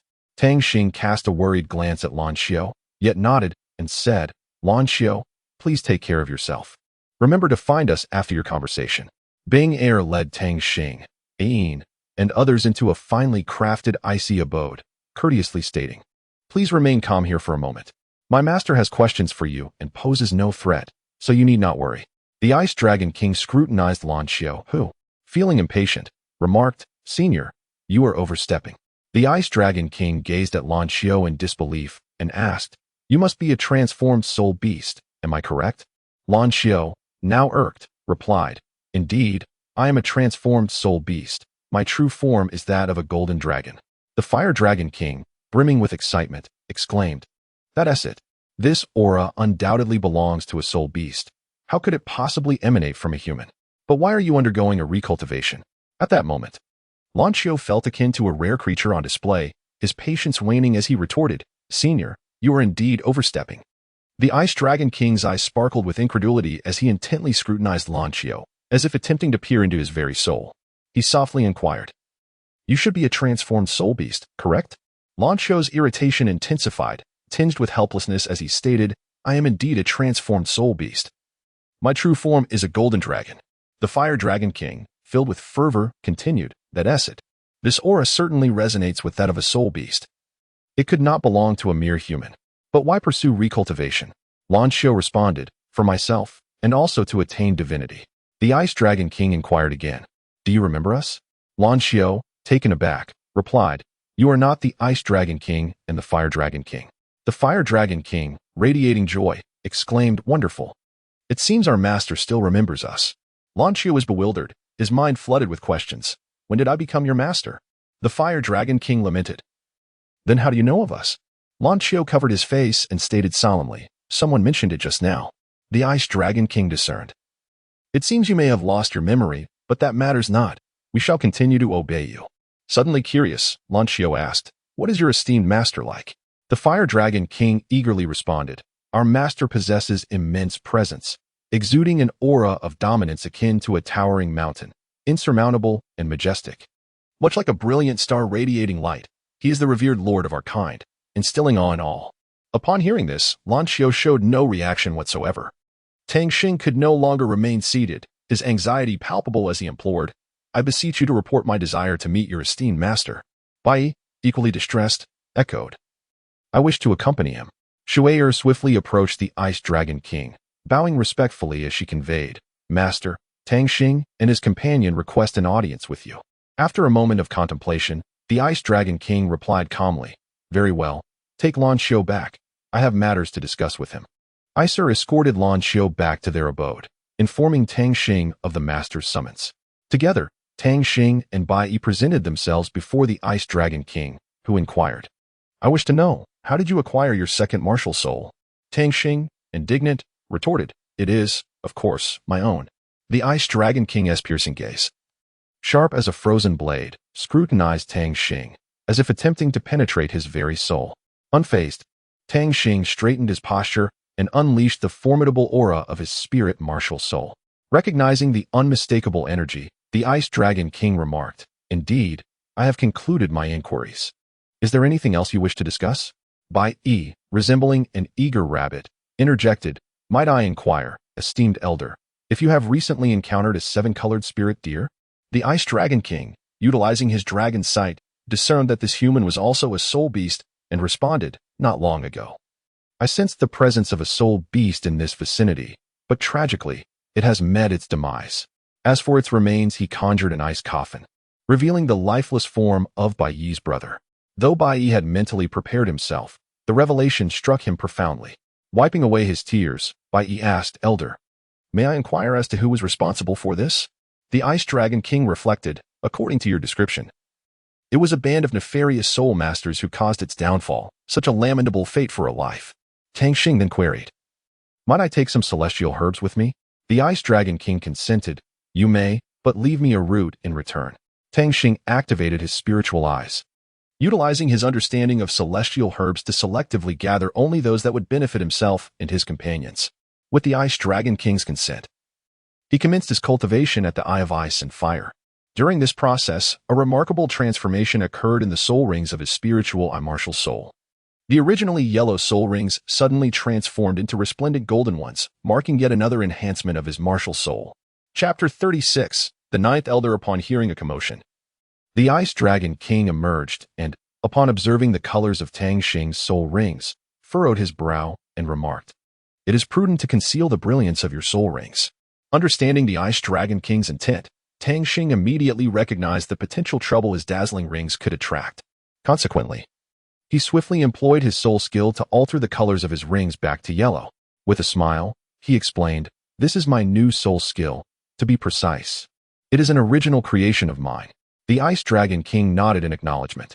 Tang Xing then presented a fruit to the Ice Dragon King, saying, "Here, for you. Open your mouth." Obediently, the Ice Dragon King complied, and with a vigorous flick, Tang Xing tossed the fruit into its mouth. Upon swallowing, the Ice Dragon King was instantly overwhelmed by a surge of powerful energy. It closed its eyes, quietly attuning itself to the changes within.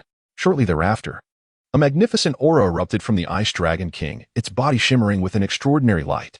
Aware that this was the fruit's wondrous effect, it promptly settled down, dedicating itself to comprehending and absorbing the newfound power. At that moment, the Fire Dragon King burst onto the scene, inquiring loudly, "What is happening here?" With an innocent expression, Tang Xing replied, "I merely offered it a fruit to eat, and this is the result." The Fire Dragon King's eyes widened, and he eagerly exclaimed, "Give me one too." Without hesitation, Tang Xing tossed a fruit to the Fire Dragon King, who, upon receiving it, swallowed it in one gulp and, like the Ice Dragon King, fell into a meditative state. As time ticked by, eventually, both the Ice Dragon King and the Fire Dragon King awakened in succession. The Fire Dragon King, with a face flushed with excitement, joyfully proclaimed, "Ah ha ha! My cultivation level has risen significantly. This is truly magnificent. Thank you." He then cast a grateful glance at Tang Xing, his eyes brimming with appreciation. Tang Xing took a deep breath, his gaze resolute, as if he were silently contemplating the utterance of something profoundly significant. At last, he spoke, "Esteemed elders, I have discovered the purpose of my arrival here. Now, I beseech you to grant my friends and me safe passage from this place." Upon hearing these words, the Ice Dragon King erupted into hearty laughter, his mirth resonating throughout the cavern. His laughter was imbued with warmth and benevolence, instilling a sense of relief in those present. Once the laughter subsided, the Ice Dragon King ceased his mirth and, with a serious demeanor, regarded Tang Xing and replied, "Certainly. We harbor no intention of preventing your departure. In fact, I have a small request of my own, which I hope you will consider." Tang Xing was momentarily taken aback, then inquired with curiosity, "Oh, I wonder what the request might be." The Ice Dragon King revealed a gentle smile, his gaze shifting to the two children beside him. He softly expressed, "I would like to ask you to take Binger and Yenner with you to explore the world beyond. They're still young and know nothing of the outside realm, yet I believe they possess the courage to confront the challenges that lie ahead. Would you be willing to accompany them on this journey?" Having spoken, his eyes returned to Tang Xing, filled with anticipation for his response. Tang Xing furrowed his brows, contemplating for a moment before speaking. Very well, but they must join the sect. He was acutely aware of the remarkable prowess of these two women. Their inclusion in the sect would undoubtedly serve as a significant advantage. The Ice Dragon King nodded without hesitation, expressing his commitment to uphold the promise. A quiet sense of relief washed over Tang Xing, for he recognized that he had made a prudent decision. Subsequently, he led the group back to Linghai City. However, just as they were nearing the Yun sect, a colossal shadow suddenly surged forth from the distance, moving with astonishing speed, and in the blink of an eye, it loomed before them. Tang Xing swiftly blocked the onslaught of the dark mist, yet in the next moment, waves of black energy surged forth like a relentless tide. Instantly, Tang Xing transformed into her ethereal form and quickly unleashed the first technique, the light of all spirits, purifying the encroaching shadows one by one. However, the remaining dark mist did not relent. It rapidly coalesced around a figure cloaked in black. The man, with a sinister smile, remarked, "How intriguing. You possess the ability to cleanse my dark mist. It seems you cannot be allowed to live." Before his words had fully escaped his lips, he lunged toward Tang Xing with astonishing speed. Seeing this, Binger unhesitatingly released the formidable aura of the Soul King. Simultaneously, Li Fei and others prepared to lend their assistance. Yet at that moment, Qi Yin obstructed their path, confidently asserting, "He is not worthy of your intervention. Witness my might." Fifth soul skill, Flame Slash. With that declaration, he transformed into a blazing fire, dashing toward the man in black, unfazed by the impending strike. The cloaked figure unleashed his third soul skill, the Fang of the White Wolf. Enormous wolf fangs emerged from behind him, emanating a fierce energy as they lunged toward Tang Xing. Just as the fangs were about to sink into her, a bolt of purple lightning descended from the heavens, shattering the wolf fangs into fragments. Following this, a young man clad in white descended gracefully from the sky, landing firmly on the ground. He possessed striking features, with sharp brows and bright eyes, exuding an overwhelming presence. Addressing the man in black, he bellowed, "Fang Yao, do not flee. Today, I shall ensure your capture." The man in black, Fang Yao, upon recognizing the newcomer, changed countenance and turned to flee, laughing heartily as he did. "Mu Yun, I tell you, capturing me is impossible. Our time will come." Mu Yun sighed deeply, shaking his head in resignation. Once again, he has escaped. He then turned his gaze toward Tang Xing, curiosity and caution flickering in his eyes. Tang Xing stepped forward and cupped his hands, saying, "Greetings, Mr. Mu."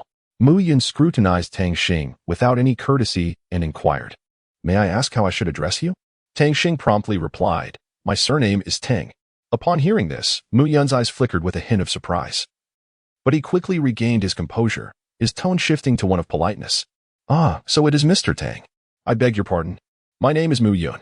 Might I inquire if Mr. Tang would be inclined to forge a friendship with me?" Tang Xing inquired, "May I ask what you were doing just now?" Mu Yun smiled and replied, "Are you familiar with the Ling Tian sect?" Just as Tang Xing was about to respond, Mu Yun continued, "The Ling Tian sect is a reclusive sect, yet they practice dark arts. I must attend to this matter. Mr. Tang, it seems we may not meet again." Tang Xing watched as Mu Yun departed, the surroundings transforming back to their original state. Jin Yu, upon seeing Tang Xing and his companions, exclaimed excitedly, "Little Xing." Tang Xing immediately noticed Jin Yu and responded, "Sister Jin Yu, what brings you here?" Jin Yu, filled with astonishment, replied, "I am here to fulfill a task assigned by our sect." Understanding her purpose, Tang Xing resolutely declared, "Sister Jin Yu, regarding your previous inquiry about my willingness to join the sect, I have made my decision to join." Jin Yu was overjoyed to hear Tang Xing's response, exclaiming, "Wonderful. This way, I can provide a satisfactory report to the higher-ups of our sect." Tang Xing then inquired, "Sister Jin Yu, I have two friends with me who also wish to join the sect. What do you think?" Jin Yu replied firmly, "If you vouch for them, I trust them wholeheartedly." "Where are they?" Tang Xing immediately called them over. Jin Yu looked at them and asked, "Can both of you unleash your martial spirits and soul rings? I need to make a record."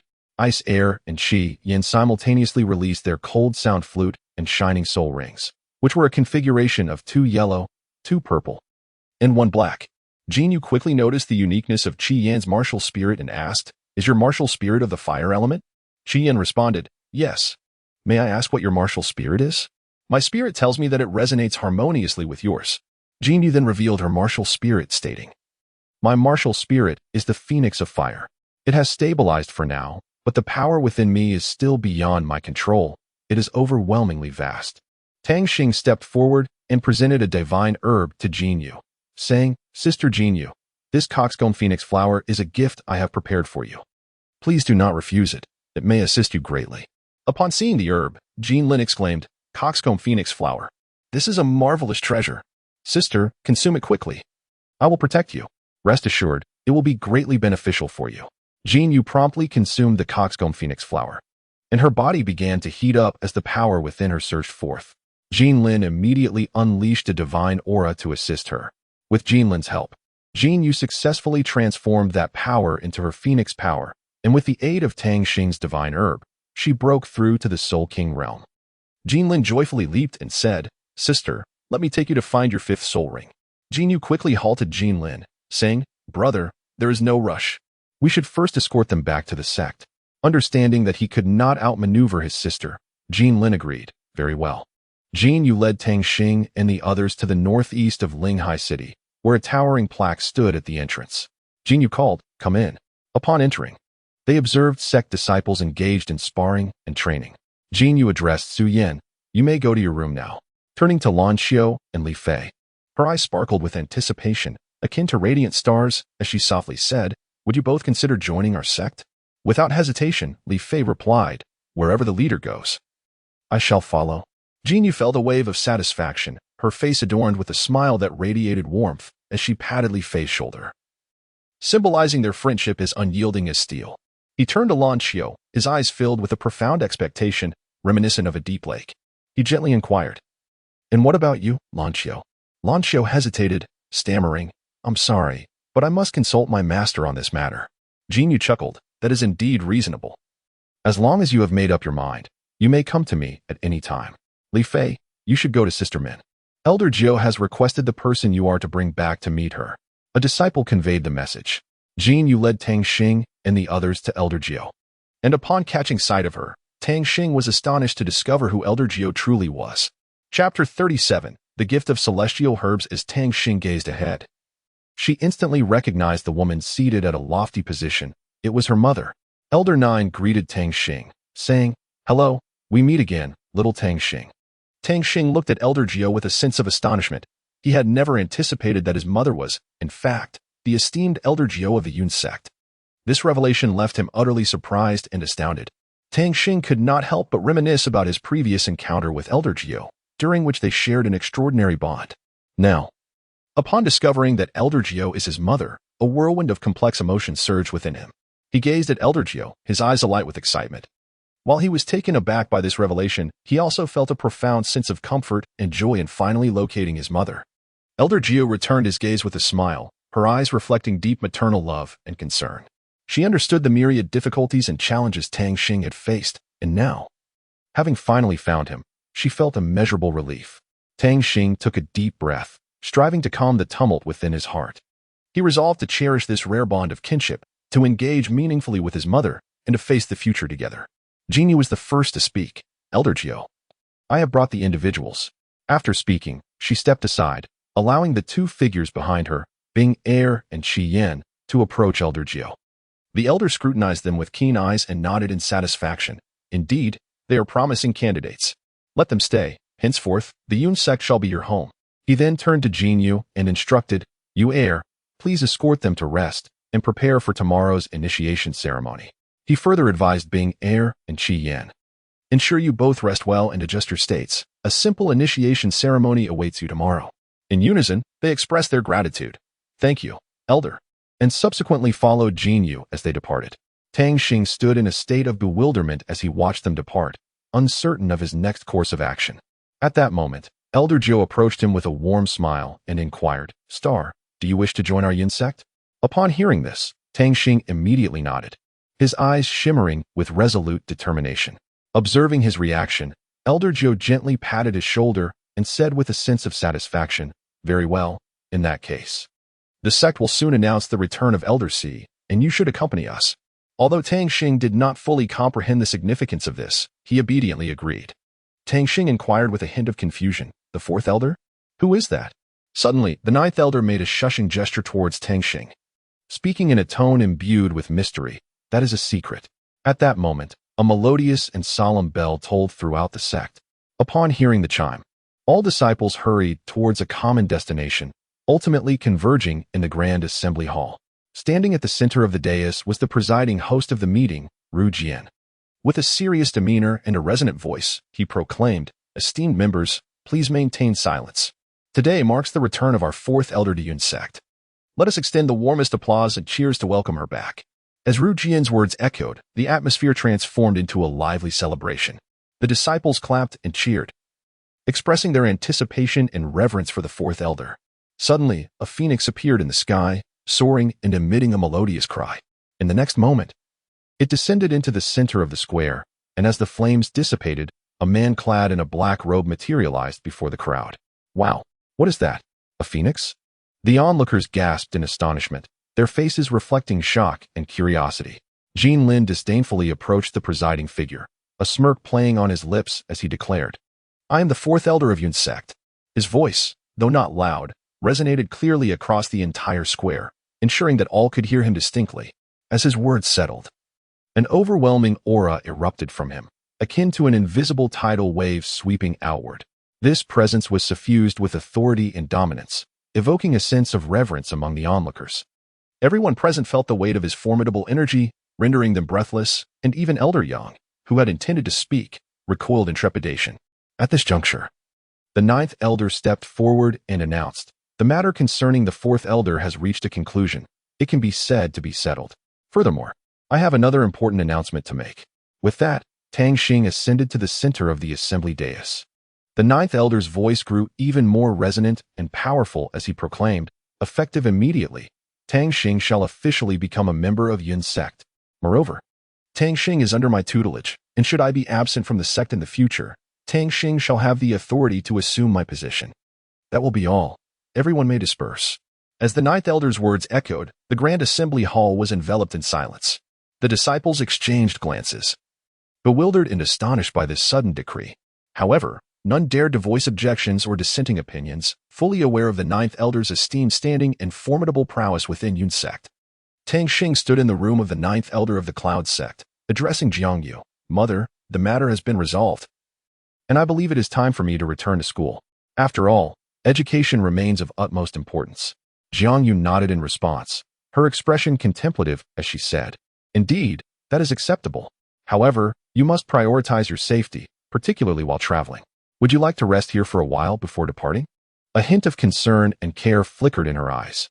Tang Xing smiled, acknowledging his mother's concern, yet he felt that he was not fatigued at all. He replied, "It's all right, mother. I am not tired. Moreover, there is no rush to travel. We can take our time." Seeing her son so resolute, Jiangyu ceased to insist further, but gently admonished, "Very well, since you have made your decision, do be cautious on the journey. Should you need anything, do not hesitate to let me know." Tang Xing nodded and replied with a smile, "Rest assured, mother, I will take good care of myself. Moreover, there is plenty of time, so you need not worry too much." He understood that his mother often fretted excessively over him, and he wished to alleviate her concerns. Subsequently, Tang Xing bid farewell to Jiangyu, left the room, and prepared to embark on his journey home. He reflected internally, acknowledging that although his return to Yunzong had been fraught with challenges, he was grateful that everything had ultimately been resolved. As for the future, he brimmed with anticipation, convinced that he would achieve even greater accomplishments. Qi Yin and Bing Er watched a senior brother practice elemental techniques. Qi Yin observed with rapt attention, while Bing Er, with a discerning glance, quickly recognized that this individual possessed an extraordinary martial soul. She remarked, "His martial soul must be the elemental fan, capable of wielding the powers of the five elements." At that moment, Jinyu approached them and introduced, "Indeed, he is your master, Qianmo. Come over." Hearing this, Qi Yin could scarcely believe her ears and incredulously asked, "He is to be our master? Surely, this must be a mistake. What is your cultivation level?" Without hesitation, Qianmo replied, "Soul King." Upon hearing this, Qi Yin displayed a dismissive expression and scoffed, "A mere Soul King. What is so impressive about that? Noticing her attitude, Qianmo provocatively said, "What, do you look down upon me? Shall we have a contest?" Qi Yan's interest was piqued, as this was precisely what she desired. And she readily responded, "Very well, let us begin." The two quickly assumed combat stances, when Qianmo suddenly recalled something and smiled, saying, "According to seniority, you are my little junior sister. As your senior brother, I shall allow you to strike first." Qi Yan smirked slightly, revealing a hint of disdain, and retorted, "In that case, prepare to receive my attack." Third soul skill, Heavenly Fire Tri-Transformation. First soul skill, Blazing Flames of the Heavens. With that, she twirled her hands, and a roaring inferno erupted forth, creating a searing sea of fire that surged towards Qianmo. In response to Qi Yan's assault, Qianmo reacted swiftly, immediately unleashing the water element power from the elemental fan. He declared, third soul skill, Roar of Water. Instantly, a tumultuous torrent surged forth like a mighty dragon, colliding with Qi Yan's flames. In an instant, the two elements clashed, producing a hissing sound reminiscent of boiling water, with steam billowing upwards. Bing Air, observing the fierce battle, curiously inquired, "Sister Jinyu, is Qianmo's martial soul an ultimate martial soul?" Jinyu gently shook her head and replied, "It should not be. However, his martial soul is quite unique, possessing the power of multiple elements, making it a remarkably rare martial soul." Stepping forward, Bing Air fixed her determined gaze upon Qianmo and said, "Brother Qianmo, what if the two of us join forces to defeat you?" Her voice was clear and confident, as if she were fully prepared for the challenge.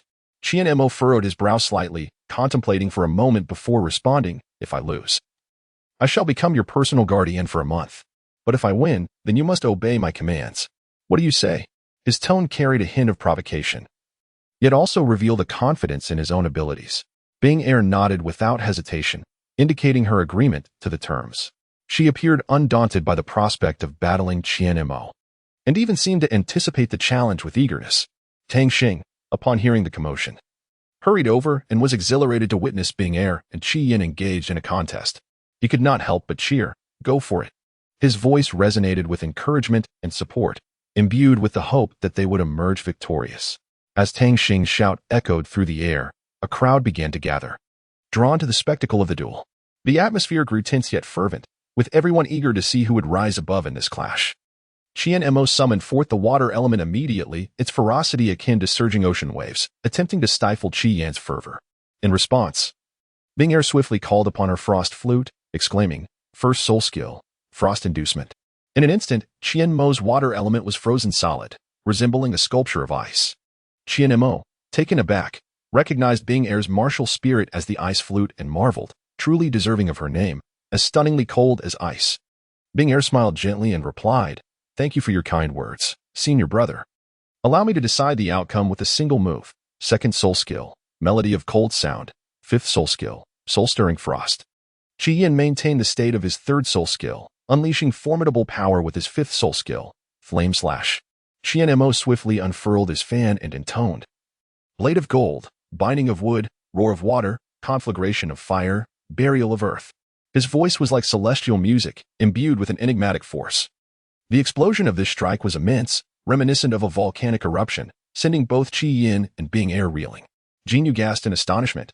What progress? Tang Xing bid farewell to Jinyu and Qi Yan, soaring back to the grove of the school like a bird in flight. Upon seeing Lan Xiu enter the grove, he promptly followed. Meng Yan, overjoyed at Lan Xiu's arrival, exclaimed, "Quickly, while the class leader and Li Fei are away, let us devour it." However, the chilling statement that followed sent shivers down their spines as Ziyin turned to see the class leader approaching. Tang Xing curiously inquired, "What are you all up to?" Ziyin, flustered like a startled rabbit, stammered a reply, "Nothing much." At that moment, Li Fei arrived, and upon seeing the items Ziyin had prepared, he instantly became defensive. Roaring like an irate little lion, "You, Ziyin, have been indulging in barbecues behind my back. What has become of your conscience?" Tang Xing offered a wry smile, exclaiming helplessly, "I was under the impression it was something significant. By the way, Ziyin, I happen to have a splendid Kiro tulip that would be perfect for you." Ziyin, taken aback and filled with delight, chirped like a joyful little bird, "Class monitor, I truly do not know how to repay you. Perhaps I should offer myself in gratitude." Tang Xing, somewhat astonished and resembling a startled fawn, stuttered, That is completely unnecessary. Oh, and Li Fei, I have this done gold thistle for you. Li Fei, resembling a greedy little fox, eagerly accepted it. Tang Xing gazed at Lin Qian and Huang Quan, gently proclaiming like a soft breeze. This extraordinary Tian Tong chrysanthemum and Lei Jiao Yuji are meant for you. Huang Quan, upon beholding the celestial herb, expressed his joy as if he had discovered a treasure, saying, "Thank you." Tang Xing then extended a celestial herb to Lan Qiu, warmly stating, "This Jiao Yang Tian Hua is most suitable for you." Lan Qiu, utterly astonished by the value of the herb bestowed upon her, repeatedly shook her head, exclaiming, "No. It is too precious. I cannot accept it." Tang Xing insisted once more, "Please, take it." Suddenly, as if by magic, a celestial herb appeared before Lan Qiu, leaving Tang Xing in a state of utter astonishment. Chapter 38, A Single Strike. Tang Xing gazed in astonishment at the unfolding scene before him, murmuring, "The heartbreak red of longing has found its master." As a soft crimson hue gradually dissipated, the originally resplendent heartbreak red transformed into a radiant beam of light, gracefully descending into the hands of Lan Qiu. It seemed to have discovered its sanctuary, resting quietly as if awaiting something. Lan Qiu, somewhat taken aback by the heartbreak red in her grasp, felt an inexplicable surge of emotion. Gently caressing the petals, she whispered, "Is it acknowledging me as its master?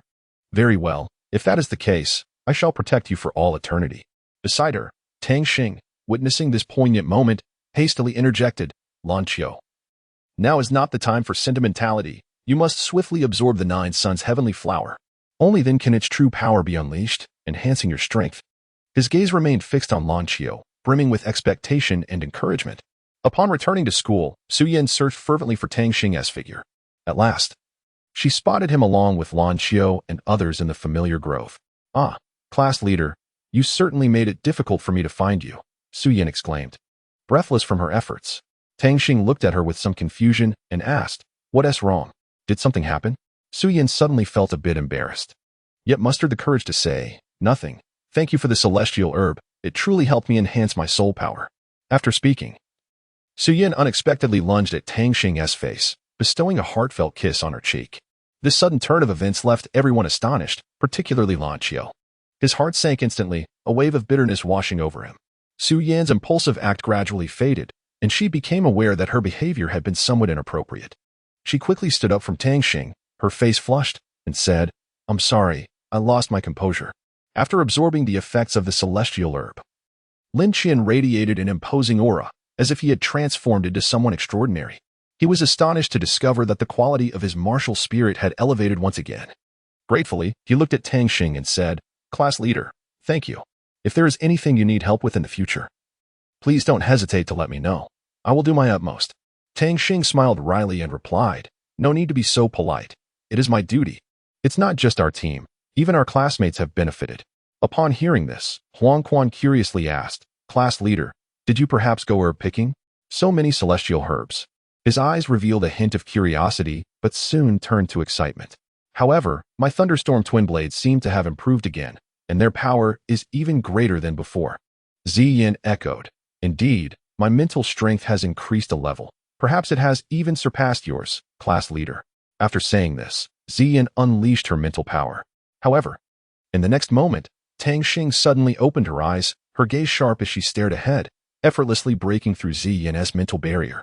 Ziyin was astonished to realize the vast disparity between her mental strength and Tang Xing's, and she could not help but ask, "Class leader, how do you possess such formidable mental strength?" Tang Xing smiled slightly and countered, "Have you heard of the purple extreme demon eye?" Ziyin instantly understood everything and excitedly inquired, "Can I join as well?" Without hesitation, Tang Xing responded, "Of course."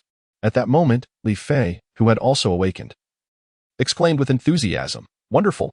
My martial spirit has gained a level, and my soul power feels more fluid." Meanwhile, Sui, who had been listening to their conversation, scoffed, "Oh, I look forward to your performances." Tang Xing immediately spotted Sui, and just as she was about to speak, Sui's figure flickered and vanished without a trace. Tang Xing marveled, "So swift. His silhouette is utterly elusive." Lan Qiu inquired with concern, "Tang Xing, are you all right?" Tang Xing came to his senses and said, "I am fine. What about you, Lan Qiu?" Lan Qiu replied, "I have made a breakthrough and now require a soul ring. Would you accompany me this evening to hunt for one?" Tang Xing readily agreed. Of course. The others dispersed, leaving only Tang Xing and Lan Xiao, who were preparing to venture into the soul-hunting forest. Meanwhile, Sui reported to the teacher, after consuming the celestial herbs. Tang Xing and the others experienced a significant enhancement in their soul power. Upon hearing this, a smile graced the teacher's face as he replied with satisfaction, "Indeed, excellent. Tomorrow, we shall present them with more challenging tasks." He then turned to Sui and inquired, "Sui, have you selected the candidates?" Sui respectfully responded, "Yes, teacher. I have made my selections, and everything has been meticulously arranged." His tone conveyed confidence and determination, revealing his unwavering belief in the success of this endeavor. Upon entering the soul-hunting forest, Tang Xing gazed intently at a soul beast not far ahead. After a careful observation, he remarked, "Ah, it appears to be a 5-year-old lightning leopard. What are your thoughts, Lan Xiao?" Lan Xiao nodded in agreement, responding, "It is acceptable." Upon receiving an affirmative response, Tang Xing instantly transformed into an ethereal sprite, striking with the swiftness of lightning to effortlessly subdue and capture the lightning leopard. Subsequently, Lan Xiao swiftly approached and commenced the absorption of the lightning leopard's energy. In less than half an hour, she successfully completed the absorption process. However, at that moment, Lan Xiao suddenly inquired, "Tang Xing, what type of girl do you prefer?" Upon hearing this, Tang Xing displayed a hint of surprise on her face and questioned in perplexity, "Why do you suddenly ask this?" Lan Xiao gently shook Tang Xing's hand, her eyes glistening with an expression of pitiful longing, and sweetly implored, "Please tell me. I beg you." Upon witnessing this, Tang Xing felt a sense of helplessness and sighed, saying, "The woman I admire must be one of unparalleled beauty, possessing the grace of a goddess and the charm to make fish sink and birds alight." Upon hearing these words, Lan Xiao's expression changed drastically, and she, filled with fury, shouted at Tang Xing, "How dare you, Tang Xing? I no longer wish to speak with you." With that, she turned to leave. Tang Xing realized he had misspoken and hurriedly grasped Lan Xiao's hand, anxiously explaining, "Lan Xiao, please listen to me. I was merely teasing you." However, Lan Xiao soared away, and Tang Xing swiftly followed. The morning sunlight bathed the dormitory balcony, shimmering brilliantly. As Tang Xing opened his eyes, he felt the blinding rays as if they could pierce through anything. A wave of excitement surged within him as he discovered that his purple extreme demon eye had ascended to a new level, reaching the seed stage. This newfound ability to discern the essence of all things filled him with unparalleled exhilaration. Just then, the class bell rang, signaling that it was time to head to the classroom. He quickly gathered his belongings and made his way to the teaching building. Teacher Wu remained in her usual spot, awaiting her students. Before long, the students arrived one by one. Observing the spirited demeanor of her pupils, Teacher Wu felt a sense of satisfaction. She addressed them sternly. "Tang Xing, Li Fei, Su Yin, Zi Yin, Lan Xiao, Lin Qian, Huang Quan, you 7 have been chosen as the school's spirit bearers, embodying the future and hope of our academy. Therefore, I shall employ a distinctive teaching method to nurture you, and I hope you will not disappoint the expectations of the elders." She then called out, "Now, those I mentioned, Nian Shui, Qing Yu, Zhu Hao, Meng Yin, Nanxing, ZMO, Wanning, step forward. You will engage in a challenge match against Tang Xing and his companions. Give it your all." Nian Shui gazed intently at Tang Xing and declared loudly, "I hope the class leader will showcase his full strength." Tang Xing, upon hearing their demands, smiled faintly before immediately unleashing the oppressive might of her spiritual soul. The crowd was taken aback by the immense pressure, astonished at the extraordinary level of the class leader's mental prowess. At that moment, Meng Yin stepped forward, her gaze sharpening as she met Tang Xing's spiritual force head-on. Observing this, Tang Xing unhesitatingly intensified her mental output. Suddenly, Meng Yin felt an overwhelming force surge towards her, causing her to involuntarily stagger backward. With wide eyes filled with disbelief, she exclaimed, "Such formidable mental power." Beside her, Qing Yu and Chu Hao exchanged knowing glances, their thoughts in sync as they charged toward Tang Xing, resolved to confront her formidable spiritual energy together. In the next instant, Su Yin and Li Fei appeared as indomitable fortresses, blocking their path. Nian Shui intended to rush to their aid, but was halted by a sudden bolt of lightning, akin to a fierce beast, preventing her advance. Fully aware of Huang Quan's prowess, she dared not act recklessly. Meng Yin, realizing that her minor misstep had ensnared her teammates in a perilous predicament, swiftly activated her first soul skill, Dolphin's Echo.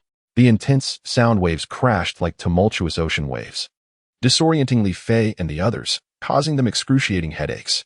Tang Xing, seemingly having anticipated this, prompted Su Yin to promptly switch her soul and unleash her first soul skill. Emerald Melody. The two sound waves clashed in the air like ferocious dragons, neither yielding to the other. Suddenly, a massive fireball, akin to a blazing meteor, hurtled towards Su Yin. Yin shouted, "Be careful." Her voice resonated like thunder across the battlefield. Simultaneously, she activated her fourth soul skill, Star Shield. A star-shaped shield appeared before Su Yin, intercepting the fireball. Wanning felt a tinge of disappointment, muttering, "Alas, you still managed to block it." Wan Shou called out loudly, "Wan, dare you engage me in battle?" Without hesitation, Wan unleashed her second soul skill, Fiery Embodiment, followed by her third soul skill, Sacred Flame, charging towards Wan Shou. In response, Wan Shou gathered her strength for a strike, employing her fourth soul skill, Golden Tyrant Dragon Slash. Wanting surged forward, launching herself into the fray, leaving the onlooking classmates astounded. A single strike? Is that possible? Come and witness the class leader's prowess. Chapter 39. The dual training. Tang Xing and Su Yin unleashed the fusion of their martial souls, the purple spirit divine light. Upon witnessing this, Nansheng promptly activated his soul abilities. He first employed his primary soul skill, the Deerling's Possession, followed closely by his second soul skill, the Horn of the Ming Deer. Next, he invoked his third soul skill, the Blessing of the Deer Spirit, culminating in his fourth soul skill, the Grace of the Spirit Deer. However, the power of Tang Xing and his companion's martial soul fusion proved overwhelmingly formidable, compelling Nanxing to resort to even mightier techniques. He executed his third soul skill, the Amplification of Soul Power, followed by the release of his fourth soul skill, the Force of Augmentation. Tang Xing was taken aback by the scene before him.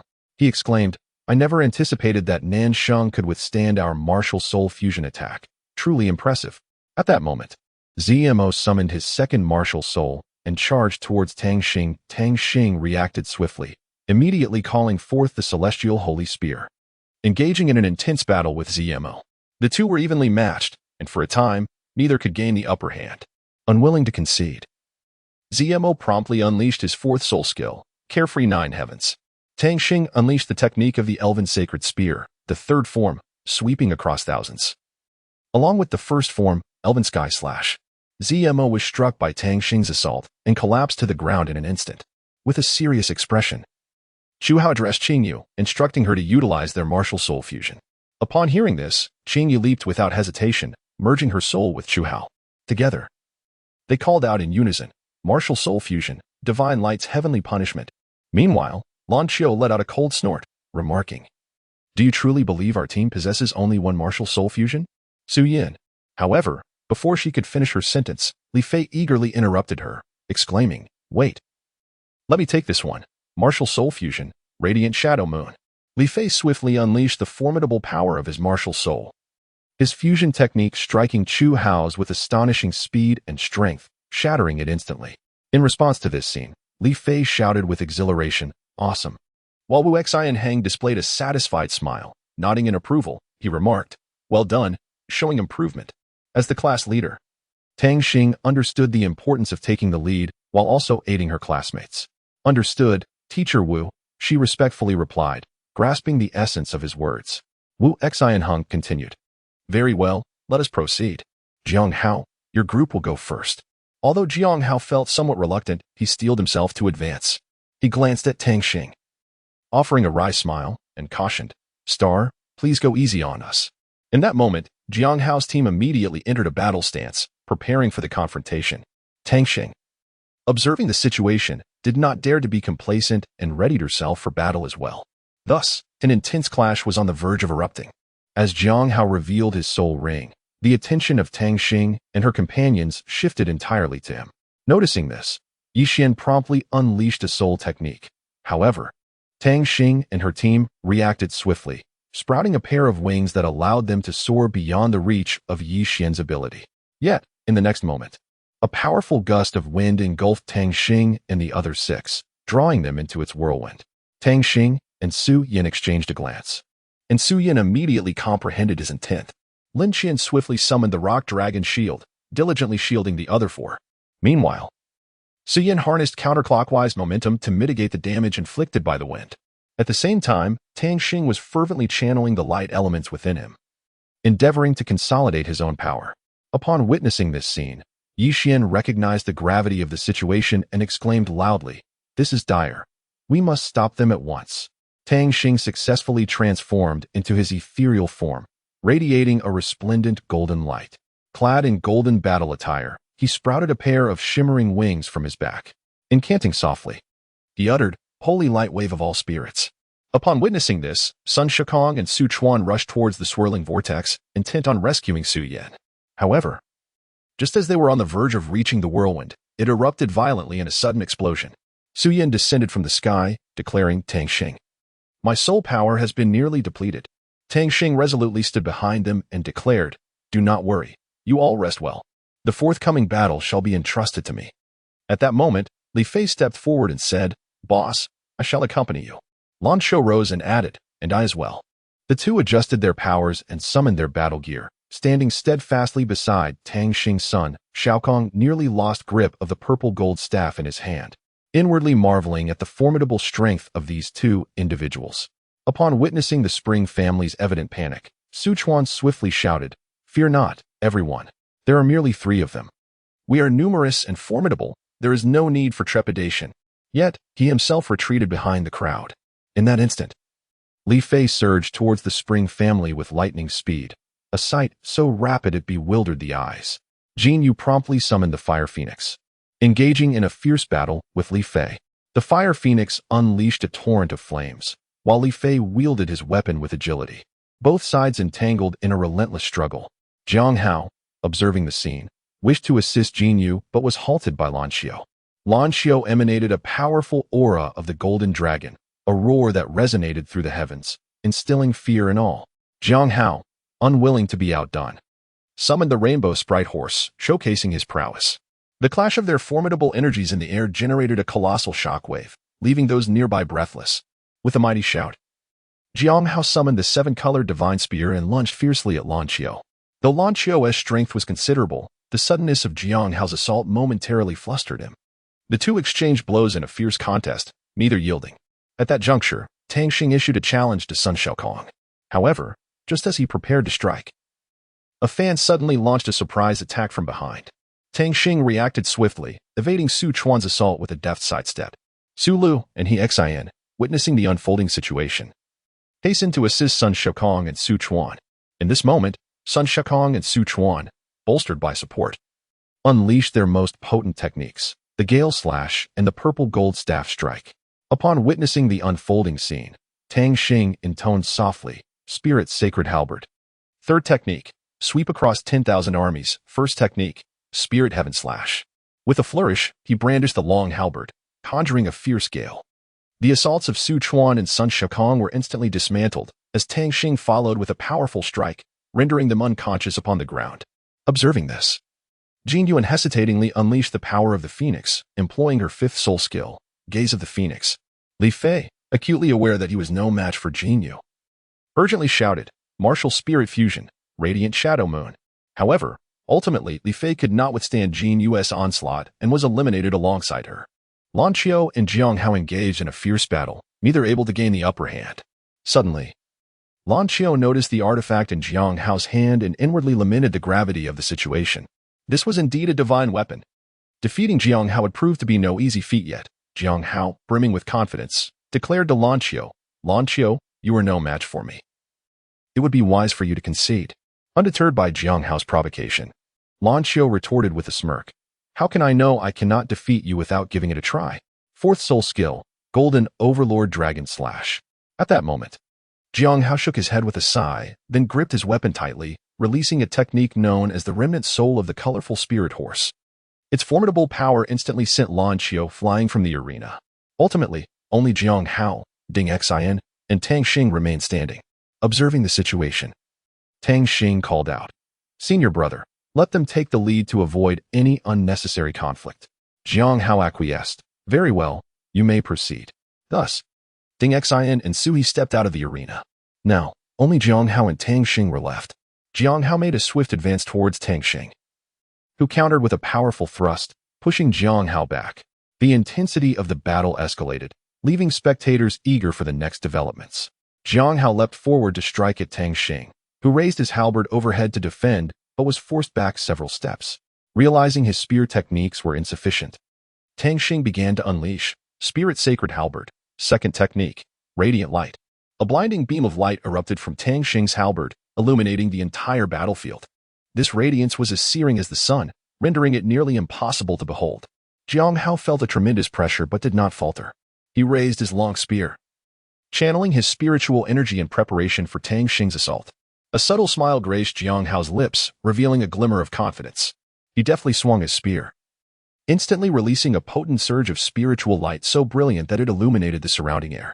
This light surged forward like a bolt of lightning, colliding with Tang Xing's radiance.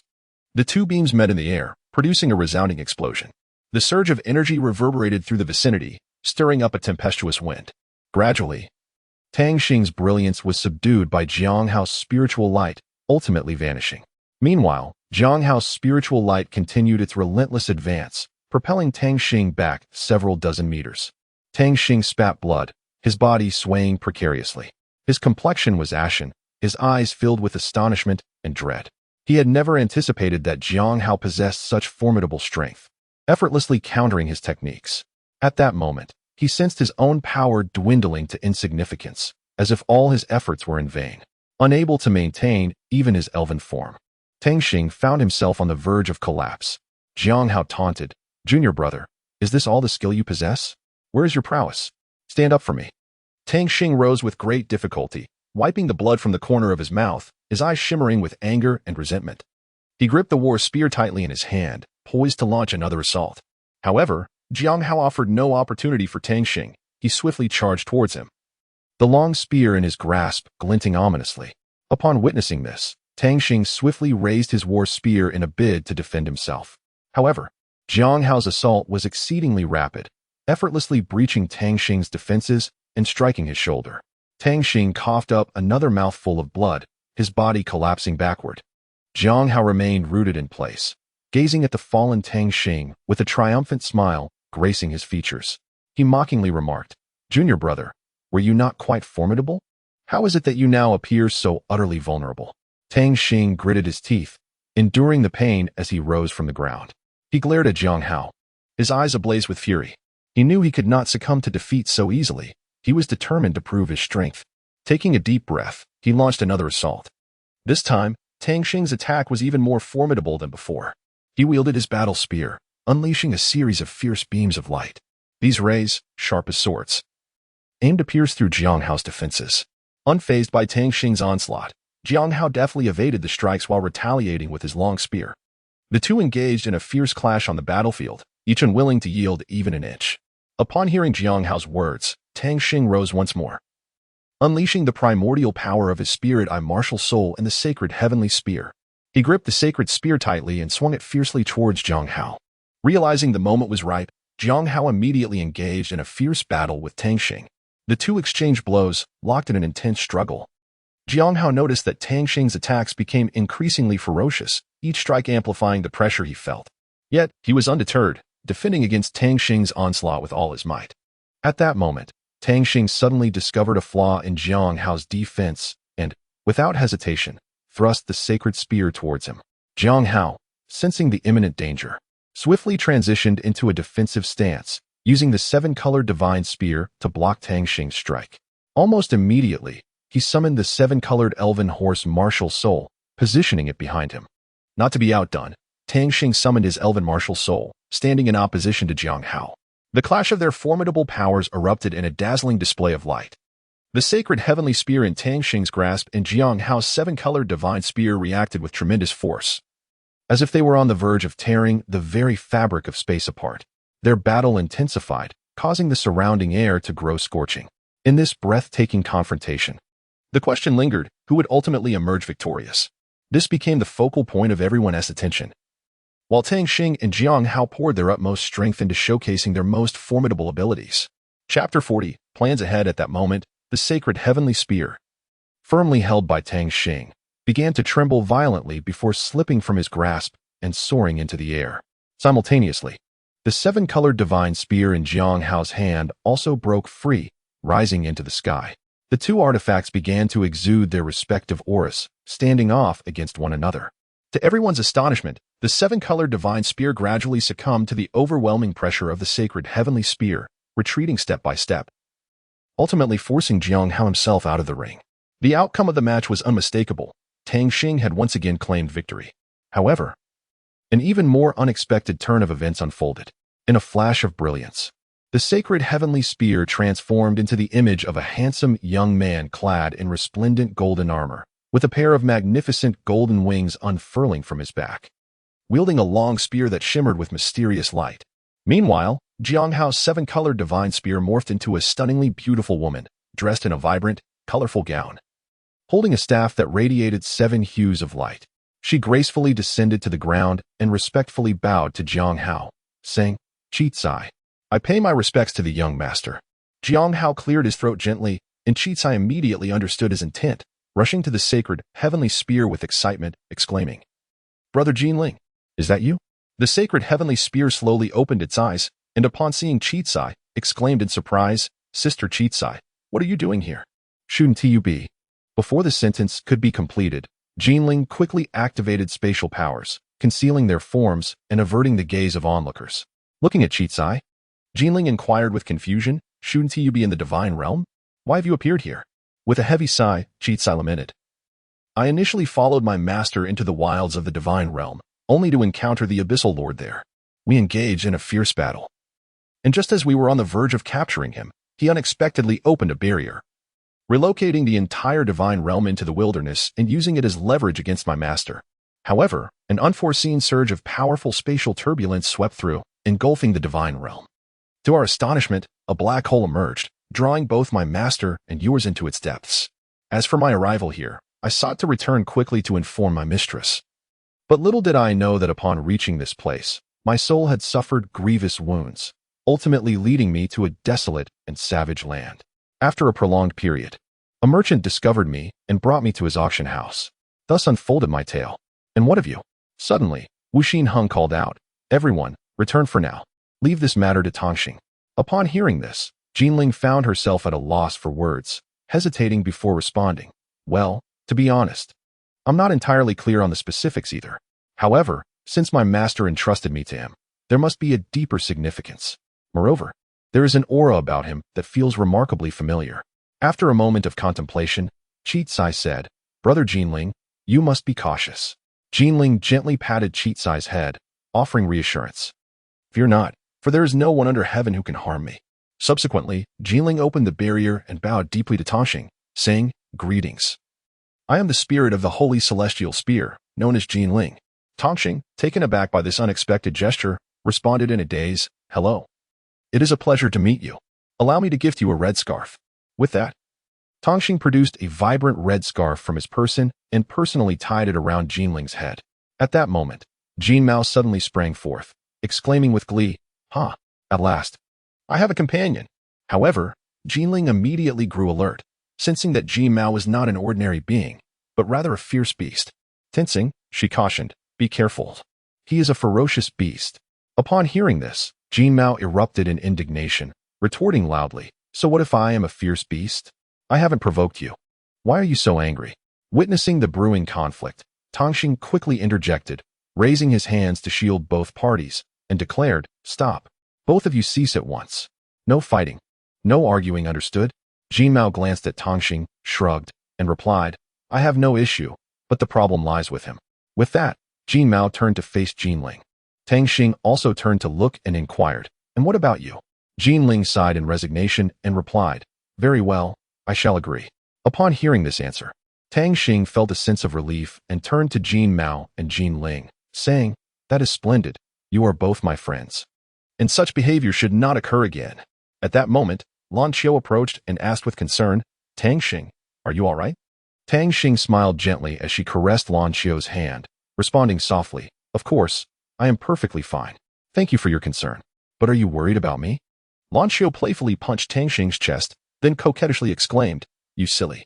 Subsequently, she nestled slowly into Tang Xing's warm embrace, relishing the tranquility and comfort. Tang Xing tenderly stroked Lan Qiu's hair and softly said, "Sweetheart, this isn't the best place to sleep. Let us return home and rest." Lan Xiao nodded slightly in agreement. In a serene courtyard, dappled sunlight filtered through the leaves, casting intricate shadows. Zhang Ruoying stood quietly, adorned in a resplendent purple dress, reminiscent of a blooming violet. A gentle breeze caressed her silky, flowing hair, which cascaded gracefully onto her fair shoulders, swaying lightly and exuding a subtle fragrance. Su Lao gazed at her, his eyes glimmering with surprise and anticipation. He spoke softly, Ruoying, your presence indicates the conclusion of your seclusion. Pray, share with me the insights and achievements you have garnered during this time. Upon hearing this, a smile blossomed on Zhang Ruoying's face, akin to the first flowers of spring. She bowed deeply to Su Lao and respectfully replied, Thank you, Su Lao, for your unwavering concern and guidance. During my retreat, I have elevated my soul power to level 75. More importantly, I concentrated on comprehending the 9-word mantra. Although I have only grasped the first 3 characters, I shall persevere. With that, Zhang Ruoying lowered her head, a hint of despondency in her demeanor. Su Lao smiled gently, patting Zhang Ruoying's shoulder in encouragement. Do not be disheartened, Ruoying. Mastering the first 3 characters is commendable. After all, this is an exceptionally profound soul technique that necessitates prolonged cultivation and understanding. The subsequent 6 characters may pose a greater challenge, yet with persistence, I am confident you shall comprehend them. Zhang Ruoying nodded, her eyes shimmering with determination. Thank you for your encouragement, Su Lao. I will double my efforts and strive not to disappoint your expectations. Su Lao replied with calm composure. The warriors of the battlefield advance in formation. The 9-word mantra encapsulates profoundly intricate principles that even I cannot fully grasp. However, a rare opportunity has arisen for you to embark on a journey with me, enhancing your knowledge. Perhaps during this process, you may encounter unforeseen fortuitous events that could lead to your breakthrough. Our original plans may require slight adjustments, but it seems imperative to commence earlier than anticipated. Her gaze sparkled with anticipation and resolve. As time quietly passed, Wu Xinheng received a notification from Linghai Pavilion and promptly made her way there. The interior of Linghai Pavilion was desolate, with only the pavilion master awaiting her arrival. Wu Xinheng approached, saying, Pavilion master, I apologize for my tardiness. Xiaoming turned and replied, No matter. I summoned you to inquire about the progress of your 7 spirits training. Wu Xinheng truthfully reported, Pavilion master, they are nearly trained, though their qualifications are insufficient. Xiaoming smiled and asked, Well then, have you heard of the Tianhai project? The dance of the heart was astonished as Xiaoming continued. Indeed, I am prepared to initiate this plan, and you shall be the operative for this endeavor. Recently, there have been minor disturbances in the southern wilderness, necessitating your leadership alongside the 7 spirits and the heads of the Inner Academy to investigate. Shortly, the head of the Inner Academy will seek you out. Wu Xinheng replied affirmatively, Understood. She promptly returned to her class and addressed Tang Xing, Gather your team of 6 and accompany me. Tang Xing, caught off guard, swiftly summoned Lan Xiao and the others, inquiring, Teacher Wu, what is happening? Wu Xinheng turned to Tang Xing, a mysterious smile gracing her lips as she softly replied, This is your mission. Someone will come to guide you shortly. Please wait ahead while I procure some items. Huang Quan furrowed his brow in confusion, resembling a curious child, and asked, Tang Xing, what task has the teacher assigned us? Tang Xing was momentarily speechless, shrugging in resignation. How would I know? However, Teacher Wu mentioned that someone would be meeting us. Tang Xing gazed at Huang Quan, resembling a perplexed little puppy. With a helpless shrug, she remarked, How could I possibly know? Teacher Wu mentioned that someone would meet with us. The next moment, Huang Quan's attention was captured by a woman clad in purple, tall and gracefully proportioned. Her elongated legs seemed to beckon a smile directed at him. Su Yan rolled her eyes at Huang Quan and scoffed, You flirtatious rascal, humph. The woman Huang Quan spoke of approached him and inquired, Hello, may I ask if you are a student from Class 1? Huang Quan, regaining his composure, replied, Yes. What can I do for you? The woman merely smiled and stated, I have something to discuss with your class leader. Upon hearing this, Huang Quan felt as if struck by a thunderbolt, pointing at Tang Xing and exclaiming, That would be him. Su Yan, who had just taken a sip of water, erupted in laughter, spraying it all over Huang Quan's face, exclaiming, No way. You're making my stomach hurt from laughing, haha. The woman then approached Tang Xing and said, Hello, I have something to discuss with you. Could we step aside for a moment? Tang Xing, taken aback, felt as though struck by a bolt from the blue. Chapter 41, The Perils of the Ancient Domain. After Tang Xing followed the woman to a secluded spot, she spoke first. You must be Tang Xing, the seventh spirit seeker. I have come to find you because there is a special mission I need to discuss with you. However, before we proceed, allow me to introduce myself. I am Zhang Ruoying, the chief disciple of the inner courtyard. Upon hearing this, Tang Xing was taken aback. What? So you are the senior sister? Greetings, senior sister. Zhang Ruoying nodded and continued. This mission is of great importance. You must stay close to me and not fall behind. With that, she led Tang Xing towards the location of the mission. Tang Xing, lost in thought, remarked, very well, my teammates are over there. I shall go inform them. Zhang Ruoying grasped Tang Xing's arm and urged, it would be better if you called them over. The crowd over there is quite chaotic. Upon hearing this, Tang Xing promptly hastened to Lan Xiu and stated, I have located our liaison. Please follow me. Lan Xiu cleared his throat, rose, and proclaimed loudly, everyone, rise and follow me. Seeing Lan Xiu and the others approach, Tang Xing smiled and said, you have arrived. Allow me to introduce our esteemed senior sister, Zhang Ruoying, the foremost disciple of the inner courtyard. So it is the senior sister. Greetings, senior sister. Huang Quan's face was a picture of astonishment as he hurriedly clasped his hands in salute. Zhang Ruoying offered a slight smile and cautioned, our journey to the South Wilderness is fraught with peril. You must stay close to me, understood? The group nodded in unison, responding, understood. At that moment, Wu Xi and Hang also took notice of Zhang Ruoying, his heart secretly astonished. It is she. Without further ado, Zhang Ruoying summoned a soul-guided vehicle and instructed the group, please board the vehicle. Tang Xing gazed at Zhang Ruoying in astonishment. Incredulity etched across her face as she inquired, can soul-guided vehicles truly be stored in a spatial storage? Zhang Ruoying smiled and nodded, responding with unwavering confidence, of course, they can. My second profession is that of a blacksmith, and naturally, I am capable of crafting the things I cherish. She brimmed with pride in her artisanal skills. Tang Xing gazed curiously at Zhang Ruoying, a glimmer of perplexity illuminating his eyes. Unable to contain his curiosity, he inquired, Senior, what does the term second profession signify? Zhang Ruoying scrutinized Tang Xing thoughtfully, seemingly contemplating how to convey a clear explanation. She replied in a soft voice, you are already in your third year, aren't you? Tang Xing nodded in affirmation. Zhang Ruoying continued to elucidate, stating that the so-called secondary profession plays a crucial role in determining the direction of your graduation. There exists a plethora of secondary professions, such as alchemy, potion crafting, forging, casting, design, and more. By the first semester of your third year, you will have the opportunity to define your second profession. And as you progress into the second semester, you will commence the study of knowledge pertinent to this chosen path. It is essential to understand that admission to the Inner Academy is contingent upon possessing a diploma for your secondary profession, signifying that your qualifications and capabilities will be thoroughly assessed. Tang Xing, after a moment of contemplation while gazing at the spirit-guided vehicle, suddenly noticed it come to an abrupt halt. A multitude of serpents surged forth, prompting a panicked cry from Ziyin within the vehicle, a swarm of snakes. What shall we do? Tang Xing hastily summoned his spirit eyes to survey the surroundings, his expression grave as he remarked, this area is teeming with snakes. We are surrounded. And these serpents are highly venomous.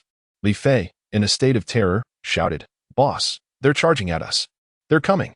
Tang Xing anxiously inquired, Senior sister, can this vehicle ascend? Zhang Ruoying, somewhat embarrassed, replied, it shouldn't be able to. Without hesitation, Tang Xing called out, quickly disembark, Huang Quan, hurry. Huang Quan swiftly gathered his soul power and incanted a spell, invoking his second soul skill, light and agile little flying dumpling. Zhang Ruoying promptly stored the spirit vehicle in her spatial pouch, causing the snakes to lunge at empty air. In his mind, Tang Xing pondered, if there are small snakes, there must also be larger ones. Activate mental detection. With all his effort, he finally pinpointed a target. Excitedly, he informed Zhang Ruoying, Senior sister, I have located the Serpent King. I estimate its cultivation to be at least 25,000 years. I wish to capture it. At this moment, Li Fei eagerly volunteered to scout ahead, but Tang Xing urgently called out, Li Fei, come back. In a flash, Li Fei darted toward the Serpent King with astonishing speed. The dagger in his hand glimmered menacingly as he thrust it toward the Serpent King. However, to his astonishment, the Serpent King did not evade. Instead, it opened its mouth wide, unleashing a slow-moving beam of energy that struck Li Fei directly. Instantly, he felt as though his movements were encumbered, as if restrained by an invisible force. At that moment, a colossal serpent sprang forth from Li Fei's right side, its gaping maw poised to strike. Reacting swiftly, Li Fei plunged his dagger into the creature's mouth. Just as he believed the danger had passed, another even larger serpent lunged from his left with astonishing speed, aiming to bite him. Without delay, Li Fei summoned his radiant dagger to brace against the serpent's jaws. As Tang Xing witnessed Li Fei ensnared in peril, anxiety surged within him, prompting him to soar towards Li Fei without a moment's hesitation to offer assistance. However, Zhang Ruoying grasped his arm, cautioning, "Wait. Those are the three serpents of the ancient domain. Their weakness lies in their fear of light. Exercise caution in your approach." Upon hearing her words, Tang Xing's heart stirred with realization. It was no wonder these serpents had manifested here. He nodded at Zhang Ruoying, signifying his understanding, then turned to Li Fei and called out, "Li Fei, swiftly unleash the aura of your radiant dagger." Upon hearing Tang Xing's exhortation, Li Fei immediately comprehended his intent. He focused his energy, fully igniting the power of the radiant dagger, allowing its brilliance to blossom forth. The aura of the radiant dagger swiftly spread, forming a formidable luminescent shield that illuminated everything in its vicinity. The two serpents beside Li Fei, sensing the presence of the radiant dagger, were instantly engulfed in terror, their bodies trembling involuntarily. Their previously ferocious assaults abruptly ceased, and they collapsed to the ground, rendered incapable of further combat. One serpent, perceiving the dire situation, hastily burrowed into the earth to escape. Yet, at that very moment, the serpent lurking behind Li Fei began to stir ominously, seemingly poised to strike. Observing this, Tang Xing unhesitatingly summoned the celestial holy spear, executing a technique, second form, Radiance Unbound. A dazzling burst of golden light erupted instantaneously, enveloping everything within a 100-mile radius. This unforeseen turn of events left Zhang Ruoying in awe, exclaiming, "How remarkable! Is the foreign soul sect truly this formidable now?" Tang Xing swiftly returned to the original location with Li Fei. Upon witnessing this, Huang Quan immediately set about crafting an antidote in the form of a delicate shrimp dumpling, exclaiming, "Hurry, consume this." Without a moment's hesitation, Li Fei accepted the dumpling and devoured it. As the delectable morsel slid down his throat, the toxins within his body were expelled in an instant. Li Fei exclaimed in delight, "This is truly remarkable." Zhang Ruoying, observing the weapon spirit in Huang Quan's hand, was taken aback to discover it was a dumpling, and curiously inquired, "Are you a food-type soul master?" Huang Quan replied, "Something along those lines." Tang Xing spoke up, "Senior sister, how much longer until we reach the southern wilderness?" Zhang Ruoying opened the map and replied, "Not much farther, just over 2 more mountains." She then released the soul-guided vehicle, saying, "Climb aboard. I shall accelerate now." A sense of unease washed over Tang Xing as she thought, "I have a foreboding feeling." Suddenly, the vehicle began to shake violently, prompting Tang Xing to anxiously inquire, "Senior sister, what is happening?" "It's shaking uncontrollably." Zhang Ruoying, feeling a bit embarrassed, explained, "I apologize. The road ahead is rocky, hence the inevitable jolting." As she spoke, she struggled to maintain control of the vehicle, but the uneven terrain continued to jolt them mercilessly. She gripped the steering wheel tightly, beads of sweat forming on her forehead. Suddenly, Zhang Ruoying spotted a massive boulder ahead. In a panic, she slammed on the brakes and attempted to steer away from it. However, due to the excessive speed and the treacherous road conditions, the vehicle spiraled out of control. Zhang Ruoying screamed in terror as the vehicle lurched violently to one side, throwing the occupants forcefully against the windows. Tang Xing and Lan Qiu collided, letting out pained groans. Tang Xing lifted her head, her gaze landing upon the enchanting visage of Lan Qiu. She couldn't help but softly exclaim, "Lan Qiu, you are truly exquisite. Like an angel descended from the heavens, you evoke an irresistible desire to draw near, to bask in your tenderness and beauty." Upon hearing Tang Xing's compliment, a delicate blush adorned Lan Qiu's cheeks, reminiscent of a ripe apple, irresistibly alluring. She lowered her head, shyly fidgeting with her fingers, unable to meet Tang Xing's gaze. Upon witnessing the scene, Tang Xing gently caressed Lan Qiu's cheek and inquired with genuine concern, "Lan Qiu, why is your face so flushed? Are you running a fever? Or is something amiss? Would you like to see a doctor?" His tone was imbued with worry and care, enveloping Lan Qiu in a warm embrace of affection. Lan Qiu's heart raced. She lifted her gaze, shyly meeting Tang Xing's eyes, and softly replied, "I'm perfectly fine, perhaps just a little warm. Besides, there are others around us. It might not be appropriate." Her eyes flickered with unease, as if apprehensive about their intimate gestures being discovered by those nearby. Zhang Ruoying shook her head and teased, "You two certainly know how to have fun. By the way, in 3 years, there will be a matchmaking event at Linghai Lake. I promise to arrange a partner for each of you." What do you say? The other young women collectively exclaimed, "Senior sister." Meanwhile, Huang Quan interjected, "Is it really true that each person will get a partner?" Zhang Ruoying replied emphatically, "Absolutely. My word is my bond, so you can rest assured." Suddenly, Zhang Ruoying made another abrupt turn in the conversation. Tang Xing posed a soul-stirring question. "Senior sister, do you possess a driver's license?" Zhang Ruoying, feeling a bit embarrassed, replied, "I will apply for one once I return." Upon hearing this, Tang Xing was utterly dismayed. What? Chapter 42. Encounter in the southern wilderness. Zhang Ruoying navigated the soul-guided vehicle at a swift pace, traversing both urban landscapes and untamed wilderness, until they finally arrived at the southern wilderness region. As everyone disembarked, Zhang Ruoying stood firm and declared with gravity, "All right, we have reached our destination. From this point onward, all actions must be directed by my command." Tang Xing approached the front of the group and inquisitively inquired, "Senior sister, what exactly is the peril you just mentioned?" Zhang Ruoying furrowed her brow and replied, "The objective of this mission is to annihilate the stronghold of the malevolent soul masters. However, according to credible intelligence, they appear to be scheming to capture the indigenous people for their nefarious body refinement experiments. Even more troubling is the fact that among these soul masters, there exists a formidable soul sage, making them particularly challenging to confront." Tang Xing continued to inquire, "Then, senior sister, what is your own cultivation level?" Zhang Ruoying paused momentarily, then replied candidly, "As for me, I possess the strength of a soul saint. However, before we embark on our journey, we must first visit a place known as the 100 Soldiers' Cave. Follow closely behind me." With that, she led the way towards the cave.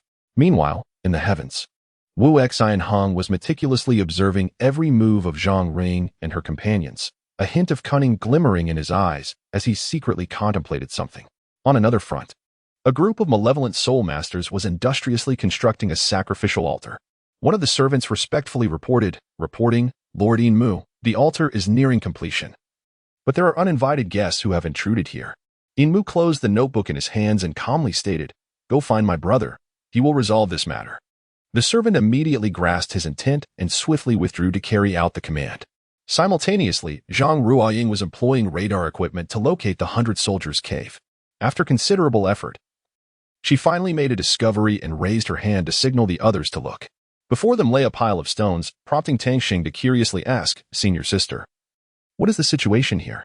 Zhang Ruoying pondered for a moment before responding, "According to the radar, the 100 Soldiers' Cave should be right here." Lin Qian suddenly considered a possibility and spoke up, "Could it be that these stones are obstructing the entrance?" Zhang Ruoying nodded in agreement. "That is quite likely." With unwavering confidence, Lin Qian declared, "You two step aside. Let me give it a try."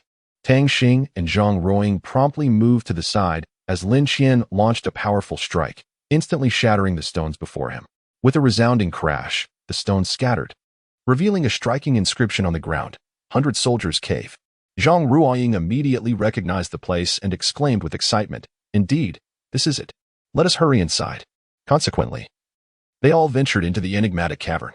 Upon entering the 100 Soldiers' Cave, Tang Xing swiftly employed her spiritual eyes for detection, marveling, "What a profound cavern. Even my spiritual eyes cannot fully gauge its depth and size. Nevertheless, I already know the path we should take. Everyone, stay close to me." Under Tang Xing's guidance, they adeptly navigated past the traps along the way and successfully arrived at the first chamber of the 100 Soldiers' Cave. Tang Xing gazed up at the walls, inscribed with dense scriptures, and wondered aloud, could this be ancient text? The walls were indeed adorned with a myriad of scriptures. Su Yan's eyes widened in astonishment. Her expression filled with shock. "This is indeed scripture, and it dates back thousands of years. Allow me a moment to examine it closely." With that, she closed her eyes and began to meticulously study the ancient writings. Upon witnessing the scene, Tang Xing endeavored to decipher the ancient texts, yet found them exceedingly perplexing. At that moment, Li Fei approached, gently tapping a few stones, and a grand door gradually materialized before the group. Overcome with excitement, Li Fei dashed back to Tang Xing, exclaiming, "Brother Tang, I have discovered the mechanism to open the door." Tang Xing, upon hearing this, promptly instructed him, "Excellent. You guard the door. Once Su Yan unravels the scriptures, we shall make our exit." Li Fei nodded vigorously, taking his position at the door, vigilantly surveying the surroundings. After a brief interval, Su Yan finally opened her eyes, murmuring in awe, "This is truly astonishing." Tang Xing promptly inquired, "What is it?" Su Yin, furrowing her brow. Su Yin pondered for a moment before responding. These scriptures recount how this place was once a beautiful paradise, filled with villages and tribes. However, one day, a black dragon descended upon this land, ravaging it beyond recognition, leaving it in utter ruin. Subsequently, a man clad in golden armor, wielding a long spear, emerged and successfully repelled the dragon. The locals revered this man as a deity and inscribed a single character, Zhe. Yet, what does this character signify? I require further contemplation to grasp its essence. Zhang Ruoying, upon hearing the character Zhe, felt a stirring in her heart and mused to herself. Could this be related to my 9-character mantra? Su Yan, gazing at the ancient texts, expressed her frustration. As for these scriptures, they have surpassed my capabilities. Tang Xing gently patted Su Yan's shoulder, offering comfort. Do not fret. You have done exceptionally well. Let us proceed. Thus, the group continued deeper into the cavern. Upon entering the second cave, a hand gesture suddenly appeared on the wall.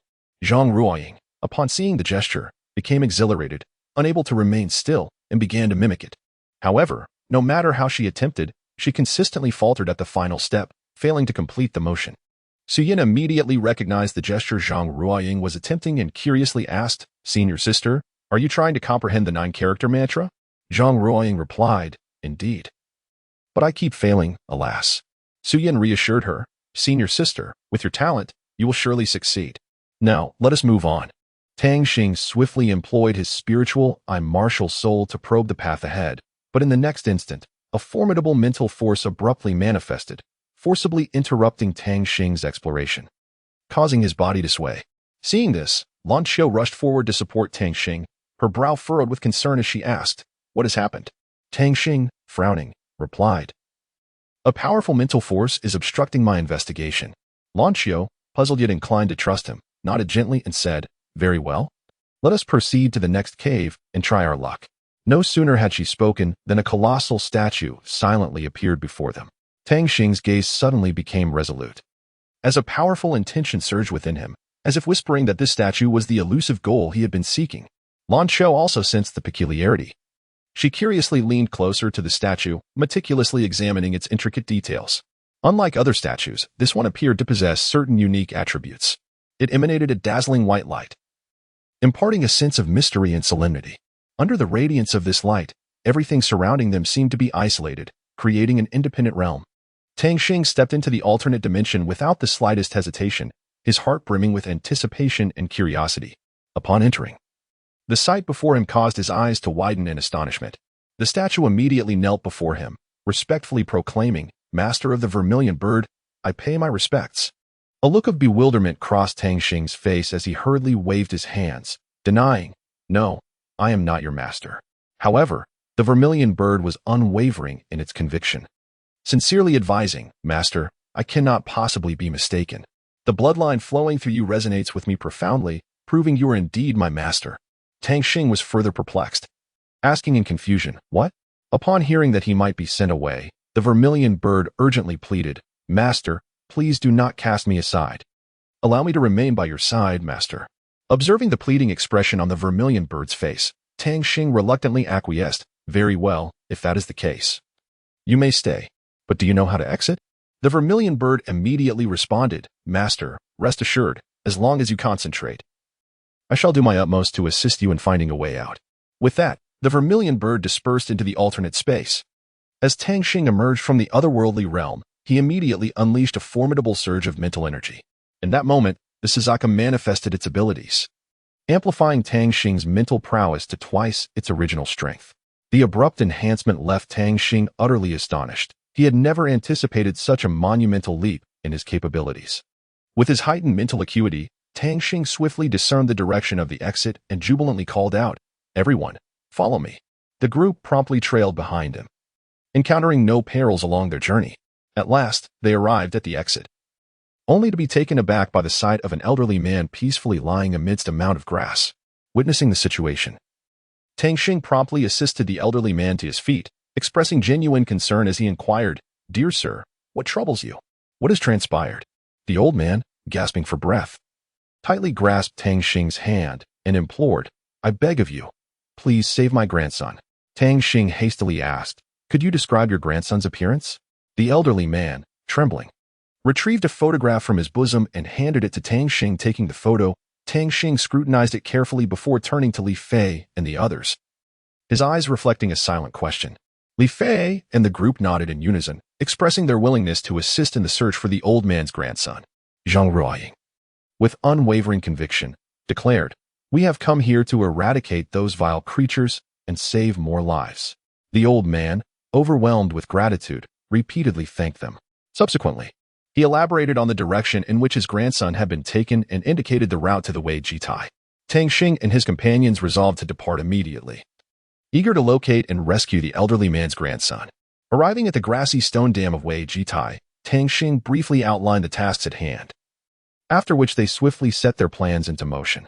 One by one, the guards fell, and Tang Xing advanced deeper into enemy territory as if traversing an unchallenged realm. As he progressed, a sense of unease crept into his mind. Everything was proceeding too smoothly. Something was amiss. Inshui clapped his hands, drawing Tang Xing's attention. "Tang Xing, come, let me show you something," he said, pointing to a figure nearby. Tang Xing, taken aback, felt as though struck by lightning. Chapter 43. No Path Forward. Tang Xing gazed at Inshui and remarked, "Your ability to capture them indicates your formidable strength." Inshui chuckled softly and replied, "Young one, should you manage to best me, I shall release them." At that moment, Su Yin awakened, exclaiming loudly, "Tang Xing, do not engage in competition with him, please." Tang Xing turned to Su Yin and assured her, "Do not worry, Su Yin. I will certainly rescue you all." With that, he turned back to Inshui, his gaze resolute.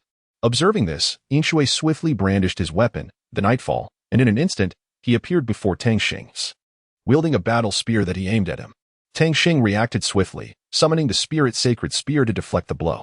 As Inshui displayed his 6 soul rings, Tang Xing expressed his astonishment, saying, "A soul emperor. Now I am intrigued." No sooner had he spoken than he vigorously swung the spirit's sacred spear, the immense force propelling Inshui back into the depths of the dark mist. Tang Xing promptly closed his eyes, meticulously attuning himself to the essence of Inshui. After a brief moment, he reopened his eyes, emanating a divine aura that instantaneously dispelled the dark mist surrounding Inshui. Astonished, Inshui exclaimed, "What? The weapon in your possession is an extraordinary artifact. From where did you acquire it?"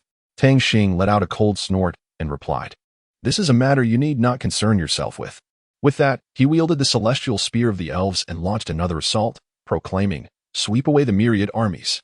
In the face of Tang Xing's onslaught, Inshui dared not delay, immediately unleashing his soul technique, the Emperor's Dragon Whirlwind. However, this strike was effortlessly shattered by Tang Xing. Inshui was compelled to summon the protective deer horn to barely withstand Tang Xing's attack.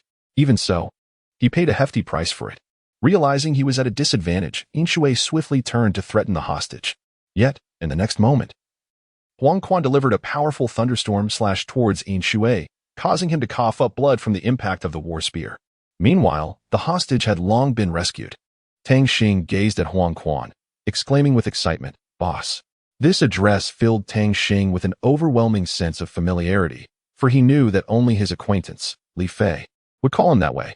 Tang Xing and Li Fei exchanged a fist bump when Yinmu rushed over, helping Tang Xing to his feet, exclaiming, "Brother, are you all right?" Tang Xing, upon recognizing a familiar face, exclaimed in surprise, "Isn't that Yinmu? What brings you here?" Yinmu glared at Tang Xing, his anger palpable as he demanded, "You again? Could it be that you are the one responsible for my brother's injury?" Unfazed, Tang Xing retorted, "Indeed, it was I who caused it. But if you possess the skill, come and defeat me." "Oh, by the way, I just recalled that you seem incapable of besting me." Inshui stood up once more, a glimmer of ferocity in his eyes as he declared, "I have yet to unleash my full power. Prepare yourself to witness my might." 4th soul skill, Qi Wang Magic Void Seal. Tang Xing once again brandished the celestial spear of spirits, unleashing the 3rd strike, a sweeping assault against the multitude, the immense force repelling Yinmu.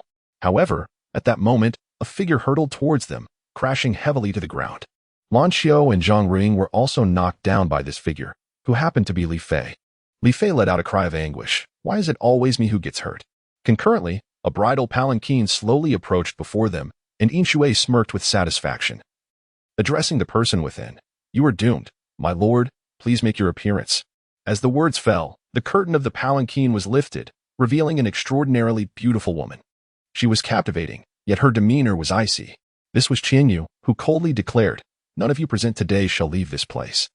As Tang Xing beheld the arrival of Qianyu, a smile graced her lips, and she was about to speak when Zhang Ruoying suddenly sprang to her feet.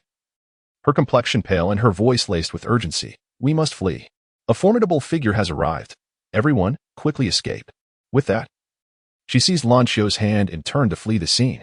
A wave of apprehension washed over Qianyu, prompting her to summon the lantern domain in an attempt to obstruct the assailant's path. However, at that moment, a fierce sword aura surged towards the lantern domain. Qianyu instinctively sensed the attack on her domain, which began to crumble under the onslaught. As the lantern domain shattered, a familiar silhouette emerged before Tang Xing and the others. Li Fei's eyes widened in astonishment as he exclaimed, "It's Teacher Wu." Teacher Wu wore a grave expression as he called out, "Everyone, hurry. We must leave." His voice resonated with urgency and concern, conveying the dire nature of their predicament. Yin Shui reacted swiftly, activating a formidable protective barrier that enveloped everyone, shielding them from harm. Meanwhile, Wu Xinheng seized the moment to address Zhang Ring. "I will confront the individual wielding the lantern." As Zhang Ruoying engaged in a fierce duel with Yin Shui, she suddenly sensed a familiar aura emanating from her opponent. Curiosity piqued, she inquired, "What is your martial soul?" Yin Shui's lips curled into a mysterious smile as he replied, "Let me enlighten you. Watch closely." With that, he summoned his martial soul, leaving Zhang Ruoying utterly astonished. To her surprise, Yin Shui's martial soul was none other than the Dark Kirin. Undeterred, Zhang Ruoying summoned her own martial soul. Yin Shui immediately recognized it, exclaiming, "The Holy Light Kirin. Finally, I can engage in a proper battle." He then unleashed his third soul skill, Dark Night Demon Light. Zhang Ruoying, refusing to be outdone, activated her first soul skill, Holy Light Dear Kirin Break. With a flourish of her weapon, she unleashed a powerful attack that sent Yin Shui crashing to the ground. Just as Yin Mu prepared to assist Yin Shui, Li Fei suddenly intercepted him, taunting, "Allow me to challenge you." With that, he lunged forward, brandishing a dagger aimed at Yin Mu. However, Yin Mu reacted with remarkable speed, gently deflecting Li Fei's dagger with a single hand. He then swiftly summoned his Black Tiger martial soul, a fierce beast that lunged at Li Fei. Yet Li Fei was no novice. He deftly leaped aside, evading the onslaught of the Black Tiger. At that moment, Zhang Ruoying, witnessing the unfolding scenario, unhesitatingly unleashed her second soul skill, Dear Kirin Light. As the ability activated, Li Fei felt an immense surge of luminous elemental power coursing through him, significantly enhancing his strength. Seizing the opportunity, Yin Mu unleashed his second soul skill, Black Shockwave. The attack was imposing, its power formidable. As the Black Shockwave bore down on Li Fei, he remained unfazed, gathering energy with composure. Just as the shockwave approached, Li Fei made his move, executing his first soul skill, Radiant Slash. This strike radiated like a blinding light, severing Yin Mu's Black Tiger shockwave in an instant. Meanwhile, the battle on Zhang Ruoying's side had reached its climax. Yin Shui unleashed her sixth soul skill, Eternal Night Domain, along with her fifth soul skill, Qilin Celestial Destruction, enveloped in the depths of Yin Shui's sixth soul skill. Zhang Ruoying suddenly sensed an impending threat from above, immediately heightening her vigilance. In a flash, she invoked her fifth soul skill, Qilin's Divine Slash. A fierce blade of energy erupted from the sword in Zhang Ruoying's grasp, imbued with boundless killing intent and formidable power, cleaving upwards. This strike, akin to the force of a thunderous tempest, tore a gaping chasm in Yin Shui's most powerful attack. Yin Shui's eyes widened in disbelief as she watched her soul skill being effortlessly countered. Her complexion paled, and her body collapsed to the ground, deprived of support. Simultaneously, Wu Xinheng faced off against Qianyu. Without a moment's hesitation, Qianyu unleashed her seventh martial soul skill, True Martial Form. As she recited her incantation, a formidable aura erupted from her being, causing her form to expand into that of a colossal monster.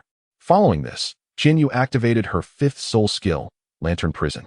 A massive lantern materialized in her hands, radiating an eerie luminescence.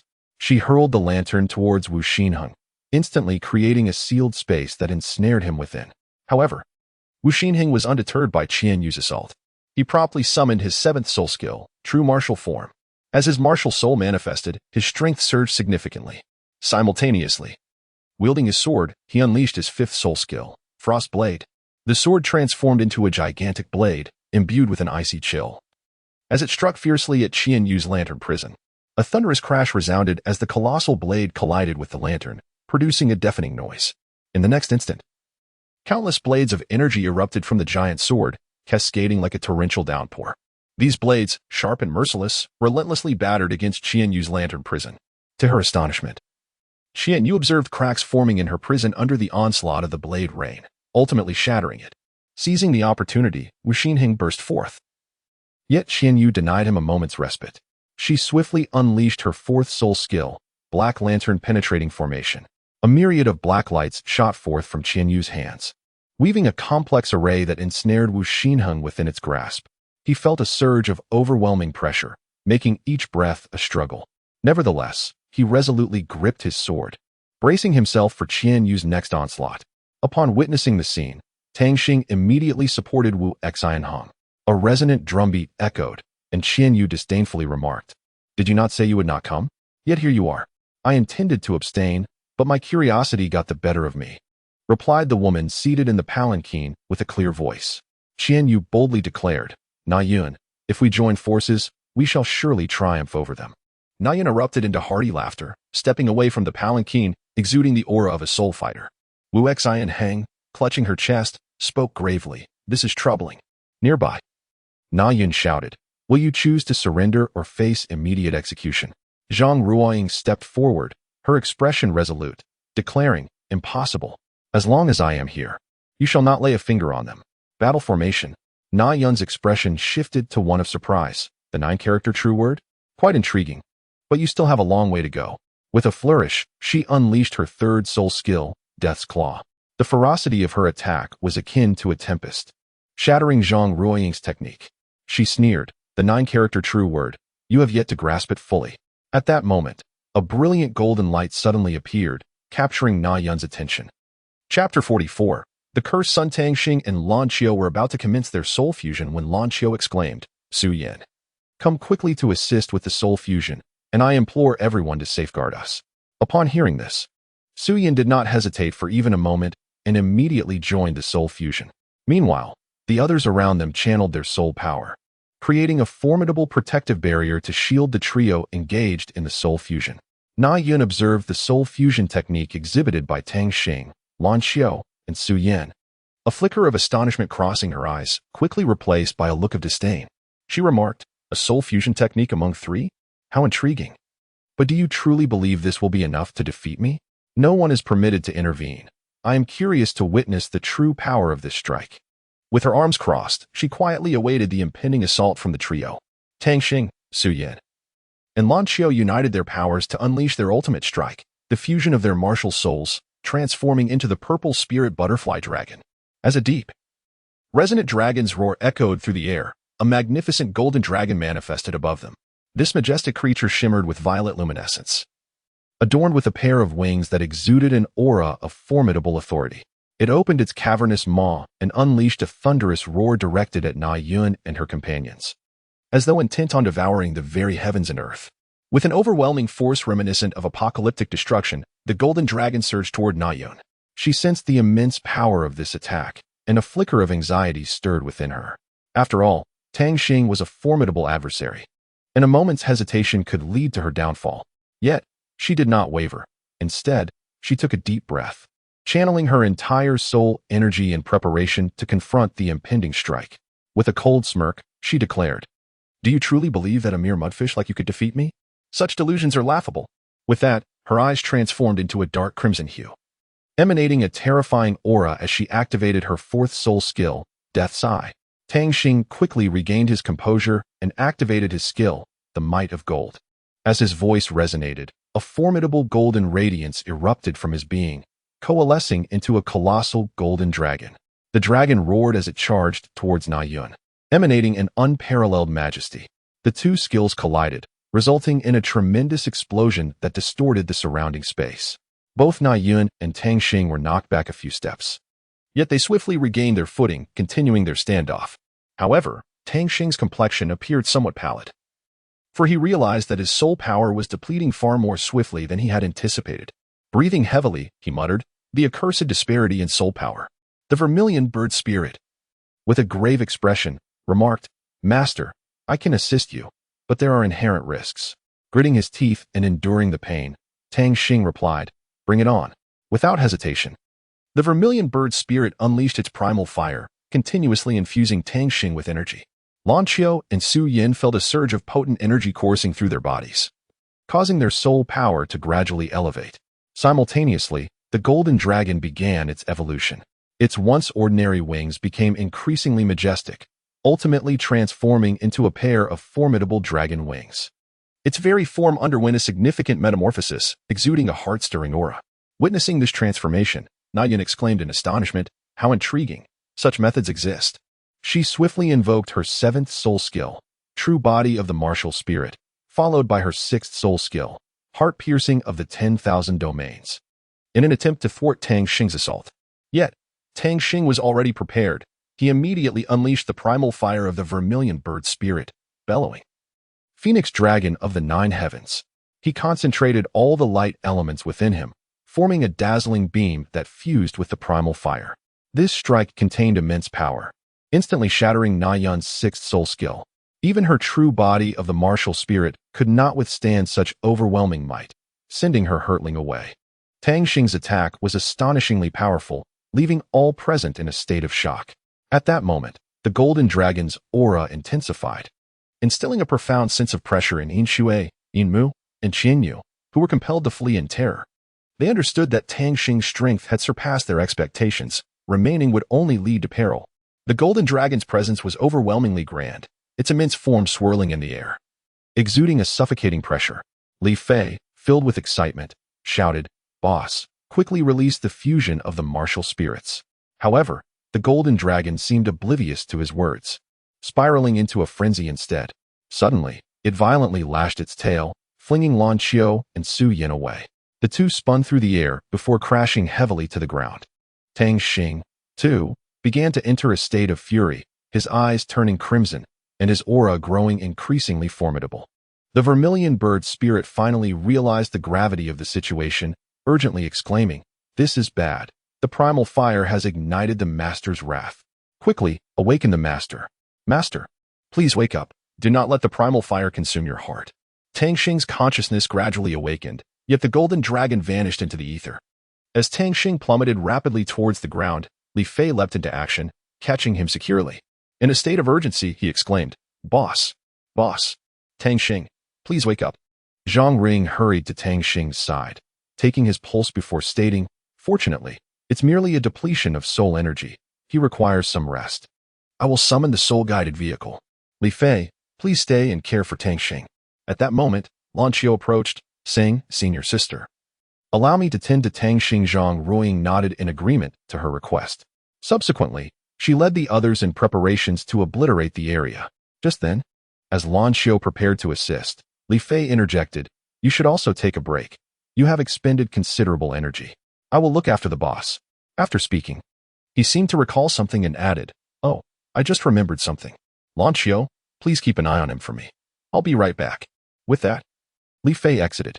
Lan Qiu approached Tang Xing, gently grasping his hand, her eyes brimming with emotion as she confessed, during the recent martial soul fusion. Memories of the past resurfaced, some of which I wish to forget. As she spoke, her eyes glistened anew with unshed tears. With a quivering voice, she continued, "Tang Xing, I am truly frightened at the thought that one day we might find ourselves on opposing sides." At that instant, Lan Qiu sensed someone's arrival and quickly wiped away her tears. Moments later, Li Fei entered, carrying a steaming bowl of chicken soup, smiling as he announced, "I procured this chicken from the local natives and simmered it into a delightful broth. Lan Qiu, this is for you." Hastily, Lan Qiu accepted the bowl and savored a sip, exclaiming, "It's delicious." "Thank you, Li Fei." Li Fei waved his hand dismissively, smiling, "It's merely a small gesture. No need for thanks." Just then, Huang Quan approached, drawn by the enticing aroma, and eagerly inquired, "Wow, that smells amazing. What is it? Chicken soup?" Li Fei replied with a grin, "Yes, you've returned just in time. Come and taste it." He handed a steaming bowl of soup to Huang Quan. Huang Quan took the bowl, inhaled its fragrance, and could not help but exclaim, "It smells incredible." After tasting a sip, he relished the flavor, his face lighting up with satisfaction as he praised, "This is truly delightful." Beside him, Ziyan, well aware of Li Fei's culinary prowess, eyed Huang Quan's exuberance with skepticism but remained curious enough to lift the bowl and gulp it down. Upon finishing, her eyes widened in astonishment, staring incredulously at Li Fei. Zhang Ruing drained her bowl and then said with a smile, I never expected that not only is junior brother Li exceptionally powerful, but he is also a remarkable cook. This has truly broadened my horizons. She contentedly licked her lips and continued, All right, we should return to the academy now. This operation has concluded successfully.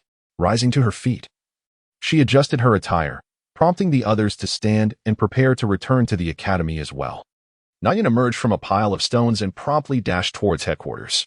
As she arrived in the headquarters lobby, an invisible pressure suddenly enveloped her, compelling her to kneel on the ground. A commanding voice resonated.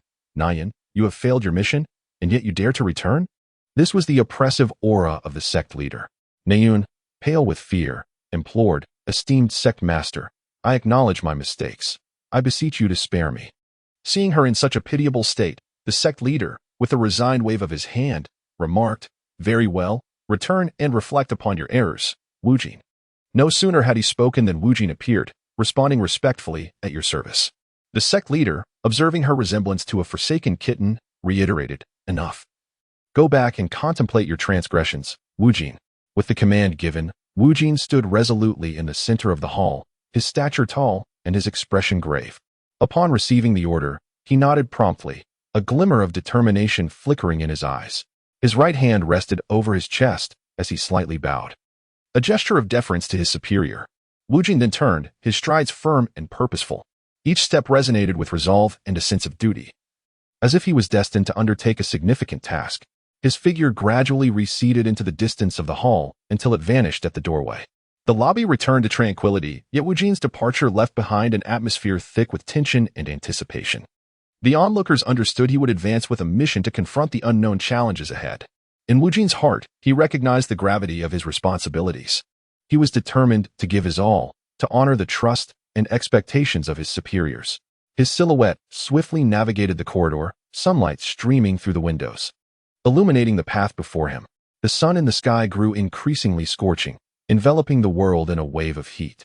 Su Hao sat in the shade, incessantly fanning himself, yet unable to fend off the oppressive warmth.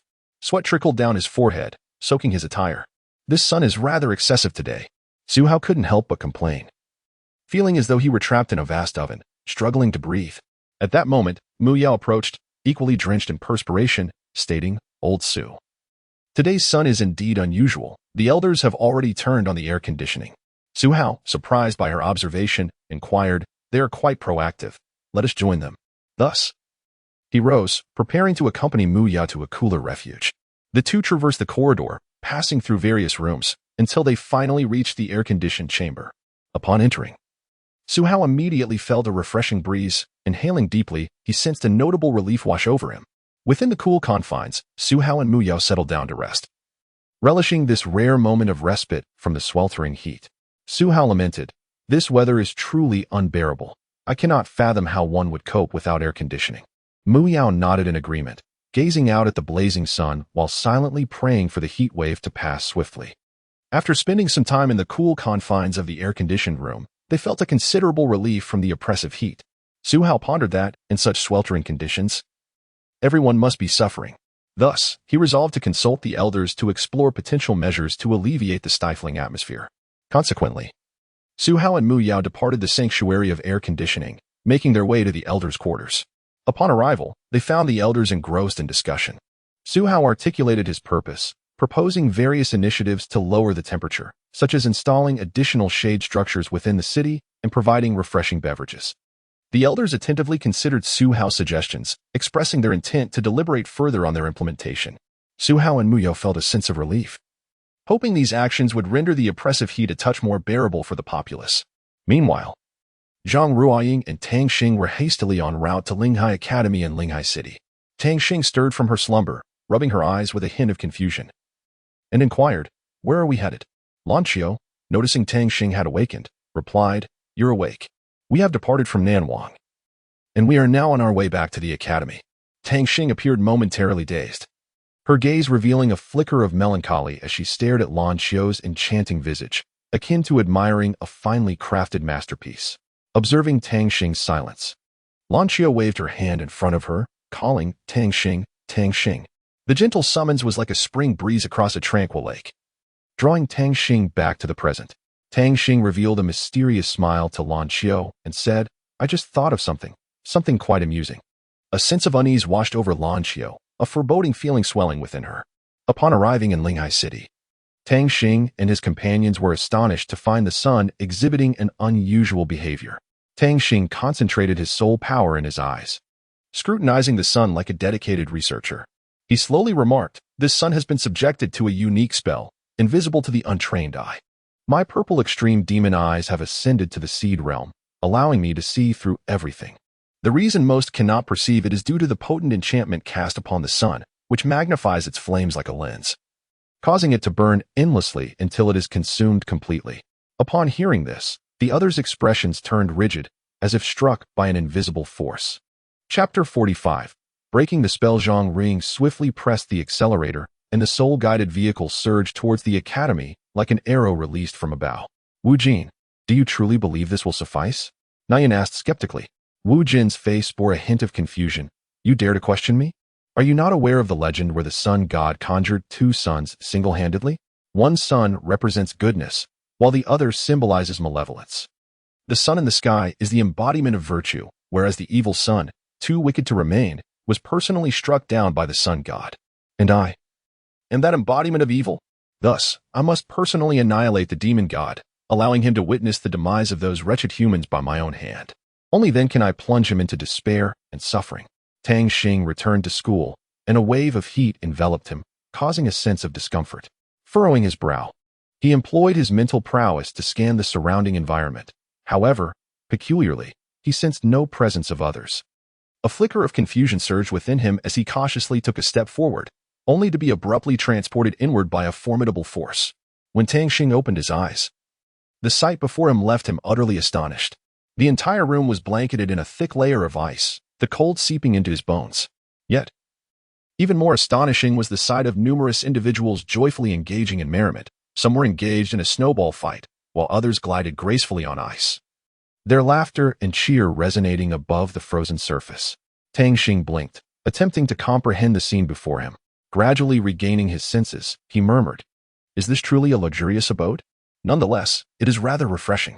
As he spoke, he felt the chilly air enveloping him, his curiosity about this mysterious and peculiar place growing. A strikingly attractive woman approached Tang Xing, her face adorned with a radiant smile. Senior, would you care to join me for some ice skating? She inquired. Just as Tang Xing was about to respond, Lan Xiu suddenly appeared, linking her arm with his, her gaze fierce as she fixed it upon the young woman. He is not interested. Besides, if he wishes to skate, I can teach him just fine, right, Tang Xing? Tang Xing was intimidated by Lan Xiu's assertiveness, rendered speechless. She clutched his hand tightly, warning him, You are not allowed to flirt with other girls, unless they are acquaintances of mine. Do you understand? Tang Xing stared blankly at Lan Xiu, momentarily at a loss for words. Lan Xiu, feeling the intensity of his gaze, flushed slightly but maintained her composure, continuing. Did you hear me? Tang Xing finally snapped back to reality and asked, Why can't I interact with other girls? Upon hearing this, Lan Xiu was instantly enraged, her voice rising, Then go seek out your little fairy. I couldn't care less about you. With that, she stormed away, leaving Tang Xing standing there, bewildered. Within the Linghai Pavilion, the members whispered amongst themselves regarding the sun, the noise growing quite cacophonous. Two elder members sat above, their brows furrowed with concern. Suddenly, Xiaming slammed his palm on the table, exclaiming, Everyone, is there truly no solution? The sun has become uncontrollable. As soon as he finished speaking, one of the members stood up, declaring, Master, I have a plan, but it requires your consent. Instantly, another member rebutted, Third junior sister, please sit down. Yet, the member referred to as the third junior sister stood her ground, insisting, Second senior brother, please trust me. Understanding her determination, Xiaming finally spoke, Mu Yao.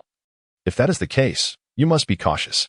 At that moment, Elder Su also stepped forward, expressing his willingness to accompany Mu Yao. Xiaming expressed his gratitude, earnestly advising, please ensure your safety. Subsequently, Su Lao and Mu Yao approached the sun, with Su Lao drenched in sweat, exclaiming, It's so hot. Observing this, Mu Yao urged, Elder Su, lend me your strength, freeze it for 1,000 miles. Su Lao unleashed a surge of energy towards Mu Yao. Watching their attempt to break the spell, Wu Jin sneered, Do you really think you can succeed? Dream on. He then activated the incantation, And as Mu Yao was in the process of dispelling the curse, she noticed the sun gradually melting the ice around it. With a sudden surge of power, the sun released a fiery blast at her, causing her body to feel searing hot as she plummeted downward. Su Lao, witnessing this, rushed to her aid, using his fan to propel Mu Yao safely, while he himself plunged into the sea. Concealed in the shadows, Wu Jin reveled in their predicament, muttering, "They brought this upon themselves." Once Su Lao retrieved Mu Yao, he promptly summoned Elder Shu. Elder Shu meticulously examined Mu Yao's condition, his brow furrowed in concern. With a shake of his head, he sighed, noting that Mu Yao no longer exhibited the previous burning sensation, yet she had succumbed to the venomous heat of the sun. "This toxin is unlike any I have encountered before, and I am at a loss as to how to address it," he lamented. Elder Su, anxious, inquired, "How could this have occurred?" Elder Shu gazed at him and slowly replied, "Do you recall the era from which you hail?" Su's eyes widened in realization. "Could it be that?" Shu continued, "In your time, such toxic flames seemed to exist." Su promptly pressed, "Is there any antidote?" After a moment of contemplation, Shu responded, "Currently, I possess no definitive remedy, but I have heard that the Yun sect might hold the key to its resolution." Without hesitation, Su transmitted the message to the Yun sect. Upon receiving the news, the Yun sect acted swiftly, dispatching individuals to provide aid. Elder Shu inquired once more, "What news?" Su replied, "The Yun sect has sent someone." With that, Shu once again summoned his life force in an attempt to heal the wounds, though it was but a drop in the bucket. At that moment, Yufeng hurriedly arrived with news, "Elder Shu, Elder Su. The 5th and 9th elders of the Yun sect have arrived." Su, puzzled, asked, "The 5th elder? That name sounds familiar. Could it be that he has returned?" Yufeng nodded, and Su immediately grew excited. "Quickly, invite them in." Before long, Jin Lin and Jiang Yu entered. Upon seeing Jiang Yu, Su beamed, "Sister Jiang. It has been far too long." Jiang Yu smiled in response, "Indeed, it has been quite a while. By the way, I heard that the toxic flames have resurfaced?" Elder Shu stepped forward, his demeanor serious. "Senior, it is true that the toxic flames have manifested, and we are utterly at a loss for how to combat them." Jiang Yu smiled gently, saying, "In this world, all things exist in a balance of mutual restraint. Elder Shu, do you know how to counteract it?" Shu stared at her in astonishment before suddenly comprehending. Could it be that light dispels darkness? Jiang Yu nodded affirmatively, precisely. "I know of someone who can dispel the toxic flames, Tang Xing." Meanwhile, Tang Xing, lost in thought, suddenly sneezed and mumbled, "Who is speaking of me?" At that moment, a member of the Linghai Pavilion hurriedly approached, respectfully stating, "Tang Xing, Elder Su requests your presence." Tang Xing was momentarily taken aback, but soon rose to follow the attendant to the pavilion. Upon entering the room, he immediately spotted a familiar figure and exclaimed in delight, "Mother, what brings you here?" Jiang Yu approached Tang Xing, her face radiating warmth as she gently stroked his head, softly saying, "It has been so long, little Tang Xing." Tang Xing looked up, a questioning expression on his face. "Mother, what are you doing here?" Clearing her throat, Jiang Yu replied in a somber tone, "My child, the one lying on the bed is your senior sister. She has been afflicted by an extraordinarily potent toxin and is in grave danger. Only you can save her. Tell me, to what level have you cultivated your spirit form?" Tang Xing furrowed his brow, his expression turning grave as he earnestly answered, "Mother, I have advanced my spirit form to the 4th level." Upon hearing the news, Jiang Yu's face illuminated with a gratifying smile, and she nodded in satisfaction, saying, "Excellent. My child, you must harness your 4th level skill and exert every effort to save your senior sister." Jiang Yu had always held high hopes for Tang Xing. Whenever she spoke, Tang Xing would heed her without hesitation. This instance was no exception, as Tang Xing immediately commenced utilizing her elfin transformation skill to begin the healing process for her senior sister. As time ticked away, after a prolonged wait, Tang Xing finally completed the treatment. At that moment, Elder Shu stepped forward to take the patient's pulse, his face betraying a look of astonishment as he exclaimed, "Wonderful. She has emerged from the brink of death. The toxins have been controlled, and with a few more days of rest, she shall regain her health." Elder Su, taken aback, remarked, "If she can dispel the poison fire, does that not imply that the solar curse outside might also be subject to her resolution?" Jiang Yu promptly grasped the implication. Indeed. Subsequently, Tang Xing led the 6 companions towards the location of the sun. Upon their arrival, Tang Xing could not help but exclaim, "It is truly scorching here. We must expedite our task and return post-haste." With that, she began the process of lifting the sun's curse. Meanwhile, The disciples dispatched by Elder Shu had already returned to the academy to report, "We have found it." Hearing these words, Elder Shu hastened towards that stronghold. However, the black gold bird sensed something amiss and darted towards the sun's location at full speed. Just as Wu Jin departed, Elder Shu arrived at the stronghold. After a thorough search, he recognized the severity of the situation. "Oh no, the children may be in peril. I say, they sent us to assist you in breaking the curse, yet in the end, we accomplished nothing," Li Fei quipped. Lan Xiu gazed ahead, a wave of inexplicable tension surging within him. Furrowing his brow, he lowered his voice. "Everyone, be cautious." His voice, akin to a chilling breeze, swept through the hearts of those present, sending shivers down their spines. Chapter 46. The Great Battle Against Wu Jin. Li Fei bellowed, "Lin Qian, protect the boss and Huang Quan. The rest of you, follow me into battle." His voice resonated with unwavering determination. However, Wu Jin merely scoffed, a flicker of disdain in his eyes as he retorted, "You insignificant underlings dare to challenge me? How utterly foolish." With that, Wu Jin unleashed his formidable martial soul, engulfing himself in a blazing inferno that formed a fierce shield around him.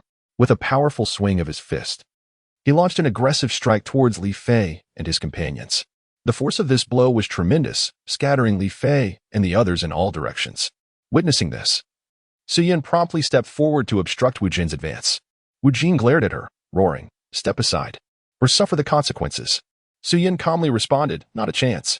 Her gaze was resolute and fearless, unwavering in her stance. Seeing Su Yan's obstinacy, Wu Jin's fury ignited. He ceased his words, instantly unleashing his primal power, converging it into a ferocious attack aimed squarely at Su Yan. Ziyuan hastily released her fourth soul skill, Starry Shield. A protective shield enveloped Su Yan, as Li Fei swiftly launched an attack on Wu Jin, provoking an immediate and furious response. Wu Jin erupted with the essence of a soul warrior, revealing his 8 soul rings and entering a mode of slaughter. He unleashed a relentless barrage upon Xian, sending her hurtling far away. Observing this, Li Fei rushed to catch Xian. However, at that moment, Wu Jin resorted to lethal force against her. Enraged, Li Fei promptly released a powerful aura of light to subdue Wu Jin, only to discover, to his astonishment, that this energy had no effect on him. Without hesitation, Li Fei decisively grasped his luminous dagger and thrust it towards Wu Jin, exclaiming, "First soul skill, Light Slash." The strike landed squarely upon Wu Jin's shoulder. Wu Jin, with a cold smirk, remarked, "Not bad. This strike faintly approaches the level of a soul emperor, yet it remains woefully inadequate." With that, Wu Jin seized Li Fei and hurled him into the air with force. In the next instant, Wu Jin's left hand pierced through Li Fei's body like lightning, blood splattering everywhere. Tang Xing gazed in shock as Li Fei was pierced through the chest by that ominous black light, blood trickling from the corners of his mouth, his eyes reflecting disbelief. With wide eyes and a body trembling slightly, Tang Xing struggled to comprehend the horrific scene before him. How could Li Fei perish at the hands of Wu Jin just like that? His heart brimmed with indignation and sorrow, fists clenched tightly, nails digging deep into his palms, blood dripping from his fingertips. Damn it! He spat through gritted teeth, his voice laced with boundless rage and grief. His gaze turned sharp and resolute. The inferno of fury within him blazed like a volcano on the brink of eruption. He vowed to make Wu Jin pay dearly for this transgression, to avenge Li Fei. At that moment, Huang Quan suddenly interjected, "Tang Xing, hurry and break the curse. I will hold him back." With that, he charged toward Wu Jin, radiance flickering in his hands, intent on thwarting Wu Jin's advance. Yet, Wu Jin effortlessly breached Huang Quan's defenses, pressing onward toward Tang Yun and the others. Simultaneously, Lin Qian's defenses crumbled under Wu Jin's assault, his complexion pale, cold sweat beading on his forehead, clearly suffering from grievous injuries. A glint of cold light flickered in Lin Qian's eyes as he unleashed a cross-sword energy from his blade, crackling with thunderous power, racing through the air like a bolt of lightning, aimed directly at Wu Jin. However, undaunted by such a fierce onslaught, Wu Jin raised his weapon to meet the sword energy head-on. A resounding clash echoed as the cross-sword energy was shattered, dispersing into countless fragments. Just then, Lin Qian caught sight of Huang Quan in grave peril. Wu Jin was poised to deliver a lethal blow, and as the strike loomed closer, Lin Qian's heart tightened. In a moment of desperate urgency, a glimmer of cold light flashed through the air as a massive halberd surged toward Wu Jin with astonishing speed, forcing him to stagger back several meters. At this moment, Tang Xing donned a golden battle robe, grasping the celestial sacred halberd, his eyes steely and filled with murderous intent. Fixed firmly on the enemy ahead, Wu Jin sneered at Tang Xing, his gaze rife with disdain and provocation, seemingly dismissive of Tang Xing's presence. Infuriated, Tang Xing gripped the halberd tightly and charged at Wu Jin. Unfazed, Wu Jin immediately assumed a defensive stance, bracing himself for Tang Xing's impending assault. Tang Xing charged forward with unyielding momentum, each stride infused with an unparalleled force, as if he intended to trample the very world beneath his feet. However, Wu Jin remained composed, effortlessly neutralizing Tang Xing's onslaught. Just as Tang Xing reached Wu Jin, the latter unleashed a devastating blaze fist, instantly repelling Tang Xing. Tang Xing was hurled before the sun, and before he could react, a blazing spear lunged towards him. His eyes widened in despair. Fully aware that he had no path of retreat left, yet he still clung to the hope of a miracle. However, upon recognizing that the assailant was none other than Lan Qiu, a chill of dread enveloped his heart. No! Tang Xing suddenly bellowed, his voice resonating throughout the expanse. In that instant, his mental state underwent a profound transformation. His previously serene visage contorted, and his eyes gleamed with a piercing intensity. Wu Jin, lost in his own elation, was taken aback by Tang Xing's sudden shift. Realizing the peril of the situation, he attempted to flee, but it was already too late. Tang Xing emanated a formidable surge of mental power, obliterating Wu Jin's own spiritual force in an instant. Wu Jin's countenance darkened considerably. He had never anticipated Tang Xing's overwhelming strength. Yet, at that moment, Tang Xing's gaze turned chillingly cold, as if all vitality had been stripped away. This frigid aura swiftly permeated the air, shattering Wu Jin's mental defenses. Wu Jin stared at Tang Xing in terror, his heart brimming with fear. He understood that if the confrontation persisted, he might face the specter of death. Without hesitation, he unleashed his murderous intent, striving to resist Tang Xing's onslaught. As Wu Jin's bloodlust intensified, the atmosphere around them seemed to congeal. Meanwhile, Tang Xing's eyes once again radiated with a golden divine light, akin to flames in fervent blaze. Leaving onlookers in profound astonishment, Tang Xing brandished the celestial spirit spear in his hand, charging towards Wu Jin with an unparalleled momentum. Each swing was accompanied by formidable energy fluctuations, as if capable of rending the very fabric of reality. Wu Jin's murderous aura intensified, suggesting he was on the brink of unleashing chaos. The distance between Tang Xing and Wu Jin diminishes, their gazes intersecting in the air, igniting a fierce spark. An exhilarating battle is on the verge of unfolding. Who shall emerge victorious in the end? Tang Xing concentrated all his strength into the elven sacred spear held firmly in his grasp, his gaze imbued with unwavering determination and resolve. With a thunderous roar, the elven sacred spear emanated a blinding radiance, signaling its most formidable assault, the elven judgment. Concurrently, a colossal spirit erupted from the spear, wielding a sword of judgment, exuding an aura of inexorable might as it struck towards Wu Jin. Wu Jin, sensing the terrifying force of the blow, turned ashen, a flicker of despair crossing his eyes. Yet, at that moment, a mysterious figure materialized, intercepting the lethal attack. Enraged by this interference, Tang Xing's fury intensified, and he bellowed, "No matter who attempts to thwart me, it shall be in vain." Elven art, first form, light of all spirits. Instantly, an overwhelming and suffocating aura burst forth from him, akin to a volcanic eruption, radiating outward. This immense energy not only inflicted grievous harm upon those who came to offer assistance, but also struck Wu Jin, exacerbating his injuries. Tang Xing's eyes had transformed entirely into a blood-red hue, as if his reason had been completely devoured by fury. His body exuded a formidable aura, seemingly poised to annihilate the entire world. At that moment, Wu Jin gazed at the terrifying man before him, his face etched with sheer terror. Fully aware that should Tang Xing unleash another attack, his demise would be inevitable. Trembling, Wu Jin managed to utter, "He-Ming, thank you." Yet before he could finish, He-Ming appeared, responding, "It's nothing. I too have sustained injuries," not anticipating the sheer ferocity of his strike. No sooner had he spoken than Wu Jin collapsed to the ground. Upon witnessing this, He rushed forward to assess the situation, feeling Wu Jin's body and giving him a gentle shake, only to realize that he had succumbed to unconsciousness. Hastily, she carried Wu Jin back to headquarters. Upon their arrival at headquarters, He-Ming carefully laid Wu Jin in the hall, then recounted the events in detail to the sect leader. "Leader, this is how the events transpired," he reported. The leader immediately noticed He-Ming's injuries and, with concern, replied, "Very well, I understand. You are injured as well. Come here, and I shall tend to your wounds." Subsequently, the leader extended his hands, gradually channeling potent energy into both of their bodies, aiding in their healing. Tang Xing held Lan Qiu tightly, his eyes brimming with despair and sorrow, his voice trembling as he implored, "No, please don't die. I beg you, please don't leave us. Wake up." Simultaneously, he exerted his strength to support Li Fei, endeavoring to transfer his own life force to them in a desperate attempt to save them. However, at that moment, Elder Tree suddenly appeared, sensing a remarkably potent life force ebbing away. He exclaimed in shock, "This is terrible. If this continues, he will perish." Tang Xing, disregarding his own safety, relentlessly channeled his life force to Li Fei and Lan Qiu. His complexion grew increasingly pale, yet his gaze remained resolutely steadfast. Witnessing this scene, Elder Tree promptly unleashed his 8th soul skill, Life Bloom. A magnificent and warm surge of life energy emanated from Elder Tree, akin to a crystalline spring, continuously replenishing Tang Xing sensed the immense vitality surrounding him, and a hint of gratitude graced his visage.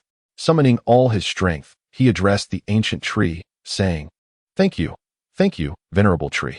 I kindly ask you to take care of Li Fei and the others while I take a moment to rest." As he spoke, his voice gradually waned, and his body slowly succumbed to weakness, ultimately collapsing gently to the ground. The ancient tree hurriedly stepped forward to catch Tang Xing, reflecting in his heart, "This foolish child, so deeply devoted and loyal. Fear not, I shall not allow you to perish easily." The ancient tree then transported Tang Xing and his companions back, beginning to tether his life to the golden ancient tree, while safeguarding his vital essence with the golden fruit. The ancient tree commenced the release of its 9th soul technique. Tang Xing's complexion was as pale as parchment, his body weakened to the utmost degree. His breath was faint, as if it could dissipate at any moment. Elder Shu's gaze was resolute. He understood that Tang Xing's life had reached a critical juncture. He had to exert all his strength to save him. His 9th soul skill slowly unfurled, a powerful surge of vitality emanating from his being. This 9th soul skill, known as Life Resurrection, was a formidable healing technique capable of restoring life energy. As Elder Shu released this skill, Tang Xing's body began to gradually recuperate. His complexion grew rosy, and his breath steadied. Observing Tang Xing's gradual recovery, Elder Shu sighed in relief, knowing that the young man's life had been salvaged. However, at that moment, Elder Shu suddenly noticed an anomaly in Tang Xing's condition. His pallor returned, cold sweat beaded upon his brow, and his body began to tremble. Elder Shu instantly realized that Tang Xing might be unable to assimilate the essence of the golden fruit. Without hesitation, he forcibly redirected the essence to the Linghai Lake, the core of his cultivation and the repository of his soul. Elder Shu hoped that by transferring the essence to Linghai Lake, Tang Xing would be able to digest it more effectively. Yet, the essence did not fully dissolve within Tang Xing's Linghai Lake. It caused golden ripples to dance upon the surface, emanating a potent energy fluctuation. Elder Shu knew that if he did not promptly assist Tang Xing in processing this essence, the young man's body could suffer even greater harm. He immediately activated his soul ring, unleashing a formidable surge of spiritual power. The ring shimmered with a blue luminescence, illuminating the entirety of Linghai Lake. The power of the soul ring permeated into Tang Xing's Linghai Lake, merging with the essence of the golden fruit. Elder Shu's spiritual energy intertwined with Tang Xing's, collaboratively digesting the essence. Just as Tang Xing was on the path to recovery, Jiang Yu and Elder Su arrived at Linghai Lake. Upon seeing them, Elder Shu promptly informed them of Tang Xing's condition. Jiang Yu and Elder Su were taken aback. They had not anticipated that Tang Xing would struggle to assimilate the essence of the golden fruit. Jiang Yu immediately invoked the power of Taiji to aid Tang Xing in digesting the essence. Elder Su also utilized his martial spirit to assist Jiang Yu. Their combined powers brought a sense of calm to Tang Xing. With Jiang Yu and Elder Su's help, Tang Xing's recovery accelerated. His body regained vitality, and his complexion blossomed with color. Elder Shu, watching Tang Xing's gradual restoration, felt a wave of relief wash over him. He resolved to pay closer attention to Tang Xing's cultivation in the future, ensuring that he could smoothly assimilate the essence of the golden fruit. Simultaneously, he was filled with anticipation for Tang Xing's future. He believed that with the assistance of Jiang Yu and Elder Su, Tang Xing would undoubtedly emerge as a formidable practitioner. The persistence and efforts of the group did not go unnoticed by the golden tree, which shed a tear upon Tang Xing. In response, Tang Xing's body began to surge with power, undergoing a tremendous transformation. His soul power surged rapidly, reaching an astonishing level of 48. This sudden influx of strength astonished Tang Xing himself. He understood that it was a gift bestowed upon him by the golden tree. He felt his body becoming increasingly robust, as if boundless energy surged within him. His soul power crashed against his being like relentless ocean waves, elevating his prowess with each powerful surge. Closing his eyes, Tang Xing embraced this formidable soul power, his heart brimming with gratitude. He recognized it as the golden tree's acknowledgement and support. Empowered by this overwhelming soul force, Tang Xing began to radiate a brilliant light. His aura intensified, as if he had become the sovereign of this realm. The onlookers gazed at Tang Xing, their eyes filled with astonishment and admiration. They understood that he had evolved into a formidable entity, his future brimming with infinite possibilities. Elder Su marveled at Tang Xing's first soul ring. Such talent is truly extraordinary. A millennium's first soul ring. And it boasts a configuration of 3 purple and 1 black. This is his first martial soul. His second martial soul's ring configuration is astonishingly 2 purple and 2 black. Who in the entire Douluo continent can possess such a monstrous soul ring configuration? Elder Su exclaimed. Beside him, Elder Shu was equally awestruck. Though the increase in soul power is modest, the ability to alter martial soul rings is nothing short of miraculous. Indeed, such a prodigy must be nurtured without delay, Xiaoming stated, appearing suddenly behind them.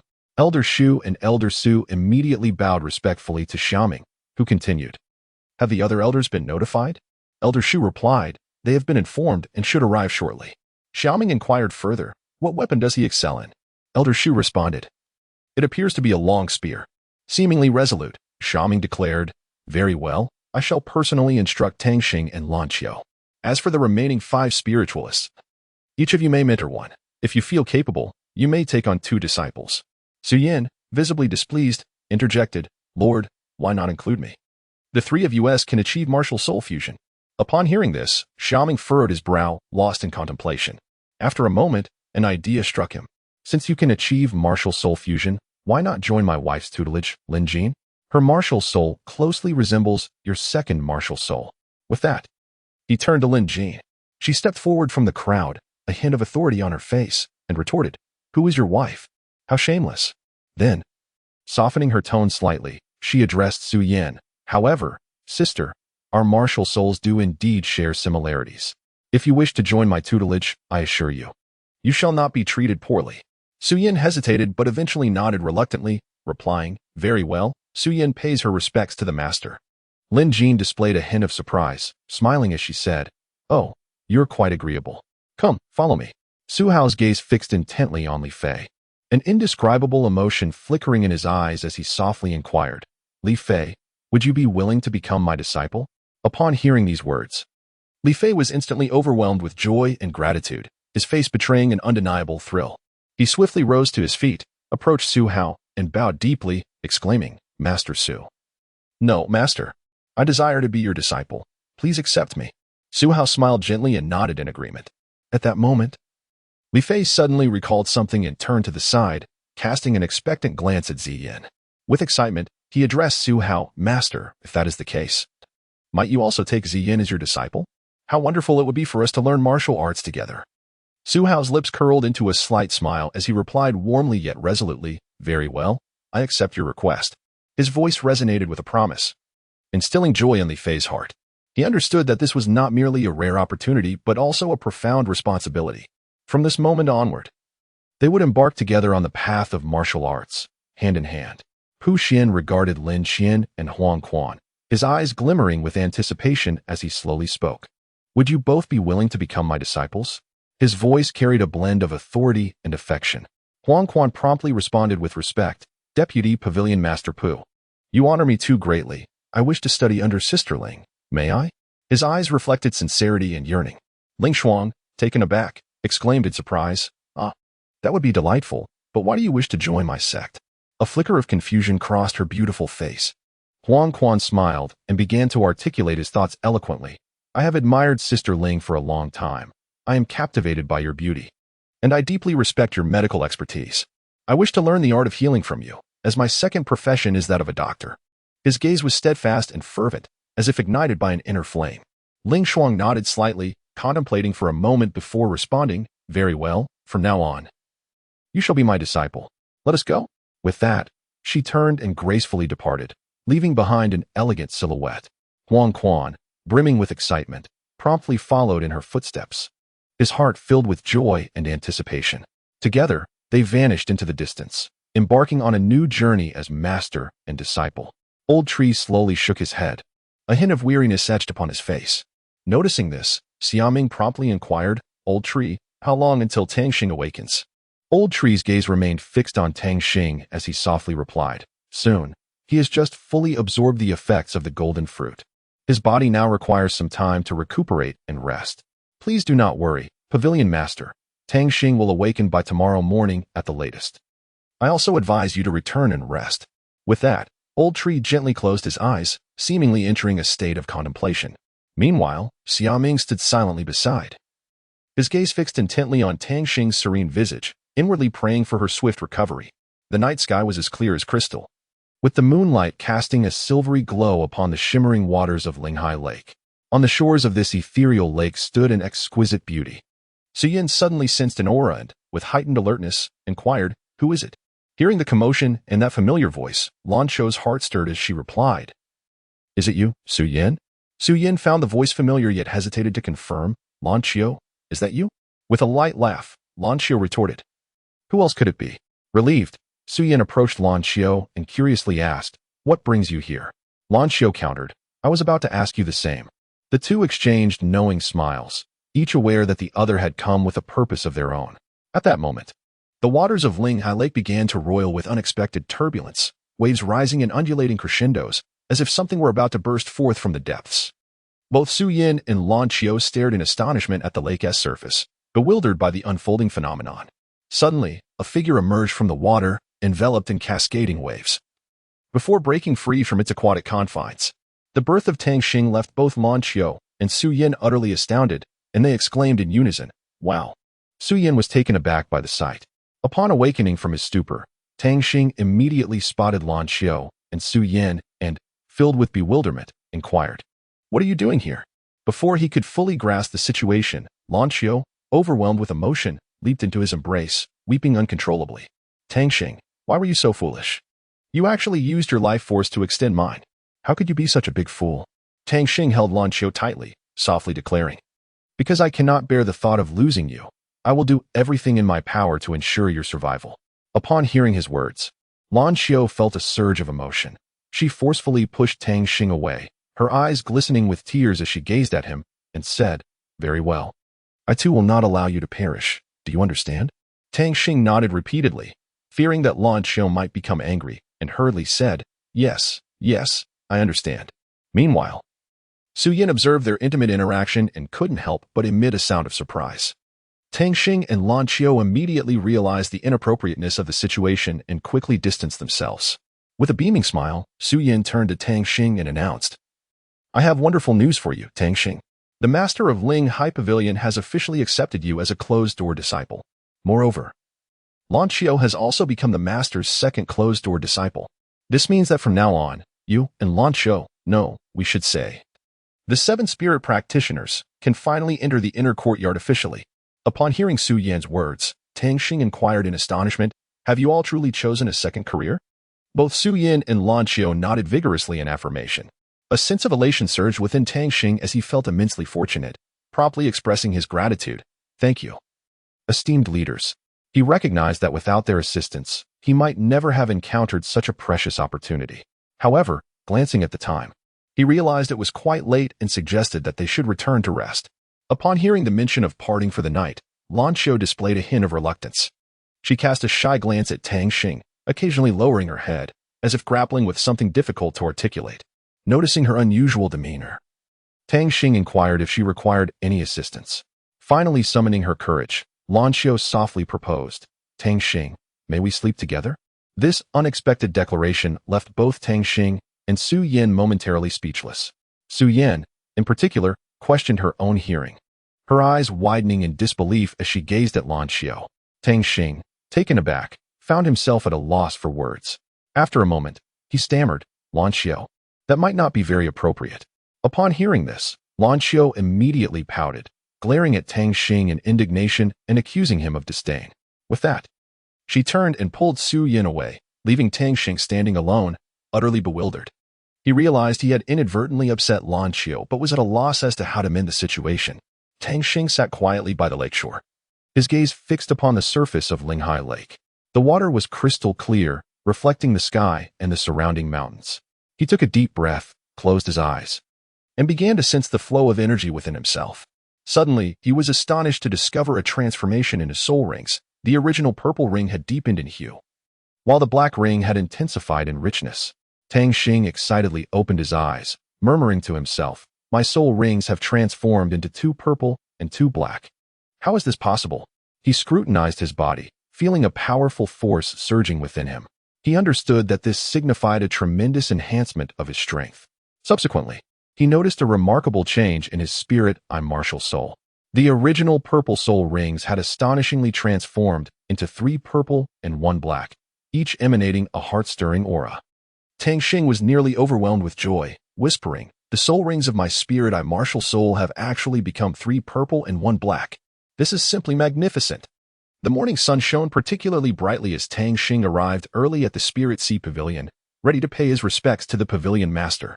Upon entering, he was filled with a sense of reverence.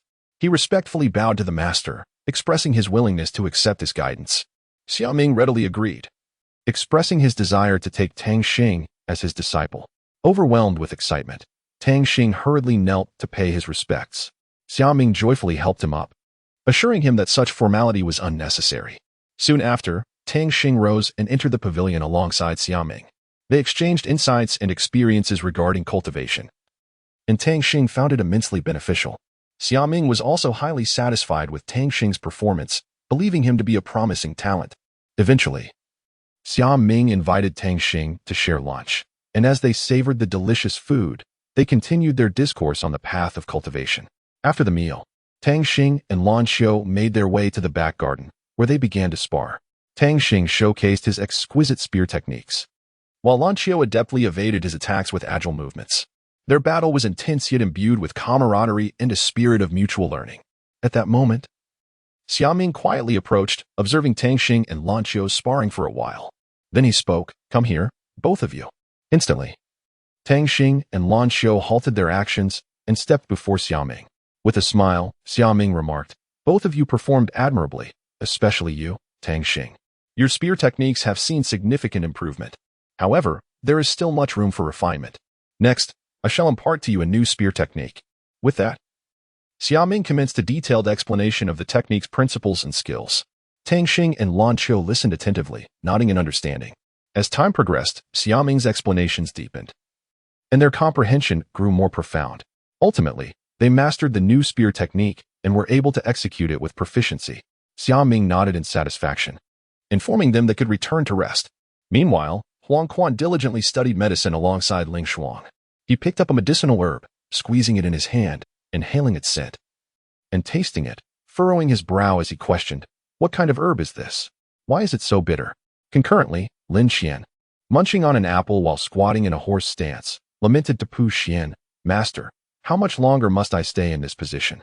Pu Xian leisurely sat there, rocking in his chair, and replied, "Just a little longer. Hang in there." On the other side, Li Fei was enduring the torment of Su Hao Xianfeng Great Formation. Feeling as though he was on the brink of exhaustion, he exclaimed, "Su Lao, please don't play with me like this. You're going to wear me out." At that moment, Mu Yao approached with a smile and said, "Li Fei, Su Lao doesn't even treat his own grandson this way. You should count your blessings." Upon hearing this, Li Fei grew frantic and shouted, "Mu Shiji, this Xianfeng Great Formation doesn't pause for even a second. I'm truly about to collapse." However, Su Lao remained unfazed, sipping his tea before encouraging him, "Keep going, Li Fei. With your talent, you will undoubtedly prevail." Meanwhile, Su Yin was learning a profound skill known as the Path of Life from Lin Jin. Upon discovering this, Lin Jin was astonished and remarked, "What? I never expected your talent to be so exceptional, allowing you to comprehend the Path of Life." Curious, Su Yin inquired, "The Path of Life? What is that?" Lin Jin smiled and explained, "The Path of Life is one of the highest realms of understanding vitality, enabling you to master more powerful techniques for harnessing life force." Suddenly, a series of knocks echoed at the door. Suyin opened it to find Tang Xing standing there.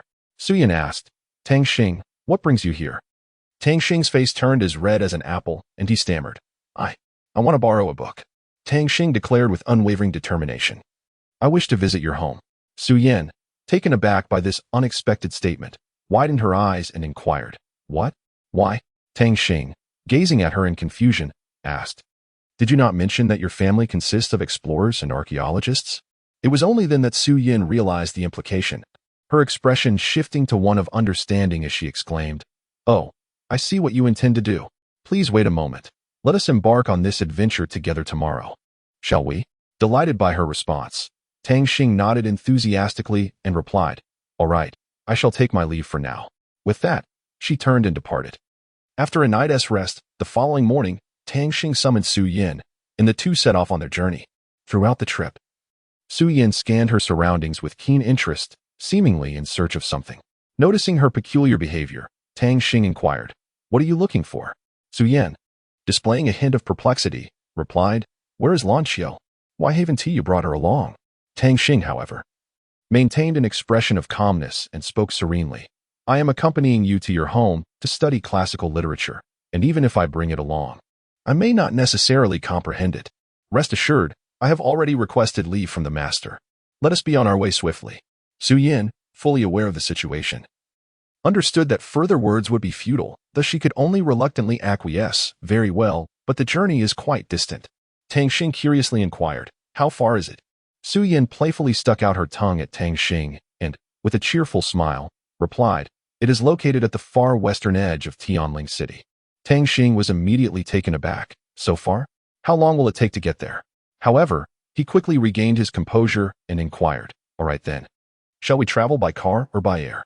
As he spoke, he waved the soul guide device he had obtained from his senior sister. Upon hearing the word fly, Suyin expressed her surprise, exclaiming, Huh? Fly? Tang Xing promptly clarified, This is a newly developed flying soul guide from my senior sister. It can cover 1,000 miles in a day. Doesn't your second martial soul have the ability to fly? Let us compare to see who can surf faster. Suyin pondered for a moment before responding. As far as I know, your second martial soul also possesses flight capabilities. Tang Xing, feeling a tad embarrassed, scratched his head and said, I merely wish to test the efficacy of this soul guide. After a brief silence, Suyin decisively replied, All right, let us commence. With that, she swiftly summoned her wings and ascended into the sky. Not one to be outdone, Tang Xing promptly activated the flying soul guide, closely pursuing Suyin. However, Suyin increased her speed further, prompting Tang Xing to unhesitatingly engage the booster mode of the soul guide. As they ascended to a certain altitude, the device suddenly emitted an alarm, indicating low battery. Realizing the predicament, Tang Xing hastily removed the soul guide and activated his spirit light wings, muttering to himself, I knew it would come to this. There is indeed an issue. At that moment, Suyin flew over to inquire, What happened? Tang Xing replied with a sigh. Out of power, it appears there is quite a significant problem. Tang Xing felt an unusual sensation in her wings, as if a powerful force was surging within them. Simultaneously, Suyin's wings exhibited the same reaction, resonating with Tang Xing's. This phenomenon caused her to exclaim in astonishment, What on earth is happening? Tang Xing was equally astonished. Yet at that moment, he suddenly sensed that the previously restless energy within him seemed to have calmed down. This abrupt transformation left him utterly perplexed. Suyin gazed at Tang Xing with concern and inquired, Tang Xing, are you all right? Tang Xing shook his head, indicating that he was fine, and urged, I'm all right. Let us hurry and leave. With that, he accelerated his pace, taking Suyin along as they departed from the place. Their figures traced an arc in the sky, gradually vanishing into the distant horizon. As Suyin led Tang Xing westward, they ultimately arrived at the bustling city of Ziyue in the western part of Tianling City. Observing the lively scene before him, Tang Xing couldn't help but exclaim, This place is truly vibrant. Suyin smiled and replied, Indeed, Ziyue City is always this lively. She then added, Oh, by the way, wouldn't you like to change into different attire? Tang Xing glanced down at his clothing, puzzled, and asked, I think this outfit is quite fine. Why should I change? Suyin chuckled softly and explained, Because I am rather particular, I maintain an icy demeanor towards everyone. Even when receiving visits from the palace lord or the national leader, courtesy must be observed. The attire I have prepared for you complements my own temperament splendidly, and I believe it will suit you even better." Tang Xing picked up the garment, and Su Yan eagerly urged him to put it on, exclaiming, "Hurry, let me see." Tang Xing shyly approached Su Yan, a hint of confusion in his voice as he inquired, "Su Yan, what kind of clothing is this? It feels a bit sticky." Su Yan gazed at Tang Xing in the outfit, her eyes widening in astonishment as she exclaimed, "Oh my goodness, how can it look so stunning? I should have acted first. Alas, it seems that Lan Qiu has beaten me to it." With a resigned shake of her head, Su Yan said to Tang Xing, "Let us go." She led Tang Xing to her doorstep and pointed, saying, "This is my home. Be a bit sharp-witted when we enter." Gently, she knocked on the door, which astonishingly swung open by itself. Tang Xing was taken aback by the spectacle, unable to restrain his admiration. "Wow, this is truly magnificent." At that moment, a figure suddenly appeared, smiling as he greeted them. "Oh, Xiaoyan has brought a friend home. Welcome, welcome, please come in." Upon hearing this voice, Su Yan's expression shifted to one of surprise and unease, wondering to herself, "Why is my brother personally welcoming guests today? Could it be because he finds the visitor exceptionally handsome?" Su Ting observed the young man beside his sister, a look of curiosity crossing his face as he asked, "Xiaoyan, who is this?" Su Yan hurriedly explained, "Brother, this is my class monitor." Tang Xing instantly, her cheeks flushed with embarrassment. Su Ting quickly grasped the situation, a smile forming as he said, "Ah, I see now. You must be tired from your journey. Let us talk inside." With that, he turned to walk into the house. Su Yan, a bit anxious, pulled on Su Ting's sleeve and whispered, "Brother, please don't make things difficult for him." Su Ting glanced back at his sister, a mischievous grin appearing as he teased, "You, already speaking on behalf of someone outside before even crossing the threshold." Su Yan's face turned crimson, and she pouted, playfully retorting, "I want to talk to you." At this moment, Tang Xing performed a deep bow towards Su Ting, respectfully stating, "Greetings, Lord Su." Su Ting, intrigued, asked, "How did you know my identity?" Tang Xing detailed his observations and deductions throughout his journey, leaving Su Ting profoundly astonished. "Lord, I have come seeking to borrow ancient scriptures. May I request your permission?" Tang Xing earnestly implored. Upon hearing that Tang Xing wished to borrow ancient texts, Su Ting's mind began to devise a plan. A subtle smile graced his lips as he turned to Su Yan, saying playfully, "As for ancient scriptures, my little sister is quite knowledgeable. If you have any questions, feel free to consult her, right, little sister?" Su Yan's face flushed at Su Ting's comment, and she shot him a reproachful look, exclaiming, "Brother, what nonsense are you talking?" She lowered her head, fiddling with the hem of her clothing, feeling quite bashful. Su Ting, unable to contain his laughter, turned back to Tang Xing, assuring him, "Rest assured, Brother Tang, feel free to borrow as you wish. If you have any uncertainties, you can always ask me and my sister. We will do our utmost to assist you." Su Yan hurriedly led Tang Xing to the underground library, stating, "This place is filled with numerous historical records. Please take a look." Tang Xing was astonished by the plethora of books before him, and he couldn't help but exclaim in admiration. He began to scrutinize the volumes meticulously, hoping to unearth some valuable clues within their pages. Tang Xing found himself amidst the ocean of books in the library, his gaze fervently scanning row after row of shelves. His fingers delicately turned the pages, as if in pursuit of a long-lost treasure. With unwavering focus and determination, he overlooked not a single corner that might conceal the tome he sought. Time slipped away silently as he perused, beads of perspiration gradually forming on his forehead, yet his enthusiasm remained undiminished. Suddenly, his eyes settled upon a cover that was none other than the book of his dreams. His heart raced instantaneously, and joy radiated from him. Carefully, he withdrew the volume from the shelf, cradling it as one would a precious gem. As he gently opened the pages, a subtle scent of ink wafted towards him, enveloping him in a state of blissful reverie. Tang Xing voraciously absorbed the words within the pages, his thoughts rising and falling with the unfolding narrative. Immersed in the realm of literature, he became oblivious to everything around him. The book seemed tailor-made for him, each word resonating deeply within his soul. In the tranquil library, Tang Xing found companionship in the book, spending a delightful moment in its embrace. He discovered not only the volumes he sought, but also an inner peace and fulfillment. The tale narrated, a century ago, a seemingly ordinary soul master ascended to the pinnacle of the world. Suddenly, he was besieged by 10 formidable adversaries. Yet, this soul master valiantly fought against them, exhibiting unparalleled prowess. Instead of faltering, he grew increasingly ferocious, leaving the 10 challengers battered and bruised. Just as he coughed up blood, the 10 opponents seized the opportunity and struck him down. However, unbeknownst to them, the Soul Master unleashed a tremendous surge of soul power, forcibly taking 5 of the adversaries with him.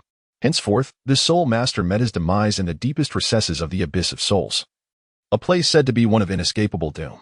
It is whispered that any Soul Master who enters the Abyss of Souls seldom returns, and the 10 adversaries had only managed to vanquish him at the outer perimeter, as it appeared that the Soul Master had persevered to the very depths of the abyss. Tang Xing was profoundly astonished after witnessing the scene. He realized that the determination of the Soul Master was truly remarkable. Filled with admiration, Tang Xing exclaimed, "Such incredible perseverance! If only I could possess such resolve, I too could transcend my current boundaries." Tang Xing sat at his desk, cradling the enigmatic tome in his hands, continuing to peruse its pages. His gaze was focused and absorbed, as if he were profoundly captivated by the contents within. With each turn of the page, a look of astonishment gradually illuminated Tang Xing's face, for he realized that this book was not only aesthetically pleasing, but also brimming with fascinating ancient texts. Tang Xing's curiosity was thoroughly ignited, prompting him to delve deeply into the ancient scriptures contained within the book. He meticulously read each word and phrase, striving to grasp the profound meanings embedded within. Each passage appeared as a riddle, awaiting his unraveling. Immersed in the realm of these ancient texts, Tang Xing lost track of the passage of time. His fingers gently caressed the letters on the pages, as if engaging in a transcendent dialogue with the ancients. The wisdom and philosophy within the scriptures enriched him immensely, leading him to pause intermittently for reflection, intertwining the teachings with his own life experiences. In Tang Xing's study, a serene and focused atmosphere enveloped the space, punctuated only by the soft rustle of turning pages and the occasional whisper. He was wholly absorbed in the delight of studying ancient scriptures, relishing these intimate moments with knowledge. As time progressed, Tang Xing's comprehension of the ancient texts deepened significantly. He began to annotate the pages, recording his reflections and insights. These notes would become invaluable treasures, aiding his continuous growth in both study and life. In Tang Xing's heart, this book had transcended the realm of ordinary literature. It had evolved into a repository of wisdom and knowledge. He resolved to delve deeper into the ancient scriptures, aspiring to unearth further enlightenment and insights. At that moment, his keen gaze was drawn to a familiar sight, as Zhuge, the celestial being, expressed astonishment. This book seemed oddly recognizable. Tang Xing, intrigued, inquired, "What is it?" Zhuge revealed, "Some of the texts here appear to be remnants from 10,000 years ago." A jolt of realization struck Tang Xing. He understood that these books might conceal significant historical truths and secrets. With urgency, he asked, "Which one?" Zhuge confidently pointed out, "The one located in the center of the 3rd tier of the Guanjia shelf." Tang Xing promptly approached the central bookshelf and delicately retrieved the tome. As he opened its weathered pages, a surge of curiosity and confusion filled his heart. Zhuge assessed the book and remarked, "Though it appears worn, the essence within remains intact, indicating that the teachings left behind still exist. However, those who came before were unable to unlock this door, for it is shrouded in a barrier that only individuals with extraordinary abilities or formidable strength can breach. Fear not, my master, I shall safeguard you," allowing you to contemplate the teachings within peacefully. Tang Xing nodded slightly, then approached the door and gently touched its surface. Suddenly, he was enveloped by a powerful surge of energy emanating from the door. Closing his eyes to concentrate, he began to comprehend the techniques concealed within. As time passed, vivid images and text gradually materialized in his mind, all pertaining to the knowledge contained within the door. Meanwhile, Su Yin entered slowly, and upon noticing Tang Xing standing before the door, she softly inquired, "Brother Tang Xing, what are you doing?" Observing this, Zhuge Xia promptly conveyed a message to Tang Xing, saying, "Master, Su Yin has returned." Upon hearing the voice, Tang Xing's heart raced, and beads of sweat began to form on his brow. He understood that if Su Yin discovered him delving into the techniques of the door, it could lead to unnecessary complications. Just then, Su Yin was nearing the entrance, preparing to open the door. Tang Xing, in a state of anxious urgency, was at a loss as to how to navigate the situation. Chapter 49. Heritage. Su Yin gently opened the door to the room and immediately spotted Tang Xing quietly reading at his desk. She approached him softly and inquired with tenderness, "How are you? Is there anything you find difficult to understand?" Tang Xing lifted his head and gazed at Su Yin, responding with a smile, It's not too bad. Though there are a few aspects I find rather perplexing. He extended the book in his hand towards Su Yan. Su Yan-chun accepted the book and scrutinized the section Tang Xing had indicated, then leaned closer to his cheek, earnestly beginning her explanation. Tang Xing felt somewhat flustered by Su Yan-chun's sudden proximity, yet soon became engrossed in her elucidation, listening intently. Su Yan patiently articulated her thoughts, her fingers delicately tracing the words on the page, as if those characters had come to life. Tang Xing remained wholly absorbed, occasionally nodding to signify his understanding. Once she finished, Su Yan retrieved a small notebook from her pocket and handed it to Tang Xing, saying, Tang Xing, these are some important notes I made during my studies. They may prove beneficial to you. Please take them. Tang Xing took the small notebook and, upon opening it, found it densely filled with various knowledge points and problem-solving strategies. He smiled gratefully at Su Yan-chun and said, Thank you, Su Yan. Tang Xing scratched his head in a state of bewilderment and said, All right, thank you, Su Yan. He gazed at Su Yan, feeling a surge of emotion within him. At that moment, Su Yan's face involuntarily flushed with a faint hue, and she replied, You should take a look quickly. There will be a curfew here once night falls. With that, she turned and hurriedly dashed away, pressing her hand against her heart, murmuring to herself, What is happening to me? Why is my heart racing so fast? Could it be that I? No, it's impossible. Absolutely impossible. Tang Xing is my class monitor. Stop these nonsensical thoughts, Su Yan. She took a deep breath, striving to regain her composure. Tang Xing, feeling relieved, exclaimed, You nearly frightened me to death.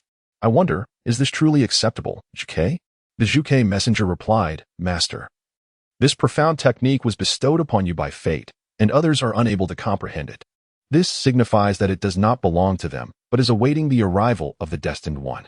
And you, dear master, are that destined individual. Therefore, please refrain from seeking knowledge in other tomes. Tang Xing casually flipped through several books and encountered tales of Tianling City from 10,000 years ago. Once, the Tianqian Empire was a nation characterized by political fairness, while the state master of the Tianling Empire harbored ambitions of unifying the continent, thus establishing the Tianling sect. Tang Xing, after reading, found it unbelievable yet continued to peruse the pages. The book recounted that the heavenly spirit sect was a realm rife with malevolent soul masters, who cultivated their powers by devouring souls and taking the lives of others, hence they were deemed evil soul masters. Furthermore, the sect was bolstered by the support of the esteemed Master Tianqian. Subsequently, the heavenly spirit sect instigated a coup known as the Tianqian Palace Rebellion, which led to the upheaval of the Four Gates.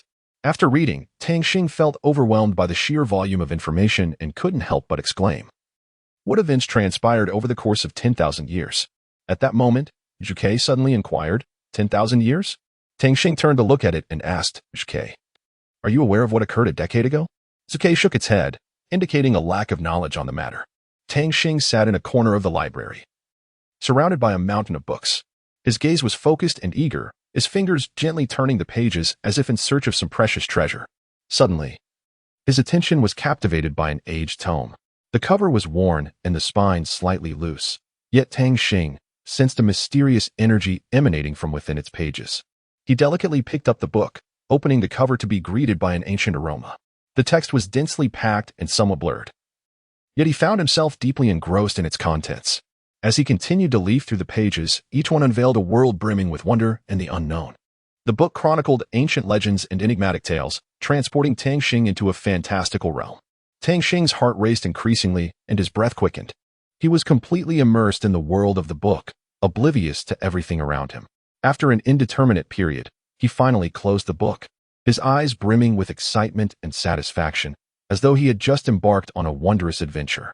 Gently, he returned the book to the shelf and stood up, stretching his body. He understood that this book would become a treasured experience in his life, deepening his understanding of the world.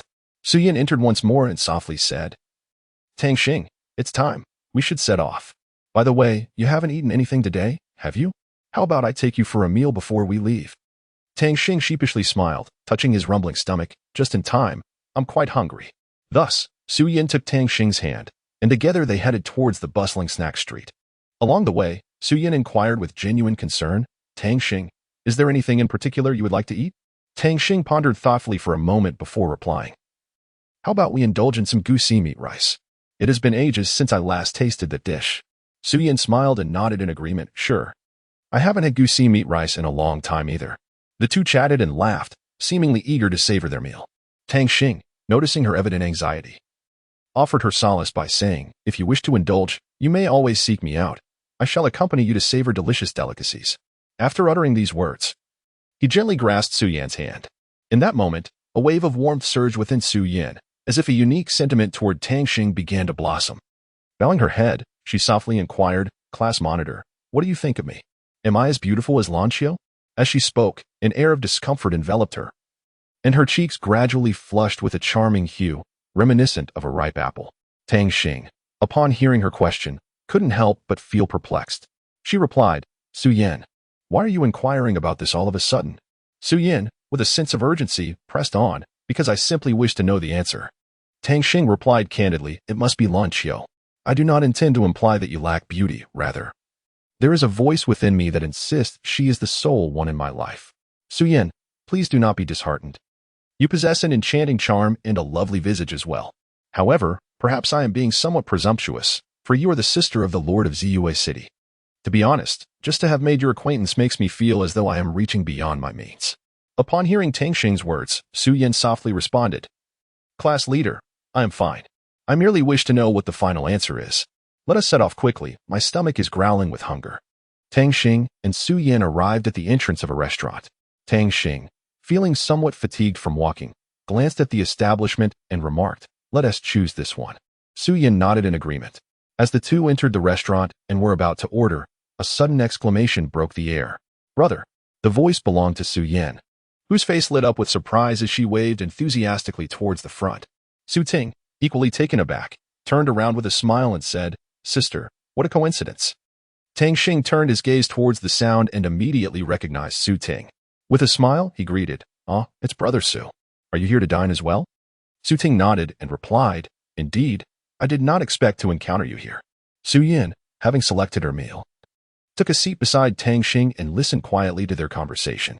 However, she felt a tinge of shyness, unable to interject into their dialogue. Suddenly, an idea struck Su Yan, and she inquired, "Are you too thirsty? Allow me to fetch you a bottle of water." With that, she stood up and briskly made her way to the counter. Tang Xing gazed at Su Ting and inquired, "Brother Su, regarding the proposal of betrothing Su Yan to me, I find it rather inappropriate. After all, Su Yan and I are merely classmates, and we are still quite young. There will be ample opportunities in the future. Such an arrangement would also allow Su Yan to have more choices at school and possibly find someone more suitable for her. What do you think?" Su Ting, upon hearing this, burst into hearty laughter and replied, "How splendid! Since you, Brother Tang, feel this way, I am greatly relieved. If you do not mind, I would like to pledge brotherhood with you. What are your thoughts on this? I am somewhat older than you, so if you're willing, allow me to take on the role of your elder brother." Tang Xing nodded eagerly and replied politely, "Of course, Brother Su." At that moment, Su Yan entered from outside and happened to overhear their conversation. She smiled at Tang Xing and said, "Class monitor, congratulations." Tang Xing was somewhat taken aback by her sudden remark and could only respond with an awkward smile. Just then, the waiter brought over steaming dishes and placed them before Tang Xing and the others. Su Yan's mouth watered at the enticing aroma, while Su Ting, looking somewhat distressed, remarked, "Little sister, mind your image." Tang Xing, with a cheerful demeanor, urged, "Let's eat."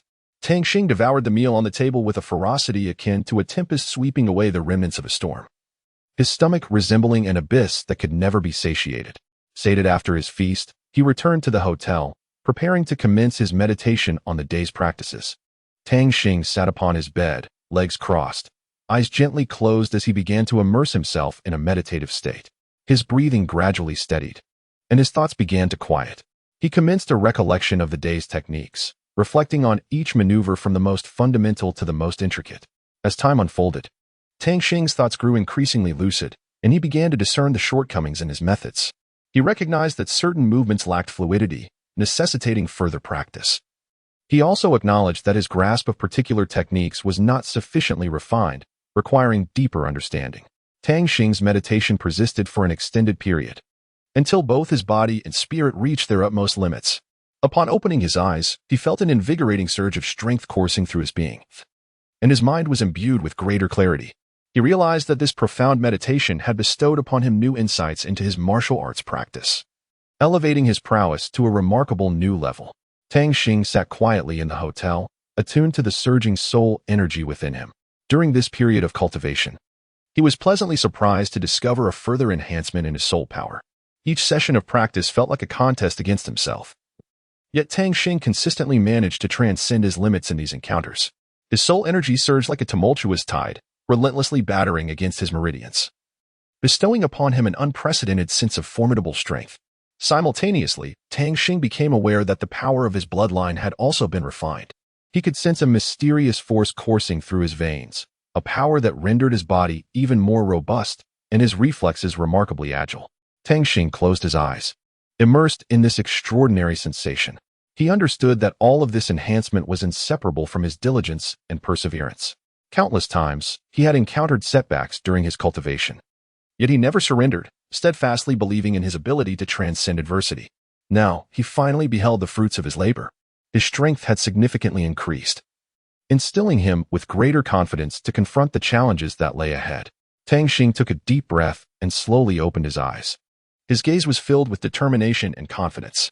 He understood that his journey was still long, yet he was fully prepared to embrace every challenge that lay ahead.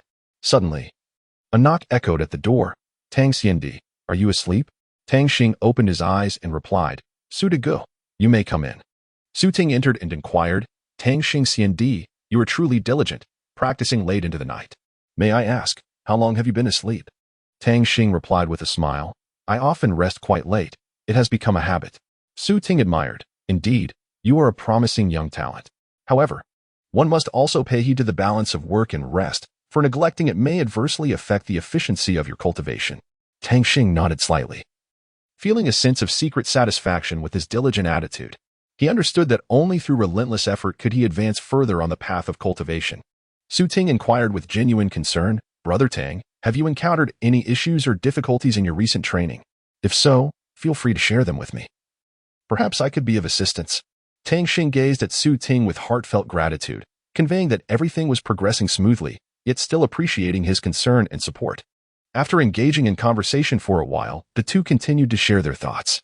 Tang Xing spoke up, her voice clear and melodious, akin to a yellow oriole emerging from the valley. Brother Su, there is no need for such formalities. You may call me Xiao Xing or Xing Xing Brother Su. It's rather late. Surely, you haven't come to look for me? Su Ting marveled at Tang Xing's perceptiveness, inwardly musing on the extraordinary cleverness of this young one. You are correct, Xiao Xing. I indeed have a request of you. I am aware that you have perused the most ancient scriptures in the underground library, and that my sister's notebook is in your possession. Allow me to share a secret. My sister is not my biological sibling. She was discovered by my parents amidst the ruins of the former Tianjin Empire. As for her origins, I have made little progress. I wish to ask for your assistance in uncovering her lineage. Or perhaps you might commence your investigation from her martial soul. This is the result of my inquiries. Su Ting revealed this truth to Tang Xing. He handed over his findings, and Tang Xing accepted the document, her gaze swiftly traversing the information before her. Nodding, she replied, I understand. I shall do my utmost. Her voice carried a hint of determination and resolve. Tang Xing was acutely aware of the significance of the investigation's findings, as they could hold the crucial clues to the entire incident. He understood the weight of the responsibility resting upon him and was determined to exert every effort to fulfill the task at hand. His gaze exuded a sense of focus and resolve, as if he were fully prepared to confront any challenges ahead. Su observed Tang Xing, sensing his determination and confidence. He believed in Tang Xing's capability to accomplish this mission and was assured that he would strive tirelessly to uncover the truth. Gently patting Tang Xing on the shoulder, he offered words of encouragement. Keep going. I have faith that you will succeed. Tang Xing cast a grateful glance at Su Yi, then carefully tucked away the investigation results. He understood that this was both his responsibility and his opportunity. He aimed to transform these findings into tangible actions, utilizing his intellect and diligence to unveil the truth behind the incident. His steps were resolute and vigorous, imbued with determination and conviction as he advanced along the path ahead. Chapter 50, Su Wanshu. Tang Xing and Su Yan walked side by side, stepping through the ancient and formidable gates of Ziyue City. The sunlight cascaded upon them, enveloping their youthful figures in a radiant golden glow. With buoyant steps, they proceeded towards the school. Along the way, a gentle breeze caressed their hair, imparting a refreshing sensation. Su Yan slightly turned her head, her gaze shimmering as she looked at Tang Xing, and softly inquired, "Class leader, would you accompany me to a place shortly?" Her voice was as melodious as a lark emerging from the valley, yet imbued with an air of intrigue. Upon hearing this, Tang Xing couldn't help but feel a surge of curiosity. He halted his steps and turned to gaze into Su Yan's eyes, which sparkled like clear water, and inquired with a hint of bewilderment, "Where are we going?"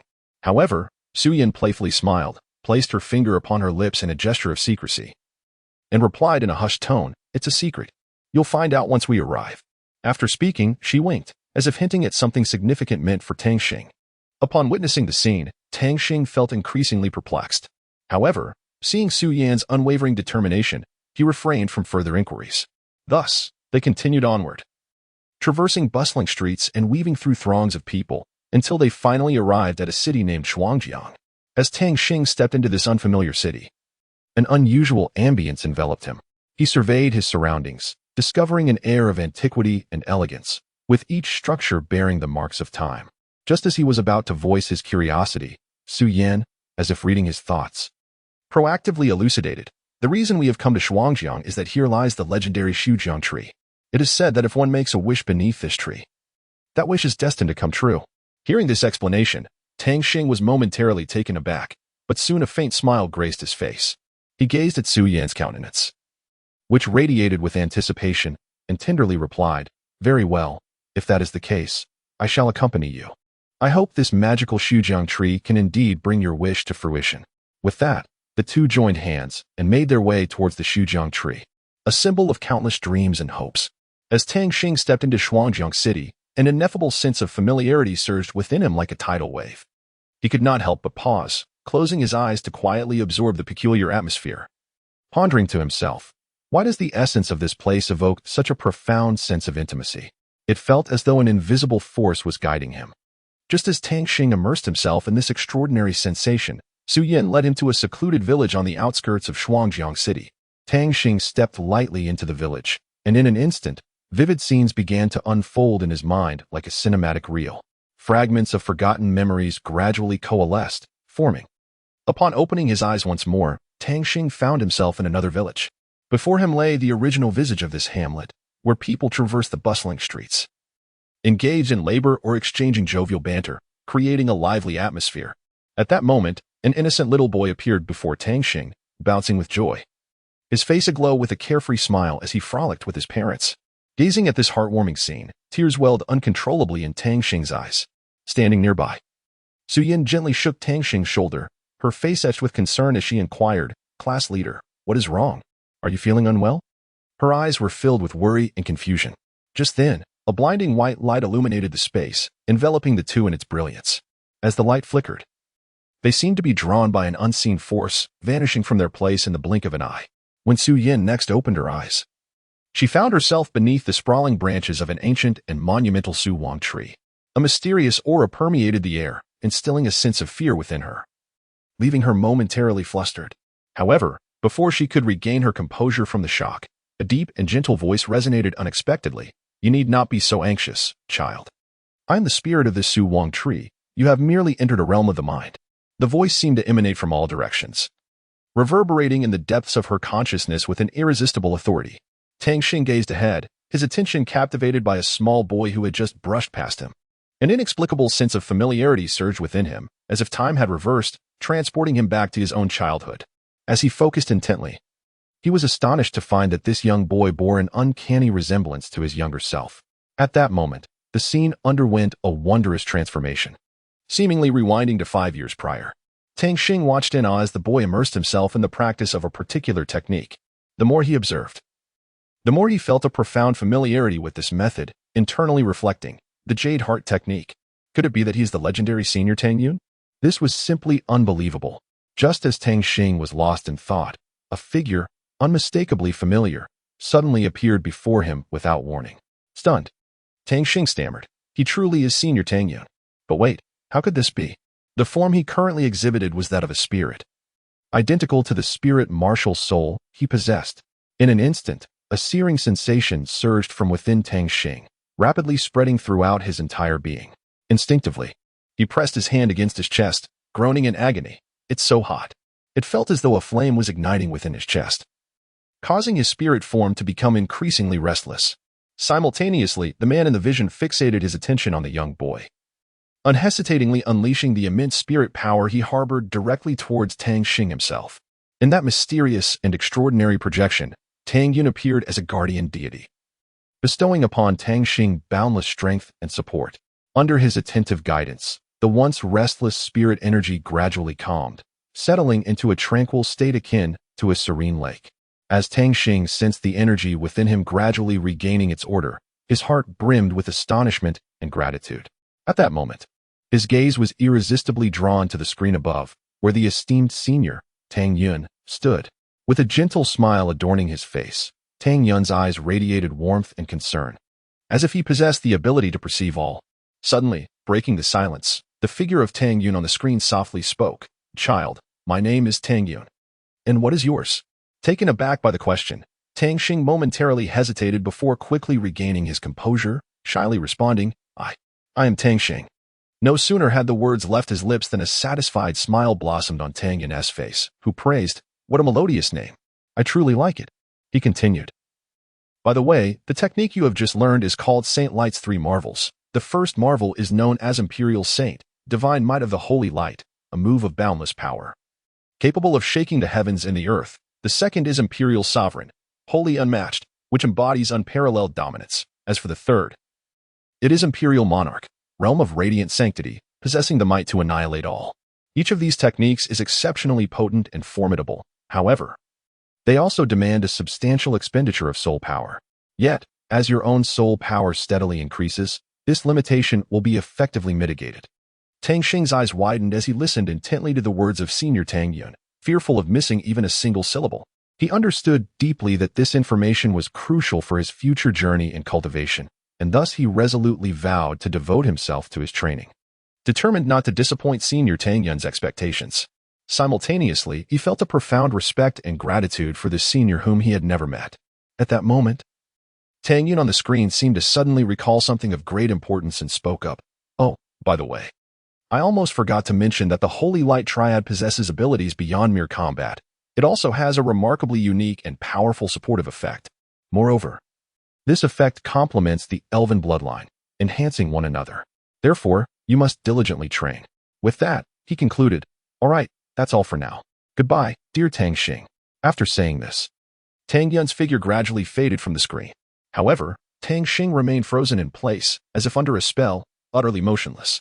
After a considerable time, he finally regained his senses, yet his face was still clouded with confusion. He murmured to himself, "How can I leave this place?" As he spoke, he anxiously scanned his surroundings, seeking any hint or exit. Yet, despite his earnest efforts, the area remained desolate and devoid of any sign of escape. Left with no other choice, Tang Xing decided to employ his spiritual vision to seek a way out. He tightly closed his eyes, concentrating his mind, funneling all his focus into his mysterious and profound gaze. In the next moment, an invisible force surged forth from his eyes, initiating a comprehensive scan of the vicinity akin to a radar. Time passed, and beads of sweat began to form on Tang Xing's forehead, yet the outcome remained disheartening. After an exhaustive search, he had still not discovered the fabled exit. Just as Tang Xing began to feel disheartened, a thought flashed through his mind, the Holy Light Triad that Tang Yun had mentioned. Indeed, perhaps he could leverage the power of this extraordinary technique to break through his predicament. With a spirit of experimentation, Tang Xing summoned the surging spiritual energy within him and continuously infused it into the Holy Light Triad. In an instant, a dazzling radiance erupted, illuminating the entire space. As the light intensified, Tang Xing's previously tense demeanor began to ease. He gazed ahead, anticipating a miracle. However, contrary to his expectations, despite the Holy Light Triad exerting its full potential, it ultimately failed to reveal the location of the exit. Faced with such harsh reality, Tang Xing felt utterly disheartened. Since he could not leave through conventional means, he might as well abandon his struggle. Thus, he slowly opened his eyes, let out a resigned sigh, and turned back towards the direction from which he had come. At that moment, Su Yin stood quietly beneath the Su Wang tree, resembling a serene and beautiful painting. Suddenly, the tree spirit slowly emerged from the trunk, softly inquiring, "My dear girl, what brings you to this place?" Su Yin, as if awakening from a dream, quickly replied, "I have come to make a wish." Her voice revealed a hint of anxiety and anticipation. The tree spirit gazed into Su Yan's eyes, brimming with sincere emotion, as if it could discern the innermost desires of her heart. Then, with a gentle wave of the branch it held, a vibrant green leaf gracefully drifted into Su Yan's palm, and it tenderly said, "You need only inscribe your wish upon this leaf." Su Yan cautiously accepted the leaf, feeling its slight coolness and subtle fragrance, silently invoking the significant name and her heartfelt desire. Subsequently, she delicately released the leaf, watching it flutter back to the tree like a dancing butterfly. At that moment, Tang Xing was inexplicably transported by a mysterious force. When he opened his eyes again, he was astonished to find himself in the outside world. Eagerly, he searched for Su Yan's figure and finally spotted her, earnestly making her wish. The tree spirit, noticing Tang Xing's presence, inquired, "Young man, what brings you to this place?" Tang Xing replied without hesitation, "I have come specifically to accompany Su Yan. I have heard that Su Wangshu possesses a remarkable power that can turn people's dreams into reality and even foresee the future. Therefore, I have come today in hopes of asking you for a divination. I wonder if it is convenient?" As soon as the words left her lips, Su Yan happened to finish her wish and opened her eyes. With a smile, she looked at Tang Xing and teased, "Class monitor, I didn't expect you to be interested in such matters of divination." Tang Xing, feeling somewhat shy, scratched her head but firmly responded, "Why not? Is it not allowed?" Her words revealed a sense of stubbornness and dedication. Without hesitation, the tree spirit began to calculate Tang Xing's future destiny. It slowly opened its enigmatic life eyes, gazing through time and space, focusing on a distant scene. In that vision, Tang Xing found herself with a woman in an unfamiliar place, suddenly surrounded by a horde of ruthless individuals who launched a frenzied pursuit against them. Faced with such peril, Tang Xing fought valiantly but ultimately succumbed to exhaustion, meeting a tragic end on the spot. Meanwhile, the woman unfortunately fell into enemy hands and was forcibly taken away. However, when the tree spirit attempted to glimpse what transpired next, the second scene became inexplicably blurred, as if shrouded in a thick mist. Only fragmented and vague glimpses could be discerned, suggesting that Tang Xing was trapped in a pitch-black, profound void, struggling to traverse the interminable river of time. Witnessing these astonishing images, the tree spirit felt a tumultuous wave of shock within, struggling to regain composure. Seeing this, Su Yan couldn't help but ask with concern, "What's wrong? Did you see something troubling?" After a considerable time, the tree spirit managed to recover from its astonishment and steadied itself to say it is nothing serious. However, this child's future path is fraught with obstacles and challenges. Fortunately, he is destined to encounter two significant tribulations if he can successfully navigate through these crises. His latter life will be filled with unparalleled happiness. "Child, may I ask your name?" Tang Xing answered without hesitation, "My name is Tang Xing." Upon hearing the surname, the tree spirit instantly comprehended much, a gentle smile gracing its face as it softly exclaimed, "What a splendid name. Truly, one lives up to their name. And I foresee great accomplishments in your future." Xu Yan approached with light steps, her tone resolute as she declared, "I wish to be tested as well." The tree spirit, upon hearing this, immediately donned a warm and amiable expression, resembling a kindly grandfather, and slowly responded, "Very well, my child, allow me to observe you closely." Subsequently, the tree spirit summoned its mysterious life-seeing eye, intently scrutinizing every detail of Su Yan. After a moment, it spoke gravely, "Your fate surpasses that of your class leader. But you are destined to encounter a tremendous trial, one as arduous as the challenges he faces. However, if you can grit your teeth and persevere, your future will be relatively secure. Oh, and let me also predict your romantic destiny, if all goes as expected. You shall soon meet a partner who is nothing short of perfect, becoming your most dependable support throughout life." Hearing this, Su Yan was filled with joy and hurriedly expressed her gratitude. "Thank you, dear tree spirit, for your guidance. May I inquire your esteemed name?" Yet, in response to Su Yan's question, the tree spirit appeared somewhat hesitant, remaining silent for a moment before softly replying, "You may call me Wang Jixing." Chapter 51. A misunderstanding. The tree spirit, looking bewildered, stated, "I am not entirely sure what I am called myself. Perhaps you might refer to me as Xiao Wang, or Wang Jixing, for it is a name that has not been used in quite some time." Realizing her mistake, Su Yan quickly apologized, "I am truly sorry." At that moment, Wang Jixing gently opened its mouth to respond, "No harm done. You should be on your way now." Soon after, Tang Xing and Su Yan made their way toward the exit of the city. As they walked, Tang Xing was suddenly astonished to discover that this path led directly to Linghai City. In excitement, he called out to Su Yan, Su Yan, let us fly straight there. This road will take us directly to Linghai City. Hurry. Su Yan nodded in agreement, and Tang Xing swiftly summoned the elven wings, soaring forward like an arrow. Observing this, Su Yan could not help but shout, "Hey, you're cheating. Wait for me." As she called out, she quickened her pace to catch up. Tang Xing and Su Yan slowly stepped through the gates of the academy, the sun casting a gentle glow upon them, creating faint shadows. Just as they were about to part ways, a figure suddenly appeared ahead, obstructing Tang Xing's path. It was Li Fei, his face etched with urgency as he addressed Tang Xing. "Boss, where have you been for the past 2 days? We've been worried sick." Tang Xing was momentarily taken aback, unsure of how to respond. After a considerable pause, he finally regained his composure, scratching his head as he replied, "Oh, I was just following Su Yan to her home to borrow some ancient texts." He concluded with an expression of nonchalance. Upon hearing this, Li Fei continued, "Boss, you may not know this, but Lan Qiu has been searching for you all day." This revelation struck Tang Xing like a bolt of lightning, instantly bringing him back to reality. Without further ado, he swiftly turned and raced in the direction of Lan Qiu. At that moment, Tang Xing's mental acuity had reached its zenith. His keen eyes seemed capable of piercing through veils of mist, perceiving the essence of all things. With his formidable mental prowess, he could effortlessly scan every nook and cranny of the academy, meaning that whenever he wished to locate someone or something, he could achieve precise pinpointing in an instant. Meanwhile, Su Yan cast a sidelong glance at Li Fei, her gaze imbued with skepticism. She softly inquired, "Li Fei, are you certain that only Lan Qiu has been searching for Tang Xing all day?" Faced with Su Yan's probing, Li Fei appeared somewhat flustered, stammering in his reply, Well, actually, his 2 younger sisters have also been looking for him." Upon hearing this, a wave of intense jealousy surged within Su Yan. She pondered to herself, why does everyone care so much for Tang Xing while she is consistently overlooked? Is it simply because of his extraordinary talent and strength? With this thought, Su Yan bit her lip tightly, her hands subconsciously clenching into fists, her nails digging deep into her palms. However, she did not exhibit any overt emotional turmoil. Instead, she silently turned away, walking in the opposite direction of Tang Xing, leaving behind a solitary and resolute silhouette. Tang Xing approached Lan Qiu with exuberance, exclaiming, "Lan Qiu, I have returned." His voice echoed through the air, imbued with boundless joy and anticipation. Lan Qiu, who had been quietly seated, instantly illuminated with a radiant smile upon hearing the familiar voice. However, she soon composed herself, feigning anger as she remarked, "Humph.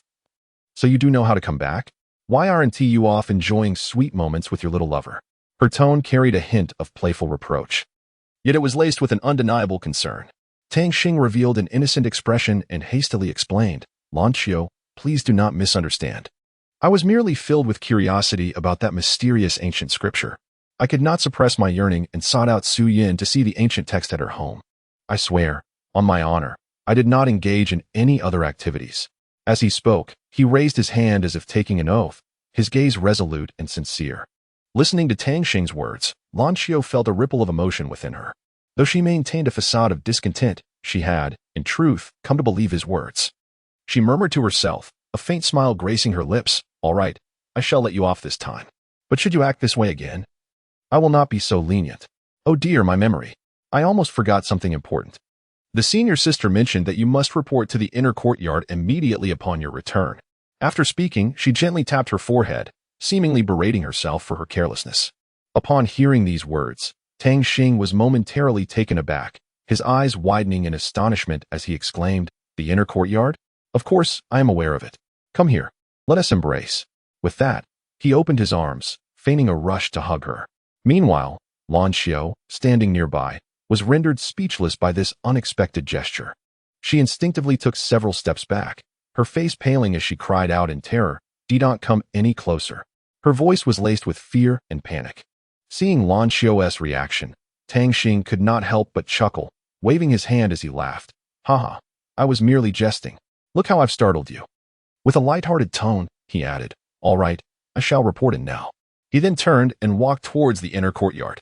As Lan Qiu watched Tang Xing's retreating figure, she stomped her foot in frustration, her face flushed with anger as she shouted, "Tang Xing, you big fool." Her furious voice echoed through the air, lingering for quite some time. However, as she recalled Tang Xing's earlier mention of Su Yan, an unusual feeling surged within her. Furrowing her brow, She fell into a contemplative silence, muttering to herself, "Something feels distinctly amiss." An inexplicable sense of unease began to envelop her, prompting her to worry. Tang Xing strolled leisurely into the inner courtyard, casting a casual glance and soon spotting Liu bathing in the inner pond. At that moment, Liu had her back turned to him, seemingly unaware of his presence. However, her innate feminine intuition suddenly sensed an unusual presence, prompting her to whip around, only to find a stranger staring at her intently. Liu's face flushed with a mix of embarrassment and anger as she widened her eyes and exclaimed, "Who dares to be so brazen? Turn around at once." Yet, at that instant, Tang Xing was utterly entranced, as if the entire world had faded away, leaving only the flawless form before him. His gaze fixated on Liu's long, slender legs, gradually tracing the contours upwards until it rested on her delicate, alluring waist, and then further up to her full, supple bosom.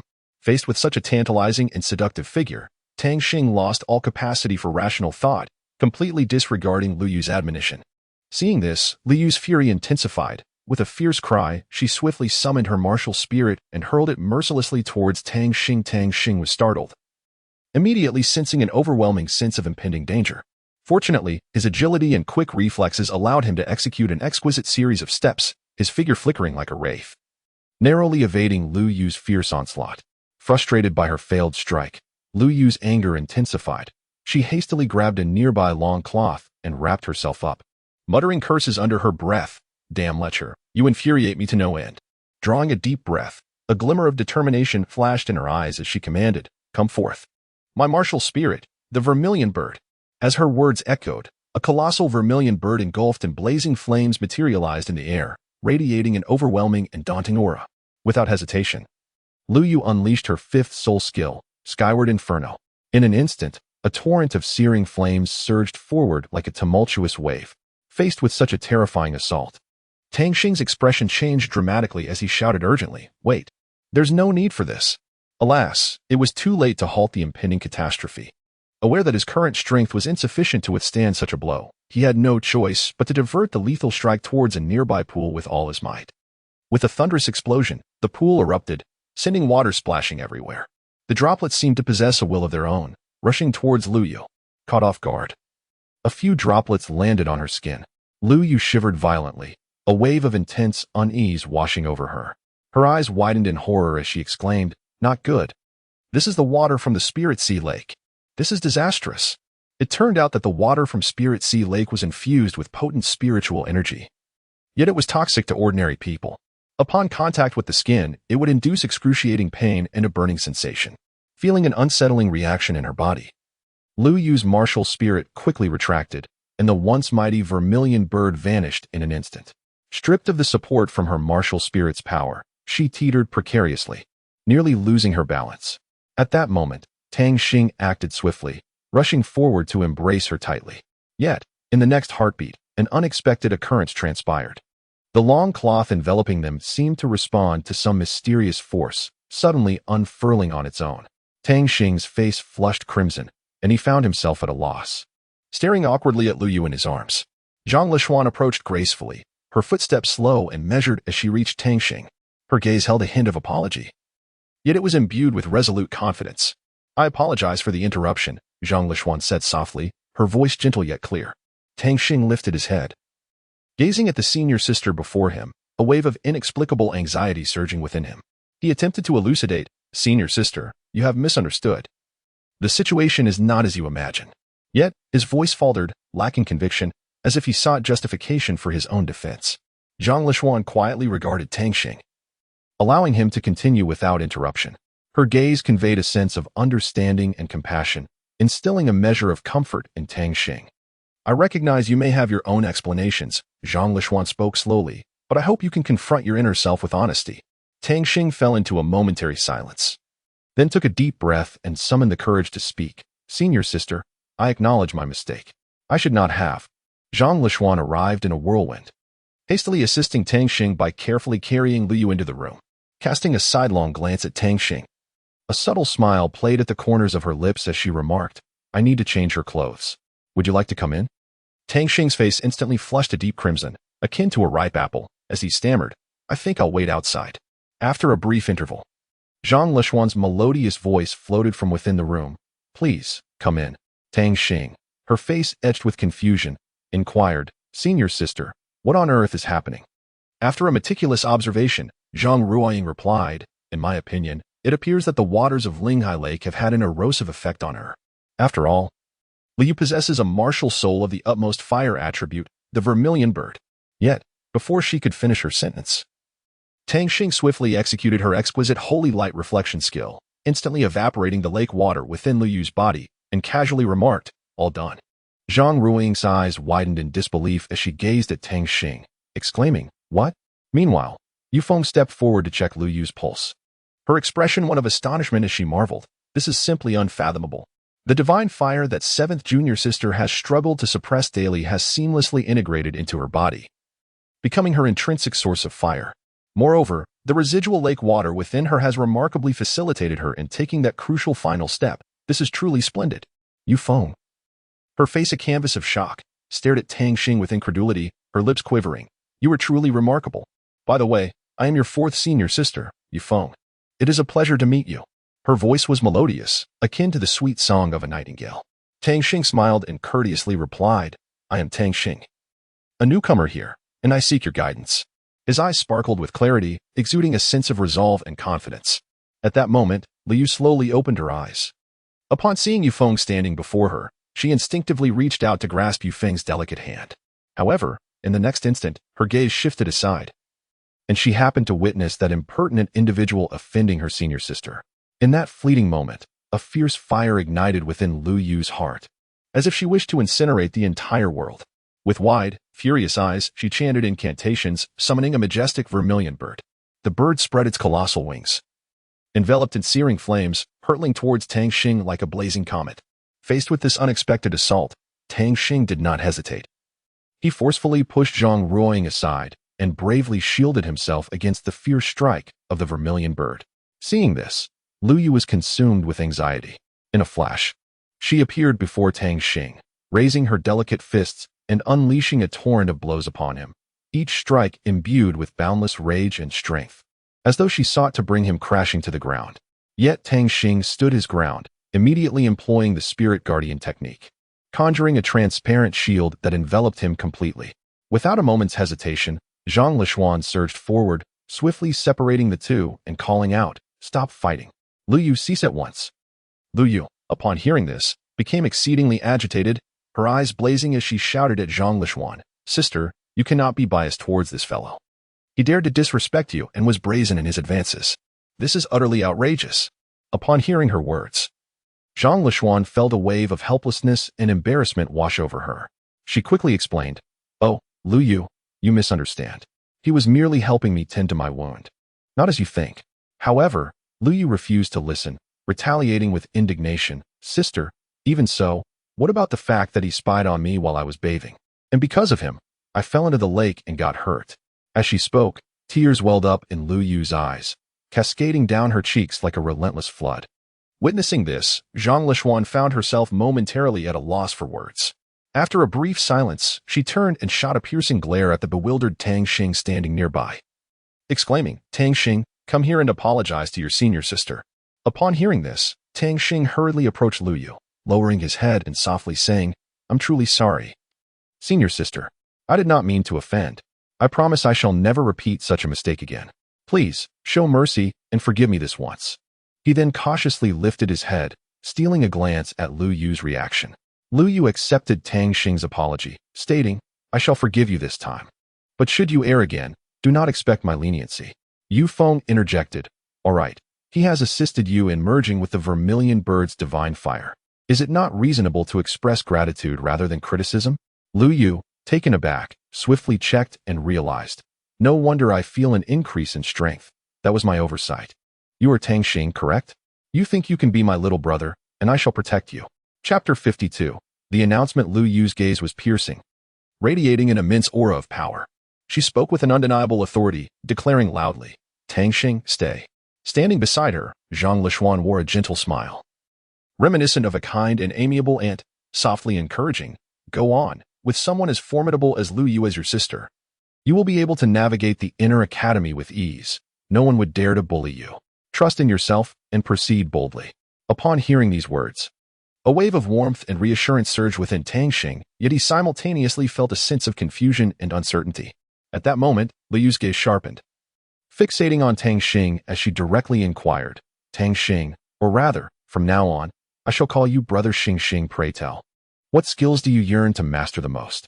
Confronted with this unexpected question, Tang Xing was momentarily taken aback. His previously handsome face now clouded with bewilderment as he murmured, I'm not quite sure. Observing Tang Xing's perplexity, Liu found herself momentarily speechless, unsure of how to respond. However, in the midst of this silence, a sudden spark of inspiration flickered in Liu Yu's mind as if a light had been ignited. With excitement, she clapped her hands and exclaimed, Of course. How could I have forgotten this? Brother Xing, why not experiment with casting or forging? You might discover joy and potential within those crafts. Upon finishing her words, Liu Yu's eyes gleamed with anticipation, as if she could already envision Tang Xing shining brilliantly in these two domains. Captivated by her suggestion, Tang Xing began to ponder whether he was indeed suited for such professions. After listening, Tang Xing's eyes glimmered with a hint of expectation and determination. He took a deep breath and said, Then I shall give it a try. Liu Yu smiled and nodded, then led Tang Xing towards the casting room. They traversed a narrow and dimly lit corridor, ultimately arriving at their destination. Upon entering the casting room, Tang Xing was immediately struck by the figure of Yuan Tianhua. At that moment, Yuan Tianhua was deeply engrossed in his work, beads of sweat dotting his forehead, yet his expression remained exceptionally serious and grave. Noticing someone had entered, Yuan Tianhua lifted his head, casting a sharp gaze towards Tang Xing, and spoke in a deep, resonant voice, I must ask, why is there yet another person here? I have made it abundantly clear that it is futile, regardless of who comes. Tang Xing was momentarily taken aback by the sudden inquiry. He blinked and quickly explained, I was sent by Sister Liu Yu to learn from you. Upon hearing the name Liu Yu, Yuan Tianhua's expression shifted dramatically. The tension in his muscles gradually eased. Replaced by a sense of reverence and respect, he immediately straightened his posture, his tone transforming into one of deference. Oh, so it is Miss Liu Yu who has sent you. I must apologize for my previous demeanor. Rest assured, I shall do my utmost to guide you. May I inquire if you wish to learn the art of casting? If so, let us first familiarize ourselves with the operation of the electric drill. With that, Yuan Tianhua moved to the side to retrieve an electric drill, preparing to demonstrate its usage to Tang Xing. Tang Xing's bright, expectant eyes were fixed intently on the bakelite drill in Yuan Tianhua's hand, as if it were an unparalleled treasure. He listened with rapt attention as Yuan Tianhua meticulously explained each step and technique, fearful of missing any crucial information. While operating the drill, Yuan Tianhua elucidated the principles and precautions involved in a manner that was both engaging and accessible. His deep, resonant voice captivated all who heard it. Tang Xing, like a sponge, eagerly absorbed this knowledge, striving to engrave it in his memory. When Yuan Tianhua completed his demonstration and turned to inquire, Did you understand? Did you grasp it? Tang Xing nodded without hesitation, his eyes shimmering with unwavering determination. Taking a deep breath, he declared, I would like to give it a try. Though this statement was succinct, it was imbued with boundless courage and resolve. Yuan Tianhua offered a slight smile, conveying his approval. He recognized that this young man possessed an insatiable thirst for knowledge. With the right guidance and opportunities, he was bound to achieve remarkable success. Thus, he handed the bakelite drill to Tang Xing and patiently instructed him on the proper use of the tool, as well as the essential safety precautions to observe. Tang Xing took the electric drill, feeling its weight, as if it were not merely a tool, but a symbol of responsibility and challenge. He cautiously pressed the switch, and the drill emitted a buzzing sound, beginning to spin. As he gradually familiarized himself with the operation, his speed increased, and a confident smile spread across his face. Yuan Tianhua rose without hesitation, swiftly offering his seat to Tang Xing. Tang Xing approached without delay, settling steadily into the position. Then carefully picked up the translucent crystal core and gently placed it on the workbench before him. He took a deep breath, his gaze focused and resolute, as if the entire world had narrowed down to this singular task. Next, Tang Xing grasped a sharp electric drill, akin to a skilled craftsman, precisely targeting the crystal core above and unhesitatingly pressing the start button. As the drill whirred into high-speed rotation, Tang Xing concentrated fully on controlling the pressure and angle, beginning to engrave the surface of the crystal core, meticulously and deftly, as if he had practiced countless times. Time passed minute by minute, and after a short while, Tang Xing finally halted his actions. He gently set down the drill, gazing at his freshly completed work, his eyes shimmering with satisfaction. At that moment, Yuan Tianhua, wide-eyed and astounded, stared at Tang Xing and the nearly identical finished product he had just created, utterly unable to believe what he was witnessing. Yuan Tianhua marveled in silence, never anticipating that Tang Xing possessed such exceptional skill and talent. Remarkably, he had managed to complete a preliminary piece so perfectly in less than 5 minutes. The speed and quality were indeed astonishing. At this moment, Yuan Tianhua profoundly realized that he had unwittingly stumbled upon a rare gem. A surge of overwhelming joy swelling within him. He must find a way to retain this young prodigy in the field of casting. In the days that followed, Tang Xing immersed himself wholeheartedly in the study of casting techniques. He eagerly absorbed knowledge, leaving no detail overlooked. Simultaneously, he continually experimented with various new methods and skills, striving to elevate his craftsmanship to greater heights. Thus, Tang Xing progressed step by step along the path of casting, gradually revealing extraordinary talent and potential. Li Fei closed his eyes tightly, wholly absorbed in deciphering the mysterious power contained within the bright dagger. Murmuring to himself, I seem to faintly sense that my soul power has ascended to level 37, but more remarkably, my martial soul appears to be undergoing a silent transformation. Could this be the legendary aura of light? How wonderful! I never imagined that my bright martial soul could ascend to become one of the most elite existences within the realm of bright martial souls. I have finally achieved it. At that moment, a graceful figure approached. It was Xian. With a smile on her face, she softly said, "Congratulations, Li Fei. Come, taste the fresh soup I specially prepared for you." Upon hearing this, Li Fei hurriedly opened his eyes and reached out to accept the bowl of soup that Ziyuan had handed him. He tilted his head back and drank it all in one go, then expressed his heartfelt gratitude, saying, "Ziyuan, I truly cannot thank you enough. By the way, how has your cultivation progressed recently?" Ziyuan nodded slightly, pausing for a moment before responding, "As for me, I have currently broken through to level 45, and my second profession has also achieved significant milestones."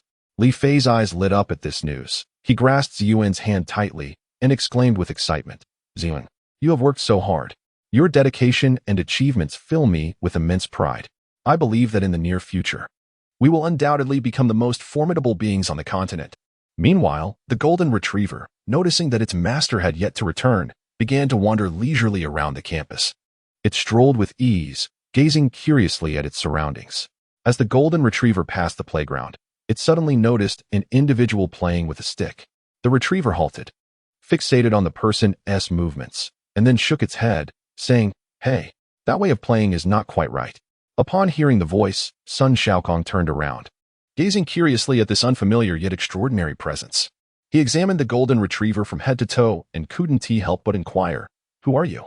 As Sun Shaokong scrutinized further, it dawned on him. "Oh, so you are Xing Ji's companion." The golden retriever nodded slightly in affirmation. Then, stepping forward with confidence, it proclaimed, "Indeed, the set of techniques you just demonstrated is incorrect. Watch me, and I shall teach you." No sooner had it spoken than the golden retriever summoned its mysterious weapon, a glowing stick. In an instant, the golden retriever entered a combat stance, wielding the stick with fluid grace, executing a series of exquisite techniques. Each move was infused with boundless power and skill, leaving onlookers in awe and wonderment. Sun Shaokong widened his eyes, fully engrossed in observing the golden retriever's motions, silently marveling at its prowess. After the golden retriever completed its display, it calmly returned to a standing position and turned to Sun Shaokong, asking, "So, did you remember the techniques I just demonstrated?" Sun Shaokong nodded vigorously, admiration evident on his face as he replied, "I remember, and I am immensely grateful for your guidance. Through this lesson, I have gained a deeper understanding and insight into my martial soul." Just then, a thought flashed in the golden retriever's mind, and it contemplatively remarked, "I have heard that the genius rankings are about to be reassessed. I assume you intend to participate in the competition for a ranking?" Upon hearing this, Sun Shaokung's expression dimmed slightly as he sighed softly, responding, "Yes, but to be honest, I do not feel very confident about my chances of making the list. The competition is incredibly fierce." The golden retriever cast a measured glance with its bright, profound eyes and slowly said, "Rest assured, in my view, you still possess considerable potential. As long as you can execute my techniques to perfection, there is indeed a possibility of securing a place among the top 10. Upon hearing these words, Sun Shaokong's previously tense expression transformed into one of unwavering determination and confidence. he replied earnestly. Brother Xing and the other 6 formidable spiritualists have long since proceeded to the inner courtyard. It is utterly impossible for them to participate in the competition for the ranking here in the outer courtyard. Thus, the number of individuals who can truly rival me in the outer courtyard will undoubtedly not exceed 5. The golden-haired individual nodded slightly in agreement, then opened his mouth to say, in that case, I sincerely wish you swift success. I believe that with your strength and resolve, you shall surely stand out in this fierce competition and achieve remarkable results. Go for it. After uttering these encouraging words, a spark of confidence shimmered in his eyes, as if he was filled with faith in Sun Shaokong. The talent ranking is a fiercely competitive list specifically established for the outer courtyard disciples, aimed at allowing these disciples to clearly recognize the disparities between themselves and others. Mu Shi softly elucidated, her tone laced with a hint of solemnity. At that moment, a man suddenly emerged and interjected, indeed, the update of this talent ranking is, in essence, a rigorous examination of their hard-earned achievements. However, it is noteworthy that this year's talent ranking will undergo a significant transformation in its rules. The competition for the ranking will be divided into 2 stages. The first round will consist of intense one-on-one matches, while the second round will feature thrilling team battles. Furthermore, the higher one's ranking in the first round, the sooner they can engage in the second round. Upon hearing this, the crowd exchanged glances, internally contemplating how this newly introduced rule felt overwhelmingly unfamiliar and challenging to them. Standing on the stage, Mu Shi's gaze slowly swept across the multitude below before finally resting on the man, softly stating, Lu Han, observe the reactions of these individuals. Her eyes revealed a hint of concern and helplessness. Lu Han furrowed his brows slightly, inhaled deeply, and then abruptly unleashed his formidable martial soul's pressure. This wave of pressure swept through the venue like an invisible storm, instantly silencing the previously raucous atmosphere. Everyone felt the authority and weight emanating from Lu Han. His voice resonated, deep and powerful. Esteemed guests, please maintain silence. I am well aware of the various opinions and controversies surrounding this competition. Yet I implore you all to approach this event with proper order and attitude. With merely an hour remaining until the competition commences, I hope all participants and spectators are adequately prepared. His words were succinct, yet carried an undeniable firmness. Under Lu Han's imposing presence, the crowd bowed their heads, refraining from making any further noise. The entire venue fell into a solemn stillness, as if time itself had come to a halt. Only the occasional sound of soft breaths and the rustling of leaves in the wind broke this tranquility. Sun Shaokong approached Lan Tian with a light step, and a glance revealed Su Chuan, Su He, and Ding Xian standing quietly nearby. The 3 individuals gazed solemnly at the azure sky and spoke in unison, Blue Sky. I request to rejoin the team. A radiant smile graced Blue Sky's face, warm and inviting like the gentle sun of spring, as he softly replied, indeed, splendid. At last, our ranks are complete. Just then, Wan Ying approached gracefully, her enchanting presence capturing everyone's attention. She walked directly to Nian Shui, her tone tender as she remarked, Nian Shui, it seems participation in this competition is contingent upon forming a team. Nian Shui nodded slightly in agreement and succinctly responded, if that is the case, then let us form a team. Before her words had fully settled, Zmo, who had remained silent until now, suddenly shattered the stillness. His deep, piercing gaze fixed intently on Nian Shui as he gravely stated, do not forget, we are still here. Following his gaze, Nian Shui noticed Qingyu, Nanxing, Zhuhao, and Ming Yin standing behind him. A wave of gratitude surged within her, and with a gentle smile, she sincerely expressed her thanks. Thank you all. Simultaneously, CTU approached, walking towards by Li Donghua. With a serious demeanor, he cautioned, this competition requires team participation, and the team must be specifically formed for the upcoming 2 rounds. However, Bai Li Donghua appeared indifferent, even displaying a hint of disdain as he nonchalantly replied, all right then, let's form a team. It seemed to him that this competition was merely a trivial matter.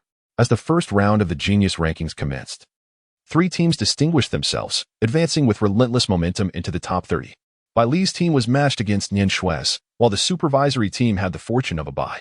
Outside, Blue Sky approached Nian Shui, saying, I have heard they are quite formidable. Nian Shui responded with resignation, there is no choice. I will do my best to compete, and I will compel them to give their all. Blue Sky advised her, Bai Li Donghua's team features 3 strong contenders, Bai Li Donghua, Ouyang Yunshun, and Qian Feng Qingyang. Be wary of these 3, They are adept. Nian Shui, confident, replied, "Do not worry. I possess my own secret weapon." Chapter 53. The wheel battle. Blue Sky was taken aback, his expression one of astonishment as he questioned, "Secret weapon? What on earth is that?" A slight smirk appeared at the corners of Nian Shui's lips, exuding an air of playful mystery as she softly replied, "That is a secret. Patience, and you shall learn shortly." With that, she turned back to the team, her demeanor serious as she instructed, "Listen carefully, everyone. Chu Hao will lead the charge and take the field first, followed by our planned strategy. I will make my entrance last as the final participant. Is everyone clear?" The team responded in unison, "Understood." At that moment, Nan Xing stepped forward, saying, "Nian Shui, allow me to go first." However, without hesitation, Nian Shui firmly rejected, "Absolutely not. If anything were to happen to you, my heart would be consumed by boundless guilt and remorse. After all, I promised your family that I would keep you safe. The appointed hour has arrived. Let us all embark together." Her words were resolute and powerful, imbued with an undeniable authority. With a serious expression, Nian Shui addressed Chu Hao, stating, "As far as I know, they will undoubtedly dispatch Situ to probe your strengths and weaknesses. However, what truly requires vigilance is my genuine prowess. One must not be complacent." Chu Hao nodded slightly in understanding and replied firmly, "Rest assured, I shall confront the challenge forthwith." With that, he stepped towards the center of the arena. At that moment, Situ approached, and upon seeing this adversary, a look of delight crossed Nian Shui's face as she murmured to herself, "It appears my conjecture was correct." From the sidelines, Lu Han announced loudly, "The competition officially commences." No sooner had the words left his mouth than Chu Hao and Situ engaged in an intense clash. Situ, witnessing Chu Hao's elusive form darting through the air like a specter, swiftly unleashed his first soul skill, the Skywinged Blades. In an instant, a multitude of sharp blades descended upon Chu Hao like a torrential downpour. Faced with such a fierce assault, Chu Hao reacted swiftly, activating his first soul skill, the Shadow of the Wind. Simultaneously, he adeptly employed the unique footwork techniques of the Cloud Sect, rendering his movements increasingly agile and ethereal. Remarkably, Chu Hao's execution of this first soul skill, combined with his exquisite footwork, caused the majority of the blades to miss their target entirely. Nian Shui, watching from the sidelines, could not help but feel a surge of relief, pondering, "Excellent. Chu Hao has made significant progress in mastering the illusory shadow. With such skills, he is more than capable of defeating Situ." Her gaze remained fixed on the unfolding battle, eagerly anticipating Chu Hao's triumph over this formidable foe. Unable to tolerate Chu Hao's incessant prattling and entanglement any longer, Situ felt a wave of irritation wash over him, his eyes flashing with a fierce determination. Without hesitation, he unleashed his third soul skill, the Celestial Blade Cross Slash. A surge of soul energy enveloped him as he clenched his fists and swung them forward with great force, summoning a colossal, razor-sharp cross-shaped radiance that surged toward Chu Hao with relentless momentum. Upon witnessing this, Chu Hao's gaze sharpened, yet a faint smile of confidence graced his lips. He recognized that this moment presented an unparalleled opportunity for counterattack. Without delay, he channeled his internal soul energy and executed his third soul skill, the Strike of Verdant Essence. In an instant, a powerful surge of green energy erupted from him, coalescing into a dazzling emerald sphere within his palm. With a vigorous swing of his arm, the sphere shot forth like a meteor, hurtling directly towards Situ's Celestial Blade Cross Slash. A thunderous crash resonated through the air as the two formidable attacks collided violently. In that moment, brilliance erupted, and energy surged forth, as though the very fabric of space were being torn asunder. Astonishingly, Chu Hao's Strike of Verdant Essence withstood Situ's Celestial Blade Cross Slash, shattering it with overwhelming force. Immediately following, that surge of green energy continued its relentless advance towards Situ. His expression changed dramatically, and he realized it was too late to evade. He could only watch helplessly as the green light struck his body, sending him hurtling backward like a kite severed from its string, crashing heavily to the ground outside the arena. In that fleeting moment, Nian Shui, standing nearby and silently observing the fierce battle, felt a sudden pang in her heart, as though gripped by an invisible hand, which caused her to become involuntarily anxious. She hastily employed a technique to convey her concerns to Chu Hao. "Chu Hao, do you still possess enough strength and endurance for the upcoming contest? If it feels unbearable." However, before she could finish her words, Chu Hao interrupted her without hesitation, his bright and resolute eyes fixed intently on her position, as if he could see through the void to the depths of her worries. He responded with equal urgency, his tone firm and resonant. Rest assured, I can certainly continue fighting. There is no need for concern. His declaration exuded an unwavering resolve and unparalleled confidence, leaving those who heard it profoundly shaken, their spirits deeply stirred. As snowflakes began to swirl and fall, it seemed as though the entire world had been cloaked in pristine white. At that moment, snow once again conveyed a message to someone in a special manner. You must be cautious. Next, it was time for Shangwan Wanxue to take the stage. Chu Hao was acutely aware that he stood little chance against this formidable opponent, yet he still yearned to test his skills. Shangwan Wanxue cast a cold, piercing glance at Chu Hao and mercilessly declared, "You are no match for me. You should withdraw at once." Nevertheless, Chu Hao defiantly retorted, "How can one know the outcome without experiencing it firsthand?" Shangwan Wanxue, feeling a surge of irritation, decided to forego further words with him and unleashed her second soul skill, the Cloud Ink Dragon Claw. A powerful force of soul energy surged upward like mist, coalescing into a massive, formidable dragon's claw that lunged at Chu Hao with great ferocity. Understanding the significance of this contest, Chu Hao knew he had to win the next 2 matches to secure victory. Without hesitation, he activated his second soul skill, Wind Control Lift. Instantly, a fierce wind howled past, lifting him into the air and deftly evading Shangwan Wanxue's fierce assault. Upon witnessing Chu Hao evade her attack, a flicker of surprise crossed her eyes. However, she did not relent. Instead, she swiftly leaped into the air, akin to a specter, and with tremendous force, swung her sword while exclaiming, "Cloud Ink Sky Slash." In an instant, a black sword energy sliced through the air, bearing an overwhelming destructive force as it descended upon Chu Hao.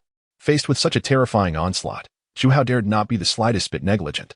He gritted his teeth, summoning every ounce of strength to unleash his most formidable move, the 4th spirit ability, Holy Feather Wind Blade. In an instant, countless sharp wind blades materialized out of thin air, resembling a fierce flock of birds, sweeping mercilessly towards Shangwan Wanxue.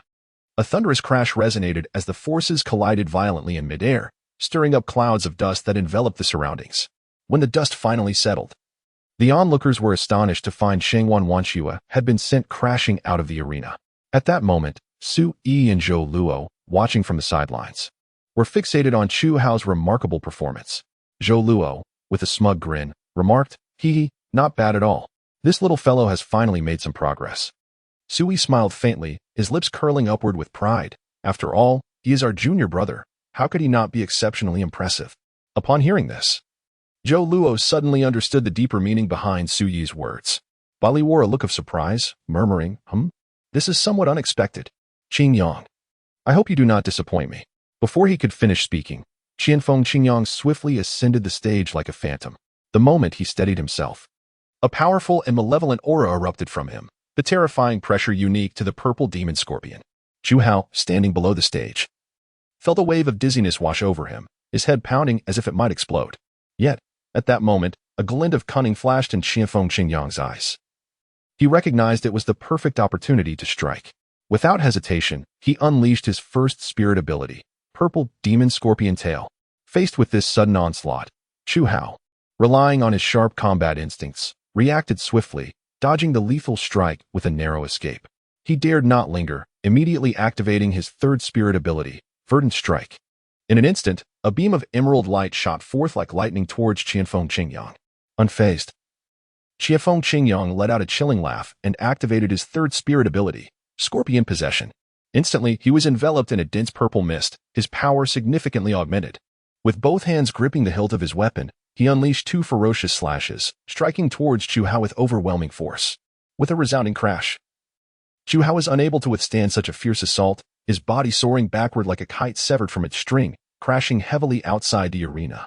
Nian Shui, witnessing the scene, felt a surge of anxiety. She rushed to Chu Hao's side in 3 strides, her face filled with concern as she asked, "Chu Hao, are you all right? Are you hurt? Please answer me." At that moment, Chu Hao lay on the ground, trembling all over, his complexion as pale as parchment. He struggled to speak, but only managed to emit a faint whisper, I'm fine." Clearly, that last blow had inflicted severe trauma upon him. Nian Shui brought Chu Hao to where Nansheng was situated, and without a word, Nansheng immediately began to treat Chu Hao. On the other side, Qingyu strode towards the high platform and addressed Qianfeng Qingyang, who stood atop it. "Today, I shall exact vengeance upon Chu Hao." As her words faded, A powerful aura erupted from her being, and she swiftly summoned her soul power, exclaiming, "Third soul skill, radiant aura." Subsequently, she unleashed her fourth soul skill, Spirit Cat Soars the Heavens. Simultaneously, she executed her first soul skill, Rain Stab. Faced with such a fierce onslaught, Qianfeng Qingyang understood that he could not withstand the attack head-on. Without hesitation, he deployed his fourth soul skill, Scorpion's Venom Blade. Instantly, countless blades gleaming with toxic brilliance surged towards Xingyu like a tempest. The air was filled with the sharp sound of clashing, as those venomous blades struck fiercely against the soul technique Xingyu had conjured. To everyone's astonishment, this seemingly indomitable defense was shattered in an instant, sending Xingyu herself flying back with tremendous force. Witnessing this scene, Wanning was consumed by anxiety. She knew that Xingyu could not afford to take further risks. So she sprang to her feet and called out, "Meng Yin, do not go any closer. Let me take this chance." Understanding her intent, Meng Yin nodded in agreement, conceding the opportunity to Wanning. As Qianfeng Qingyang regarded the youth before him, he mused, "Does this lad not comprehend my prowess? How audacious of him to challenge me so recklessly." With a contemptuous snort, he flicked his tail, as hard as steel and laced with venom, launching it like a bolt of lightning towards the youth. However, what Qianfeng Qingyang did not anticipate was that at the very moment he unleashed his toxic tail, a massive inferno erupted from thin air, hurtling toward his tail with astonishing speed. Startled by this unforeseen assault, Qianfeng Qingyang hastily attempted to retract his tail. But it was too late. At this moment, Wanning seemed to have discerned Qianfeng Qingyang's intentions and offered him no respite. With a graceful wave of her hand, she unleashed 4 or 5 searing fireballs, each brimming with tremendous power, which streaked toward Qianfeng Qingyang like falling meteors. Realizing that the fireballs were on the verge of striking him, Qianfeng Qingyang understood the dire consequences of being hit. In that critical instant, he resolved to summon his most formidable fourth soul skill, Scorpion's Venom Blade. Instantly, a thick black mist erupted from his body, coalescing into a razor-sharp giant venomous blade that clashed head-on with the fireballs. Simultaneously, Wanting did not relent. She cried out, invoking her third soul skill, Blazing Sunday. Suddenly, a resplendent crimson sun ascended with breathtaking swiftness, radiating an intense heat and brilliance that ignited a heart-stirring confrontation with the mystical scorpion blade of Qianfeng Qingyang. A thunderous roar erupted as the soul powers of both adversaries clashed and surged, generating torrents of violent energy shockwaves. The very fabric of space seemed to tremble in response, with the surrounding air becoming searing and distorted. Ultimately, in this fierce contest, Qianfeng Qingyang found himself gradually at a disadvantage, forcefully expelled from the arena by the overwhelming force of the blazing sun. Tuoba Chiching strode onto the stage with an air of arrogance, a smirk of disdain gracing his lips as he taunted, "Humph. If you can breach my defenses, I shall concede victory to you. Why not give it a try?" His words dripped with provocation and contempt. Faced with such a brash opponent, Wanning remained unperturbed. She stood resolutely, her gaze sharp and unwavering.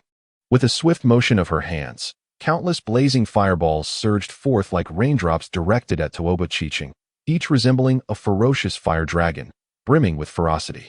However, Tuoba Chiching displayed no signs of panic. Upon realizing that Wanning was merely employing fireball attacks, he let out a cold chuckle. "Huh, is this all you have? How utterly disappointing. Do you possess no other formidable techniques? Show me the true might of your third soul skill." At this, a cunning glimmer flickered in Wan Ying's eyes. She inhaled deeply, channeling her inner soul power, ready to unleash her third soul skill, Radiant Blaze. As she softly intoned a spell, an overwhelmingly intense energy erupted from her being. Soon, a massive wheel of flames materialized in the air, dazzling and radiant like the sun, exuding suffocating heat and immense pressure. Tuoba Chiching felt the scorching aura wash over him, his face instantly paling as he involuntarily exclaimed, "It's so hot." He struggled to withstand a heat wave, but the ferocity of the flames was too great. His defenses crumbled in an instant. Witnessing this, Wanning donned a triumphant smile and declared, "Hee. Have I not breached your defenses? Dare you belittle me?" Her voice was melodious yet imbued with assertiveness.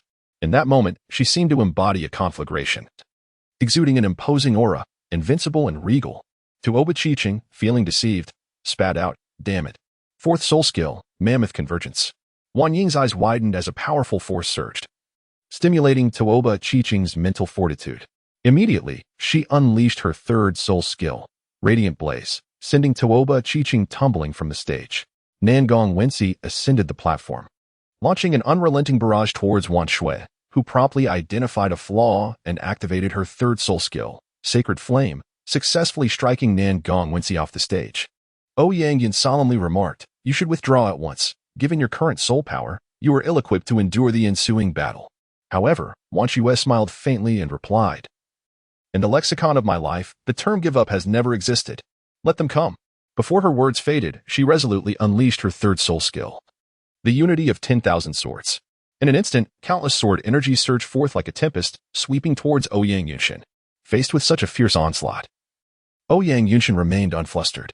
He swiftly reacted, immediately employing his fourth soul skill, Phoenix Dance in the Nine Heavens. With a crisp phoenix cry, a magnificent and colossal phoenix apparition soared into the air, clashing violently with the torrential sword rain. In that moment, brilliance erupted and potent energy surged forth. Ultimately, through her indomitable will and exquisite skills, Wan Shui successfully shattered Ouyang Yunshin's attack, forcing him back several steps. At that critical moment, Ouyang Yunshin suddenly grasped his long sword, channeling all his soul power. Moments later, a dazzling light burst forth as he finally unleashed his fourth soul skill, part of the Celestial Gang.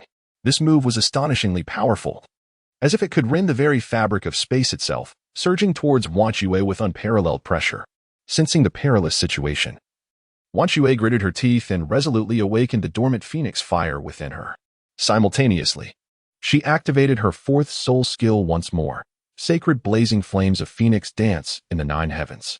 Instantly, roaring flames erupted, colliding fiercely with the heart of the Celestial Gang.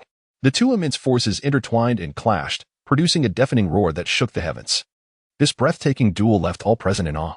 Even the air seemed to freeze in place. Ultimately, due to their evenly matched strengths and the exertion of their utmost efforts, both figures were simultaneously hurled out of the arena. At this pivotal moment, Zimo leaped forward, securely catching the severely injured Wan Shui, and with concern said, "Do not speak. Rest well. I shall take you to the healer immediately. As for Wan Ying, I entrust her care to Nanxing." With that, he swiftly departed, cradling Wan Shui in his arms. Bailey Donghua approached the stage and declared, "You are no match for me. Leave the arena." Zimo, holding the token, retorted, "How can you be so certain of your victory?